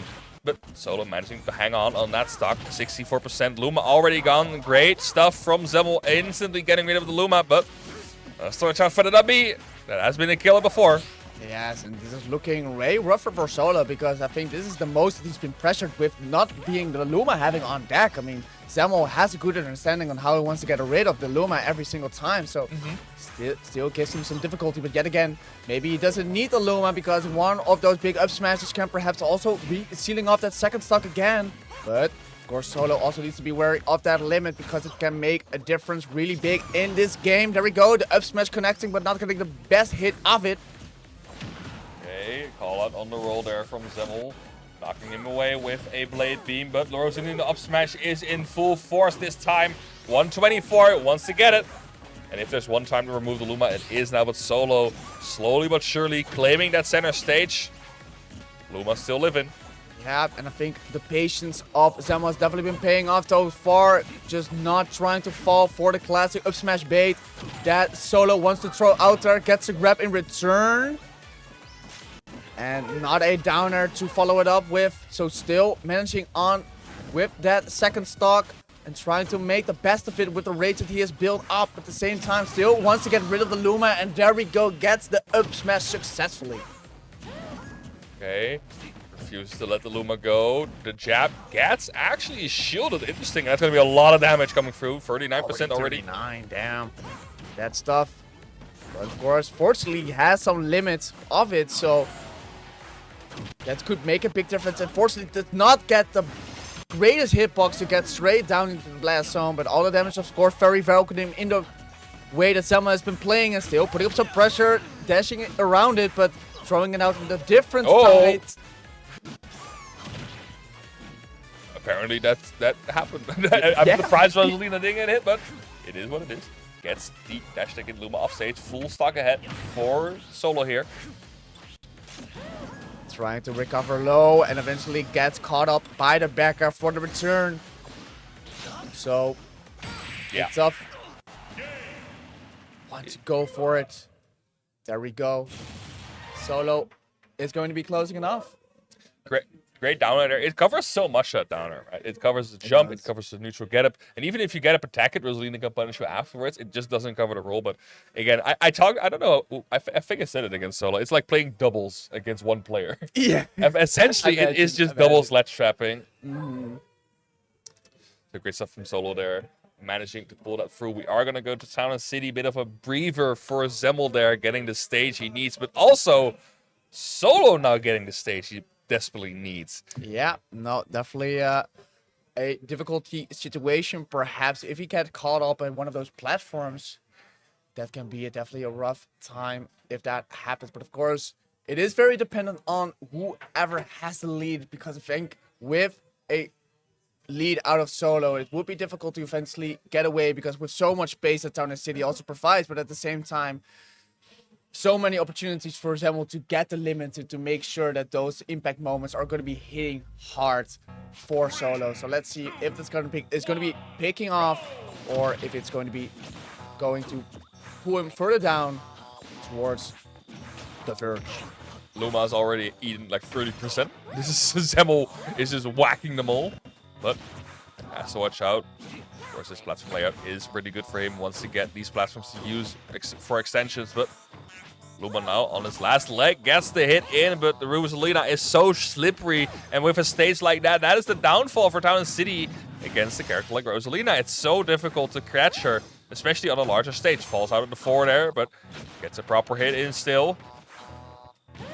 Still, both these players winning each other out, and the damage and the pressure has definitely been impeccable for both of these players. Thus far, definitely playing around the best tools that they have. Making sure that the game plan is not working out for solo. Trying to get the Luma in a great position for Zemmel. Trying to get the best aerial positioning. And that is going to be paying off tremendously for that first stock for Zemmel. Such a great fight with that backer here, catching solo up high end. But Town and City, side platforms are small. It is going to KO 100 at the ledge. But now, solo with an opportunity to respond. Has to shield the limited ray beam. And in the corner, fighting his way through. Yeah, and even though solo just throws out the Luma, Zemmel has a reaction for it. Whereas with other encounters, I think there's just so many people that just leave it there. And there's just so much room for solo to eventually get more of the combos that he wants. Whereas now, he is very limited in what he wants to get. So a lot of vulnerability now for solo to, well, keep getting away and eventually get an option into the corner, but still nothing to really get out of it. Solo playing so evasive this last less 10 seconds. So hard to keep pinned down. And that is the way to properly reduce your disadvantage here. 140 on Zemmel here. Double up smash is going to be the way to go. 13% on solo here as he just instantly flees the stage again. I think it's just funny. It was just like the first hit was like, oh, I'm just going to be ducking. Second one, you're dead. Yeah, you're kaput. That was unfortunate, but funny at the same time. Well, of course, these players are not finding it funny. They're finding it very serious, of course, still keeping all the seriousness in the game and still making sure to get those stocks whenever they can get them. Because, of course, the earlier the merrier for both of these players. They still want to get the momentum in their hands. And both of the players fighting hard for it. That was actually such a great star bit from Solo there. Because you see Zemmel hanging there from the ledge with limit. You know he wants the limit cross like as soon as Rosalina comes up. But interrupting that, forcing him to use the limit on the recovery back to the stage and saving himself a trip to the blast zone. The backer is going to be sending him there anyways. I was not expecting it, to be honest. He was very quick on the buttons there. And, well, Solo also paying for it in that second stock. So dangerous situation, but not even get hit by that down smash, but not trying to force the limit off. But the second opportunity may be switching the rolls around. Yeah, that Luma jab sent such a disgusting angle. It's hard to come back from. It sends almost purely horizontally. It's going to be difficult. Gets the backer in. Great stuff by Solo, but not going to be enough to take a stock. That should definitely be it. Gets one star bit in such a big area of space she claims with that. But the Luma is instantly demolished. Yeah, 3 backers into the blast zone you go. But that doesn't stop Solo from getting the approaches in because he had a good hit in. Eventually gets the Luma back, but is it enough? Okay, air going dodge. deep, but of course goes for the air dodge to not get hit by the Luma there, not to lose the limit. Getting up the pressure, yeah! I was trying to say it, but there we go, and he gets the... Oh, did you see the face go? Bruh. I think that's the only correct response here. We have on the Bruh. first demo on the seat right here. Yeah, that's disgusting. I was surprised that it caught him. It was like the upper hitbox of the back. Yeah, mid. no, it was the tipper. It was the tipper of the finishing touch, but spacing it correctly and getting the kill for it. So putting his name on the board in a convincing manner as well. So I think we're returning to small battlefield. Yeah, we are returning to small battlefield, smaller stage. Again, it's not like the funny thing is that Zemmel's, if you like clock it, Zemmel is not that long an advantage every single time against how Solo is playing neutral. But the moment he gets into the advantage state, it's so much damage, or it's just over. Catching with jumps on the backer, catching with jumps with the up down B. It is a rough predicament to find yourself in. You have to play it perfectly against a player like Zemmel, but Solo, he's been playing near damn perfect. Yeah, Oh my definitely god. been pulling him up in the position to ever get the best lasting damage, but eventually, of course, only one of these top players can move on towards the next stage of the bracket, and only one of them is still being able to make it, whereas Solo is trying to prove that he is the one who needs to be on top there, because the pressure that he's been putting up has been pretty dangerous and pretty difficult for Zemmel to deal with. But there we go, there is the answer, but Luma is also striking back on their own. Okay, Luma now separated from Rosalina. Tries to get away in to find the KO here. 103. I don't know if this is up smash percentage. Could be. But he needs Luma for that first. Yeah. Taking a shot at it. Eventually, the parry into the dash smack. Dash attack is going to be doing it. I mean, it's a dash smack. It's a dash smack, yeah. It's a dash smack. Oh, great. Converts by Solo. Oh, almost gets the KO there. But now, waiting for Cloud to land. Gets the hit in. And it is, again, such a strong answer from Solo there. Yes, these players are definitely keeping each other in check. And they're not getting away with the normal approaches that they maybe had in previous encounters. They've definitely been holding each other tightly into the different approaches. And there we go with the patience. Zemmel had to jump, still has the damage, and there you go. That's a perfect example of what you try to explain. Just one opening and eventually creating so much damage that it creates a difficult situation for Solo to really get anything going. Yeah, and Luma's already gone. Goes for the read in. A little bit of a shield drop there, unfortunately, for Solo. Probably tried to go for the parry, but not getting the right timing for it. And we see a little bit of a frustration coming there out for Solo. But, of course, with some options in his hands, he can still turn it around, but not if he gets hit by those down airs. Are going to be deadly in this stage of the tournament, Dagobert. I don't know why it's so strong. Yeah, no. Why that's is me, it man. so strong? It's he was like a 100% before the down air hit, and it still managed to get the KO off the top. Now Zemmel in prime position to take this game. Let's go for the up B spike. But the shield and defensive habits from Solo are being pushed through. He's been playing so phenomenally in terms of neutral, but once he gets in that corner position, once he gets into a position where Zemmel is close by, Zemmel has been catching on slowly but surely. And now it is up to Solo to make this step, to make this return happen. 91% is not going to be enough to get a raw hit in, but this time it might get the spike in on that.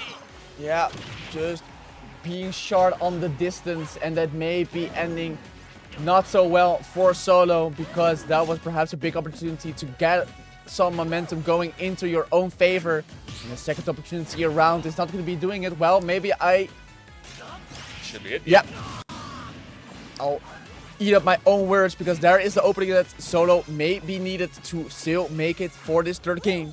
102 though. High percentage for Solo here. Has to watch out. We've seen him die at 101 and 100. Okay, big hit from the Luma. Big hit from Rosalina. Big hit. Not connecting. Otherwise, that would have been probably it. Yeah, definitely would have been it. Does not allow Cloud to go back to the stage. Back it off the up smash. He's gonna send Rosalina up still. Tall character, but the dash attack is gonna be punished by the back air. Not gonna be enough. Zemmel all. That was a skillful interaction. He deserved that F tilt completely. I don't even know why that happened. It was a very strong hand, not even a sword, it was just a hand. I think it was like the tip of one arm that rolls on the back when she rolls from the ledge. I think Maybe a strong elbow, who knows? very strong elbow. Yeah. Oh, well, enough for the last talk of Solo. And, well, a very decisive third game going in the favor of Zemmel. And now Solo in the ropes, it seems like, with the frustration coming out. And, well, the favor or the momentum is definitely gained for the side of Zemmel. Okay, goes for the up B, slowly but surely racking up the damage. And again, the defensive habits from Solo are being pulled through. It's going to be 50% already. He's looking for the glimmer. You see those falling up airs. You know what that means.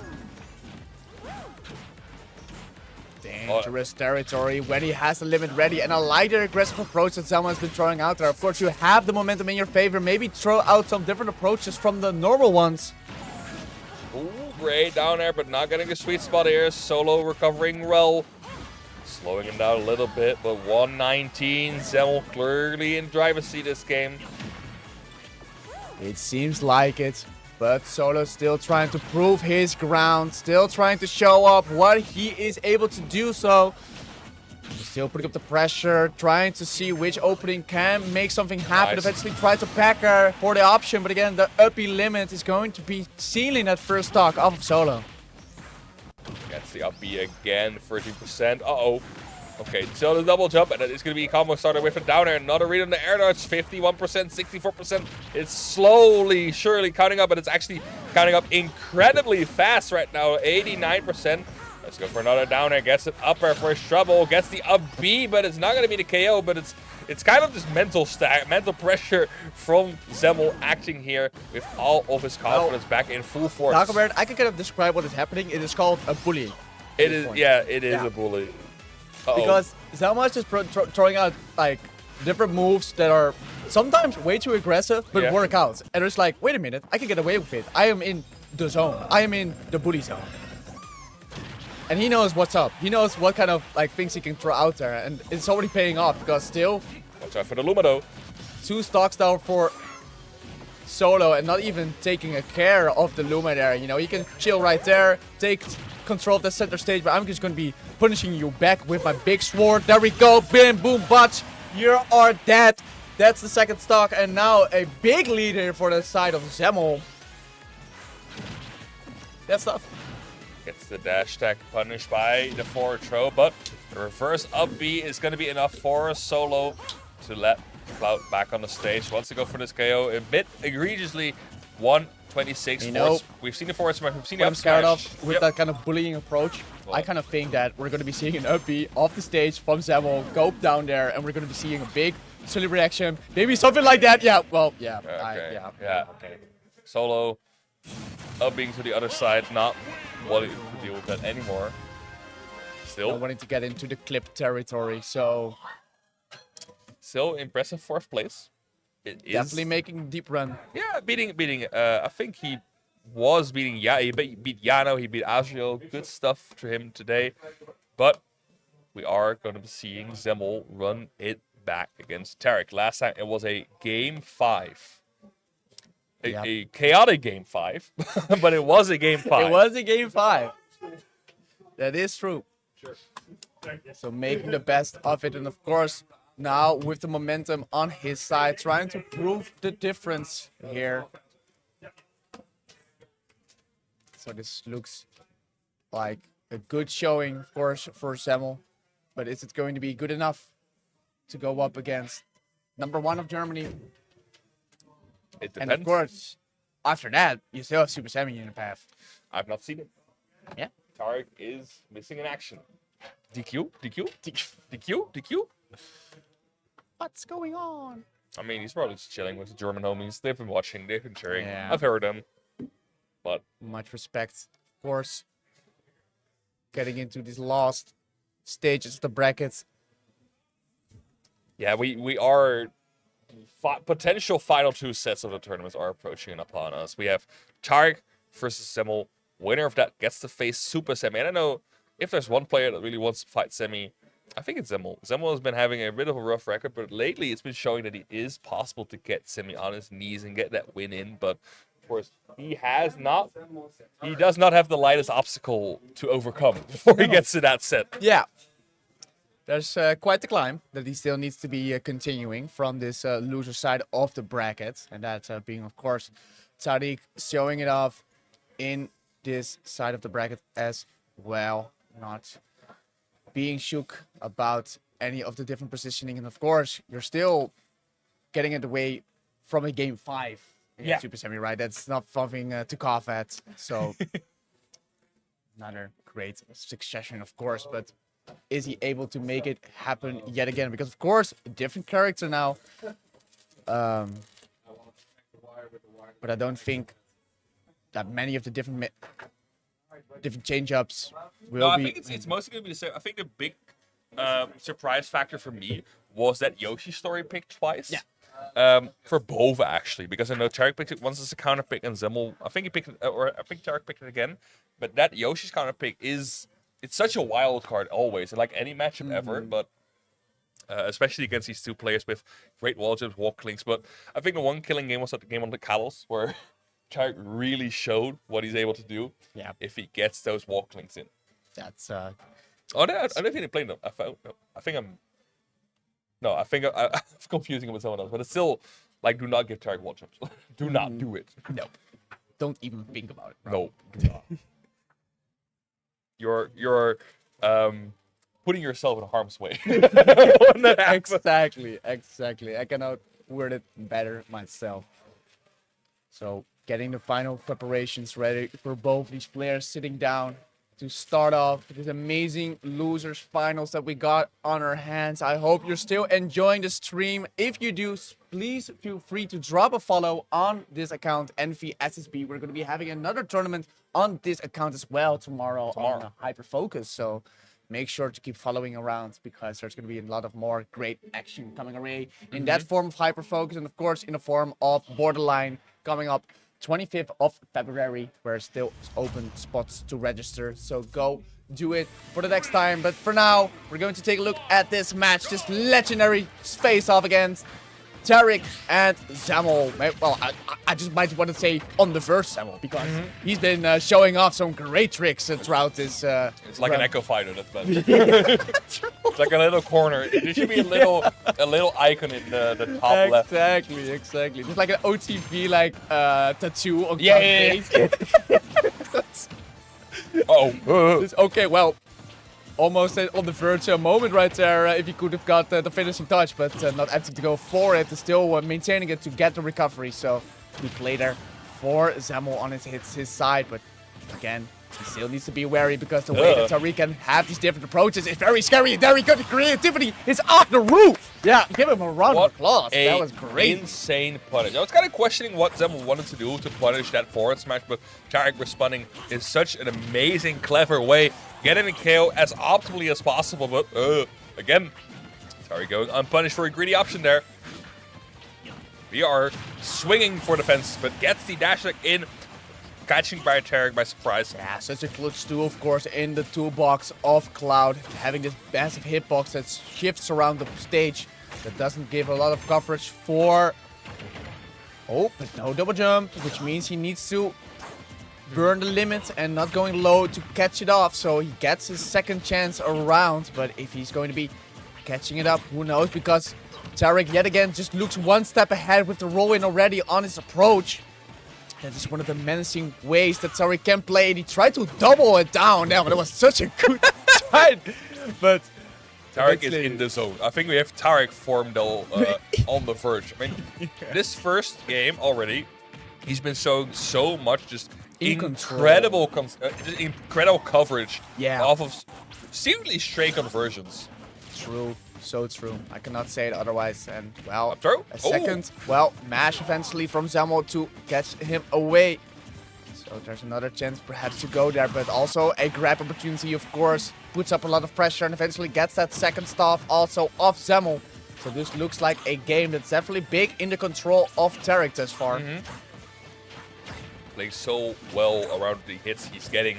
Doesn't even like particularly fish for anything. It's just like once he gets it, he optimally uses it. And Zimmel kind of struggling to force his hits back in as well. Because of course you have to respond.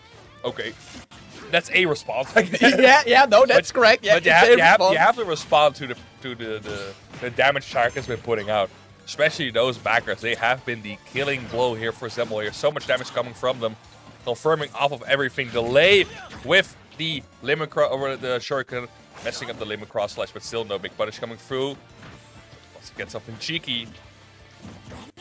Definitely, I think with the first notice that I've definitely seen is just the different approaches of the aerial momentum that he's been throwing out. Not only just covering low with the forward air, but also catching on with the high approaches. Just keeps Zimmel guessing in his approaches and just makes it difficult to get any of the big openings that he really wants to get. So eventually, around this time, there's maybe some learnings to still gather from this game, but it looks like Tarek is going to be pulling off the first game in his favor, as it seems like. But wait up. wait a minute.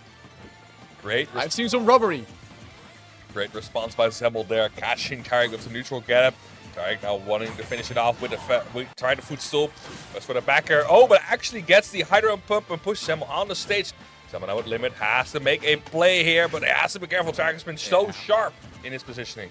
Of course, could have been a big opener right there if he got the limit off, but eventually Tarek not falling for it and thus ending the first game in his favor, as we expected, but still towards the end looked like some difficult situations to still manage to bring it home. Yeah, that first stock was just blazing from Tarek. Yeah, that was a big dominance. Such a big blast through the door from Tarek there. Zimmel having to adjust for that. I think it's also like a different pace because against Rosalina, Cloud is kind of the pace dictator. Like Luma is mostly just defensive zoning or defensive wall you have to pass through, but Cloud is dictating like how he approached that. Tarek is completely, or Greninja is just completely outmaneuvering, overwhelming Cloud. And that's tough to do. That's tough. Especially if your recovery is not that great. You cannot afford any risks off the side of the stage, but you have to. You have to against Tarek. Still part of the game, of course. So continuing off in this second game now, having a counter pick in your favor. Let's see how that will be working out. Oh, I think someone is sabotaging the setup because we have a third controller attached, but it seems to be fixed. We're doing good. We are doing good. Disconnect your Pro controllers, guys. There's an app for that. Do it. But we're going to return to good Cloud. use of it. We have the tools ready for it. And now, without any further ado, let's get on this losers final yet again for the second game around. Getting a counter pick on Hollow Bastion, which I can do respect. Of course, getting some more opportunities with the upper and side blast zones being closer. So, and of course, having a big upper platform to still catch up with the landings that he may want to throw out your way. So let's see how it will be working off, because the first couple of interactions has already been in favor of Zimmel thus far. And going slowly back towards Tarek. I wanted to say, but of course that very safe B is such a good way to disrupt a disadvantaged position, but no double jump, needs to break the limit yet again, still respecting the recovery option. Yeah, get the forward throw, get the damage in. Right positioning. Tries to go for that cheeky up B spike, but it's so hard against a character as fast as Greninja. You can see the parry into another jab, slowly but surely getting up to that kill percentage, 118. Fresh backer though. Never mind. It just ran out. That's crazy. But still holding on after getting hit by the cross slash. Still keeping ahead of himself, not getting an over-aggression in, and still reading out the momentum where there was almost an opportunity to get the forward air in, but not biting a second time, where he eventually gets the down smash off, and there is where the momentum, where the patience works out for the favor of Tarek. Yeah, to be fair, if you get that down tilt in that position, it's just waiting to see what your doom is going to be, because essentially you're a dead man walking. Like if you do nothing, you get forward smash. If you do like a jump, you get back air. If you do air rotate, you get down smash. It's such a difficult situation to come through, but a great fight from Tarek here, who is still living at 109. 191, but 201. Here's going to be the one. is going to be the one to close it off. So 1 stock down, 2 to go if you're on the Zemmel side of the fandom. So let's see how he will be covering it back up, going to burn the limit, but not in succession to hit Tariq, where a little bit of walking gets enough distance to not get hit by the dash attack. Still enough to get the spacing going. And there we go. Not the forward smash that I was expecting, but or the forward that I was expecting, but still the damage is on the board for Tariq. So he still gives some opportunities to get a big hit in. What? Oh, that, Sure, that happened, I guess. yeah. I will just blame it on Greninja being hard to hit. Okay, Tariq waiting for Zemmel to get off the ledge so he can finish it off, but having a bit of trouble. Zemmel now connecting the dash attack, but forward air is a great response from Tariq there. Uh-oh. Yeah, Asper it immediately. Of course, needed to be wary of the approaches that Tariq can throw out, but respecting it eventually, firing back on his own, because eventually, even though Zemmel is losing his stock, I mean, getting Tariq all the way to 94%, I think, is a win on his side. It is a win, but look Oh, no. at Tariq at low percentage. He wants that KO off the stage so bad that backer is going to be the way to go, but Zemmel now with a great up. He's setting Tariq the wrong way, even allowing him to go back to the stage 124. Guys, gets the ledge trump finally, and the backer to seal out that stock. Almost an even game, but don't forget, the limit is almost a line for Zemmel. Yeah. Quick 30%, but Tariq showing why he is considered the best play, one of the best players in Europe. He's such a force to be reckoned with, not just like in terms of off stage, but being a presence on the stage. You have to constantly deal with. You see him these micro reads he's trying to do, positioning himself barely outside of the Cloud's burst range. But as I say that, Zemmel has been going off, almost making up the entire disadvantage. It is actually almost even a game at this point. Yeah, I mean, the way that he is clutched up is very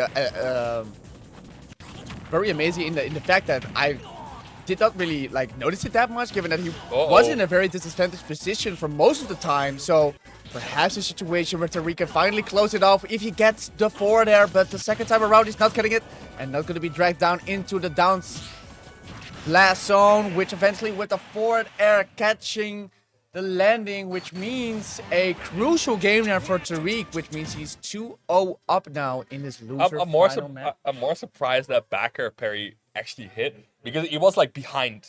Yeah. But it's big enough, I guess. Parry is a parry. Whatever. But I think what you say is great. It's such an essential game because this was the point where Zemmel could turn around. Because Yes. it was very close. Zemmel had those swings ready, but Tariq is such an unbreakable wall in those last stock situations. Does have a lot more options to get the KO than a Cloud does. Does eventually need to land that backer. Does need to land the dash attack, but he's going to try it again. Mola Bastion it is. Tariq 2-0 currently over Zemmel. Potentially last game for Zemmel here. Yeah. So making it difficult to get the victory around. But hey, if it's going to be a Zemmel victory, a reverse 3-0 would be a Zemmel victory, right? That will be in style. Yeah, that will be in his style. So maybe double fired up for that reason to finally clutch it up. So let's see if he still has enough energy left in the tank to make it happen, of course, because you still need to have enough energy to also take it against Super Semi. But the way that Tariq has been handling Zemmel thus far has been kind of scary. It is scary. Tariq really amping up the pressure this game, but Zemmel getting a couple layers, stalling for the limit to go away. Yes, goodbye. Actually survives, surprisingly. Not enough, and the second time around going to be sent off to the side, which means there is an opportunity to get another chance of things, and eventually with the patience is working in the favor of Tariq, whereas now getting another opportunity of life, and the fourth time around it's going to be enough. Get hit by the Hydra pump, but this time not going to be dragging him down. Perhaps there was an opportunity for a trade there, but not going for it. Great recovery by Zemmel, but That's Greninja enough, right? being Oh, too good mash. Yep, Greninja being too small as well to get hit by. And good parry. Oh. Yes, this game works how it's Yeah. expected. It is going to be dashing through Zemmel on and top gets of it. the KO. What a crazy sequence. He gets the KO for that, but instantly gets rewarded for Shoals with a fresh clean stock. Yeah, untouched. Oh, what a back and forth. We're already getting into this third game. Already both of these players fighting on both cylinders. Looking like an amazing game thus far, but of course one of them can only come on top of it. And thus far it is looking like Tariq wants to be the one who is going to be closing it off right here. Wants to face Super Semi. Oh, and it's going to be maybe a very good recovery, but still manages to get on. That was scary. Yeah, I think Cloud off stage always such a scary scenario. Like, this would be dead. No, actually, Big Boy actually going high to prevent that Hydro Pump from being a disrupting factor. Great empty hop side release. Cloud's empty hops are so impressively difficult to deal with. Yes. He gets two of yes, he was Arigato. there. This is such a janky game so far. People walking through each other, teleporting with Hydro Pump, whatever, man. Whatever rocks your boat should be dead. Yeah, goodbye. Okay, so that time around gets the stock of Zemmel, which puts him in a very dangerous situation, Dagobert, because now the aggression on the lower side could be paying off very greatly because he still has a stock to work with. So perhaps a big opportunity here to make something happen where normally there may be not an opportunity for it. Maybe going low, not going for the counter. Still respecting the options. But man, this is looking ever so closely. If Zemmel wants to put something on, he needs to be showing it off right here, right now. That's on the Verge 2. Come on, let me show it. And there we go. Gets a dash attack on the queue whenever I don't have any air anymore. There we go. Such a breath. Like, how you need to take your breath. Zemmel's breath is also back in that game.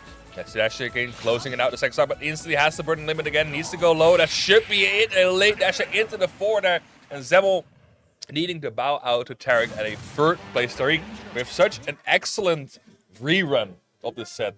Such an excellent, like last time it was a game 5 in winner's side. This time such a clean 3-0 for Tariq. Definitely more in control, but yeah. I don't just want to say that, of course, that Zemmel has been, firing off very good.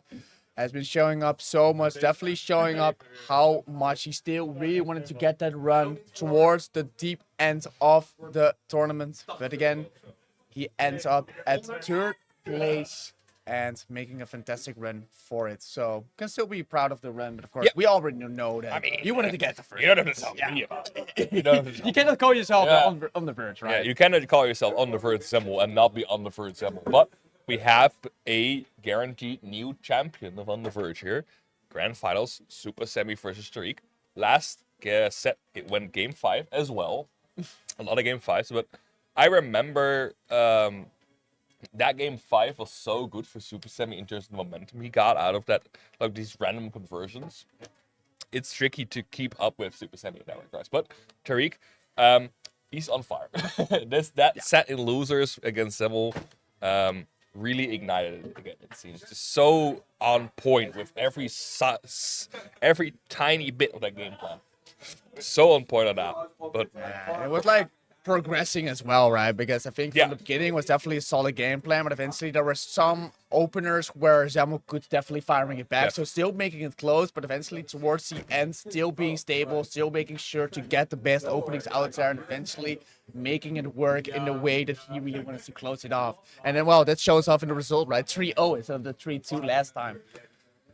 Was definitely a difference of momentum and definitely taking it all the way to see the final showing now in this grand final. A Dutchman against a German. A fantastic way to see which person can, take it home. Another Dutch versus Germany clash. This time, last time it did not go that well for the Dutchies against the German player base. No. This time, it's going a bit better. Yeah. Most of them have been eliminated. I don't want to say pretty early, but eliminated earlier than expected, which is a thumbs up, a good.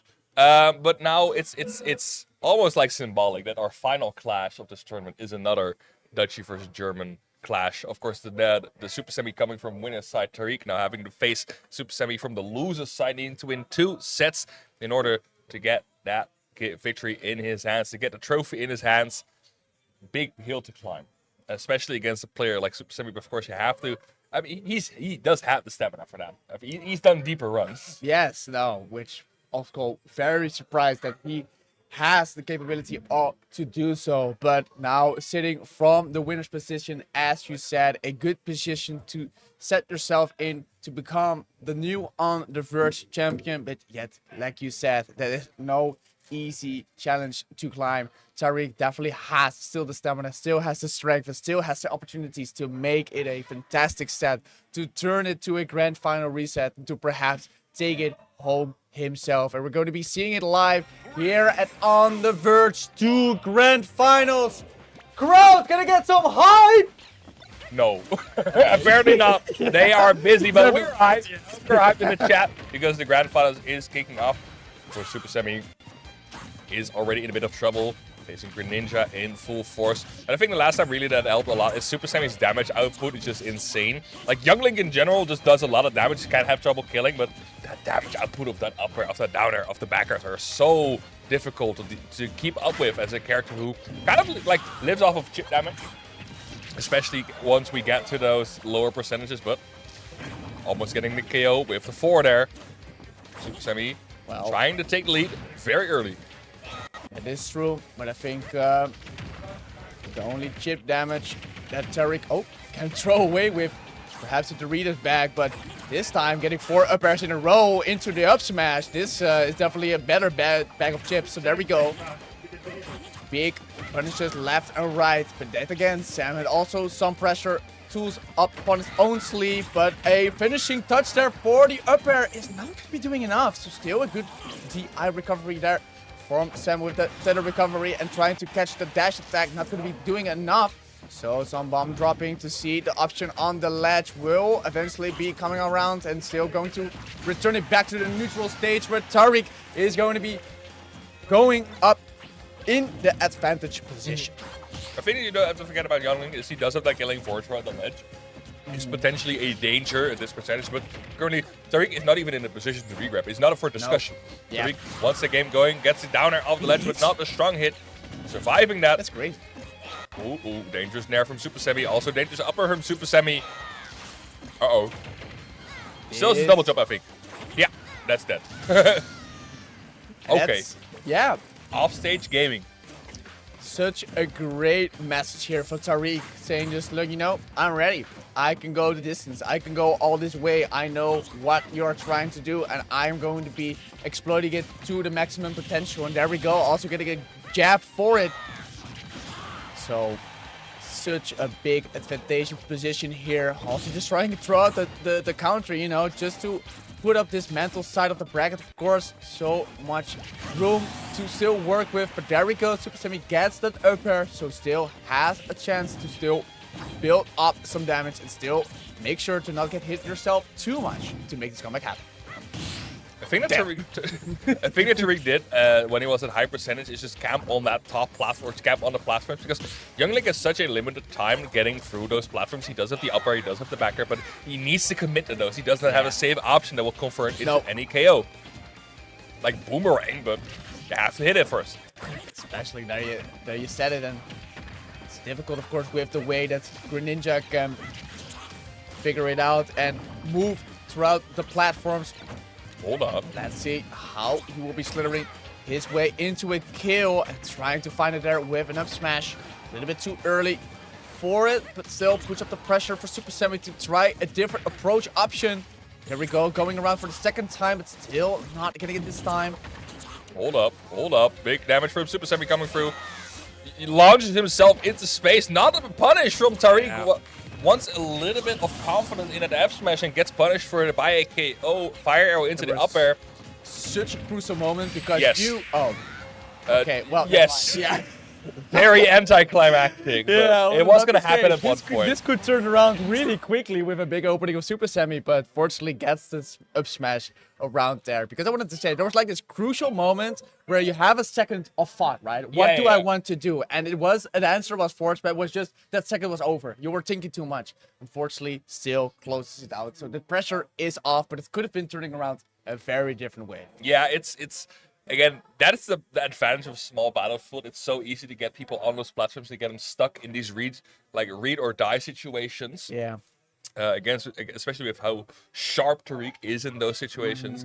It's going to happen eventually. It happened at like a very unfortunate time. Yeah. Immediately after the respawn platform disappeared, but Super Semi taking a deep breath, trying to remember what he did in that first set to make his victory come true. are gonna be going. I think we're gonna go back to small battlefield. Yeah, we're gonna go back. So, yep. And there we go. Pushing in the back. Not waiting any moments to change something up. Same music, same stage, same everything. We really want to get it going. Of course, Super Semi trying to see what the entry is to get this stuck ahead for or in the matchup against Tariq. But the way that he's been handling these close quarter situations, it has been tremendous. And also going low in the recovery, which I do very much respect. Because in the last match, I think there was too many times where the Tariq recovery was so critical for Super Semi to get those recoveries. Just like that. Oh, you're dead. Oh, no, never mind. There he lives. Has the energy up B though. That should be the KO. Yeah, great direction there. Actually goes outside just to get Super Semi through the blast zone quickly. But of course, Tariq is in a great advantage stage here. Gets the forward there. Not going to be the KO, but Tariq still alive. Taking a lot of damage though. Yeah, it's a dangerous situation, but maybe not if Super Semi can catch a hold of this beast, where he tries to get up with the aerial. So there we go. He gets an aerial back into your face as well. So, oh, Yes. okay. Gets a down smash for some extra damage, but again, not going to be turned into any of the other conversions, but still playing around it well until Super Semi hits that up B on the stage and not going to get an up air in return for it. So a juggle situation with a jump still ready for Super Semi, but so far, okay, has the option, of course, with the recovery. So gets the jump back. Nice. And eventually going there for a higher part. So I like the mix-up that Semi has definitely been throwing his way. Okay, Super Semi making sure Tariq does not enter center stage anymore. Of course, Greninja is such a mobile character, especially against a character like Young Nick, who can struggle in the momentum department. Does have a good ground speed, does have terrible air speeds, but is able to force people out with those projectiles. Gets a smash for his trouble, and it's going to be the stock for Tariq. Such a great conversion again, finding it at the right time. Now only 60% left on his stock. Second stock as that. It's going to be a difficult climb for Super Semi. Quite a challenge indeed. Definitely with the way that he's been slivering with the movement that he's been approaching Super Semi, getting a clutch late hitbox on the Nair, following it up perhaps with the grab. There's just so many options that Super Semi needs to be aware of. Whereas Super Semi, of course, like you said, trying to create that safe opening to get the kill going with a fire or with the boomerang. But then again, like you said, there's so many spacing moments where Tariq just is one step ahead of him and not going to be converting into that up air, but trying to go for a different option, still standing him towards the edge and not getting the boomerang. And there we go, eventually scooping him up. Yep. With that down tilt eventually to get that upper going. Gets the roll in, Reed gets the scoop with the down tilt, and that is a very important KO for Super Semi there. Needs to pull this through. Tariq still does not want to let go of that stage. 62%. He's fine for now, but needs to find that KO. Holding up, because of course now is a very important moment perhaps for Super Semi. He still wants to take this distance right here, or if he wants to get already the second game for Tariq, because of course the percentages are getting higher and higher, and with the third upper round perhaps on the stage might be difficult, but then if you get caught up by that up smash, it's going to be doing enough. So there's already a second game now in the hands of Tariq.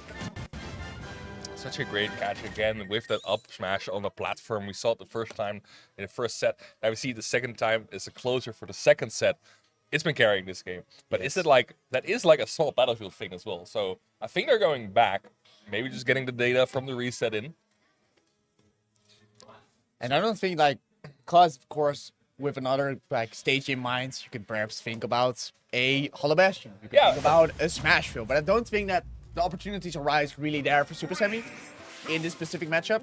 So I think, like you said, having a good pick in the form of small battlefield, getting the adaptations ready to eventually make your mark on the tournament, but not if Tariq is going very low for those drag down airs, back airs, my apologies. So it's fine, it's late for us as well. Yeah, no, we're getting to the later hours, but these players, of course, still going for it all. Still managing to uphold their skill in the next caliber of the tournament. So let's see if it's going to be paying off. And there we go. Not sleeping on the competition. Tariq is going to be one stock ahead of Super Semi, which is going to be a huge lead going into this third, maybe very decisive game for Super Semi. Yeah, because we are one game away from that important grand final reset for Tariq. He's been getting so sharp with the up smash. That's a killing blow for Super Semi. But also, like, the fact that mistakes Tariq makes are not getting punished as hard as previously. Like, we've seen Super Semi KO off of, like, these small interactions, but this time, Tariq is getting away with down tilts and shield. Tariq's getting away with dash attacks and shields. It's been tough for Semi to find an opening, and those forward airs have not been working as well. I saw the backer fall out a couple of times. Although the openings has been showing up, like you said, just a safe opener to also get the kill is just so difficult. Whereas, well, Tariq has those kind of options to eventually get that up smash and to still continue the rampage. But there we go, a good recognition from Super Semi to eventually get that second stock. But Dagobert, is it on time? Is it enough to get Tariq on this final stock? With the way Tariq has been playing, it's going to be an incredibly difficult task. Tariq's so good at finding the kill confirms he needs to. Like, it's not even just in terms of how difficult he is to hit. It's he's getting the important stocks at the low percentages, like these 80, 90 percentages, which is such a prime part for Greninja to get these KOs in. He's been getting them consistently. Super Semi now has to work a lot harder than Tariq does in terms of getting those KOs. Super Semi often getting a lot more percentage done before he gets the proper KO. And gets back to the ledge. Saves himself that down tilt there. Yeah, might save him some difficulty, but of course still putting up the pressure and catching up with a boomerang, but an up tilt in the return. Semi fighting for his life, still showing up with some willpower, but of course Dagobert isn't going to be enough to get this final stock off of Tariq, because again, he still has another one. You still need to uphold this fight for another time. There is still, of course, some percentage left there for Super Semi to still work around, but is it enough to stop this German train from still ramping up? Again, we are approaching that 80%. You see Tariq looking for those down tilts, for those dash attacks. So got something going. Yep. Should be it. There we Another go. up air. That's Super Semi's tried and true combo this game. Getting a hit of the down tilt or the arrow into the up air. But now it has to face Tariq at the dangerous percentage that colossed the stock last time. This time, Super Semi might have something to say about it. 43% already. Is Tariq going to force a reset? Or is Super Semi going to advance through with another game in this original set? Ooh. Some dangerous territory, but finally going deep and paying off for that very crucial set to finally close it out. So, like you said, we have our last set in our hands right here. The grand final reset, or as some may say, the true grand finals of On the Verge 2 is happening upon us. The actual And I did grand not final. expect to go in for a 3-0. I mean, again, against Zemmel, Tariq was playing hot. This time he's playing hot again. Yeah. But it's in that third game, like, I don't know. We do not have the tools for this. But if you just analyze the KO percentages that both of these players have, it's Tariq's is so much lower, which means that Tariq has a lot less. He needs to win a lot less openings while being even more slippery than he usually is. That's very true. And there we go. Grand final reset is upon us. Super Semi against Tariq. Oh, The final set that we have in our hands. Get hyped in the chat. Get hyped in the venue. We're going for it all. These players have shown up tremendously in their own ways. But of course, only one of them can be on top. So let's see who has a better adaptation throughout the set. There we go, still a second position there for Super Semi on the ledge. Not going to be answered by Tariq, going to be punished. Got the dash attack, but eventually a jab as the answer for Semi to get some more damage in. But again, the pressure from both these sides are returning back and forth. There's going to be a bomb dropped on the platform, but eventually not going to be copped up. And still the damage and the pressure is racking up to the point where maybe one of them eventually bites and get that first stock off. yeah, percentage where down tilt's gonna be great. Save by the bomb, accidental save, I guess, but it does save Super Semi from an all-important stock. Oh, another down up smash, but this time the call out. Wicked actually gonna be the one. Okay, what a Jack? conversion.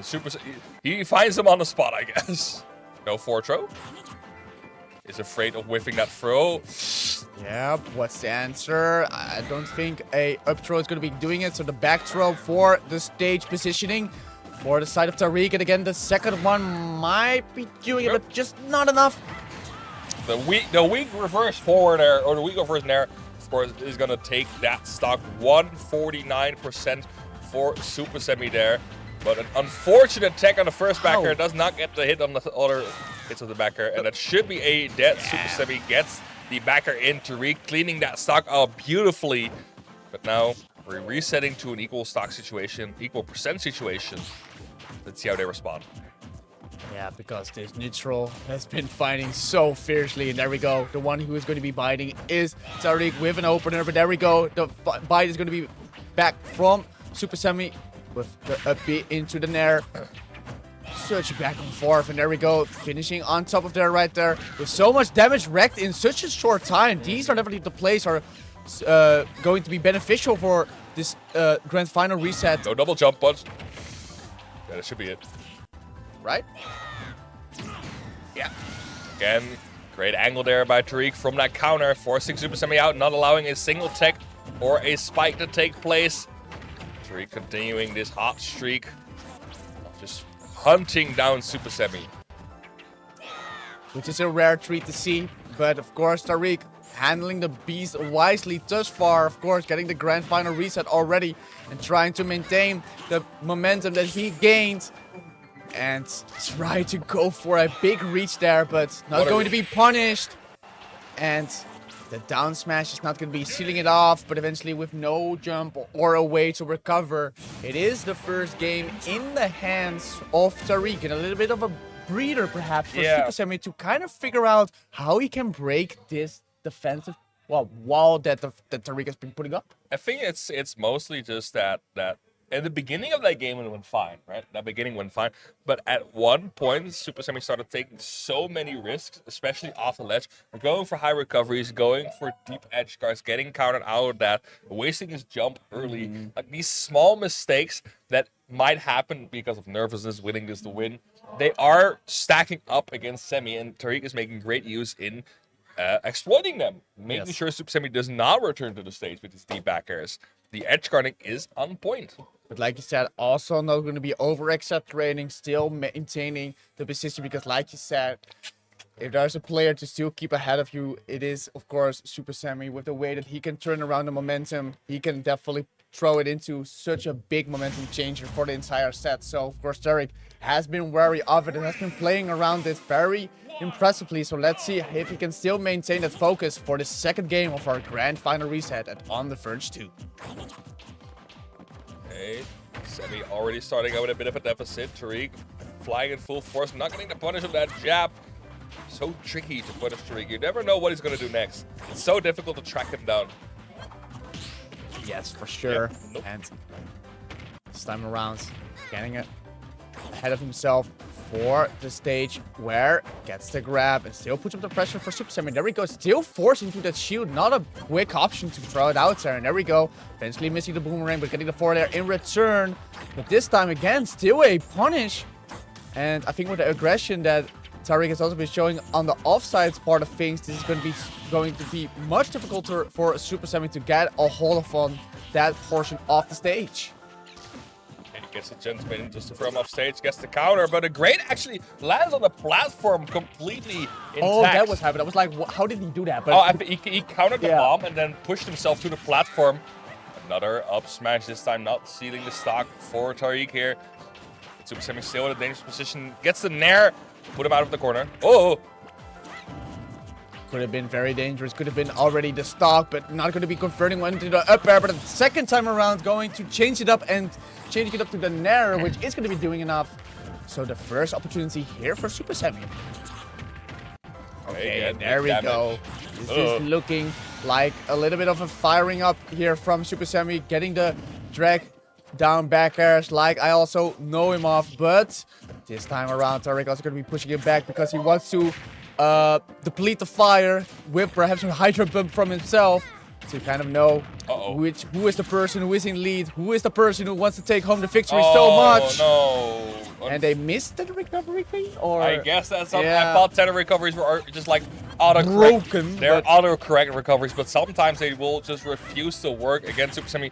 Unfortunate situation to get caught by that, and Tariq making full use of that momentum. The trouble of Super Semi losing that stocks kind of early. Like, it was still a difficult situation to come back from, but it did not guarantee a comeback, or it did not guarantee a stock. But now Super Semi Making sure that stock is not going to waste. Tariq in a position where he takes it, but does not get the right confirm. Another down tilt attempt. We are at 70%. Yes, and Up the smash. way, okay, that he has been handling the situation has been scary, but Super Semi holding on tight and eventually getting the up smash out of it. So with some percentage to work with, could have been a difference maker, but Derek being quick on the reaction and saw a golden opportunity to go for the up smash with the direct great hit, which means already on like around 87 to 90%. Just Yep. dood. Mega dood. The momentum is still deeply in Tariq's court. It's deeply in his court. We're still not switching off small battlefield, I think. I still hear Tekken music, which means that we're still on either battlefield or small battlefield. Surprising, honestly, but maybe it's just like, I don't know what he bad, but it's probably like the best comfort pick at that situation. I can imagine. It is rough to lose like 6 games in a row in that stage if he gets this win now. 5 games already lost at this stage, and we're still going back to it. Super Semi knows something he wants to do in this Grand Finals reset, but it's an enormous mountain to climb. He's gonna go for the grab into the up air, but great response by Terry getting the nair down and into the corner again. Yeah, definitely making himself go. A difficult challenge, and well, Dagobert maybe is getting more difficult by the minute because a stock less is not the way that you wanted to see the start of the game for this decisive game 3. Nope. Losing your stock to an edge guard is not the way to go. Upper actually clanking out the boomerang. Unfortunately, could have saved Super Semi, but it's not going to be the savior he needs. It's also too small for the boomerang to be hit out of a short up, and now Tariq throws for the drag down, and another unfortunate stock for Super Semi there. This is looking rough. Super Semi seems to be losing momentum over and over again against Tariq, who has just been in full swinging mode. Insane pressure, going for these offstage situations, goes for the down air, but not getting the spike here. Getting the, And yeah, being flown past the platform, but still keeping on to his stock. So eventually gets caught by the dash attack, but not enough. And a deep nair coverage will be taking it. So minimal damage for that first stock. So that's at least a good sign here for Super Semi if he still wants to make something happen.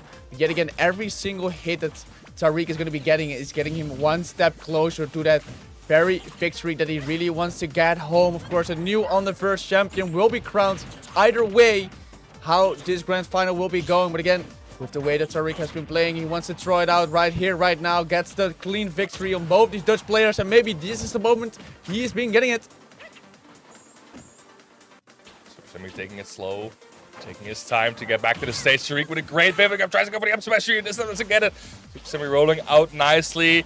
Stuck on the platform, 101%. And again, Tariq forcing that offstage game, wants to go for a back air, but gets another pivot grab in. That should be a forward, but is it going to get the air dodge out? Tariq is looking for that down tilt, looking for that there to finish this game off and grab the title of On the Verge 2 champion. But Super Semi, in his last attempts, tries to get something going. It is just survival at this point. Oh, but the counter actually not able to reach Super Semi in time. And what do you do in this situation? You're already so far behind. You have to regain your composure and make sure Tariq gets that second stock off of him. It's going to be hard. It's going to be a challenge indeed. And maybe one that is going to be too tough to climb, because there it is, our new On the Verge champion, Tariq, taking home On the Verge 2 on Dutch soil.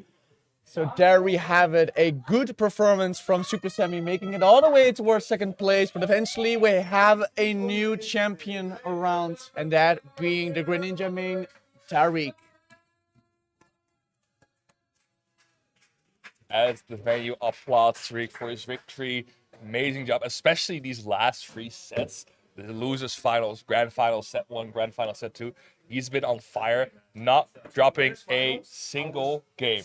9 wins in a row. Insane. But of course, Super Semi no slouch either, getting that second place finish, beating a lot of great players, beating Solo, beating Lion, getting all the way through, beating Tarek the first time, but has to fall at second place. And it is what it is. It is what it is, like you said there. We had a great tournament in our hands. So many great competitors going all the way here to Enschede, to the On the Verge venue, and eventually we had our victor. So I had so much fun, of course, casting this top 8 with Always. you, and of course having a blast of a time also competing here myself.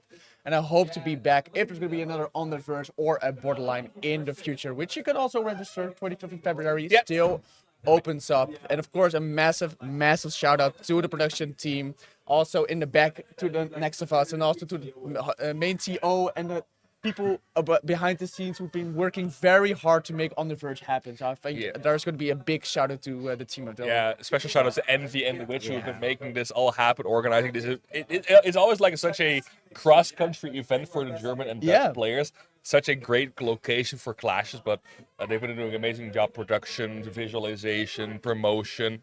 It's incredible. But of course, that is going to come to an end. At this point, we are finishing up the bracket. Tariq winning the main bracket. Kiki, no way, winning the redemption bracket. Also, a big special shout out for that. My name is Ben Nachman. I'm joined by Rabbit1. We hope to see you tomorrow at Hyperfocus in the stream chat, or just on the location, or on a Borderline version. Always an amazing time here, amazing venue, great people. Make sure to tune in or just come by, but otherwise, have a great night. See you again.